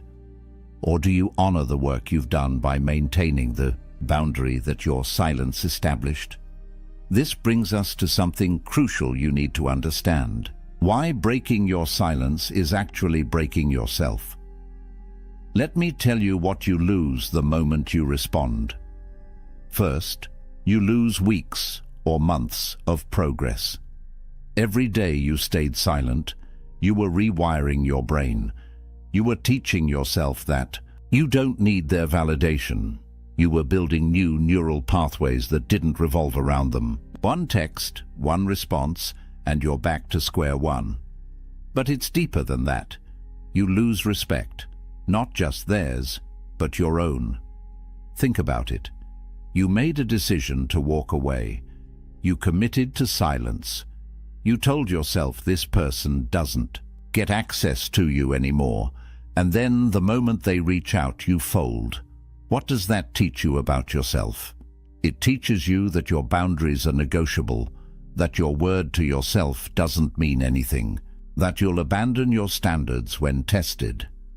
Seneca wrote, "The greatest empire is self-command." Not commanding others, not controlling circumstances, but having mastery over yourself. Every time you break your silence, you prove that you don't have that mastery. You prove that they have more power over you than you have over yourself. Here's a hard truth. Real examples of men who broke their silence and regretted it are everywhere. The guy who spent 3 months healing, building himself back up, feeling strong again. Then she texted. He responded. Within a week, they were back in the same toxic pattern. 6 months later, he had to start the healing process all over again. Except this time it was harder because he knew he had betrayed himself, or the man who successfully moved on, started dating someone new, someone who actually valued him. But then the ex reached out. He thought he could just be friends. He thought he was strong enough to handle it, but engaging with her again created confusion. The new relationship suffered, and he ended up alone again, wondering why he couldn't just let the past stay in the past. The temptation to respond is real. I'm not going to pretend it isn't. You want to respond because part of you still cares. Part of you wants them to know you're okay. Part of you wants to have the last word. Part of you wants to show them how much you've grown. These are all understandable feelings, but they're also traps, because the moment you respond, the power dynamic shifts instantly. You're no longer the one who walked away with dignity. You're the one who couldn't maintain your boundaries. You're no longer the mystery they couldn't crack. You're the solved puzzle. You're no longer the lesson they needed to learn. You're the backup option they know will always be there. So how? Do you transmute that urge to respond into something useful? You use it as fuel. Every time you want to text them back, you go to the gym instead. You write in your journal. You call a friend who actually values you. You work on the business you've been building. You take that energy and redirect it into something that actually serves your growth. The Stoics practiced this constantly. They called it turning the obstacle into the way. Every challenge, every temptation, every difficulty became an opportunity to practice virtue. Your urge to respond isn't a weakness. It's an opportunity to practice self-discipline. It's a chance to prove to yourself that you're stronger than your impulses. And here's what's beautiful about this. Every time you don't respond, you're not just resisting them, you're building yourself. You're becoming the kind of man who doesn't need external validation, The kind of man who can sit with discomfort and not react. The kind of man who makes decisions based on his values, not his emotions. That's the man you're becoming in the silence.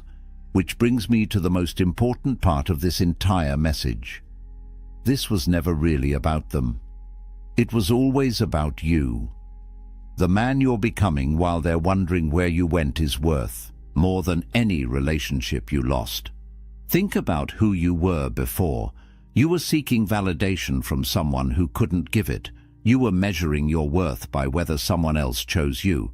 You were willing to accept breadcrumbs because you didn't believe you deserved the whole meal. That version of you needed this experience, needed this loss, needed this silence. Because in the silence, something happens. You're forced to sit with yourself, not the version of yourself that performed for them, not the version that tried to be what they wanted. Just you, raw, unfiltered, alone. And at first, that's uncomfortable. But then something shifts. You start to remember who you were before you met them. The interests you had, the dreams you put on hold, the friends you neglected, the version of yourself that didn't need anyone's approval to feel whole.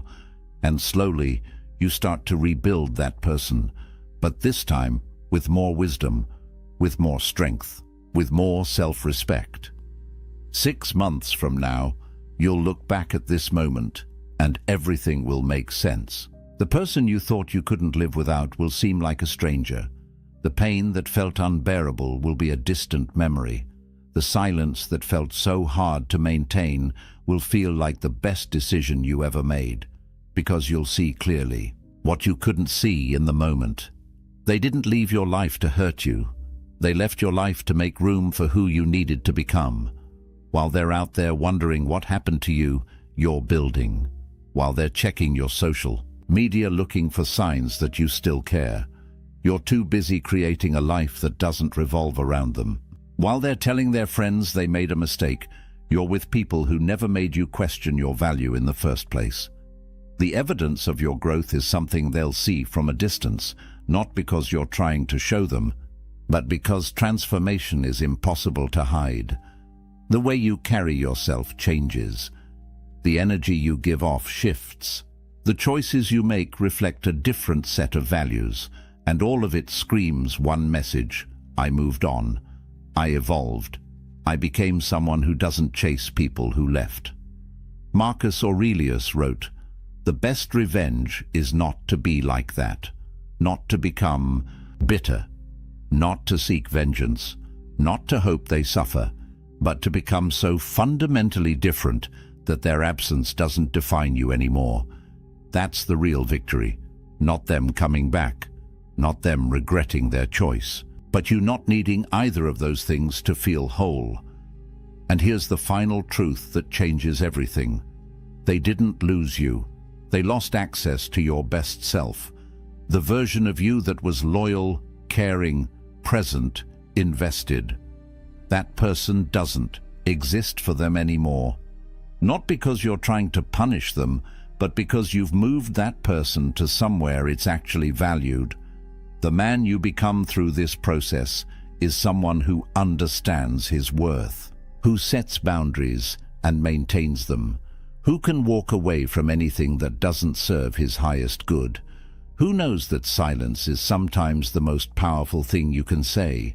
That's the man who was forged in this fire, and that man is unstoppable. So let me ask you this, right now, in this moment, who are you going to choose to be? The person who caves at the first sign of attention from someone who didn't value you? Or the person who honors the journey you've been on by staying true to the path you're walking? The ancient Stoics believed that our character is built in moments of decision, not in the easy moments when everything is going our way, but in the hard moments when we're tempted to abandon our principles for temporary comfort. This is your moment. This is where you decide what kind of man you are. You're already ahead of 99% of people just by being here, by listening to this message, by considering these ideas. Most people never get to this level of self-awareness. They spend their entire lives reacting to circumstances instead of intentionally shaping who they become. But you're different. The fact that you've made it this far tells me everything I need to know about your potential. Here's what I want you to remember. Your silence isn't a punishment. It's a boundary. It's a statement that says, I value myself too much to accept less than I deserve. It's a commitment to your own growth that supersedes any temporary desire for connection. It's the space you're creating for something better to enter your life. Marcus Aurelius said, "You have power over your mind, not outside events. Realize this, and you will find strength. You can't control whether they come back. You can't control whether they regret losing you.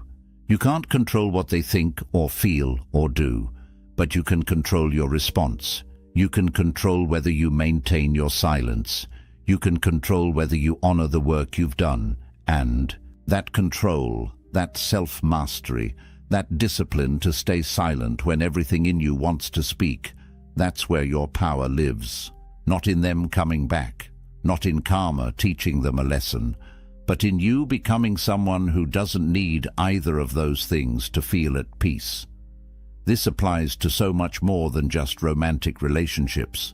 This applies to friendships that don't serve you, jobs that don't value you, family members who take advantage of you, any situation where someone has shown you through their actions that you don't matter to them. Your response is the same. Silence, boundaries, walking away, and becoming so focused on your own growth that their absence becomes irrelevant. If this message changed your perspective, hit that like button. If you want more content about building unshakable self-respect and living according to Stoic principles, subscribe to this channel and drop a comment below.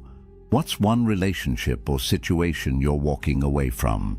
What's the boundary you're setting that's going to change your life?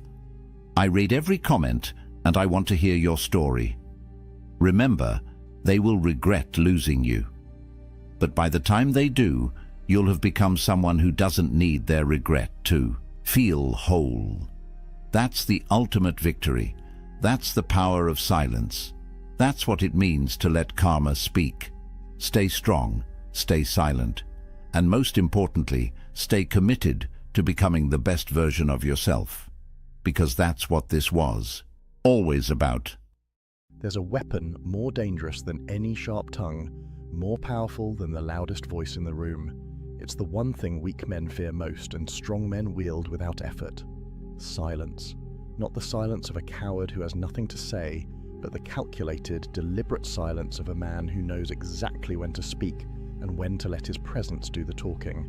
In a world drowning in noise, where every fool with a phone thinks their opinion matters, where grown men argue like children over things they can't control, true power has become rare. And that power lives in the space between words. The ancient Stoics understood something that modern men have forgotten. Marcus Aurelius, the most powerful man in Rome, could have commanded legions with a word, could have silenced any critic with his authority. Yet his journals reveal a man obsessed not with what he should say, but with what he should leave unsaid. Epictetus, who went from slave to one of history's most respected philosophers, built his entire teaching on the foundation of restraint. And Seneca, advisor to emperors, wrote more about the dangers of loose lips than he did about the power of persuasion. These weren't weak men. These weren't cowards. They were warriors, leaders, philosophers who shaped the world, and they all knew one undeniable truth. A man who masters his mouth masters his life. Today, I'm going to show you 6 situations where silence isn't just golden, it's absolutely lethal. These moments will separate you from 99% of men who talk themselves into weakness every single day. One of these situations involves a trap so subtle that even smart men fall into it, destroying their reputation without realizing it. By the end of this video, you'll never look at conversation the same way again. You'll understand why the quietest man in the room is often the most dangerous. And you'll learn how to wield silence like the ancient philosophers did, as a weapon that cuts without ever being drawn. So, if you're ready to stop being just another voice in the crowd and start becoming the man everyone remembers, the man people respect even when he says nothing, then pay attention. Because what I'm about to share isn't theory, it's battle-tested wisdom that's been proving itself for over 2,000 years. Let's start with the first situation, and this one hits home for every man who's ever been confronted by someone who's lost control. Picture this. You're in a meeting, or maybe at a family gathering, or just having a conversation. Suddenly, someone comes at you with pure rage.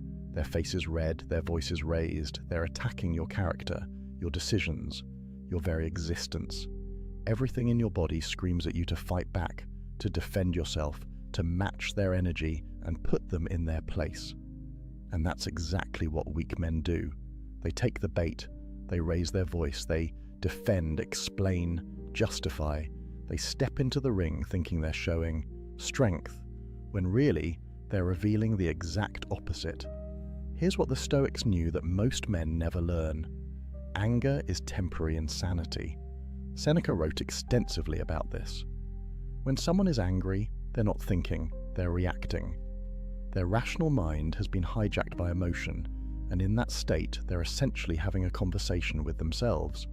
They're not actually hearing you. They're hearing their own narrative, their own story, their own pain. So when you respond with words, with explanations, with counter-arguments, you're feeding the beast. You're giving their insanity something to latch onto, something to justify itself against. But when you go silent, everything changes. Silence in the face of anger is like throwing water on fire. The angry person expects resistance. They're geared up for a fight. Their entire emotional system is primed for your reaction. And when you give them nothing, when you simply stand there with calm eyes and a closed mouth, something extraordinary happens. They're forced to confront their own reflection. Without your words to bounce off, their anger has nowhere to go but back into themselves. And in that moment, they begin to hear how they sound. They begin to see how they look. The mirror you're holding up through your silence is far more devastating than any comeback you could deliver. Marcus Aurelius faced opposition constantly. The Roman Senate was filled with men who questioned his decisions, challenged his authority, spoke against him in public forums. And his response? Documented in his own writings, he would often sit in complete silence as senators railed against him. He understood something profound. The best answer to anger is silence, not because he was afraid, not because he couldn't defend himself, but because he recognized that angry men defeat themselves if you simply give them enough rope. There's a psychological principle at work here that modern science has confirmed. Mirror neurons in our brains cause us to unconsciously match the emotional state of people around us. It's why yawning is contagious. It's why you feel uncomfortable when someone near you is anxious. And it's why arguments escalate. When someone comes at you with anger, and you respond with anger, you're creating an amplification loop. Both of you are mirroring and intensifying each other's rage. But silence breaks the circuit. When you refuse to mirror their anger, their brain starts searching for a different signal to sync with. And if you maintain calm, steady presence, something shifts. The angry person begins, often unconsciously, to regulate down toward your state rather than escalating further. I've seen this play out in corporate boardrooms. A colleague of mine once sat completely silent while a director screamed at him about a project delay. Not a word, not a defense, not an excuse, just calm, steady presence. The director raged for maybe 2 minutes, which felt like an eternity, and then, with nothing to push against, the anger just collapsed. The director actually apologized before the meeting ended. My colleague never had to say a single word in his own defense. His silence said everything that needed to be said. It said, "I'm not playing this game. I'm not meeting you in your chaos. I'm staying here, in control, while you lose yours." This is power, real, genuine power, not the fake machismo of always having a comeback, not the insecurity of needing to defend every slight, but the unshakable strength of a man who knows that angry people are fighting themselves, not you, and you don't need to participate in their self-destruction. But here's what you need to understand. This silence isn't passive. It's not weakness disguised as calm. It's active, intentional presence. You're not hiding, you're not cowering, you're standing there, fully present, fully aware, choosing not to add fuel to someone else's fire. That choice, that discipline, that restraint, that's what makes you dangerous. Because a man who can't be provoked into losing control is a man who can't be defeated by emotional manipulation. Now, there's a second situation that trips up even smart, capable men. And I guarantee it's happened to you more times than you realize. Someone criticizes you. Maybe it's at work. Maybe it's in your social circle. Maybe it's online. The criticism is unfair, maybe even baseless. They question your competence, your motives, your worth, and immediately your brain starts constructing a defense. You want to explain why they're wrong. You want to correct the record. You want everyone to know the truth. And that impulse, that need to defend yourself, that's the trap. Here's what weak men don't understand. The moment you defend yourself against criticism, you've already lost. Why? Because defense is an admission that the criticism has power over you. It reveals that you need others to see you correctly, that your sense of self depends on their approval. Every word of explanation you offer is proof that their opinion matters more to you than your own knowledge of who you are. The Stoics had a framework for this, and it's one of the most powerful concepts in their philosophy. The dichotomy of control.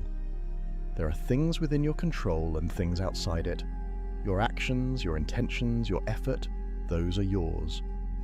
But other people's opinions, judgments, perceptions, those are completely outside your control. You can influence them, maybe, but you cannot control them. And when you try, when you argue and defend and explain, you're spending your precious energy and attention on something you have no real power over. Galileo understood this at the deepest level. When he proposed that the Earth revolved around the sun, he faced persecution from the most powerful institutions of his time. The church, academic authorities, the entire establishment came against him. They called him a heretic, a fool, a danger to society, and while he did eventually recant under threat of execution, which is a reasonable response to literal torture, his approach to criticism in the years before was telling. He didn't spend his time arguing with every critic. He didn't write long defenses every time someone attacked his work. He did his research, he made his observations, he documented his findings, and then he let his work speak. That's the power move. Silence in the face of criticism forces critics to confront their own lack of substance. When you don't engage, when you don't defend, their criticism has nothing to bounce off. It just hangs there in the air, naked and exposed. And if the criticism was baseless, as unfair criticism usually is, it reveals itself as such without you having to say a word. Think about the last time someone criticized you unfairly at work. Maybe they questioned a decision you made, or suggested you weren't pulling your weight, or implied you didn't know what you were doing. If you're like most people, you probably immediately started explaining, here's why I did it this way, here's all the work you didn't see, here's the context you're missing, and with every explanation, what were you really doing? You were trying to convince them, which means you were putting your sense of competence in their hands. You were saying, without realizing it, your opinion of me matters more than my own knowledge of my work. But imagine instead you had simply nodded, said, I hear you, and gone back to your work. No defense, no explanation, no justification, just acknowledgement and a return to producing results. What happens? The critic is left holding their criticism with nothing to do with it. And if your work is actually good, if your decisions were actually sound, the results will prove it. The criticism dissolves on its own. Your work becomes your defense, and work is always more convincing than words. There's a deeper truth here that goes beyond just protecting yourself from critics. When you develop the strength to let criticism exist without defending against it, you free yourself from the exhausting need for approval. You build an inner fortress that no outside opinion can penetrate. Marcus Aurelius wrote, "It never ceases to amaze me. We all love ourselves more than other people, but care more about their opinion than our own." Read that again. We claim to love ourselves, but we give other people's judgments more weight than our own self-knowledge. That's insanity, and defending yourself constantly is how you perpetuate that insanity. The man who stays silent in the face of criticism is telling himself a crucial truth. I know who I am, I know what I've done, I know my intentions, and I don't need you to see me correctly for any of that to remain true. That's freedom. That's power. That's the difference between a man who's controlled by others' opinions and a man who's governed by his own inner compass. Your work will speak. Your results will speak. Your character, demonstrated over time, will speak louder than any defense you could mount in a moment of criticism. So, save your energy. Save your words. Let the critics talk. Let them question. Let them judge.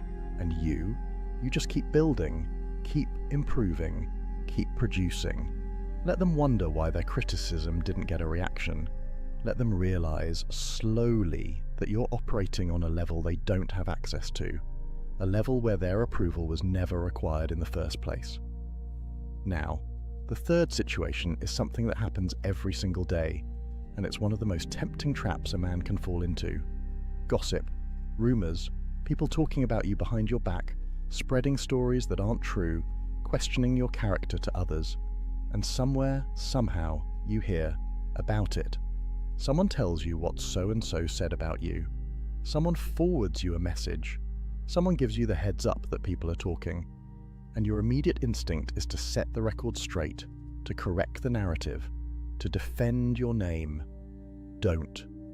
Here's what you need to understand about gossip and rumors. They're like fire. They need fuel to survive. And every time you respond, every time you address them, every time you try to correct them, you're throwing fuel on the flames. You're giving the rumor legitimacy by treating it as something worth responding to. You're spreading it further by talking about it, and you're revealing that it got to you, which is exactly what gossip thrives on. Seneca wrote something profound about this. He said we suffer more in imagination than in reality. Think about what gossip is. It's other people's imagination. It's stories they're telling themselves, narratives they're creating, often to make themselves feel better about their own lives. And when you engage with those stories, when you try to correct them, you're stepping into their imagination and trying to rewrite it. But you can't control their imagination. You never could.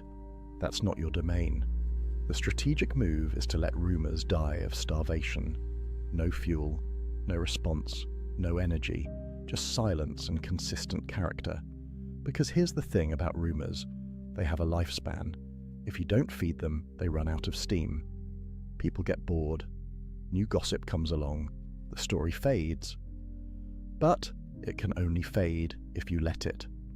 There was a CEO of a mid-sized company who faced vicious rumors during a merger. People were saying he was being pushed out, that he'd mismanaged funds, that the board had lost confidence in him. None of it was true. His PR team wanted him to issue statements, do interviews, defend his reputation. He refused. He said, "I'll let the merger speak." And he went silent. For 3 months, he didn't address a single rumor. He just kept executing the merger, kept doing his job, kept showing up with the same steady leadership he'd always demonstrated. By the time the merger completed successfully, the rumors had died on their own, and the people who had spread them looked like fools. He never had to say a word. That's the power of silence combined with consistent character. Your reputation isn't built on what you say about yourself or what you say in response to others. It's built on what you do, day after day, week after week, year after year. Gossip is temporary, character is permanent, and the man who understands this can weather any rumor storm without breaking his stride. But there's something else at work here, something psychological that most people miss. When someone gossips about you, they're revealing far more about themselves than about you. They're showing their insecurities, their fears, their need to elevate themselves by diminishing others. And when you respond, when you engage, you're essentially saying you take their opinions seriously.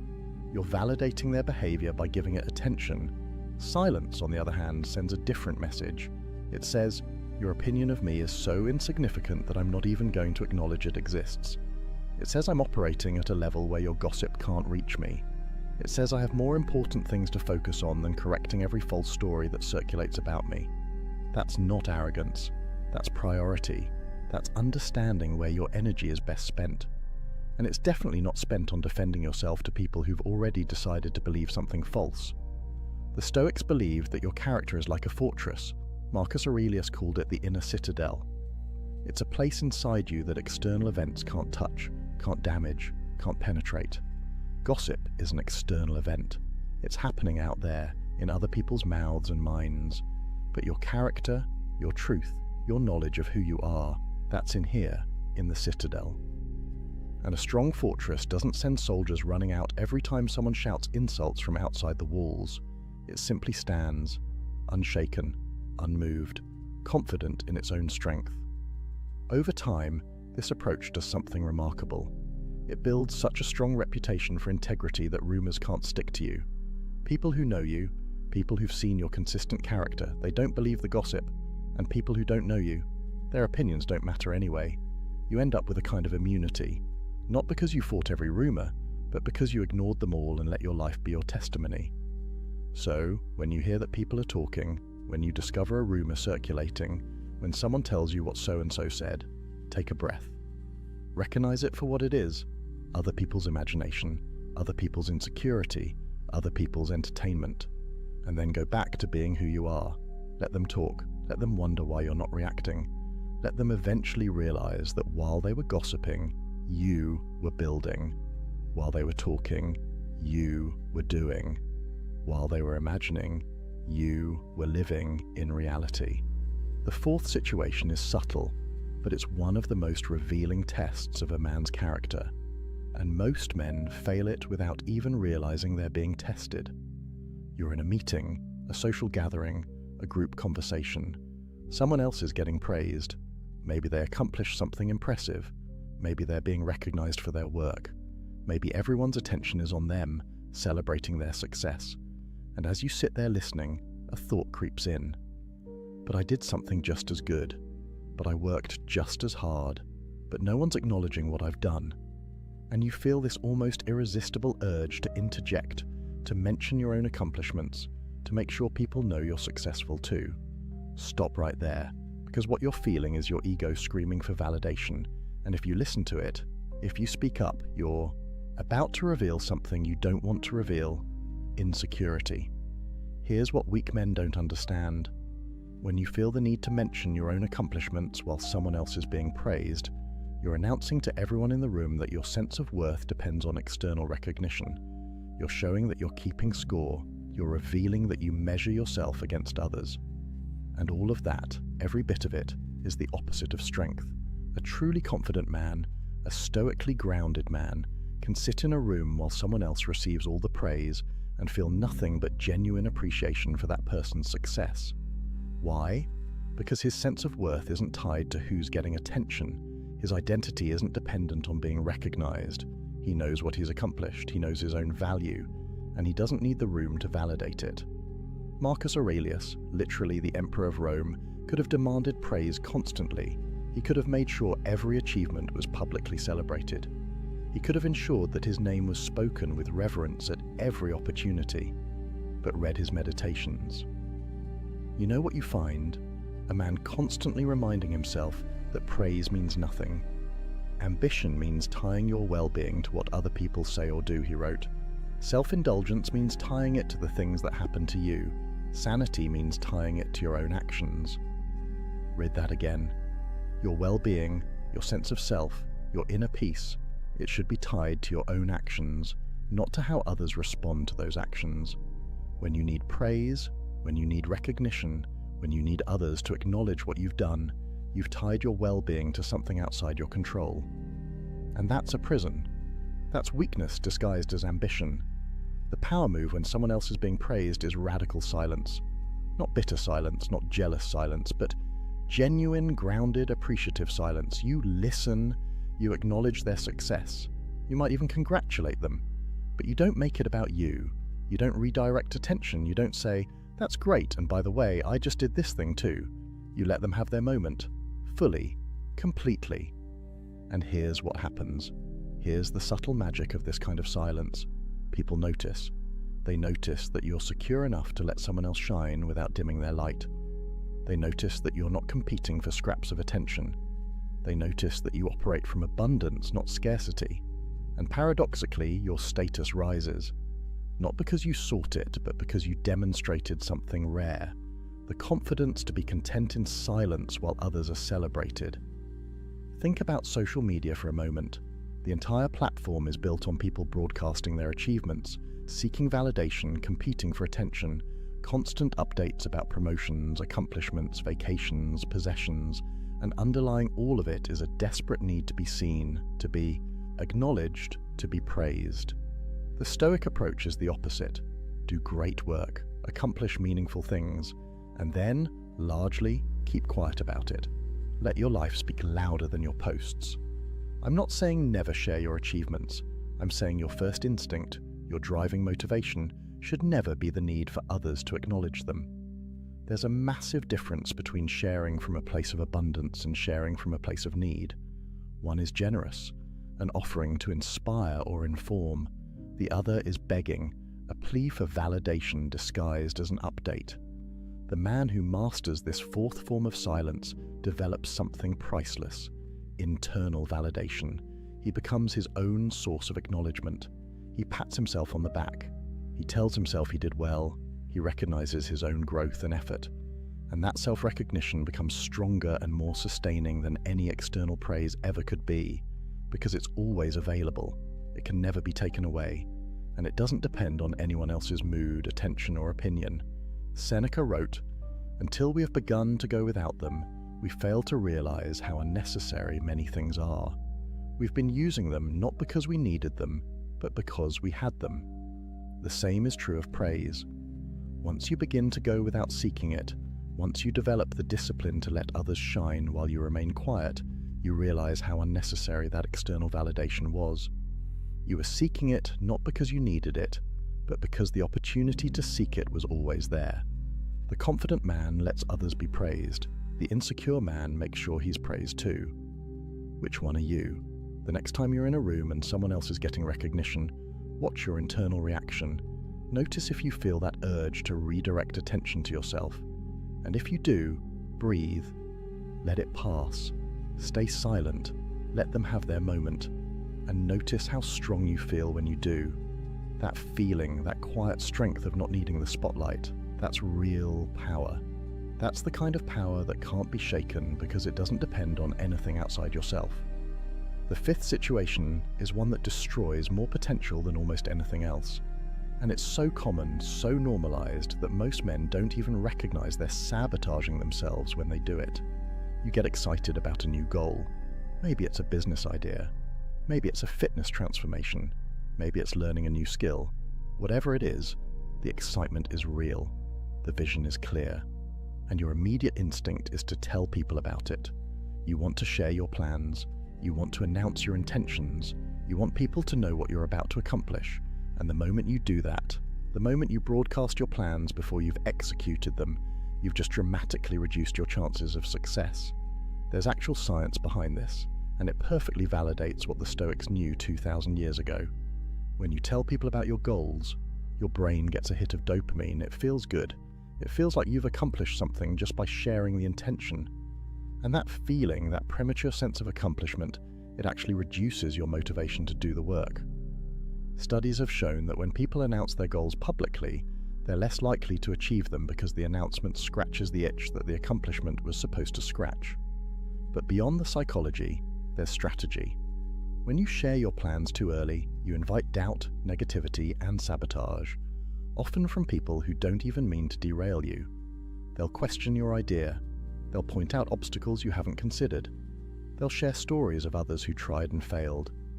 And even if their intentions are good, even if they think they're being helpful, they're planting seeds of doubt in your mind during the crucial early stage when your belief needs to be strongest. The Stoic principle here is simple. Actions speak louder than announcements. Marcus Aurelius wrote, "Waste no more time arguing what a good man should be one." The same applies to your goals. Waste no more time announcing what you're going to do it. Let your results announce themselves. Let your transformation be the reveal. Let your success be the notification. Think about the entrepreneurs who talk endlessly about the business they're going to start versus the ones who quietly build until they have something real to show. Think about the guys who announce they're getting in shape, post about their new gym membership, tell everyone about their meal prep, versus the guys who just start training and let their physical transformation do the talking 6 months later? Which approach commands more respect? Which one actually gets results? There's power in moving in silence. When you keep your plans to yourself, you maintain strategic advantage. Competitors don't know what you're working on. Doubters can't plant seeds of uncertainty. Negative people can't drain your energy with their skepticism. You're operating in stealth mode, building momentum without interference, accumulating small wins without the pressure of public accountability to people who don't actually matter. And there's something deeper happening too.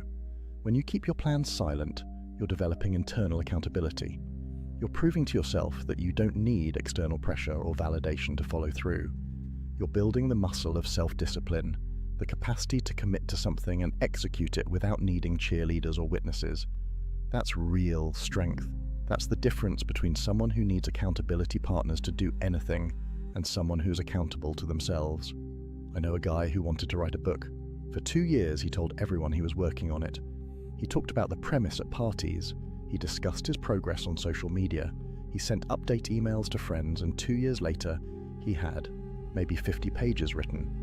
Then he met someone else who had published 3 books. When he asked this person how they did it, the answer was simple. I stopped talking about writing and started writing. I told no one. I just wrote every day. And when the first draft was done, then I mentioned it. That's the difference. One person needed the validation of others knowing he was a writer. The other just quietly became one. The man who announces his plans is creating accountability to the wrong people. He's making himself answerable to friends, family, social media followers, people who have no real stake in his success and no authority to judge his progress. The man who keeps his plans silent is accountable only to himself and to reality. Either he does the work or he doesn't. Either the results materialize or they don't. No one to make excuses to, no one to explain himself to, just him and his commitment. Seneca advised, let your progress become your proof. Not your promises, not your announcements, your actual, tangible, undeniable progress. That's what earns respect. That's what can't be argued with. Anyone can talk about what they're going to do. The man who keeps quiet and then shows up with results, that man is rare. That man is dangerous, because he's demonstrated that his word to himself is stronger than his need for external validation. So the next time you feel excited about a goal, about a plan, about a vision, feel that excitement fully. Let it fuel you, but keep it to yourself. Guard it like a secret. Protect it from the energy vampires, the doubters, the well-meaning but ultimately unhelpful opinions of people who aren't in the arena with you. Work in silence. Build in private, and when the time comes, when you have something real to show, let your results do the announcing. Let people be surprised. Let them wonder when you found the time, how you developed the discipline, why they didn't see it coming. That surprise, that gap between their perception and your reality, that's the signature of a man who knows how to move with power. Talk less, do more. Let the world catch up to what you've already become. Now, the 6th and final situation is perhaps the most difficult. It requires a level of wisdom that most men spend their entire lives developing, and yet, it's one of the most common scenarios you'll face. You know you're right, you have the facts, you have the truth, you have the logical high ground, but the person you're talking to, they're not listening, they're not open, they're dug into their position, and no amount of evidence, reasoning, or explanation is going to change their mind, and you face a choice. Do you keep trying to convince them? Do you keep presenting your case? Do you keep fighting to be acknowledged as correct? Or do you let it go? This is where most men stumble, because there's something in us, something deep and primal that needs to be recognized as right when we know we are. It feels like defeat to walk away from an argument we could win. It feels like cowardice to let someone remain wrong about something we could correct. And so we keep talking, keep explaining, keep arguing, even when we know it's futile. Even when we can see that nothing we say will make a difference. The Stoic wisdom here is brutal in its clarity. Some battles aren't worth fighting, not because you'd lose, but because winning gains you nothing. Epictetus taught that some people simply aren't ready to hear truth. Their current understanding, their current level of consciousness, their current emotional state, it makes them incapable of receiving what you're offering, even if what you're offering is absolutely correct. And when you encounter someone like this, the The wise response isn't to try harder, it's to save your energy. Marcus Aurelius wrote, "The object of life is not to be on the side of the majority, but to escape finding oneself in the ranks of the insane."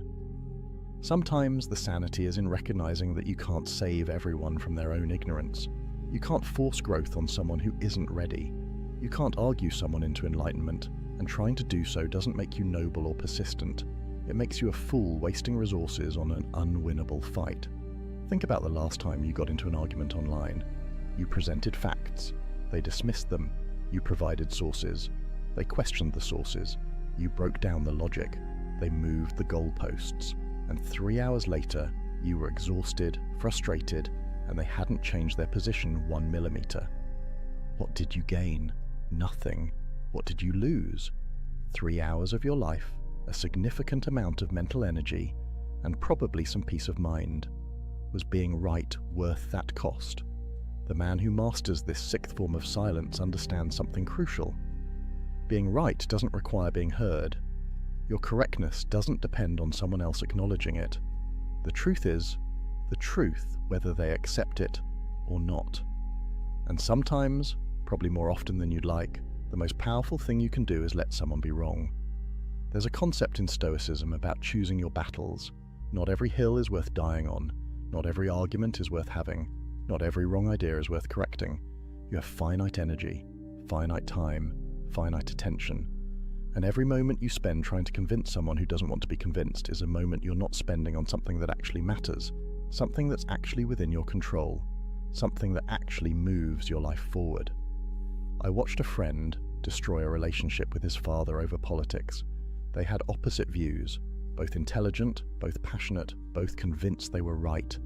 And every family gathering turned into a debate. Every phone call became an argument.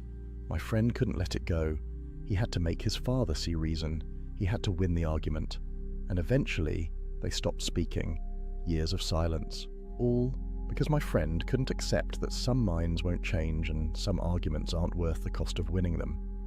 Compare that to someone I know who has completely opposite political views from his entire family. And he simply doesn't engage. When conversations turn to politics, he stays quiet. When people ask his opinion, he gives vague answers and changes the subject. When someone tries to bait him into an argument, he smiles and says something like, "I'm sure you're right," and walks away. Is he a coward? No, he's wise. He's recognized that winning political arguments with his family gains him nothing and costs him relationships he values. So he chooses silence. He chooses peace. He chooses to let them be wrong about whatever they want to be wrong about because his relationship with them matters more than being acknowledged as correct. That's the mark of maturity. That's the difference between a man governed by ego and a man governed by wisdom. The ego says you must be right and you must be recognized as right. Wisdom says, sometimes being at peace is more valuable than being proven correct. Seneca wrote about this extensively. He talked about how the wise man is discerning about where he spends his attention. He doesn't engage with every fool who challenges him. He doesn't correct every error he encounters. He doesn't try to educate everyone who misunderstands. Instead, he focuses on what he can actually influence, what actually matters, what actually aligns with his values and goals. Everything else, he lets it be. This doesn't mean you become passive. This doesn't mean you never stand up for truth. There are absolutely times when speaking up is necessary, when silence would be complicity, when the stakes are high enough that you must engage regardless of whether you'll win. But those situations are rarer than you think. Most of the time, most of the arguments you're tempted to have, they're not about justice or truth or principle. They're about ego. They're about being seen as smart, as right, as superior, and that's not worth your energy.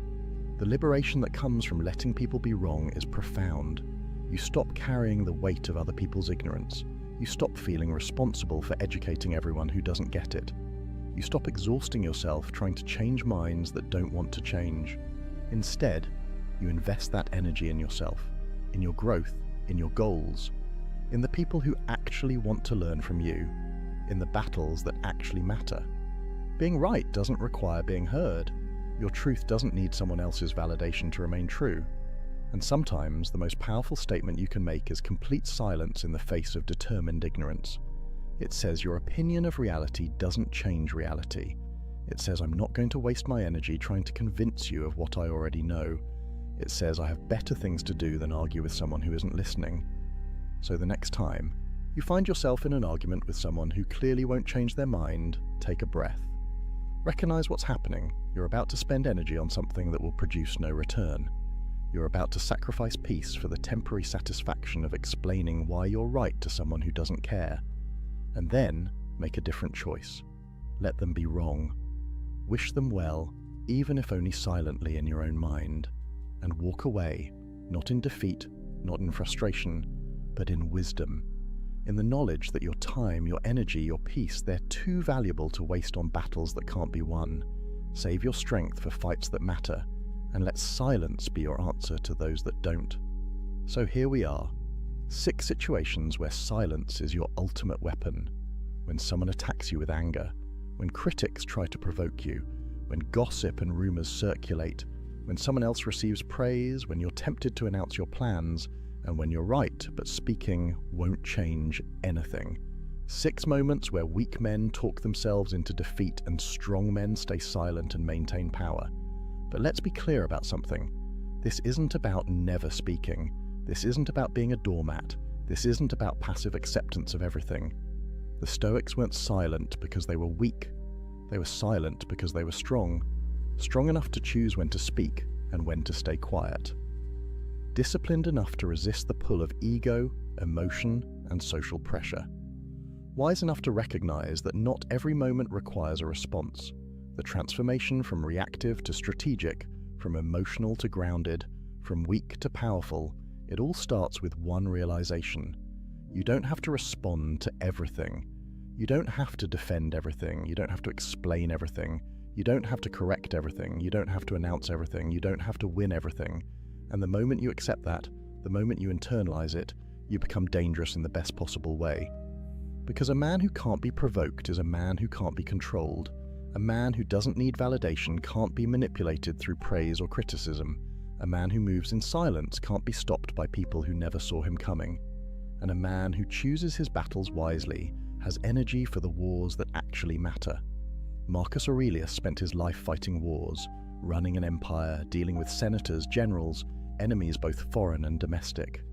And yet, what did he write in his journals? The best revenge is to be unlike him who performed the injury. Not to strike back, not to defend endlessly, but to rise above, to remain true to yourself, to let your character be your answer. That's what these 6 situations are teaching you.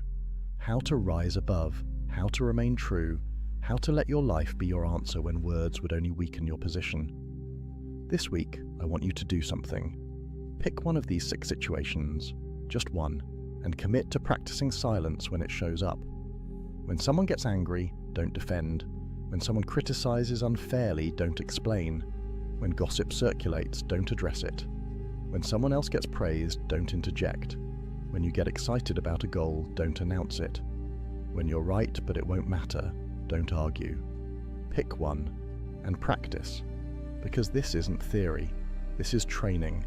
This is how you build the muscle of restraint, the discipline of silence, the power of knowing when to speak and when to let your presence speak for you.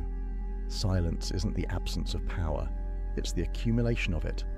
Every time you choose not to react, you're storing energy. Every time you choose not to defend, you're building confidence in yourself that doesn't need external validation. Every time you choose not to argue, you're proving to yourself that you're governed by wisdom, not emotion. And over time, those choices compound. They turn you into someone different, someone rare, someone who walks into any room and commands respect without saying a word, someone who other men instinctively know not to test, someone who women recognize as genuinely strong, not performatively masculine. That's who you can become. Not through talking about it, but through practicing it. Not through announcing your journey, but through walking it in silence. Not through defending your transformation, but through embodying it so completely that no defense is necessary. The ancient Stoics built empires, survived slavery, advised kings, and faced death itself. And the wisdom they left us wasn't complex. It wasn't hidden. It was simple, practical, and powerful. Speak less. Choose carefully. Let silence be your strength.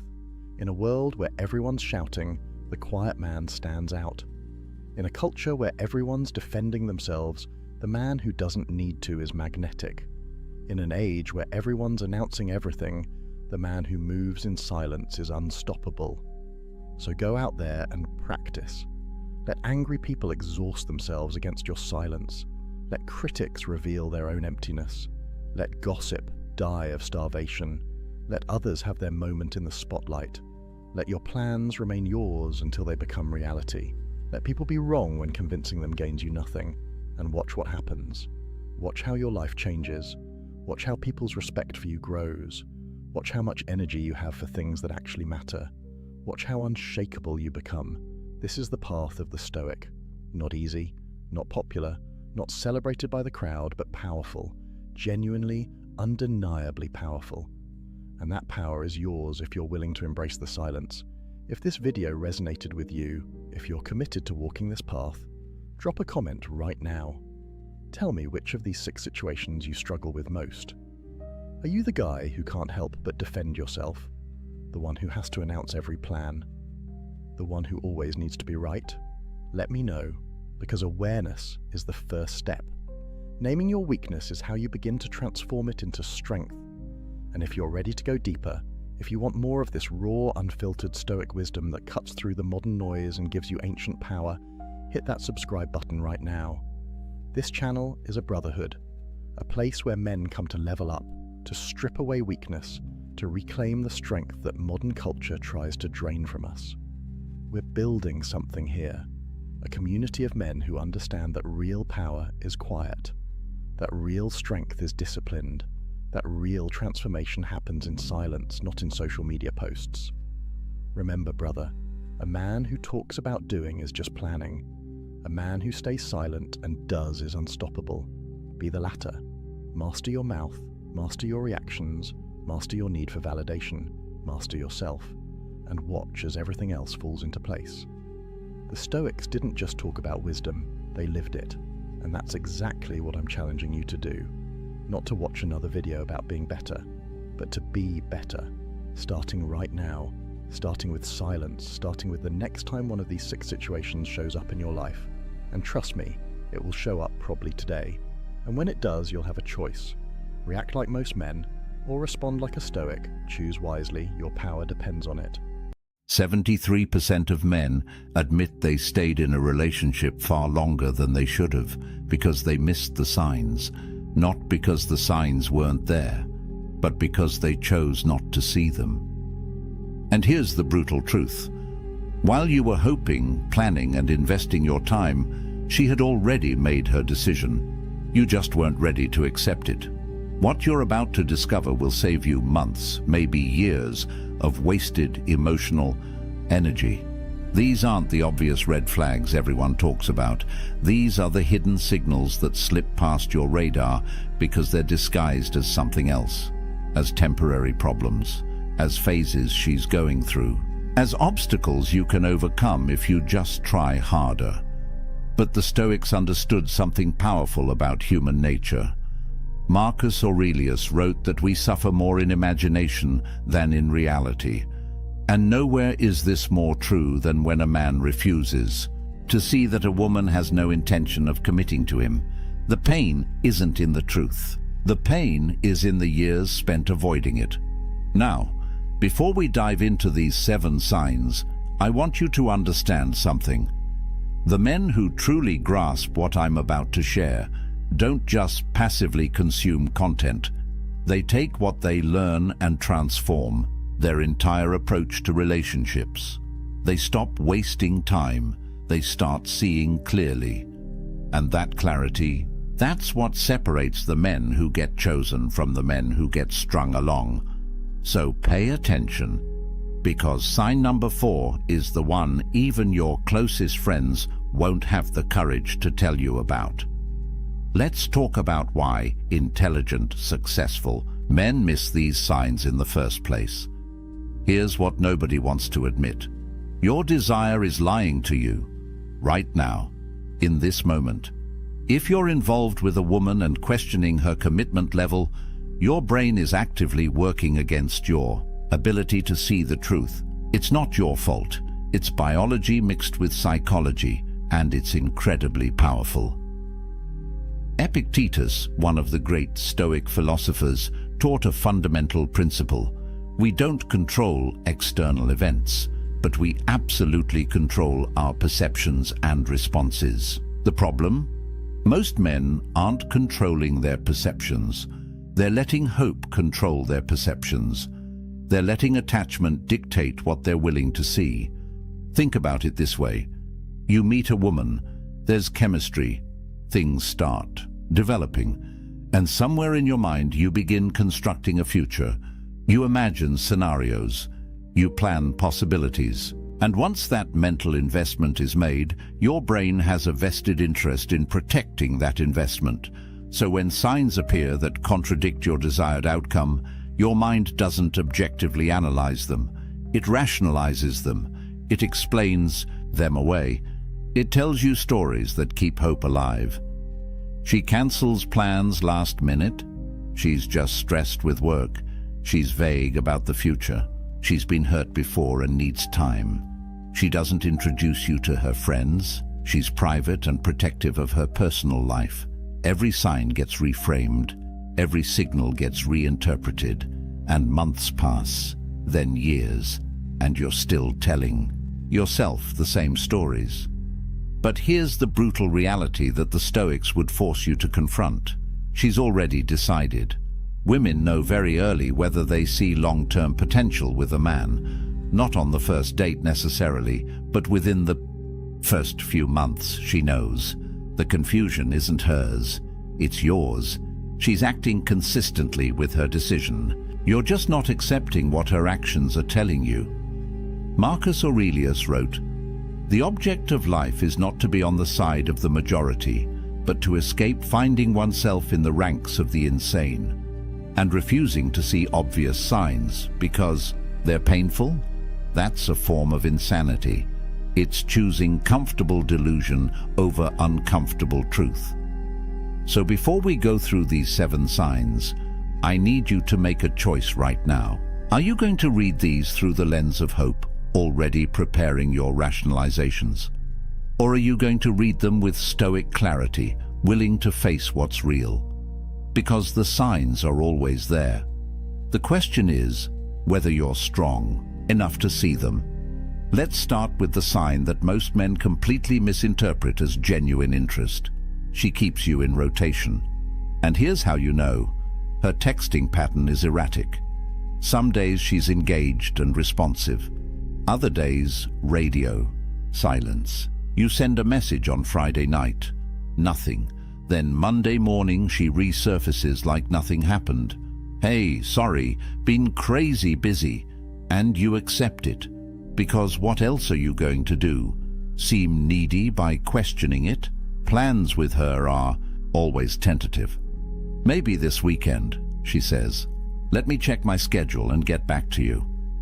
But she rarely gets back to you. You're the one following up. You're the one suggesting times. You're the one making it happen. And when it does happen, there's a pattern. Last-minute confirmations, short windows of availability, and a sense that you're fitting into gaps in her calendar rather than being a priority on it. Here's what this means, and I'm going to be direct. You're an option. You're one of several men she's keeping in orbit. Not because she's malicious, but because she's doing what anyone does when they haven't found what they're looking for, keeping their options open while continuing to search. Seneca wrote about self-respect and dignity as non-negotiable elements of a virtuous life. He would tell you that accepting scraps of attention is beneath you, that settling for sporadic interest is an insult to your own value. But most men don't see it this way.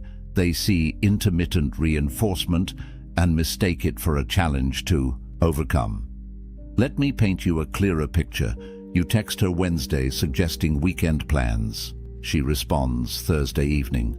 "This weekend is tough. Maybe next week." You say, "Sure, no problem." The weekend passes. You see her Instagram story. She's out with friends, clearly not buried in obligations. Monday comes. You follow up about the next week. She's responsive again. Yeah, let's definitely find time. But she never suggests a specific day, never offers her availability, just keeps the door cracked open enough that you don't walk away. Meanwhile, contrast this with how a woman acts when she's genuinely interested. She makes time, she initiates, she confirms plans early because she's excited to see you. She doesn't leave you guessing about her availability because making you a priority isn't something she has to force. It's natural, the brutal truth you need to accept. She's comparing you, actively, right now. You're being measured against other options. And if you were winning that comparison, these patterns wouldn't exist. You wouldn't be an afterthought, you'd be the thought. But it gets more dangerous, because the next sign feels like progress when it's actually the opposite. She talks about the future, but the future never arrives. Pay attention to this carefully, because this is where men lose years of their lives. She says things like, "We should definitely take a trip together sometime," or "I'd love to meet your family eventually," or "Maybe next year we could think about moving in together." Notice the pattern? Sometime, eventually, maybe. These are fog words.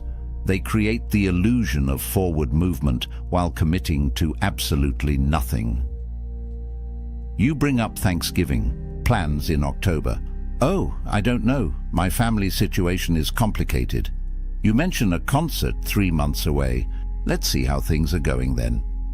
You suggest planning a weekend away. "That sounds amazing, but work is crazy right now. Let's revisit it in a few weeks." Here's what's happening. She's keeping you invested without actually investing herself. She's discovered that vague future promises are enough to keep you around, so she deploys them strategically. And here's the insidious part. You interpret this as her wanting a future with you. Look, she's talking about trips. She mentioned meeting family. She's thinking long-term. No. She's thinking about how to manage your expectations without actually meeting them. Marcus Aurelius had a simple test for this. Judge people by their actions, not their words. Words are cheap. Words cost nothing. Anyone can paint verbal pictures of possible futures. But actions? Actions reveal true intentions. And when someone's actions consistently contradict their words, you don't have a communication problem. You have a truth problem. Let me show you the difference. A woman who genuinely sees a future with you doesn't speak in hypotheticals. She makes plans, real plans, with dates, with confirmations. "Let's go to that concert. I'll buy tickets for December 15th. Does that work for you? Or I want you to meet my parents. They're having dinner next Sunday. Can you make it?" See the difference? Specificity, commitment, action. Not "someday we should," but "here's when, let's do it." But when you're getting vague future talk, what's really being communicated is this: "I need to keep you emotionally invested enough that you don't leave, but I'm not ready to commit to you as my definite future." She's buying time. Time to keep looking. Time to keep her options open. Time to see if something better comes along. And the worst part, the longer you accept vague promises, the more you're training her that you'll settle for them. You're demonstrating that words without action are sufficient for you, that you don't require follow-through. That hope is enough. Epictetus taught that we should focus only on what's within our control. Her commitment isn't within your control, but your standards are. Your willingness to accept indefinite vagueness is entirely within your control, and every day you accept it, you're choosing it. Which brings us to the third sign. And this one is painful because it's so obvious once you see it. You're not part of her real life. You're separate, compartmentalized, isolated. How long have you been seeing her? 3 months? 6 months? A year? Now answer this. How many of her friends have you met? How many of her family members know you exist? When she posts on social media, are you ever in the frame? If the answer is none, none, and no, you're not in a relationship heading toward commitment. You're in a situationship that she's deliberately keeping isolated from her actual life. Here's what people don't understand about integration. When a woman sees you as her future, she naturally wants to integrate you into her present, not because she's following some relationship rulebook, but because humans naturally bring the people they value into their social circles. We want our friends to meet the person we're excited about. We want our family to know them. We want to share our joy with the people we love. So when she's actively preventing that integration, it's not because she's private or her friends are judgmental or the timing isn't right. It's because she doesn't see you as permanent. And she knows that integrating you would send a message to everyone in her life and to herself that she's not ready to send. Think about what integration actually signals. When she introduces you to her best friend, she's saying, "This person matters to me." When she brings you around family, she's saying, "I see this going somewhere serious." When she includes you in her social media, she's saying, "I'm proud to be associated with this person publicly." All of those statements require a level of commitment she hasn't made, so she keeps you separate. The relationship exists in a bubble, just the two of you. No external validation, no social proof, no permanent record. And when you bring it up, watch the excuses. "My friends are so judgmental, I don't want them to scare you off." Translation: I'm not ready to deal with their questions about where this is going. I don't really do social media with my relationships. Translation: I don't want to appear unavailable to other options. My family is complicated. I'm protecting you from drama. Translation: I'm not ready to signal to them that I'm off the market. Epictetus would tell you to observe what people do when they think no one is watching. But I'll modify that. Observe what people do with their real lives when you're not around. Because that's where the truth lives. A woman who's committed to you doesn't hide you. She showcases you. Not in some performative way, but naturally. Because you're part of her life. So of course you're around when she's with friends. Of course family knows about you. Of course there's evidence of your existence in her world. But when you're kept separate, when months go by and you're still her secret, you're not her future. You're her present convenience. And the longer you accept that role, the longer you'll stay in it. Now, this next sign is so subtle that even relationship experts miss it. But once you see it, you can't unsee it. She deflects every conversation about the relationship itself. You try to have the "what are we" conversation. She makes a joke. "Why do we need to label things? We're having fun, aren't we?" You try to discuss where things are heading. She gets slightly irritated. "Why are you being so serious? Can't we just enjoy what we have?" You express that you'd like more clarity about exclusivity. She deflects. "I thought we were on the same page. Do we really need to have this talk?" Notice what's happening here. She's not answering your questions. She's questioning why you're asking them. She's reframing your need for clarity as a problem, as pressure, as you being needy or insecure or rushing things. This is intentional avoidance, and it's incredibly effective because it makes you feel like you're the one creating an issue by wanting basic relationship clarity. Here's the psychology behind this.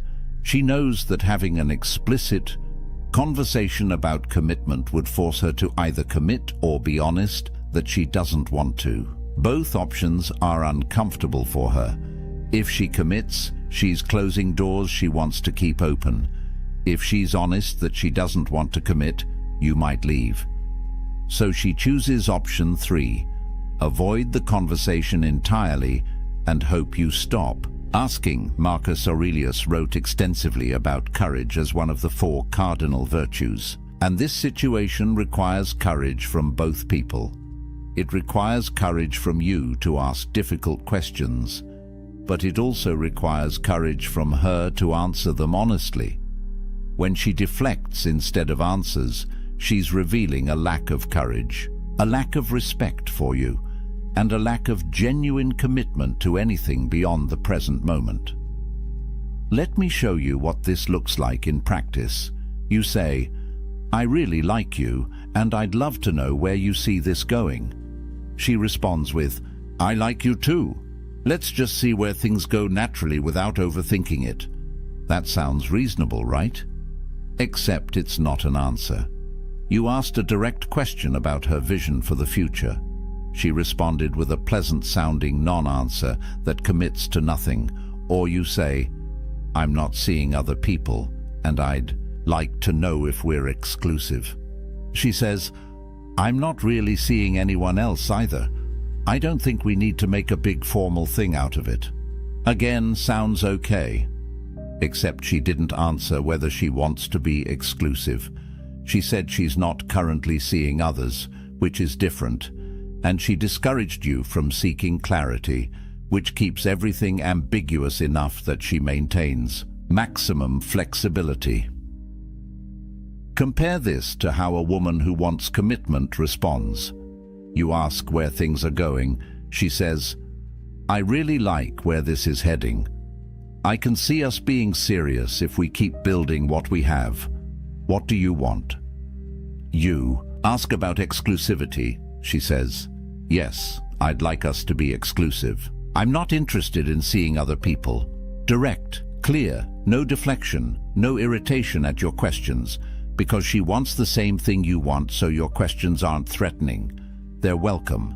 But when she's deflecting, what she's really saying is, "I don't want to commit, but I also don't want to lose what I'm getting from you, so I'm going to avoid giving you a clear answer and hope you stop pushing for one." The Stoics would tell you that accepting ambiguity when you desire clarity is accepting suffering. You're choosing anxiety over peace. You're choosing to live in uncertainty when you could demand truth. And the only reason to do that is fear. Fear that the truth is something you don't want to hear, which connects directly to the fifth sign, and this one cuts deep. Her effort is minimal and declining, and you're doing all the work. Think about the beginning. How much effort did she put in? Probably quite a bit. She responded quickly to texts. She suggested plans. She showed enthusiasm. She asked questions about your life. There was reciprocity. There was balance. Now think about the present. When was the last time she initiated a conversation? When was the last time she planned a date? When was the last time she went out of her way to do something thoughtful for you? If you're struggling to remember, you have your answer. The effort has declined, and not because she's busy or stressed or going through something. Effort declines for one reason: priority has shifted. You're no longer high priority, and low priority people get low effort. Here's the brutal math that men refuse to calculate. Attraction doesn't decline in healthy relationships. It grows, it deepens. The connection gets stronger, not weaker. So when effort is consistently declining, over time it's not a phase, it's a trend. And that trend is telling you exactly where her interest level is going, down. Seneca wrote about the importance of not forcing what isn't freely given. He understood that anything you have to constantly pursue, beg for, or work to maintain isn't really yours. It's borrowed. And the terms of that loan can be called at any time. When you're the only one initiating conversations, you don't have mutual interest. You have your interest and her tolerance of it. When you're the only one planning dates, you don't have shared desire to spend time together. You have your desire and her occasional availability. When you're the only one putting in emotional labor, you don't have a partnership. You have a one-man show with an audience of one. Let me paint you the scenario you're probably living right now. You text her good morning. She responds 3 hours later with something short. You ask how her day is going.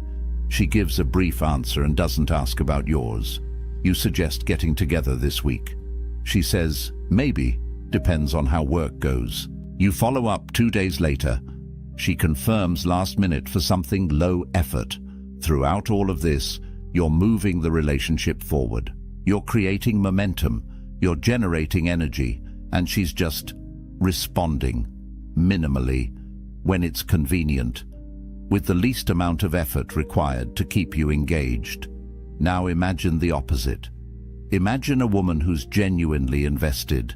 She reaches out first sometimes. She makes plans. She goes out of her way. She thinks about you when you're not together and acts on those thoughts. She puts in effort because she wants to, not because you're extracting it from her through constant pursuit. That's what mutual interest looks like. That's what growing connection feels like. And if you're not experiencing that, no amount of effort on your part will create it. You can't effort your way into someone's genuine desire. You can't pursue someone into wanting you back. All you can do is exhaust yourself trying. The Stoics would ask you, why are you working so hard to maintain something she's not working to maintain? What are you getting from this exchange that justifies the imbalance? And most importantly, what does it say about your self-respect that you're settling for minimal reciprocation? These last two signs are what separate boys from men. They require you to see what you've been avoiding. She keeps distance during conflict, and that tells you everything. Here's how you know a relationship has real potential. How does she handle disagreement? Does she lean in or pull away? Does she work toward resolution or disappear until things blow over? Because anyone can be present during good times. That's easy. That's fun. The real test of commitment is what happens when things get difficult, when there's tension, when you disagree, when feelings are hurt. A woman who's genuinely committed sees conflict as something to resolve because the relationship is worth protecting. She doesn't enjoy the conflict, but she engages with it. She communicates. She works through it, because preserving the connection matters more than avoiding discomfort. But a woman who's not committed, she disappears. She goes cold.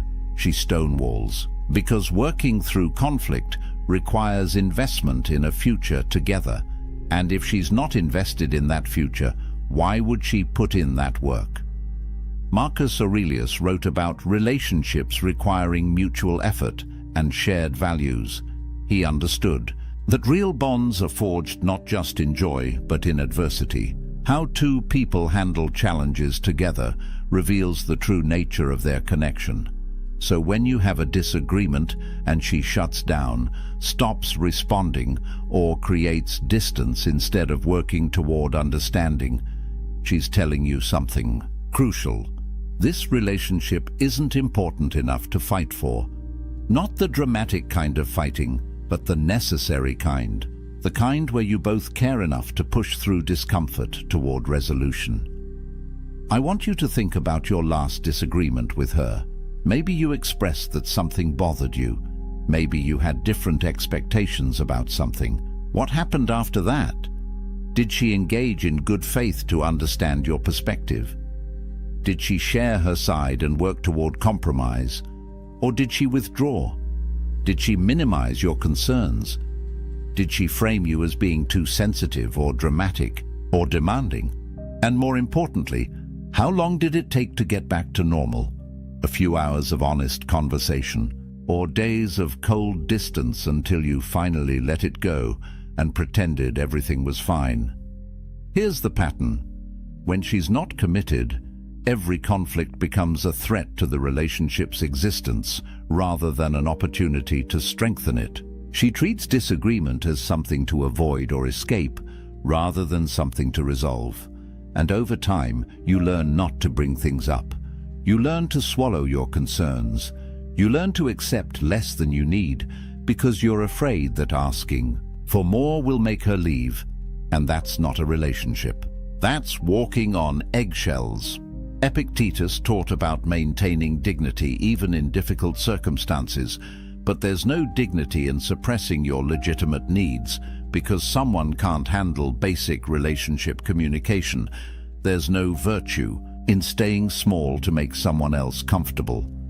A partner who can't or won't work through conflict with you isn't capable of long-term commitment, because long-term anything includes challenges, includes disagreements, includes moments where you both have to choose the relationship over your individual comfort.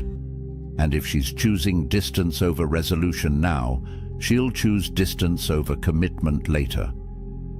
Actually, she already has, which brings us to the final sign, the one that encompasses all the others. She tells you, she's been telling you all along, just not with words. Here's what you need to understand. Everything we've covered, the sporadic availability, the vague future talk, the social isolation, the deflection, the declining effort, the conflict avoidance, these aren't separate issues. They're not individual problems to solve. They're coordinated messages forming one clear communication. I'm not committing to you. Her body language tells you. The way she creates physical distance. The way her energy shifts when you talk about the future. The way she's less affectionate than she was in the beginning. Her enthusiasm tells you. Or rather, the lack of it. The absence of excitement when you make plans. The muted response when you share good news, the sense that she's going through motions rather than genuinely engaging. Epictetus taught that people show you who they are through their actions, and your only job is to believe them, not who you hope they'll become, not who they could be if circumstances were different, who they're showing you they are right now, and right now, through every sign we've discussed, she's showing you that she's not choosing commitment with you. She might be choosing convenience. She might be choosing companionship until something better comes along. She might be choosing the ego boost of being desired, but she's not choosing permanent partnership. She's not choosing future building. She's not choosing you. This is the hardest truth to accept because it requires you to stop telling yourself stories, stop rationalizing, stop hoping, stop waiting for her to suddenly transform into someone ready to commit. She's not going to, not to you, not in this dynamic.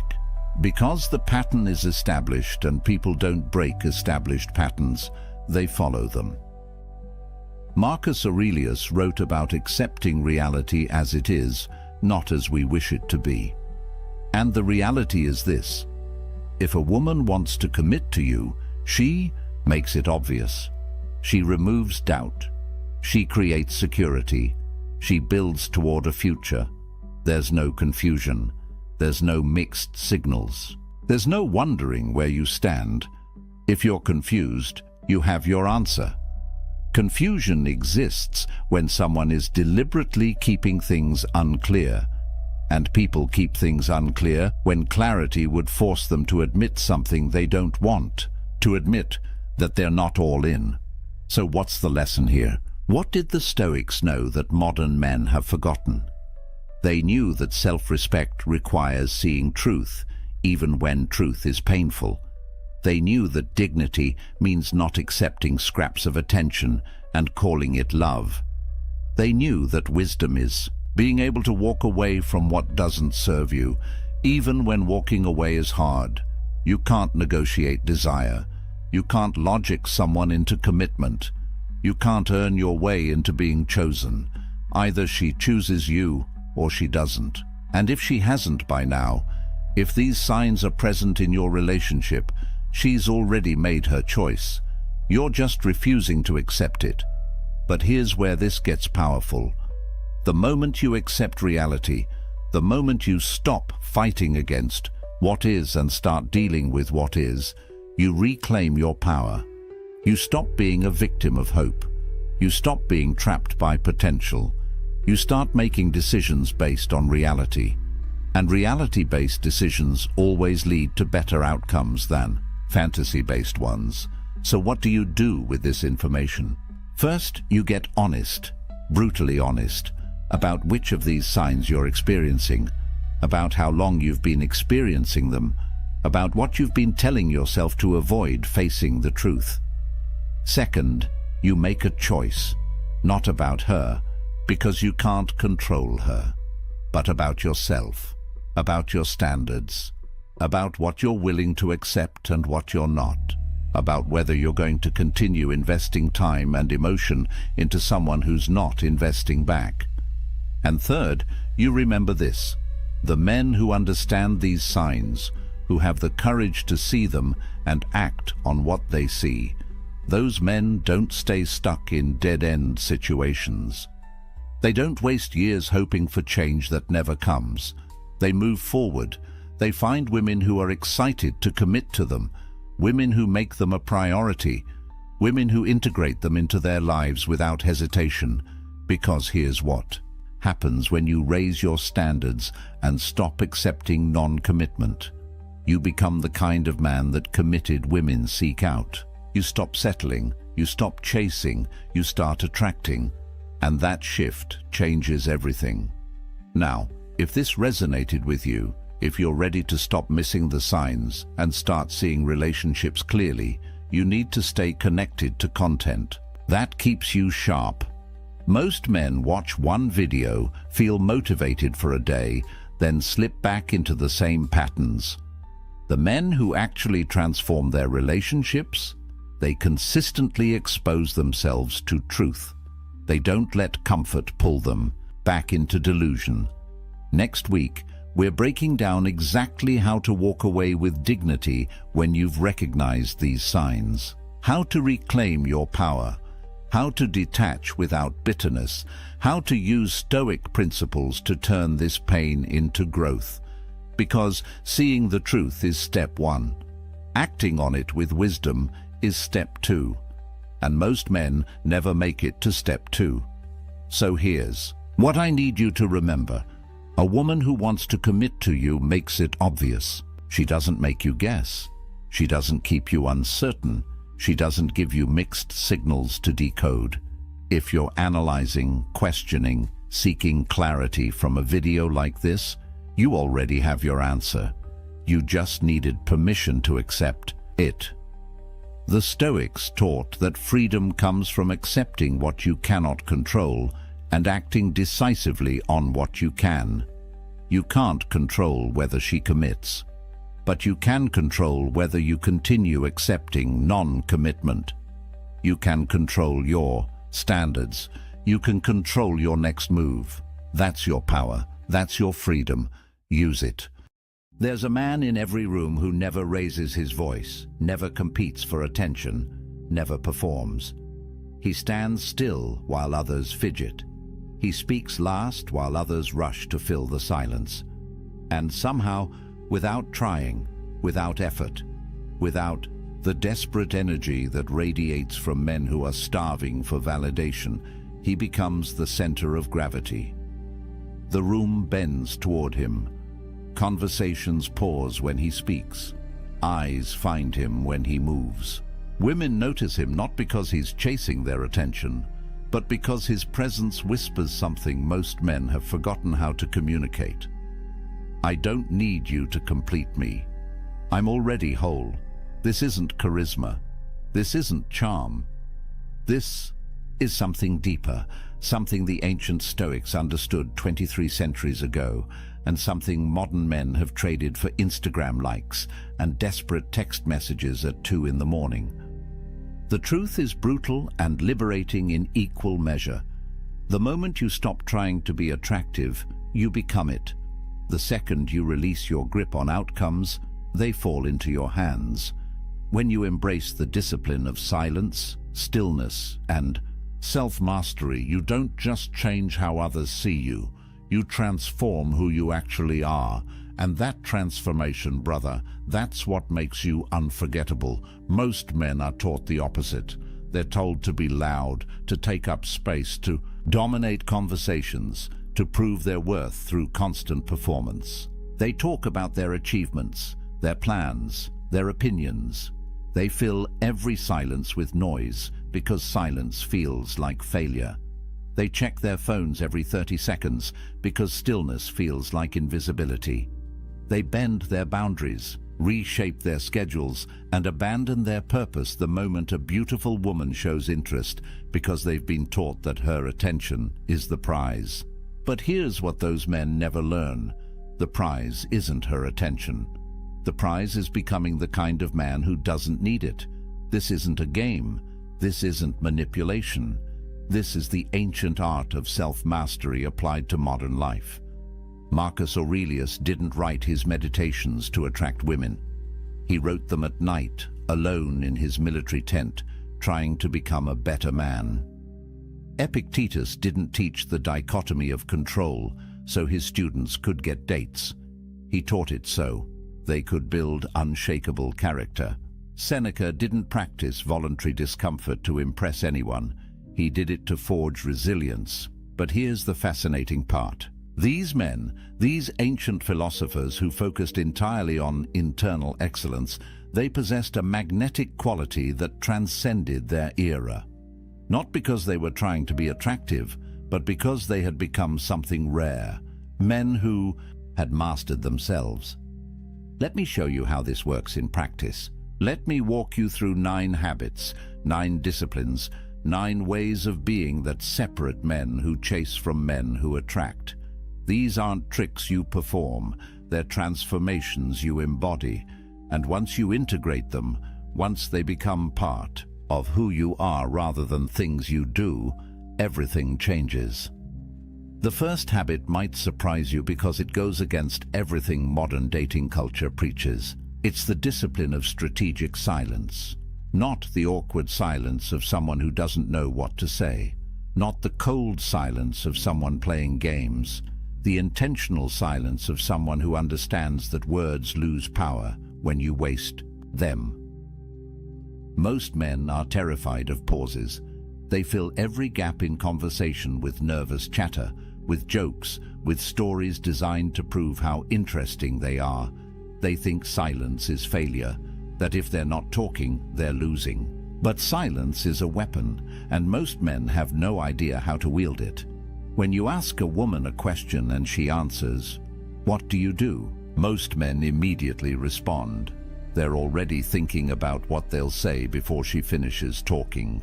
They're performing, not listening. But a man who understands strategic silence does something different. He waits. 2 seconds, 3 seconds. He holds her gaze. He processes what she actually said, and he lets that pause create weight. In those seconds, something profound happens. Her mind begins to work. She wonders what you're thinking. She replays her words. She becomes aware of your attention in a way she never is when someone rushes to fill the space. That pause creates cognitive tension, and cognitive tension creates fascination. The neuroscience backs this up. When you create a pause, you're forcing her brain to complete a loop. Humans are pattern recognition machines. We need closure. An unanswered question, an unfilled silence, it gnaws at us. And the person who creates that tension, who can sit comfortably in that space, they become magnetic.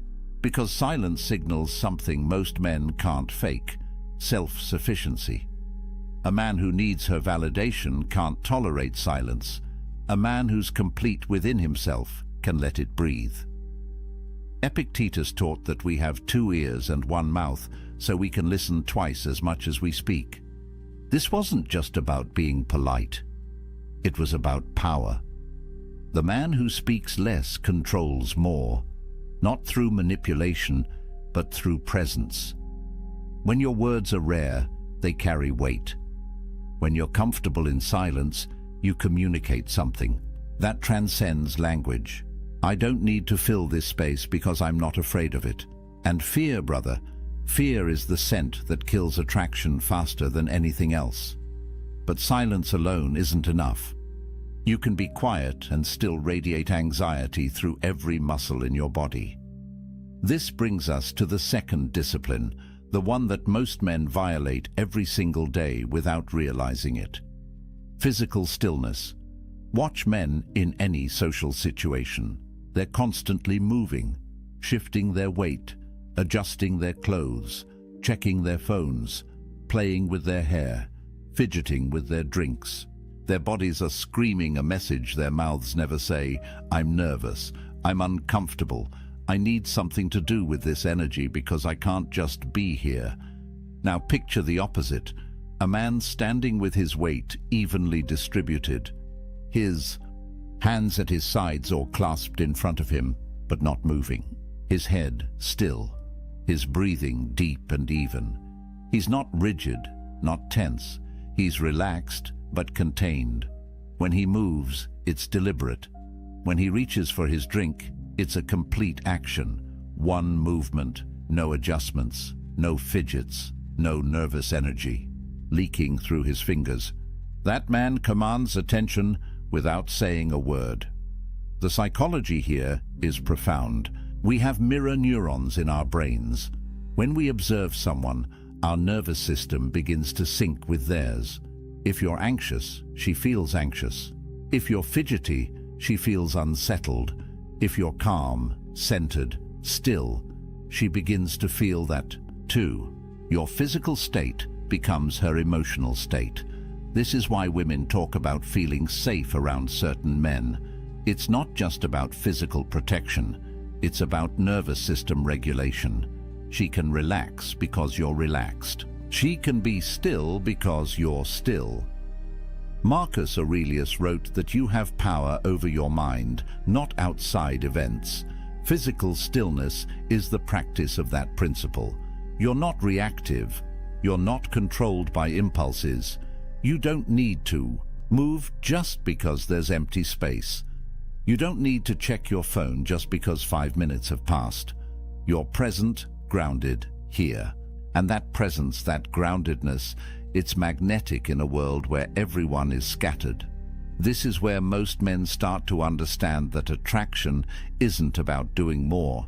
It's about being more intentional with everything you do, which leads us directly into the third discipline, one that modern social media has nearly destroyed: the practice of strategic mystery. In an age where people broadcast their entire lives, where every thought becomes a tweet and every meal becomes a photo, where vulnerability has been weaponized into a performance, the man who guards his inner world becomes fascinating by default. Mystery isn't about being secretive for the sake of games. It's about understanding that not everything needs to be shared. Not every thought needs to be vocalized. Not every experience needs to be explained.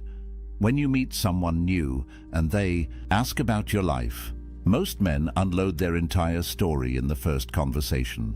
Where they're from, what they do, their past relationships, their future plans, their insecurities, their dreams. They think vulnerability creates connection. And it can, but only when it's earned. When you share everything immediately, you're not being authentic. You're seeking validation through disclosure. A man who practices strategic mystery answers questions, but he leaves room for imagination. She asks what you do. You tell her, but you don't give her your resume. She asks about your past. You acknowledge it without turning the conversation into therapy. She asks about your plans. You share enough to intrigue without revealing the full map. This isn't deception. This is discretion. It's understanding that the human mind is drawn to what it doesn't fully understand and repelled by what's been completely explained. There's a psychological principle called the Zeigarnik effect. It describes how our brains remember incomplete tasks better than completed ones. An open loop stays active in our minds. We keep thinking about it, turning it over, trying to close it. When you practice strategic mystery, you create open loops. She knows some things about you, but not everything. Her mind keeps working even when you're not there. She wonders, she imagines, she becomes curious. And curiosity, properly cultivated, is a more powerful force than any pickup line ever invented. The Stoics understood this intuitively. Marcus Aurelius kept his meditations private. They were never meant to be published. Epictetus taught his students but didn't seek fame. Seneca, was a public figure, but guarded his inner life fiercely. They knew that dignity requires discretion, that power is diminished when everything is exposed. Your thoughts, your struggles, your journey, these are sacred. Share them selectively with people who've earned access. Everyone else gets the version of you that's polite, present, but protected. But mystery without boundaries is just smoke. This is where the fourth discipline becomes critical: the practice of maintaining unwavering boundaries. This is where most men fail spectacularly. They meet a woman they're attracted to, and suddenly every boundary they claim to have dissolves. She texts at midnight. They respond immediately, abandoning their sleep schedule. She cancels plans last minute. They immediately offer alternatives, communicating that their time has no value. She disrespects them subtly.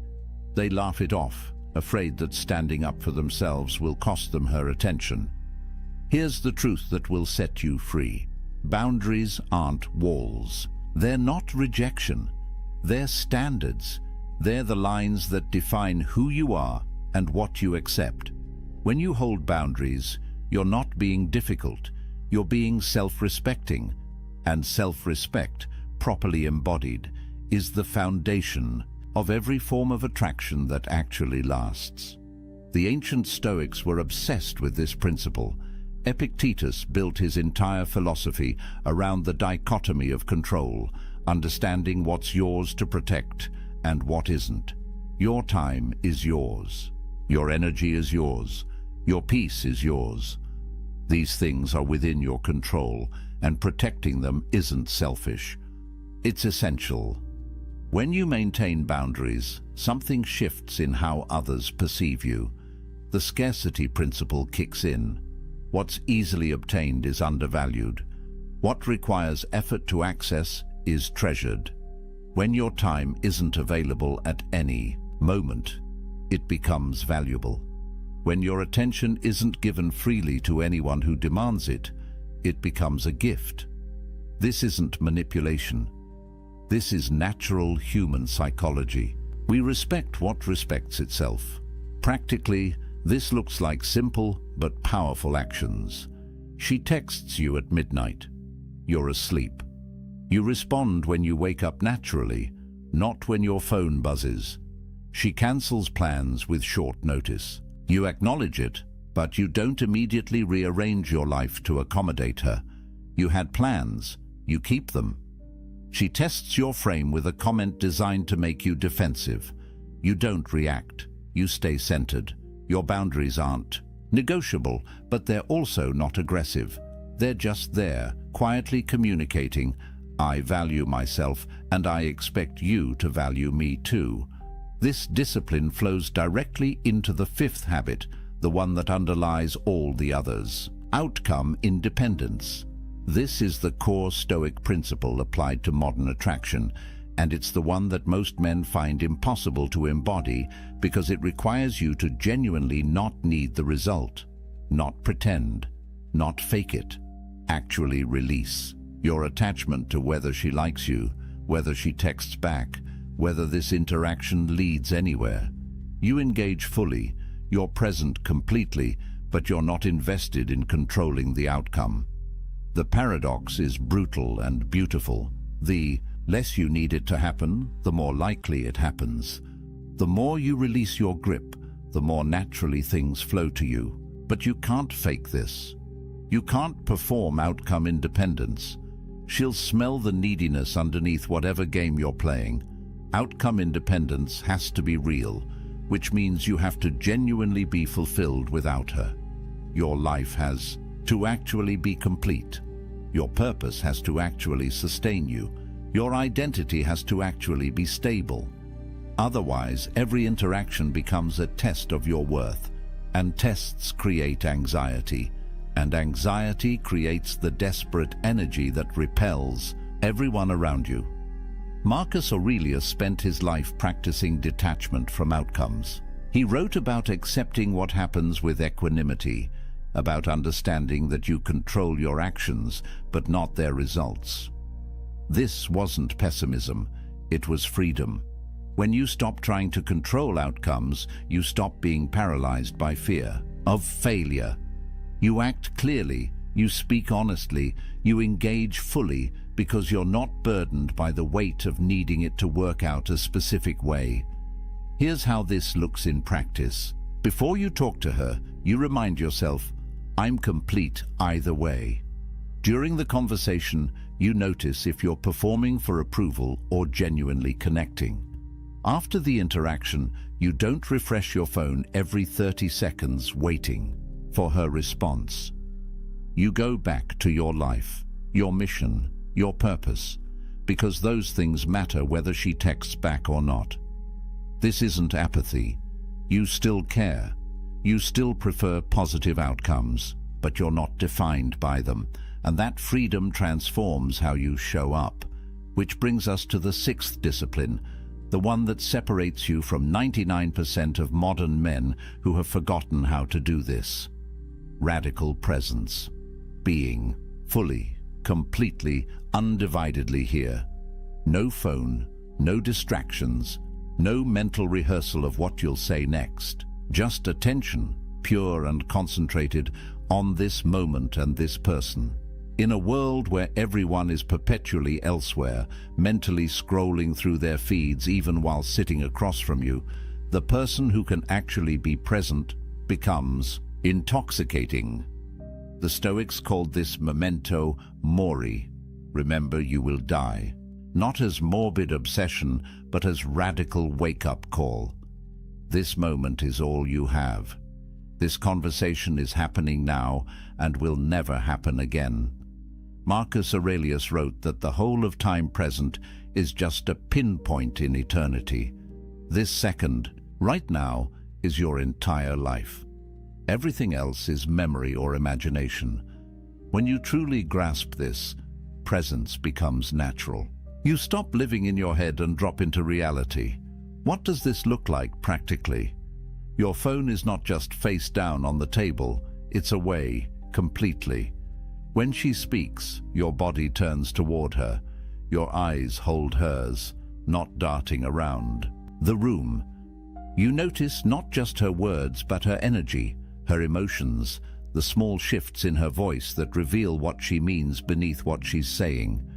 You respond to her actual communication, not the surface level. This level of attention is so rare that when someone receives it, they feel seen in a way that's almost shocking. The psychological power here is profound. When you're fully present, you create what researchers call interactional synchrony. Your nervous systems begin to harmonize. Time seems to slow down. The conversation flows. She feels safe enough to reveal her real self, not the performed version she shows most people.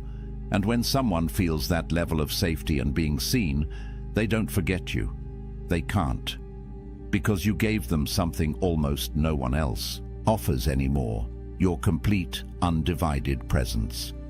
But presence without stability collapses under pressure. This is where the seventh discipline becomes essential. Emotional stability, not emotional suppression, not pretending you don't feel things.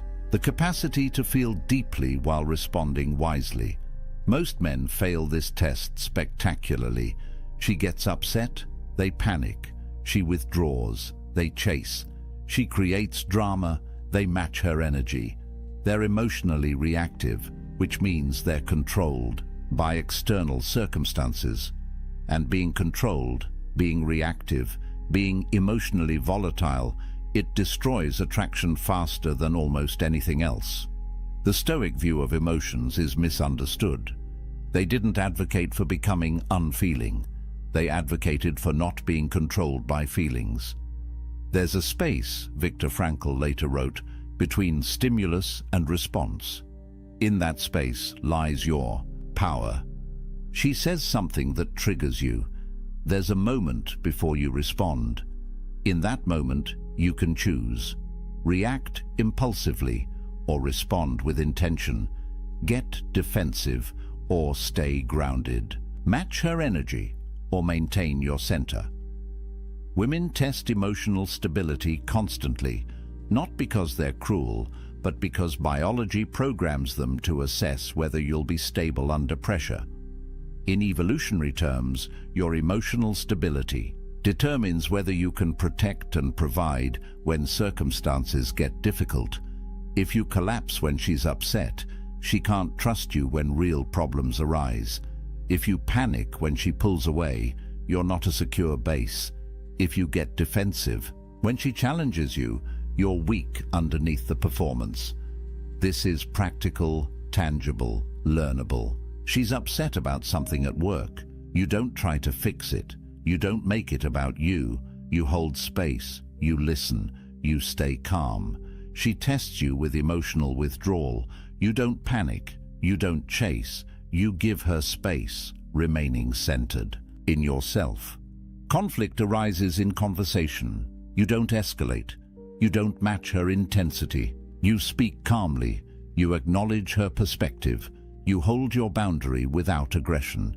This is emotional mastery, not control over her emotions, but complete authority over your own. But emotional stability without growth becomes stagnation. This is where the eighth discipline comes in, the one that makes everything else sustainable long-term. Relentless self-improvement. Not improving to get her, not changing yourself to match what you think she wants. The commitment to becoming excellent because that's who you've decided to be. Marcus Aurelius wrote, "Be tolerant with others and strict with yourself. This is the standard. High expectations for your own character, compassion for others' imperfections." Women are attracted to trajectory, to momentum, to men who are becoming something, not because they want a project to fix, because growth signals potential, and potential is exciting. A man who's stagnant, who's been the same person doing the same things for years, he's safe but boring. A man who's actively developing, who's reading, training, learning, building, he represents a future worth being part of. But here's the critical distinction. You improve because your standards demand it, not because her approval requires it. This looks like discipline across every domain. Physically, you train not for aesthetics, but for strength, resilience, capability. Mentally, you read widely, think deeply, expand your understanding of the world. Emotionally, you do the work. Therapy if needed. Meditation, journaling, facing your shadows instead of projecting them onto others. Professionally, you build competence, you contribute value, you become someone who solves problems rather than creates them. Spiritually or philosophically, you clarify your values and live by them, even when it's difficult. This compounds over time. The man who commits to improvement for 1 year is interesting. The man who commits for 5 years is formidable. The man who makes it a lifelong practice becomes rare, valuable, magnetic. Not because he's perfect, but because he's dedicated to excellence. And that dedication, that standard, it's visible in everything he does. She feels it. Everyone feels it. But all of this, every single discipline we've discussed, collapses without the ninth and final habit. The foundation that makes everything else possible. Operating from authentic purpose. Having a reason to exist that transcends pleasure, comfort, or validation. Something you're building, serving, creating, becoming. A mission that gives your life direction and meaning. Without this, every other habit becomes performance. With this, every habit flows naturally because it serves your greater aim. Marcus Aurelius ruled an empire. Epictetus taught philosophy. Seneca wrote and counseled. They had purposes larger than themselves. Their lives meant something beyond personal satisfaction. Modern men often avoid this work because it's difficult, because it requires confronting hard questions. What am I here to do? What's worth sacrificing for? What will my life have meant when it's over? It's easier to make women the purpose, to let relationships become the point. But when you do that, you become needy, desperate, without center. Because no person can be your purpose without crushing both of you under that weight. Purpose creates everything attractive about a man. It generates natural confidence because you know why you're here. It establishes boundaries automatically because you protect what serves your mission. It creates outcome independence because your purpose sustains you regardless of any single relationship. It makes presence easy because you're grounded in meaning. It provides emotional stability because you're not blown around by circumstances. It demands improvement because your purpose requires you to grow. It generates mystery because your life has depth beyond what anyone sees on the surface. When you have purpose, silence comes naturally. You're not desperate to fill space because you're not desperate for validation. Stillness emerges organically. You're centered in something real. Mystery exists without effort. Your life has dimensions she's only beginning to discover. Everything we've talked about, every discipline, every habit, they all flow from this foundation. A man on a mission doesn't chase attraction. It follows him, not because he's using techniques, but because he's become someone genuinely worth following. Here's what this means practically. You wake up every day with something to do that matters. Not just a job, though work can be part of it. Something you're building, creating, serving. Maybe you're developing a skill, starting a business, creating art, serving a community, raising a family with intention. Whatever it is, it's yours. It gives you direction. It makes you someone with somewhere to go, and women want to walk beside. Men who are going somewhere. The irony is perfect and inescapable. When you stop making women your purpose, they become more attracted. When you build your life around something meaningful, they want to be part of it. When you're not trying to be attractive, you become it. Because attraction, real attraction, that lasts beyond the first conversation, it's not about tactics. It's about substance. It's about becoming a man who has mastered himself, who has built something real, who stands for something beyond his own comfort. These 9 habits work together. Each reinforces the others. Practice strategic silence, and you naturally develop stillness. Cultivate mystery, and boundaries become obvious. Build outcome independence, and presence flows naturally. Master emotional stability, and improvement becomes inevitable. Do all of this from genuine purpose, and you're not performing attraction. You're embodying it. This isn't easy. None of it is easy. Anyone who tells you there's a shortcut is selling you something. The Stoics were clear about this. Excellence requires discipline. Character requires practice. Becoming admirable requires becoming someone worth admiring, and that's daily work. But it's the only work that actually creates lasting results. You can learn all the pickup lines, all the texting strategies, all the psychological tricks.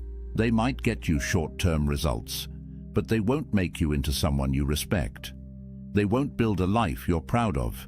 They won't create the kind of attraction that sustains a real relationship. What I'm describing is different. It's becoming the kind of man who doesn't need these videos, these strategies, these techniques. The kind of man who attracts naturally because he's built himself into something genuinely attractive. Not attractive because he's playing a role, but attractive because he's become someone valuable, someone centered, someone purposeful, someone who has done the work.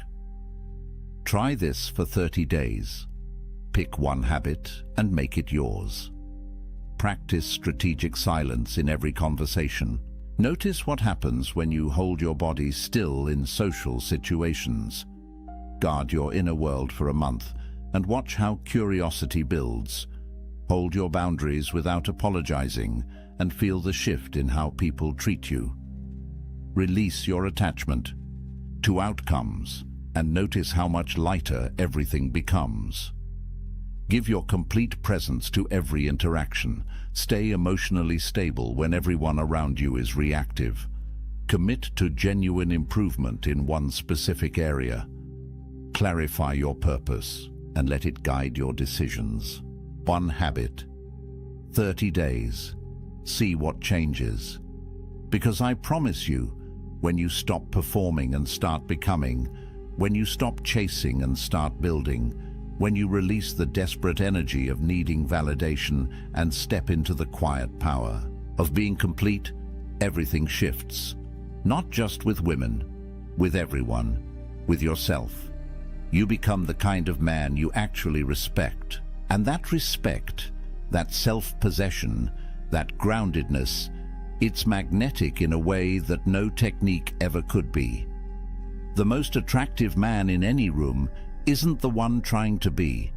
He's the one who's forgotten to care because he's too busy being excellent, too focused on his purpose, too grounded in his values to waste energy on performance. Be that man. Do the work. Build the life. Master yourself. The attraction will follow, not because you chased it, but because you became worth chasing. If this resonated with you, if you felt something shift in how you understand attraction and masculinity, hit that like button. Subscribe to this channel because we're building a community of men who are committed to excellence, who understand that the ancient wisdom still works, who are willing to do the difficult work of becoming someone genuinely valuable. Drop a comment below and tell me which of these 9 habits you're starting with today. Which one challenges you most? Which one are you ready to master? Remember, the Stoics have been waiting 23 centuries to teach you this. Marcus Aurelius faced battles, plagues, betrayals, and he never lost his center. Epictetus was born into slavery and died free in every way that matters. Seneca counseled emperors and faced death with equanimity. These weren't men who had easy lives. They were men who built unshakable character. You have the same capacity, the same potential, the same choice every single day to become stronger, wiser, more centered. The most attractive man in the room isn't the one trying to be. Be that man. Welcome back. Tonight we step into the hidden playbook of true power, a guide not written in titles or wealth, but in the discipline of the mind. If you've ever wondered why some people remain unshaken while the world around them burns, you're in the right place. The hall trembles with noise. Shouts rise like thunder. Accusations pierce the air, and the crowd waits for an eruption. At the center sits a single figure, a leader, motionless, unflinching. Their hands rest calmly on the table, their gaze steady, their breath even. Around them, chaos rages. Advisors demand action, rivals whisper insults. The room seethes with tension. Yet this leader does not rise, does not argue, does not take the bait. They remain silent. This moment is more than stillness. It is dominance. Because what unsettles the crowd is not what the leader says or does, but what they choose not to say, what they choose not to do. We are conditioned to think of power as loud, forceful, overwhelming. But what if true power is something else entirely? What if real strength lies not in striking back, but in refusing to be moved at all? So I ask you, what makes someone truly powerful? It's not the battles they win, it's the battles they refuse to fight. The greatest strength does not always come from the sword or the shout. It comes from the discipline to withhold reaction when every fiber of the world demands you explode. Tonight, we're going to explore 6 things powerful people never react to. Not sometimes, not occasionally, never. 6 moments that would make the average person boil with anger, break down in despair, or lose themselves in temptation, yet the powerful stay calm, grounded, and unshaken. Each one is a test of composure, each one a crucible of strength. We'll journey through history, where Stoic philosophers like Marcus Aurelius and Seneca held their ground against ridicule and ruin. We'll step into fiction, where imagined warriors and leaders show us the timeless image of restraint as mastery. And we'll bring it into the modern day, where insults, rumors, setbacks, and even praise demand more from us than we realize. Along the way, you'll see how philosophy, discipline, and perspective intertwine to create an armor thicker than steel. The ability to control your own mind when the world loses control around you. Because the battlefield of life isn't fought only with armies, money, or politics, it's fought within, in the split-second decision of whether you react or remain still. So as we begin, I want to ask you something. Think about your own life for a moment. What is one thing you wish you could stop reacting to? Maybe it's criticism, maybe it's gossip, maybe it's failure, or the sting of loss. Whatever it is, imagine how much freer, stronger, and calmer you would feel if it no longer had power over you. Hold on to that thought, because by the end of this journey, you may discover that the path of Stoic mastery isn't about controlling the world. It's about controlling yourself, and it all begins here, with silence in the middle of chaos. Picture this: a crowded marketplace in ancient Rome. A senator shouts across the forum, hurling insults at a rival. The crowd leans in, waiting for a fiery response, hungry for drama. Yet the rival does something unexpected. He doesn't shout back. He doesn't flinch. He simply continues walking as if the insult had never been spoken. The crowd murmurs in confusion. Was this weakness, or was it something far greater? This is the power of non-reaction. Insults are traps, carefully laid to provoke you into abandoning your composure. They pull at the ego, daring you to defend yourself, to lash out, to prove them wrong. But here's the paradox. The moment you react, you've already lost. You've given control to the other person. You've let their words dictate your state of mind. And that is exactly what the powerful never allow. Stoic philosophy teaches us that insults only sting if we grant them permission. Epictetus once said, "If someone reviles you, it is his own action. You can choose to interpret it as harm or not." Think about that. The insult doesn't carry inherent power. It's our reaction that breathes life into it. Without your consent, the insult withers, hollow and harmless. Consider Marcus Aurelius, Emperor of Rome.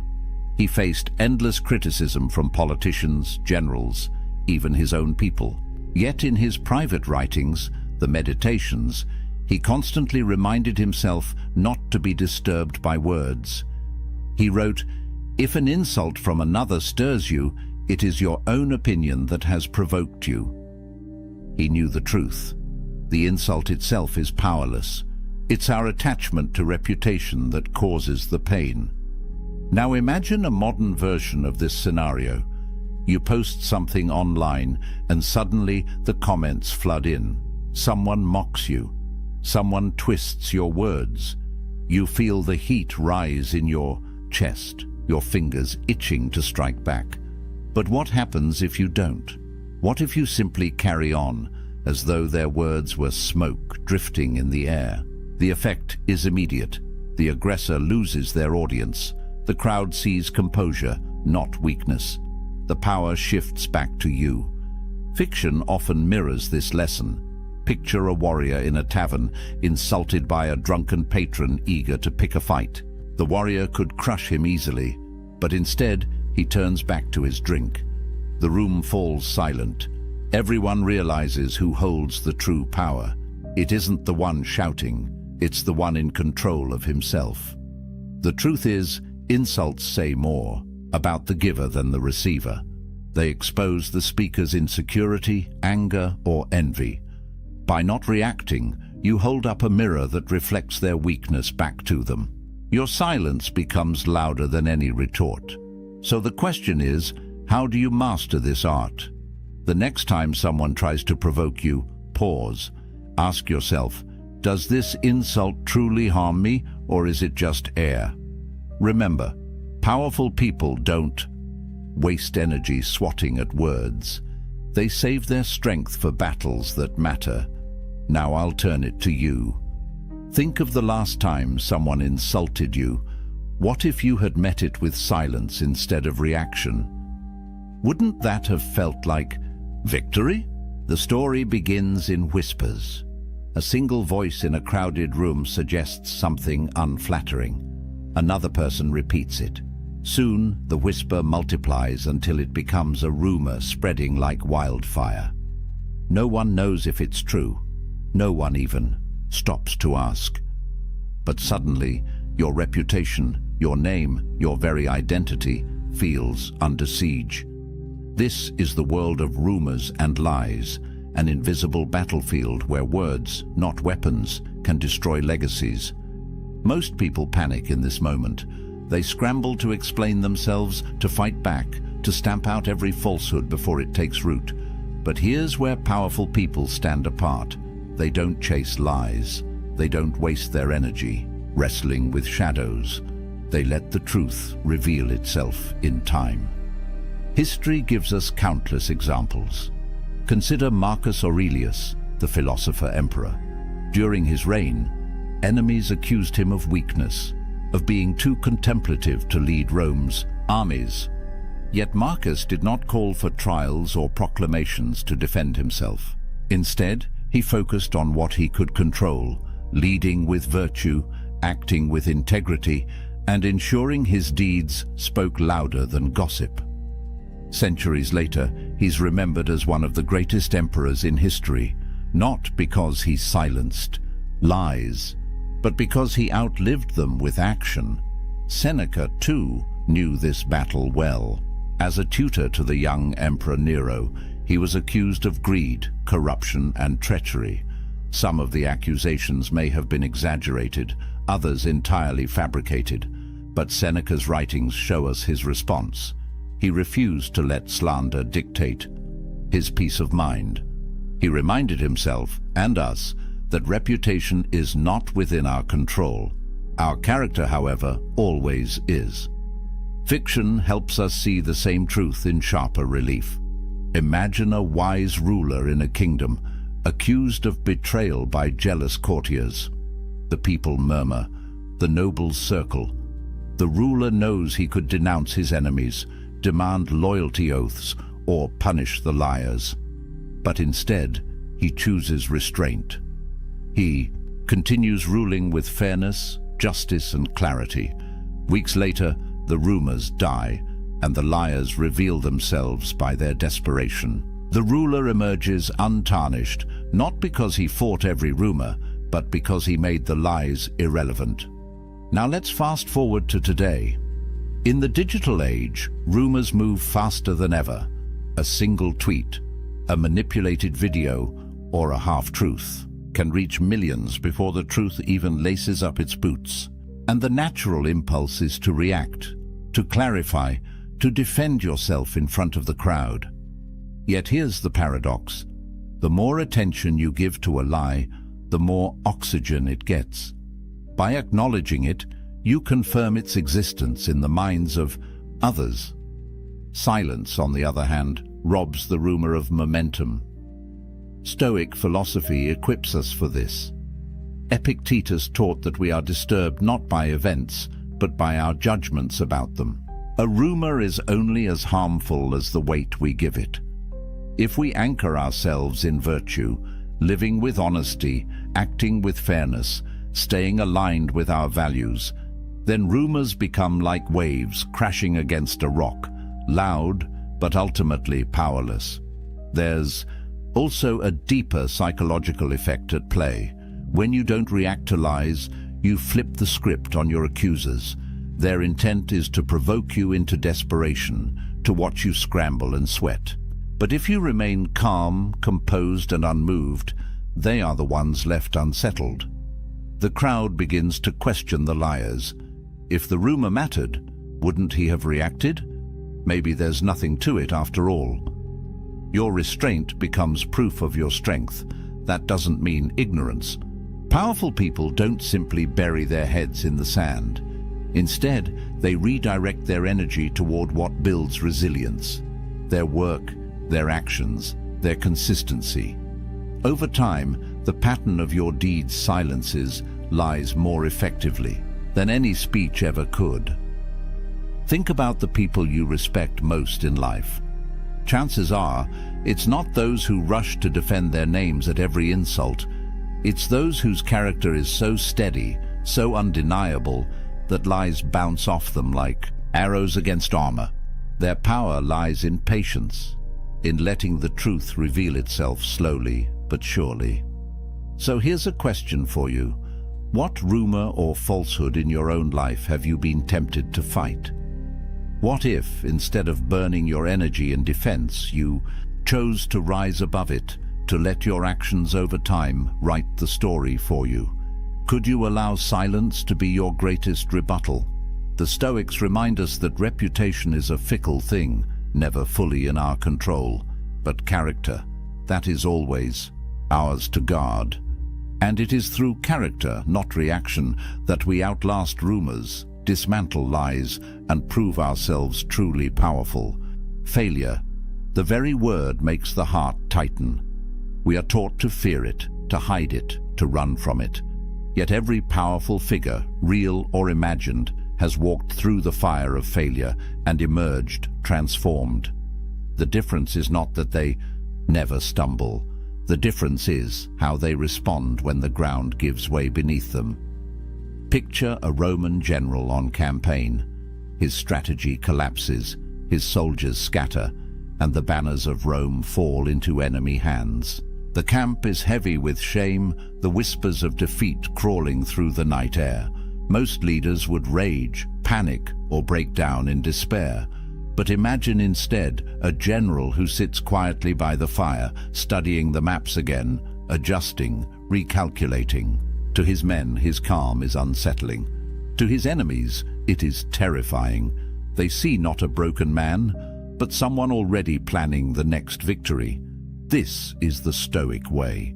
Failure is not the end, it is information. Marcus Aurelius captured this beautifully when he wrote, "The impediment to action advances action. What stands in the way becomes the way." In other words, the setback is not a barrier, it's the path itself. For the Stoic, failure isn't shameful, it's raw material for growth. Take Seneca, advisor to emperors and one of the richest men in Rome. Despite his wealth and influence, he endured exile, political disgrace, and ultimately an order to take his own life. Yet through all this, he kept writing, turning his misfortunes into teachings that still inspire us today. Seneca understood that external circumstances, loss, disgrace, even death, could not rob him of the inner power to choose his response. His failures became his legacy. Epictetus went even further. Born a slave, crippled from abuse, he might have seemed destined for a life defined by failure. Yet he transformed his suffering into wisdom, teaching that setbacks are not punishment, but training. He compared life to a wrestling school, where every hardship is a sparring partner, shaping you into something stronger. Fiction often illustrates this vividly. Picture a warrior in a story who loses a great battle. He returns home in shame, mocked, and diminished. Yet instead of retreating into bitterness, he trains harder, studies his mistakes, and grows into a leader greater than before. His eventual triumph is not despite his failure, it is because of it. The very setback that once defined him becomes the foundation of his future power. Now think about how failure shows up today. Maybe it's a project collapsing at work, a business that never took off, or a personal relationship that fell apart. The temptation is to see these moments as permanent scars, but powerful people see them as stepping stones. They don't dwell in the rubble, they build something new with it. The modern Stoic practice here is simple but profound. Reframe. Instead of asking, "Why did this happen to me?"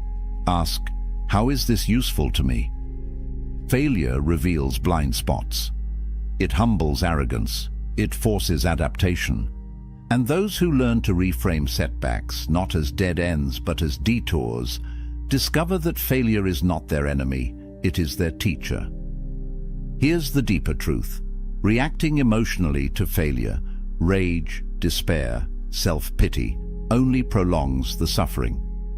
It burns energy without creating solutions, but non-reaction, calm reflection, and steady adjustment allow you to transform